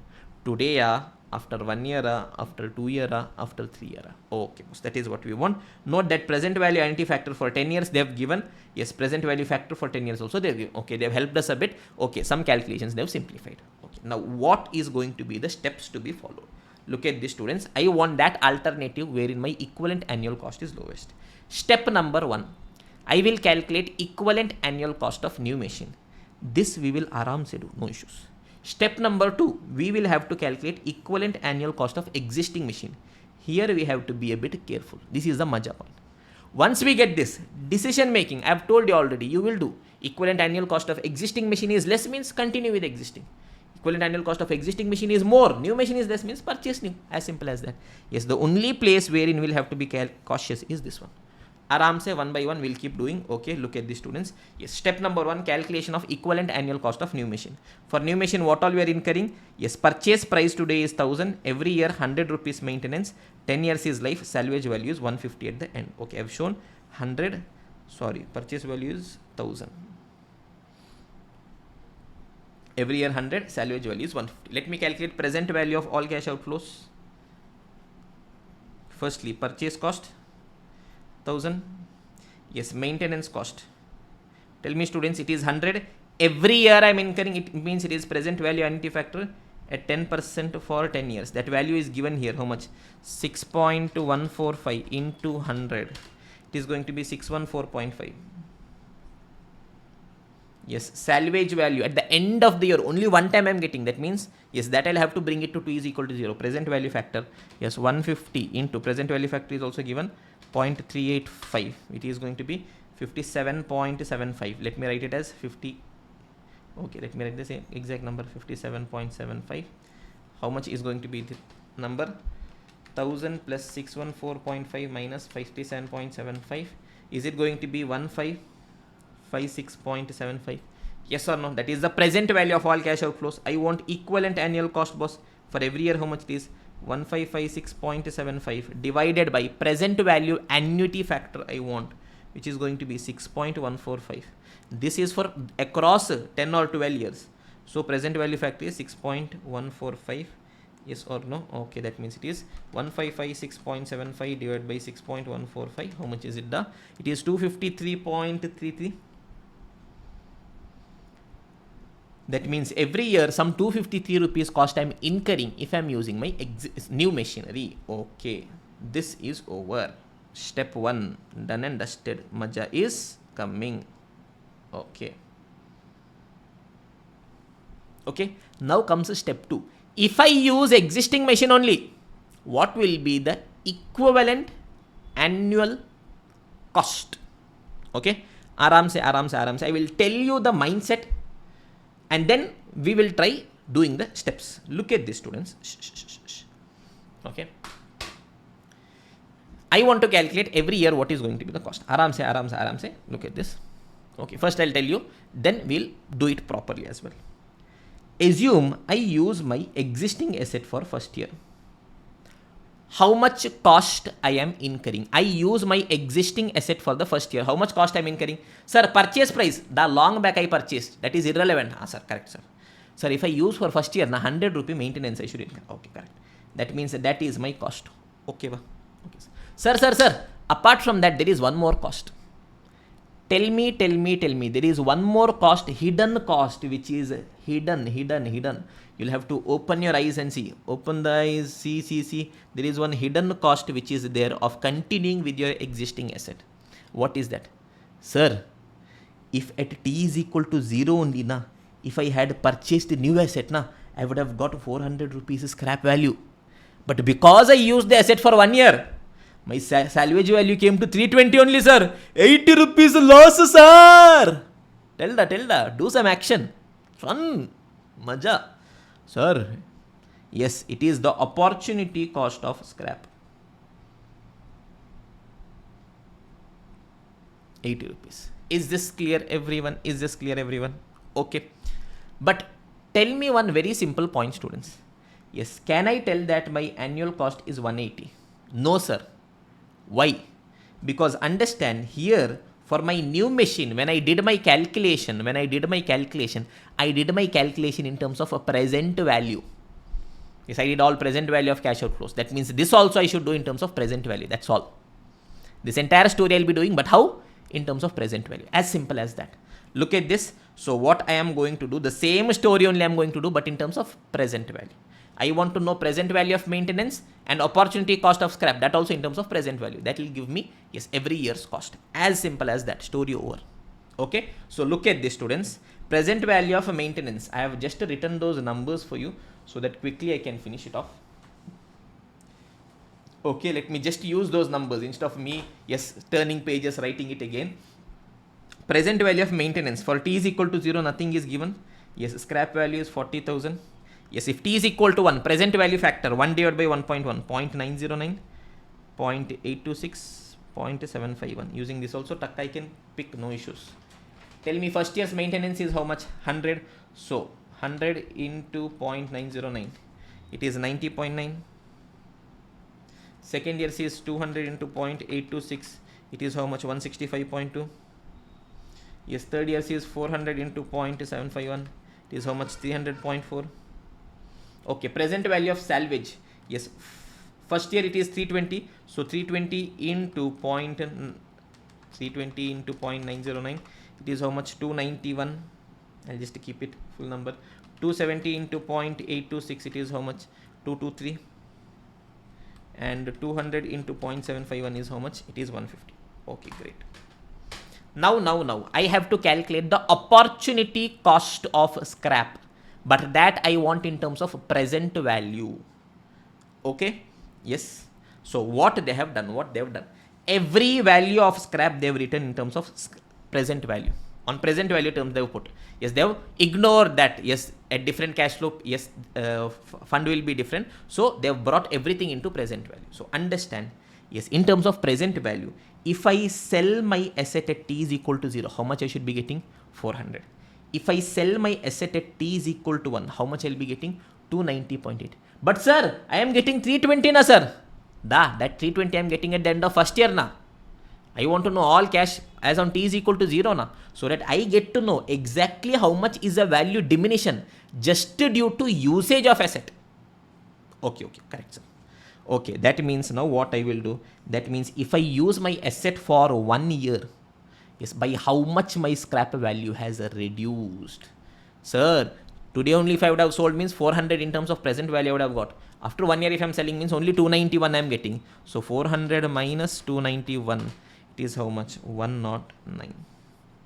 Is this clear? If I use it for the second year, how much is my opportunity cost? 291 minus 223, it is 68. If I use it for the third year, how much it is? 223 minus 150, it is 73. Is this clear everyone? Okay. Now can I calculate the total cost? Yes sir. One is my maintenance cost is there, every year I am incurring. Second, the opportunity cost is there. You add the two sir, you will get total cost. Okay. It is 90.9. Then I will prepare. Okay. It is going to be 90.9 in terms of present value I have done. It is 165.2. This is going to be how much? 300.4. Yes, every year's maintenance cost I have calculated. Then value of scrap sacrificed 109, 68 as well as 73. If I add, will I be getting total cost? Yes sir. Yes, 91 plus 109, 200. I'm just ignoring decimals. Okay, you guys can do it properly. 165 plus 68, 233. 300 plus 73, 373. Okay sir. Sir, now we got to know every year if I'm using existing machine also, what is my annual cost. Is this clear? Yes. Simple. Aram se. Calculation of equivalent annual cost of existing machine. Yes. If I'm using my existing machine for 1 more year, what all I'm incurring? 2 costs. One is maintenance cost I'm incurring. Perfect. Second thing that I'm going to incur is that my scrap value of the product will reduce. So 2 costs are there, but I want those 2 costs in terms of a present value. So what I'll do, present value of maintenance, present value of scrap for every period I'll do, that difference I'll keep on comparing. Okay, now I've got the equivalent annual cost of existing machinery. Now I'll compare and take a decision. Tell me equivalent annual cost here is 200, for existing is 200, 233, 373. New machine, it is 1 cost only which I'm incurring throughout for every year. Okay, yes, how much I had calculated that to be? New machinery, it was 253. 253. So understand. Okay, today I can take a decision. Okay, for first year, if I'm using existing machine, how much is my cost? 200. But if I purchase new machine, how much is my cost? 253. What I will tell as a logical rational person, use existing asset only. Existing asset. Yes, first year is over. For second year, if I use existing machine, my cost is going to be 233. But if I use new machine, my cost is going to be 253. What I'll tell? Use existing asset only. Okay, great. But for third year, if I'm using existing asset, my cost is going to be 373. For new asset, it is going to be 253 only. That means what I will tell as a logical rational person, if you go for existing machine, next year 373 cost you have to incur. Maintenance is too high. With that, scrap value is also reducing. Do one thing, purchase a new asset now because its annual cost is 253 only. That means I will tell new machine. So what is my decision? First 2 years we will use existing asset. Third year onwards we will be replacing it with new asset. Is this clear everyone? Perfect. Yes, exactly the same thing. Question is there here. The only difference is, yes, I had given, yes, year 0, year 1, year 2, year 3. They have given up to year 4. Okay. Yes, the same story is there. Just that numbers are different. I want you guys to try it by yourselves. Point number 1. Okay. Point number 2. This concept you will be using only and only in SCM and only in this question. There are a bit of logical flaws and errors in this. Do not try applying this in SFM. Okay, yes, every subject at every different places will be having some different approaches. Okay, now because understand, see, when you are having a theory is standardized. Okay, suppose I am telling, see, look at this, I'll tell you a very simple way of explaining. See, a theory is standardized. Suppose we are telling, okay boss, yes, why I am paying 25% tax in case of domestic company. Simple, Income Tax Act is telling 25%, over, story over, nothing more is there. But when it comes to practical, when a person actually sits and thinks based on their thought process, different practical approaches can come. Whether all of them are right, yeah, all of them are right. Now I'll give you a very simple example. Suppose, okay, yes, point A is there, point B is there. You want to go from point A to point B. Two roads are there. Yes, one highway is there, which is a bit lengthy. 70 kilometers it will take. Okay, one more road B is there. Okay, which is more or less a straight road, 50 kilometers only. But lots of humps, ups and downs and all are there. Yes, as person A, I might tell that, this road is better, 20 kilometers more who will travel. But a person B can also tell, highway I am going, chumma I can sit and go. Who will unnecessarily keep seeing hump is there or not? Arams I can go. Both the things are right only. Okay, now here when these things are coming, especially in case of replacement of machines, you see CA final different approach is there, CMA final SFM different approach is there, CMA final SCM different approaches are there. Okay, for me as a faculty who is teaching at all the three levels, it is madness for me, because every time I should tell, okay, this is CMA final. Literally, to be very frank, before I take the session, I see that one more time and come, because in the same exact mindset we should be teaching you guys. This mindset is right, this mindset is right from the perspective of one person. Now if I want, I can pick flaws in this as well. Yes, CA final, again there is one more mindset through which they are solving. CMA final SFM, there is one more mindset through which they are doing. Okay, so understand that so many things are happening. For us, SCM, this is our mindset in which we will be working. Is this clear, everyone? Yes or no? So with this, we have finished this topic as well. Next, we are having a newly introduced topic, beautiful small jujube topic, decision making using probability. Giving you 2 minutes to let the thing settle in, then we'll continue our discussion. Yes, everyone. So if you want, you guys can, yes, we have written down the steps to solve a question as well. If a question is regarding when to buy the asset, okay. Step 1, calculate equivalent annual cost of new machine. Okay. Step 2, calculate equivalent annual cost of existing machine. How do I do? Okay. Table number 1, I'll calculate present value of maintenance, present value of salvage cost. Based on that, I will calculate what is the opportunity cost of salvage. I've done that line. Using that only you do, so that you do not commit a mistake. Based on that, you will get opportunity cost of scrap, then present value of maintenance, as well as opportunity cost of scrap. If you add, you will get equivalent annual cost of existing machine. Yes, decision making, new machine equivalent annual cost is higher means continue with existing, but if new machine cost is lower means purchase new machine. Is this clear, everyone? Okay. Now we are having next concept, which is decision making using probability, which is newly introduced for your CMA final new syllabus. But trust me, one of the simplest things ever, most jujube thing ever. What, sir, this is? Here, yes, they will be giving us probability. What we have to do? We have to calculate expected value. Sir, can you give a small example, sir? Yes, da. Assume you are giving CMA final SCM exam. What is going to be your marks?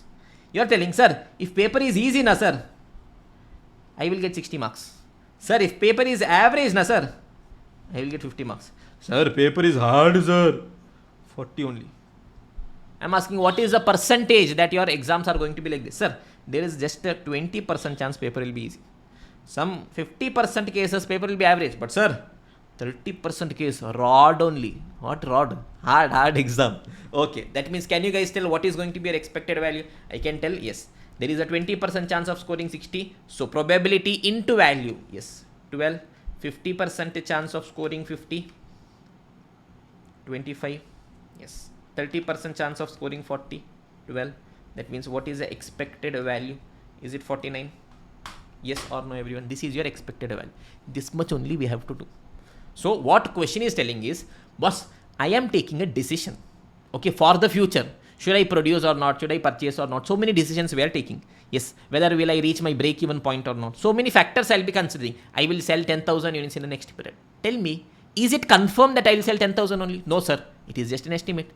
Alternatives could be possible. Could be possible. That means what I'll have to calculate? Expected value I'll have to calculate. Yes, I told that next year I will produce a shirt. Same Sandy Buy's example. Every shirt I will purchase at 600. But can you give a confirmation that 600 only will be there? If you are having a written agreement telling it is 600 only, then it is assured. But otherwise, there is a likelihood prices may slightly fluctuate as well. That means can you just pick one price? No, boss. I'll have to take the expected value. Yes or no? That much only is there. Nothing else is there here actually. Okay. So some 2, 3, 4 questions are there. There is absolutely nothing. We will directly go into the questions. Look at this, students. Okay. Basics. Yes. First type 1 question. Yes. Calculation of expected present value. Yes. Expected value. It is not expected present value. Expected value. Okay, probability into value gives you expected value. Okay, this one is calculation of expected NPV. This is a beautiful question. Okay, from the last unit only, but I put it here because probability is there. Now look at this. A company is considering purchase of a machine for 3,50,000. They're telling we want a machine, boss. 3,50,000 we are willing to pay. Great. It feels quite confident that it can sell goods produced by the machine so as to yield an annual cash surplus of 1 lakh. Every year 1 lakh, yes, cash surplus I'll be getting by using the machine. Okay, great. There is, however, uncertainty as to machine's working life. Oh my God. How many years this machine will be there? I don't know. Okay, fine. Recently published trade association survey shows that members of the association have between them owned 250 of these machines. Suppose this is the machine that I am thinking of buying. Life, how much it is, God only knows. Sometimes it may be 3 years, sometimes it may go up to 10 years also. So what happened is there was a trade association. They had conducted a survey of 250 people who had purchased this machine. So in that, those people are telling, yes, 20 people told that their machine came for 3 years only. 50 people told that 4 years it came. 100 people told that 5 years came. 70 people told that 6 years came. 10 people told that 7 years it came. Based on this, can I calculate the, yes, probability of machine's life? Yes, sir. And question has told me that machine's life, if machine's life is 3 years, my NP will be minus 1,01,000. They have only done. I need not do. Otherwise, I had to sit and think. Yes, every year's cash surplus, initial cash outflow, yes, present value factor, calculate. That they have only done. Great. Maja is coming. No need to sit and do unnecessary calculation. Okay. You are required to advise whether the company should purchase a new machine or not. Simple. I will just be doing this one. Look at the students. Yes, if machine's life is 3 years. Okay, what is the probability that machine's life is 3 years? What is the probability that machine's life is 3 years? Total from 250 people you have taken a survey. In that, how many people have told that life is 3 years? 20 people have told. That means it is going to be 20 divided by 250. How much it is? 0.08. Okay, and if my machine's life is 3 years, what is my NPV? NPV is minus 1,01,000. So can I do? Yes, probability into NPV, I will get my expected value. Fine. Similarly, if my machine's life is 4 years, what is the chance that my life is 4 years? Sir, 50 people have told, sir, out of 250. That is 20% chance if I am not wrong. And if my life is 4 years, how much will be NPV? Minus 33,000. So 0.2 into minus 33,000 I will do. Similarly, 5 years. Similarly, 6 years. Similarly, 7 years. Do a total. You will get the expected NPV. Yes, if the expected NPV there is positive, that means you are telling, okay, net to net, this machine is beneficial for me, positive NPV. If the expected NPV is negative, I'll tell, get lost, no need for this machine. Is this clear? As simple as that. Okay, wow. Sollunga. Yes or no? Continue panlama. Okay. Yes, everyone, continue cheyano. Okay, we've learned a bit of mix of all languages. Continue करे क्या? बोलो भाई, क्या करती तुम? Okay, next set of some jujube questions, very jujube questions. Trust me, yes, even if I explain, you'll tell, sir, why you are doing all this, sir? But okay, let's do it. Company has a choice amongst 3 products, A, B, C, for which the following estimates are available. 3 products are there. 3 product A, product B, product C. I want to know which product I should manufacture. In whichever product profit is more, that I will manufacture. Estimated profit. Okay. Product A. If I am selling in market X means 380, market Y means 100, market Z means 30. Okay, great, boss. But probability they have given. Yes, this is actually not Market, this should actually be the scenario. Like scenario is good, scenario is okay, scenario is bad, something like that. It should be there, but they have written it that way. For us, what is there? We'll just put the values, we'll get our answer. Yes or no? We will not question the question. Okay. Product A, I am telling for product A. Tell me, in market X, how much I am thinking of earning? 380. It is confirm? No sir, only 60% is there. In market Y, how much I am thinking of earning? 100. Confirm? No sir, only 20% chance is there. Market Z, how much I am planning to earn? 30. Confirm? No sir, 20% chance is there. Yes, that is why I told you, if you add the probability is going to come to 1. Okay, and it's not that, okay, in different markets 60% chance I'll earn. No, it is actually in different economic scenarios. But forget it. For us, what is there? Product, 3 products are there. Which product I should select? Yes, profit into probability. I'll get the expected profit. Wherever it is more, I'll select. Story over. Product A I did, same for product B, same for product C. Story over. Juju B. As simple as that. Okay, now comes your third question. Look at this, everyone. You are given the following estimate for next year's budgeted sale and cost for a single product. Okay, selling price is 12.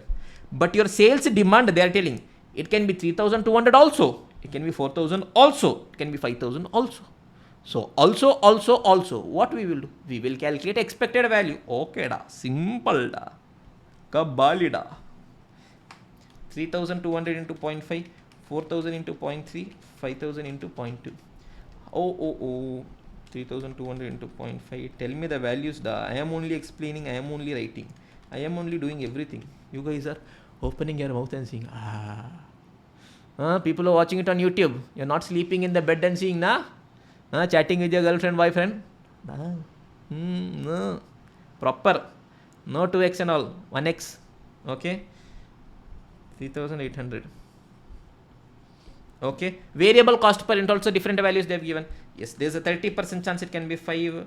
50% chance it can be 6. 20% chance it can be 7. That means grand total is going to be 5.9. Yes or no, everyone? Okay. Fixed cost they have given. Yes. They are telling calculate the expected value of sales. Tell me. Selling price is how much? 12. Expected sale quantity I have calculated how much? 3,800. Will I be getting expected sale? Okay. Expected variable cost, contribution, expected profit. Simple, boss. Yes. Per unit total. What is the total expected quantity that I have calculated? 3,800. I have told you, yes, the basics is what we'll be using throughout. Sales minus variable cost is contribution minus fixed cost is profit. Nothing more we are doing. We are just tweaking, yes, putting tweaks to our basics. Tell me, selling price is how much? 12 per unit. Variable cost is how much? All these things can be there, but I want per unit, 5.9 per unit. That means contribution is how much? 12 minus 5.9. Now number is something, I'm not 100% sure. Sometimes I could be wrong with respect to my numbers as well. Fixed cost, single number they have given, 20,000. So tell me, 3,800 units if I am selling, 3,800 into 12, 45,600, 5.9, 22, 420, 6.1, it is 23, 180, minus this is 20,000, it is 3,180. Story over. Is this clear, everyone? Okay, perfect. Now we are having a type 2 question wherein they'll ask, what is the probability that we will achieve break even, or what is the probability that we will get this much profit? Sir, tell me the one question now. Okay, da. Look at this question number 4. Simple Jujubi. Okay. Company has estimated the following demand level for its product. They are telling sales volume can be 1 lakh. We are telling pakka ba? No da, 10% chance is there. Sales volume could be 12,000 also. Pakka ba? No da, 15% chance is there. 14,000 also, 16,000 also, 18,000 also. Probability is given. Okay ba? Okay, great. It has assumed that sales price is 6 per unit. This is pakka ba? Pakka. Marginal cost is 3.5 per unit. Okay. Fixed cost is 34,000. What is the probability that company will break even in the period? What is the probability that company will make a profit of at least 10,000? There are two different ways. One is long cut, one is shortcut. Which you want? Shortcut, you tell sir. Okay. I will prepare my marginal cost sheet. Sales minus variable cost is contribution minus fixed cost is profit. I will write down my data. Per unit, how much is it? Selling price is 6. Variable cost is 3.5. That means contribution is going to be how much? 2.5. Yes or no? Fixed cost is how much total? 34,000. Yes, first let me see. To reach BEP, how much units I should sell? Okay, sir. BEP. Break even point. Profit or loss is 0. 34,000 fixed cost if I have to pay means 34,000 contribution I want. Sir, 34,000 contribution I want, sir. Every unit is giving me 2.5 only, sir. That means how much unit I should be selling? I should be selling 13,600 units to reach my break even point. Yes or no, everyone? Till here, any doubt is there? No, sir. Now understand, this is where my answer comes. So if I sell 13,000 units, I will reach BEP. Okay. That means tell me, if I sell 10,000 units, will I reach BEP? No, sir. I will not reach BEP. If I sell 12,000 units, will I reach BEP? No, sir. I will not reach BEP. If I sell 14,000 units, will I reach BEP? Yes, sir. If I sell 16,000 units, will I reach BEP? Yes, sir. If I sell 18,000 units? Yes, sir. I want to know the probability. Tell me probability of selling 14,000 units is 0.25, of selling 16,000 units is 0.3, of selling 18,000 units is 0.2. That means probability of break even. It can be 14,000 also, or 16 also, or 18 also. For us, it doesn't make a difference. So 0.25 plus 0.3 plus 0.2. 75% chance. Yes or no, everyone? Over. Sir, second situation, sir. Company will earn at least 10,000 profit. What I have to do? For 10,000 profit, how much quantity I should sell? Based on that, again see the probability. Okay. I am telling second situation, I want 10,000 profit. Chumma for break even and all, you are not working. 10,000 profit. Okay. For 10,000 profit, 10,000 contribution sufficient? No, sir. Fixed cost I should pay na 34,000. That means total how much I want? 44,000 I want. Total 44,000 we want. Every unit is giving me 2.5. That means how much units we should sell? 17,600 units I should sell. 17,600 units I should be selling to achieve my desired profit. Tell me, if I sell 10,000 units, will I reach the profit? No. 12,000? No. 14,000? No. 16,000? No. Only in this case I will reach my profit. That means what is the probability of me reaching profit? Yes, 20%. Story over. Is this clear, everyone? Okay, perfect. Then comes illustration number 57. It's exactly same thing. What is the probability that company will exceed its target profit of 25,000? First I will see to earn 25,000 profit what I want. Based on that, yes, I will tell the probability. Story over. Is this clear? Now we have one final thing, which is independent distribution table. Majja concept. Giving you guys 1 minute break to let the things settle in. Then we'll continue with our discussion. Yes, everyone. So now let us go to type 3 question, the final question in this concept, okay, which is on independent distribution table. Before we get into this, I want to tell you guys something. What, sir? Okay. Assume. Okay. Yes. I and you, we play a game. Okay. Yes. We take a coin. We put head or tail. Yes. In your childhood days, you used to do that. Chumma, without any reason. You will only think in your mind, okay, this time head will come. Yes, assume you are the Indian captain of the Indian cricket team. Heads, we choose batting. You've done all these things. Good old days. For every Indian middle class boy, that dream is always there. That, okay, he plays for the Indian country. So then what happens, sir? Then you grow up. Responsibilities come. Yeah. There's a lot of pain hidden. Okay, fine. Now, understand. Okay, I take a coin. I toss it 2 times. Okay, what all can come? Sir, 4 different possibilities can be there, sir. Yes, possibility number 1. Yes, first time also I got head, second time also I got head. Maja. Yes, possibility number 2. Yes, first time I got a head, but second time I got a tail. Possibility number 3. First time I got a tail, second time I got a head. Possibility number 4. Second time also I got a tail, first time also I got a tail, second time also I got a tail.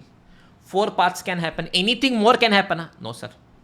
Tell me, what is the probability? Any of these things can happen. Tell me altogether how many options are there? 4 options. That means every option has a 25% chance. There's a 25% probability. 25% probability. Yes or no, everyone? Perfect. This same thing, let us try understanding using a chart, a path. Now what I'm telling, yes, I have tossed a coin. Yes, what all can happen? It can be head also. It can be tail also. What is the probability? 0.5, 0.5, 50%, 50%. Yes, I have tossed it one more time. Again, it can be head also. It can be tail also. What is the chance? 50%, 50%. Again, first time I got tail. Now, first time I got head. Second time I'm putting it again. Again, it can be head also, tail also. Anything can happen. Yes or no? First time I got tail. Second time I'm putting. Again, it can be head also, tail also. Anything can happen. Yes or no? Head also, tail also. 50%, 50%. Yes or no? So understand why on earth am I telling this? Because for calculation of joint probability. Now understand students, yes, altogether how many paths I can create, and what is going to be the joint probability. Based on this only this question is there. The concept of path, joint probability, independent distribution table, all of that is coming in SFM. Okay, but still for us to solve this question, some basics I'm telling. Okay, now tell me. First option, what all can happen? First time also I get head, second time also I got head. Head. Second option, first time I get head, second time I get tail. Head, tail. Third option, first time tail, second time head. Tail, head. Tail. I want to know the probability. Logically I have told, yes, ultimately these four combination will happen. That means 25% chance will be there. Now mathematically see how it is going to be. Yes, first time there is a 50% chance of getting head. Second time also there is a 50% chance of getting head. That means what is the joint probability? Yes, it is going to be 0.5 into 0.5. Is this clear everyone? Which is going to be 0.25. First time I got a head, second time I got a tail. First time getting head chance is how much? 50%. After that, second time getting a tail chance is how much? 50%. That means what is a joint probability? 0.5 into 0.5? 0.25. Yes, first time you get a tail, second time you get a head. Probability 0.5 into 0.5? 0.25. Yes, tail into tail is 0.25. Is this clear? One more example I am telling. Boss, look at this. I take a dice. Ludo. Yes, I am telling I want to get a 6. 2 times I am rolling. Tell me, first time I roll my dice, what is the probability of getting 6? Sir, altogether 6 sides are there, sir. That means probability of getting 6 is 1 by 6. Second time also I roll dice. Yes, what is the probability of getting 6? 1 by 6. I am telling I am rolling the dice 2 times. Both the times I should get a 6. What is the probability? Yes, first time also 6 and second time also 6. First time getting a chance of 6 is 1 by 6. Second time getting a chance of 6 is 1 by 6. First time and second time, and means it will be into. So it will be 1 by 36. Not getting too much into detail, but still, the concept of joint probability. Okay, this will happen and this will happen. This probability into this probability. Is this clear everyone? In a very short way I have explained. Now I can spend a lot of time, but this is a marathon, plus that comes in SFM, not in SCM. Okay, fine. But still we are having a question. Okay, now look at this beautiful question. Managing director of Y Limited has evolved some decision making to operating a firm. He is anxious to attend the process. Okay, all these things are okay, leave it. Yes, as a checking practice, he has asked for investigation to be made regarding decision price of a sole product. Yes, at 14 rupees, but due to rising cost. Okay, company has decided we will sell the product at 14.5. That is company's decision. Okay, following information estimates were available for management. Okay, last year what happened is 75,000 units we sold. At what price? 12 rupees. With the total unit cost of 9, of which 6 were variable cost. That was all last year's story, boss. For next year, they are giving estimate. That let us see. For the year ahead following, the following cost and demand estimates have been made. Yes, next year, what all chance can happen? Next year, my variable cost, yes, it can be 7 rupees also. Yes, that's a very pessimistic view, 15% chance. Yes, it can be 6.5 also. That's a most likely view. Yes, if you are very optimistic, it can be 6.2 also. Very optimistic means my cost, I think, is very less. Okay. Fixed cost. Yes, it can be. Yes, it can increase by 50%. That means tell me. Last year's fixed cost was how much? Last year's fixed cost, is it given? No. That means we'll have to calculate last year's fixed cost. Yeah, increase. Okay, fine. Last year's fixed cost, let me just do it here. Tell me, last year how many units I have sold? 75,000 units I have sold. At what price? 12 rupees. Each unit cost is 9. Every unit's cost is 9, in which variable is 6. That means fixed is how much, students? 3 rupee per unit. But tell me one simple principle we have kept throughout costing. Whenever I see selling price, how I want per unit? Okay, I got per unit. Whenever I see variable cost, how I want per unit? Okay, I got per unit. Whenever I see fixed cost, how I want? Sir, total, sir. Yes, 3 rupees is per unit into 75,000 units. 2,25,000. Yes, this is last year's fixed cost. Okay, this year there is a chance it can increase by 50% as well. So 2,50,000, 2,25,000. Yes, plus 50% is how much? 3,37,500 it could be. Okay, or yes, it can increase by 25% also. So it is going to be 2,25,000 into 1.25, which is 281,250. It can increase by 10% also, which is 247,500. Yes or no, everyone? Yes, sir.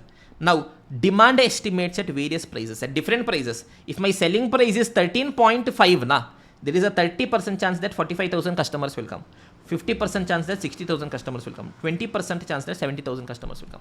If the selling price is 14.5 per unit, 35,000, 55,000, 68,000, probability is also given. Now, unit variable cost, fixed cost and demand estimates are statistically independent. For any option, anything can happen. Okay, yes, for this type of decision, group has decided that, okay, group policy for the time being ignore, yes, to assess whether decision was right or not. Now, I will just give you, in short, an approach. Now, understand, in a reality, what is going to happen. Look at this, students, look at this. Yes, what are the steps to be done? Yes, in reality, I'll give you guys a small picture. Suppose I set my selling price at 13.5. Understand, suppose I set my selling price at 13.5. What all demand could be there? Yes, if my selling price is 13.5, demand could be 45,000 also, 60,000 also, 70,000 also. Demand could be 45,000 also, 60,000 also, 75,000 also. Yes, one factor I have considered, demand. Now, other two factors are also there. Variable cost also I should consider. How much? Yes, in each of the situation, my variable cost can be 7 also, 6.5 also, 6.2 also. It is independent, irrespective of whatever my demand was. Even if my demand is good, it could be possible that my variable cost is bad, or variable cost is average, or variable cost is also more. Okay, yes, so what we are going to do, it is 7, 6.5, 6.2. 7, 6.5, 6.2. Yes, here again it will be 7, 6.5, 6.2. Here again it will be 7, 6.5, 6.2. Now, two factors we have considered. Demand I have considered, as well as what I have considered, variable cost I have considered. There is one more factor to be considered, which is going to be fixed cost. Fixed cost can be how much? 3,37,500, 281,250, 247,500. That means think how big your chart is going to be. From here again, how much it is? 337,500. This one was how much? 281,250, 257,500. 281,250, 247,500. I don't know if I am right with respect to the numbers. That means in reality, I am talking of logic. I will come to study material solution also. Yes, in reality, how many path can come? Understand, for the sales demand, 3 different options are available. Into, for the variable cost, 3 different options are available. Into, for the fixed cost, 3 different options are available. That means 27 different independent situations can be there. Yes or no? If you ask me what all can happen, see, it could be possible that my variable cost is 7. It could be possible that my fixed cost comes to say this one. It could be possible that my quantity is this one. Like that, 27 different possibilities in reality can exist, because they have told that it is my independent distribution table. Anything can happen. Okay, that is a logic. That means logically, I should be drawing firstly 27 path. For each of the path, I should calculate profit. Then I have to tell what is the probability of me reaching break even. Dead case. Okay, now ICMI study material. In your study material, they have committed one mistake. Because of that, we can solve this. What mistake they have committed? Okay, yes, where multiple data with probability is given and they have told it is independent probability distribution. For fixed cost, they have not assumed it is independent. For fixed cost, this last leg, this they have not done. Sir, why, sir? Study material, they have not done. What I can tell, when your question is very specific, look at this, your question is very specific here. Unit variable cost, fixed cost and demand estimates are statistically independent. Anything can happen in the world. Independent. That means ideally 3 into 3 into 3, 27 should have been there. But they have not done it that way. Sir, what we should do? Knowledge aside. Exam, study material mahan. Yes or no? So what they have done, I'm just going to give you steps to solve the question. Look at this. So what is happening for variable cost as well as sales demand? Yes, study material has told they are independent. Based on that, they have created a path. But for fixed cost, they have not taken it as independent. The only thing that they have done is they have calculated the expected value. That is probability into fixed cost. They have done. They've got the expected value. Based on that, they've done the solution. Look at this. That means what are the steps that we are going to do? Yes, there are going to be questions for which the only thing we can do is, yes, create a proper logical steps, and based on that you try revising, because there are mistakes. Yes, just in your previous decision making, asset life cycle costing, I've told you, yes, when to purchase. There you have to, yes, revise and yes, keep in mind the steps, because logically you can go wrong. Here again, there's a flaw in their solution. That means I cannot logically create. Whatever they have done, in that approach only we have to go. Is this clear, everyone? Okay. So step 1, we will calculate what is my expected fixed cost. Once I calculate that, then for every selling price, I will draw a detailed path. Okay. For every path, I will calculate the joint probability. What percent chance this can happen. Based on that, for every path, I will calculate profit.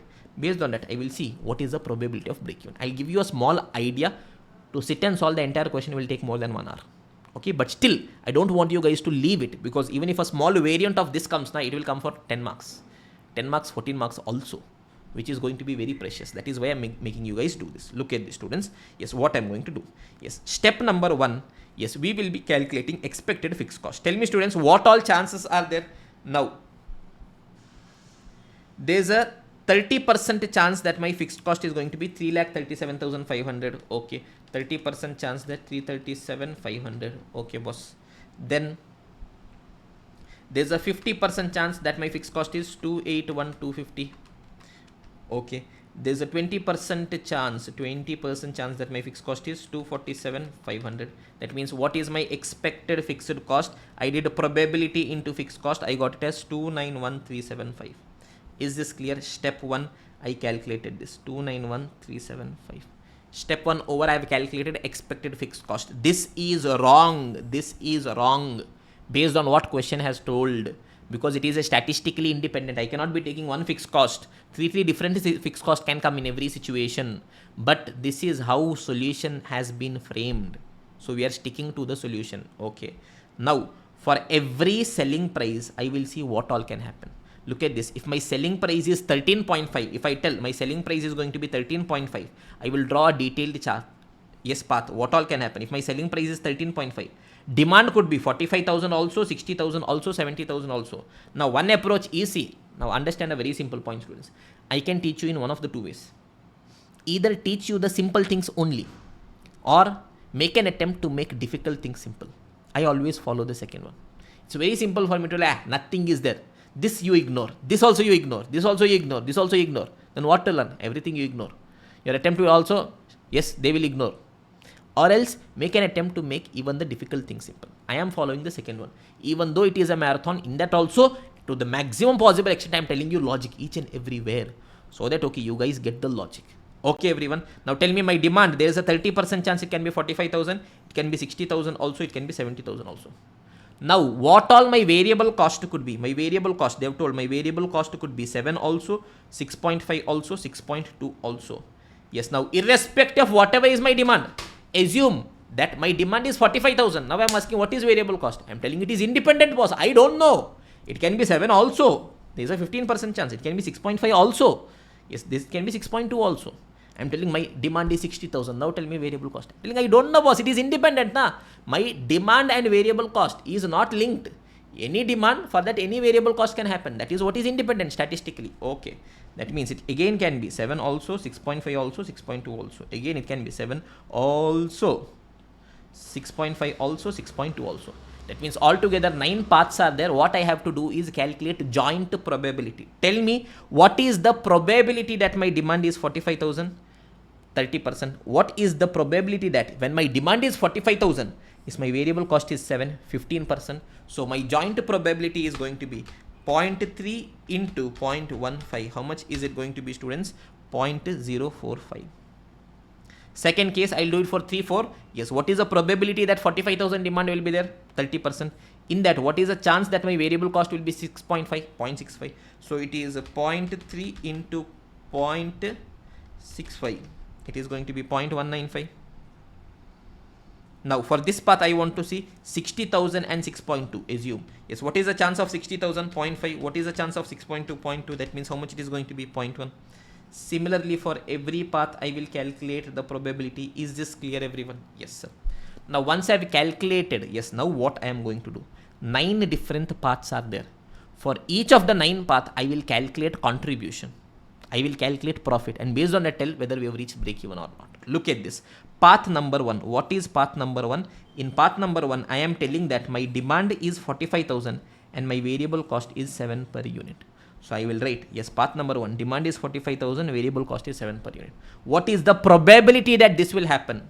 Yes, there is a 4.5% chance, 0.045% chance that this will happen. Okay, if this path happens for 1 unit, what is my contribution? Tell me students, what is my selling price? Selling price we have set at 13.5. Okay, if 13.5 is selling price and variable cost is 7, that means 6.5 is my contribution per unit. Yes, into 45,000, my total contribution is 2,92,500. Yes or no? Yes sir. Now that is the total contribution. How much fixed cost I am having? 291375 minus 291375. How much is going to be my profit? 1125. Is this clear? Tell me, in this situation, am I reaching break even? Yes sir. So what I have to do for all the 9 paths? Yes, I would have calculated joint probability. I will calculate total contribution. Based on that, I will calculate profit. Yes, in some places profit will be there. In some places loss will be there. Question is asking in how many situations I will reach break even. That is as good as the previous type of question. Wherever profit is there, all those probability you add, you will tell the probability of break even. Is this clear, everyone? Over. Same thing I'll have to be doing for another selling price as well. So trust me, to sit and solve this, some 1 hour you will be taking, but real maja question. Where level? Is this clear, everyone? Yes, I hope I would have, yes, made some sense. It would be of some help for you guys when you try solving the questions by yourselves. Is this clear, everyone? Okay, wow. Great. Maja has come. Yes or no, students? Give me a confirmation.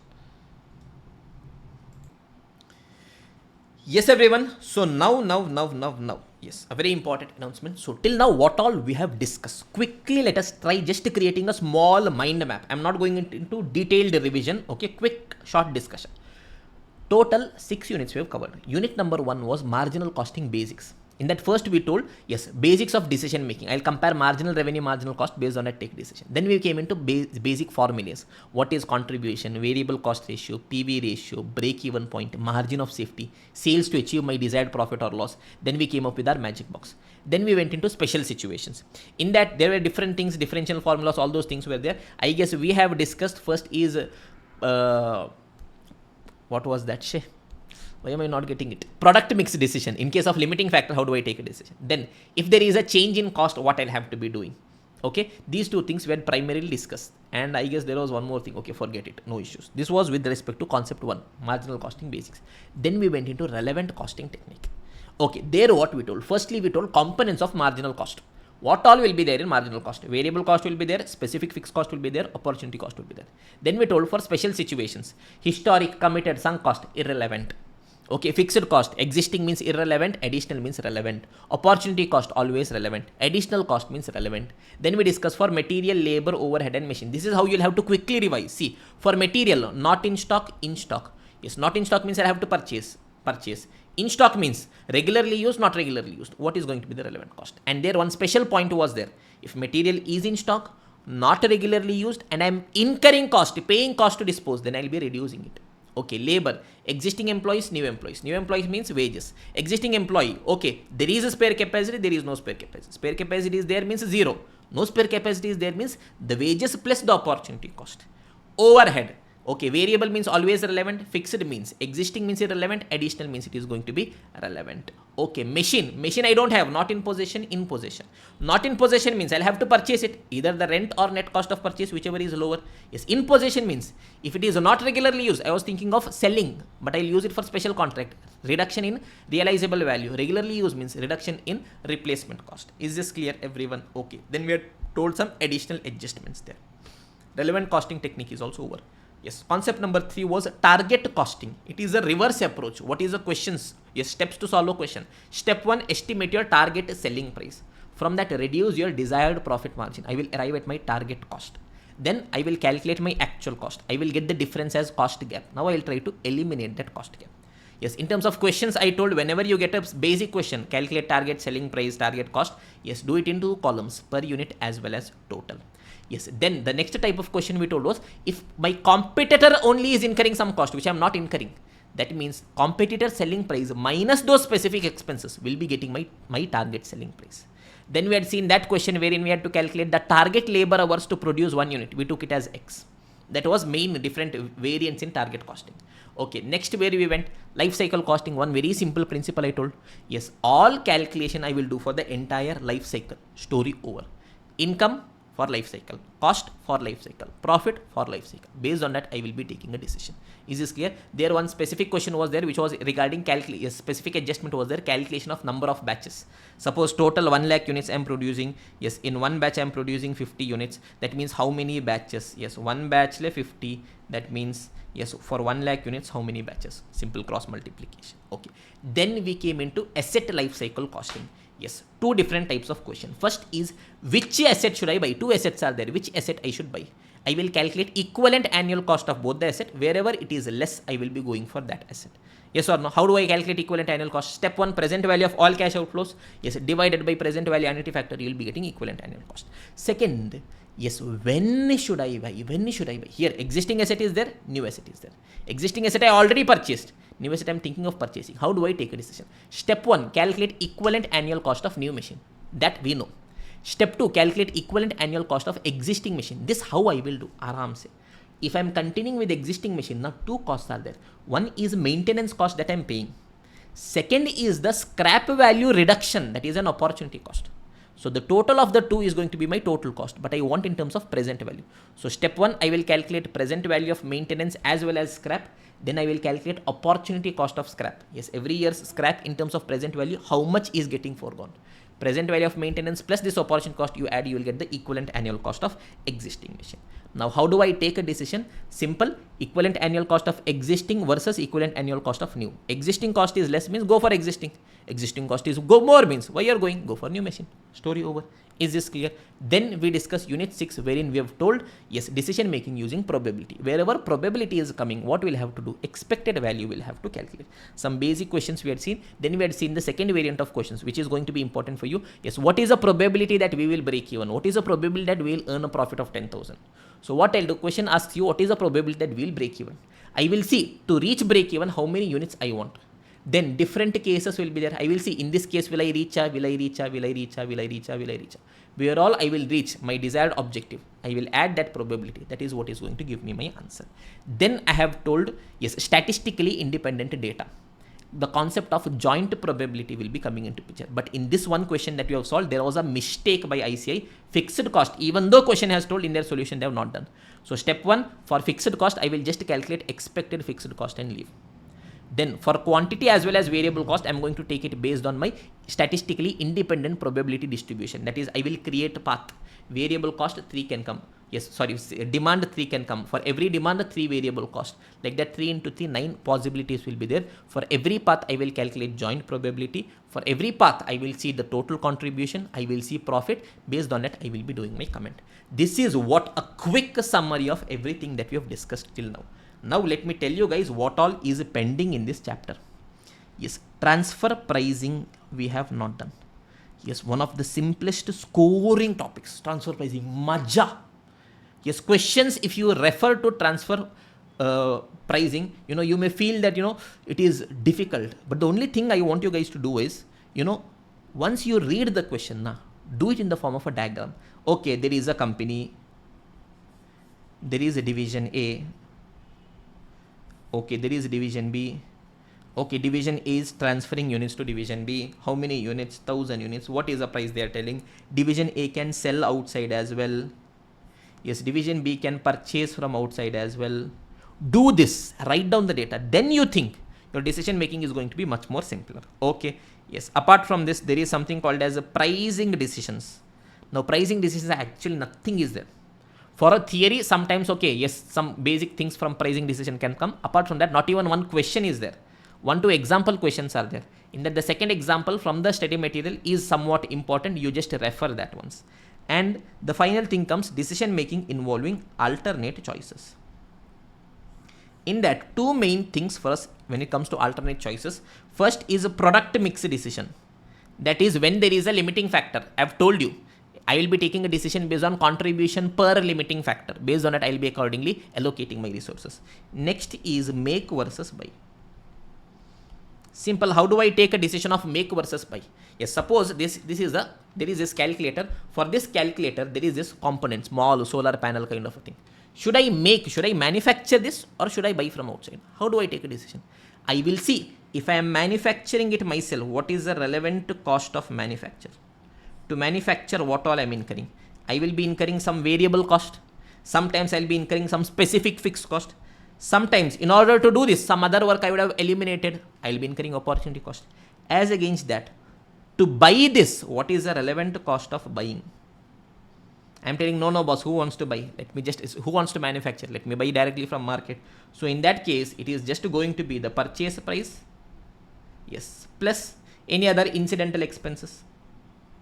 Yes, I will see relevant cost of manufacture versus relevant cost of buying. Suppose to manufacture cost is 100, buying I will get in 90. What is my decision? Buy it from the market. Why you are thinking? Yes, suppose to manufacture cost is 80, buying is 90. I'll tell manufactured. As simple as that. Yes, two main decisions which will come here is these two.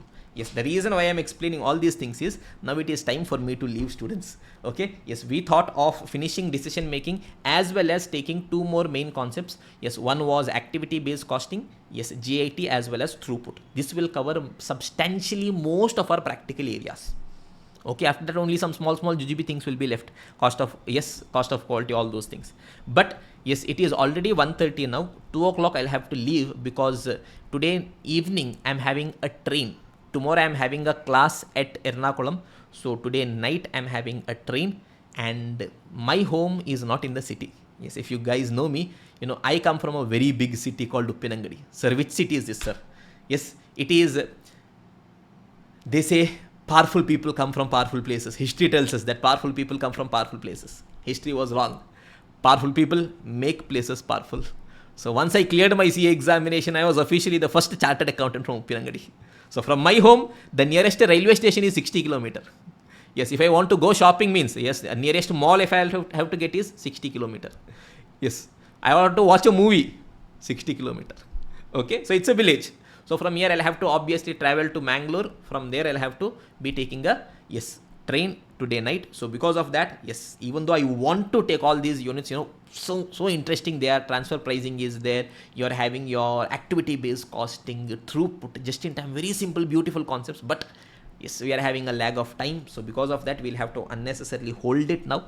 Yes, obviously I will try my best to come up with these revisions subsequently as well. Now, it could be a bit difficult because tomorrow onwards my offline classes schedule are starting. Yes, they will be there for the next 1 month. Okay, so because of that, it could be a bit challenging. Yes, not making it as a promise, but I will try my best to come up with at least some of these topics as a revision for you guys. Okay, now final bit of words of wisdom for you guys. Yes, regarding your examination. Okay, give your 100% for your examination. Yes, attempt for maximum marks. Okay, yes. Do not ignore QT. QT is actually scoring, yes, when compared to SCM. Even though I am a costing faculty, I am telling QT is more scoring than SCM. Okay, because in SCM you will see, yes, we make it very simple, but still, you know, questions, so many things are there.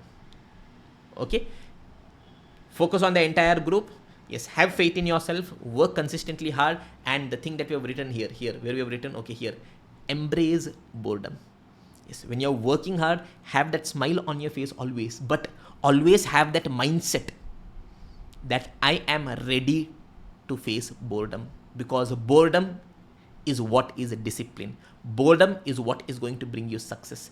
Every people who have achieved success in their life, they have gone through that phase of boredom. Yes, doing the same mundane, repetitive things over and over and over again when everyone around them is enjoying, until one day they look back, the person has become something else already. Okay, so have faith in yourself, have faith in the road ahead, have faith in God, have faith in yourself, and know that magic will happen. We have come here to do something very special, to leave a mark in the world, to do crazy, insane things. All the wildest of our dreams will come true. Have faith in yourself. Work hard, and every day wake up, jump out of your bed with that excitement, and embrace boredom.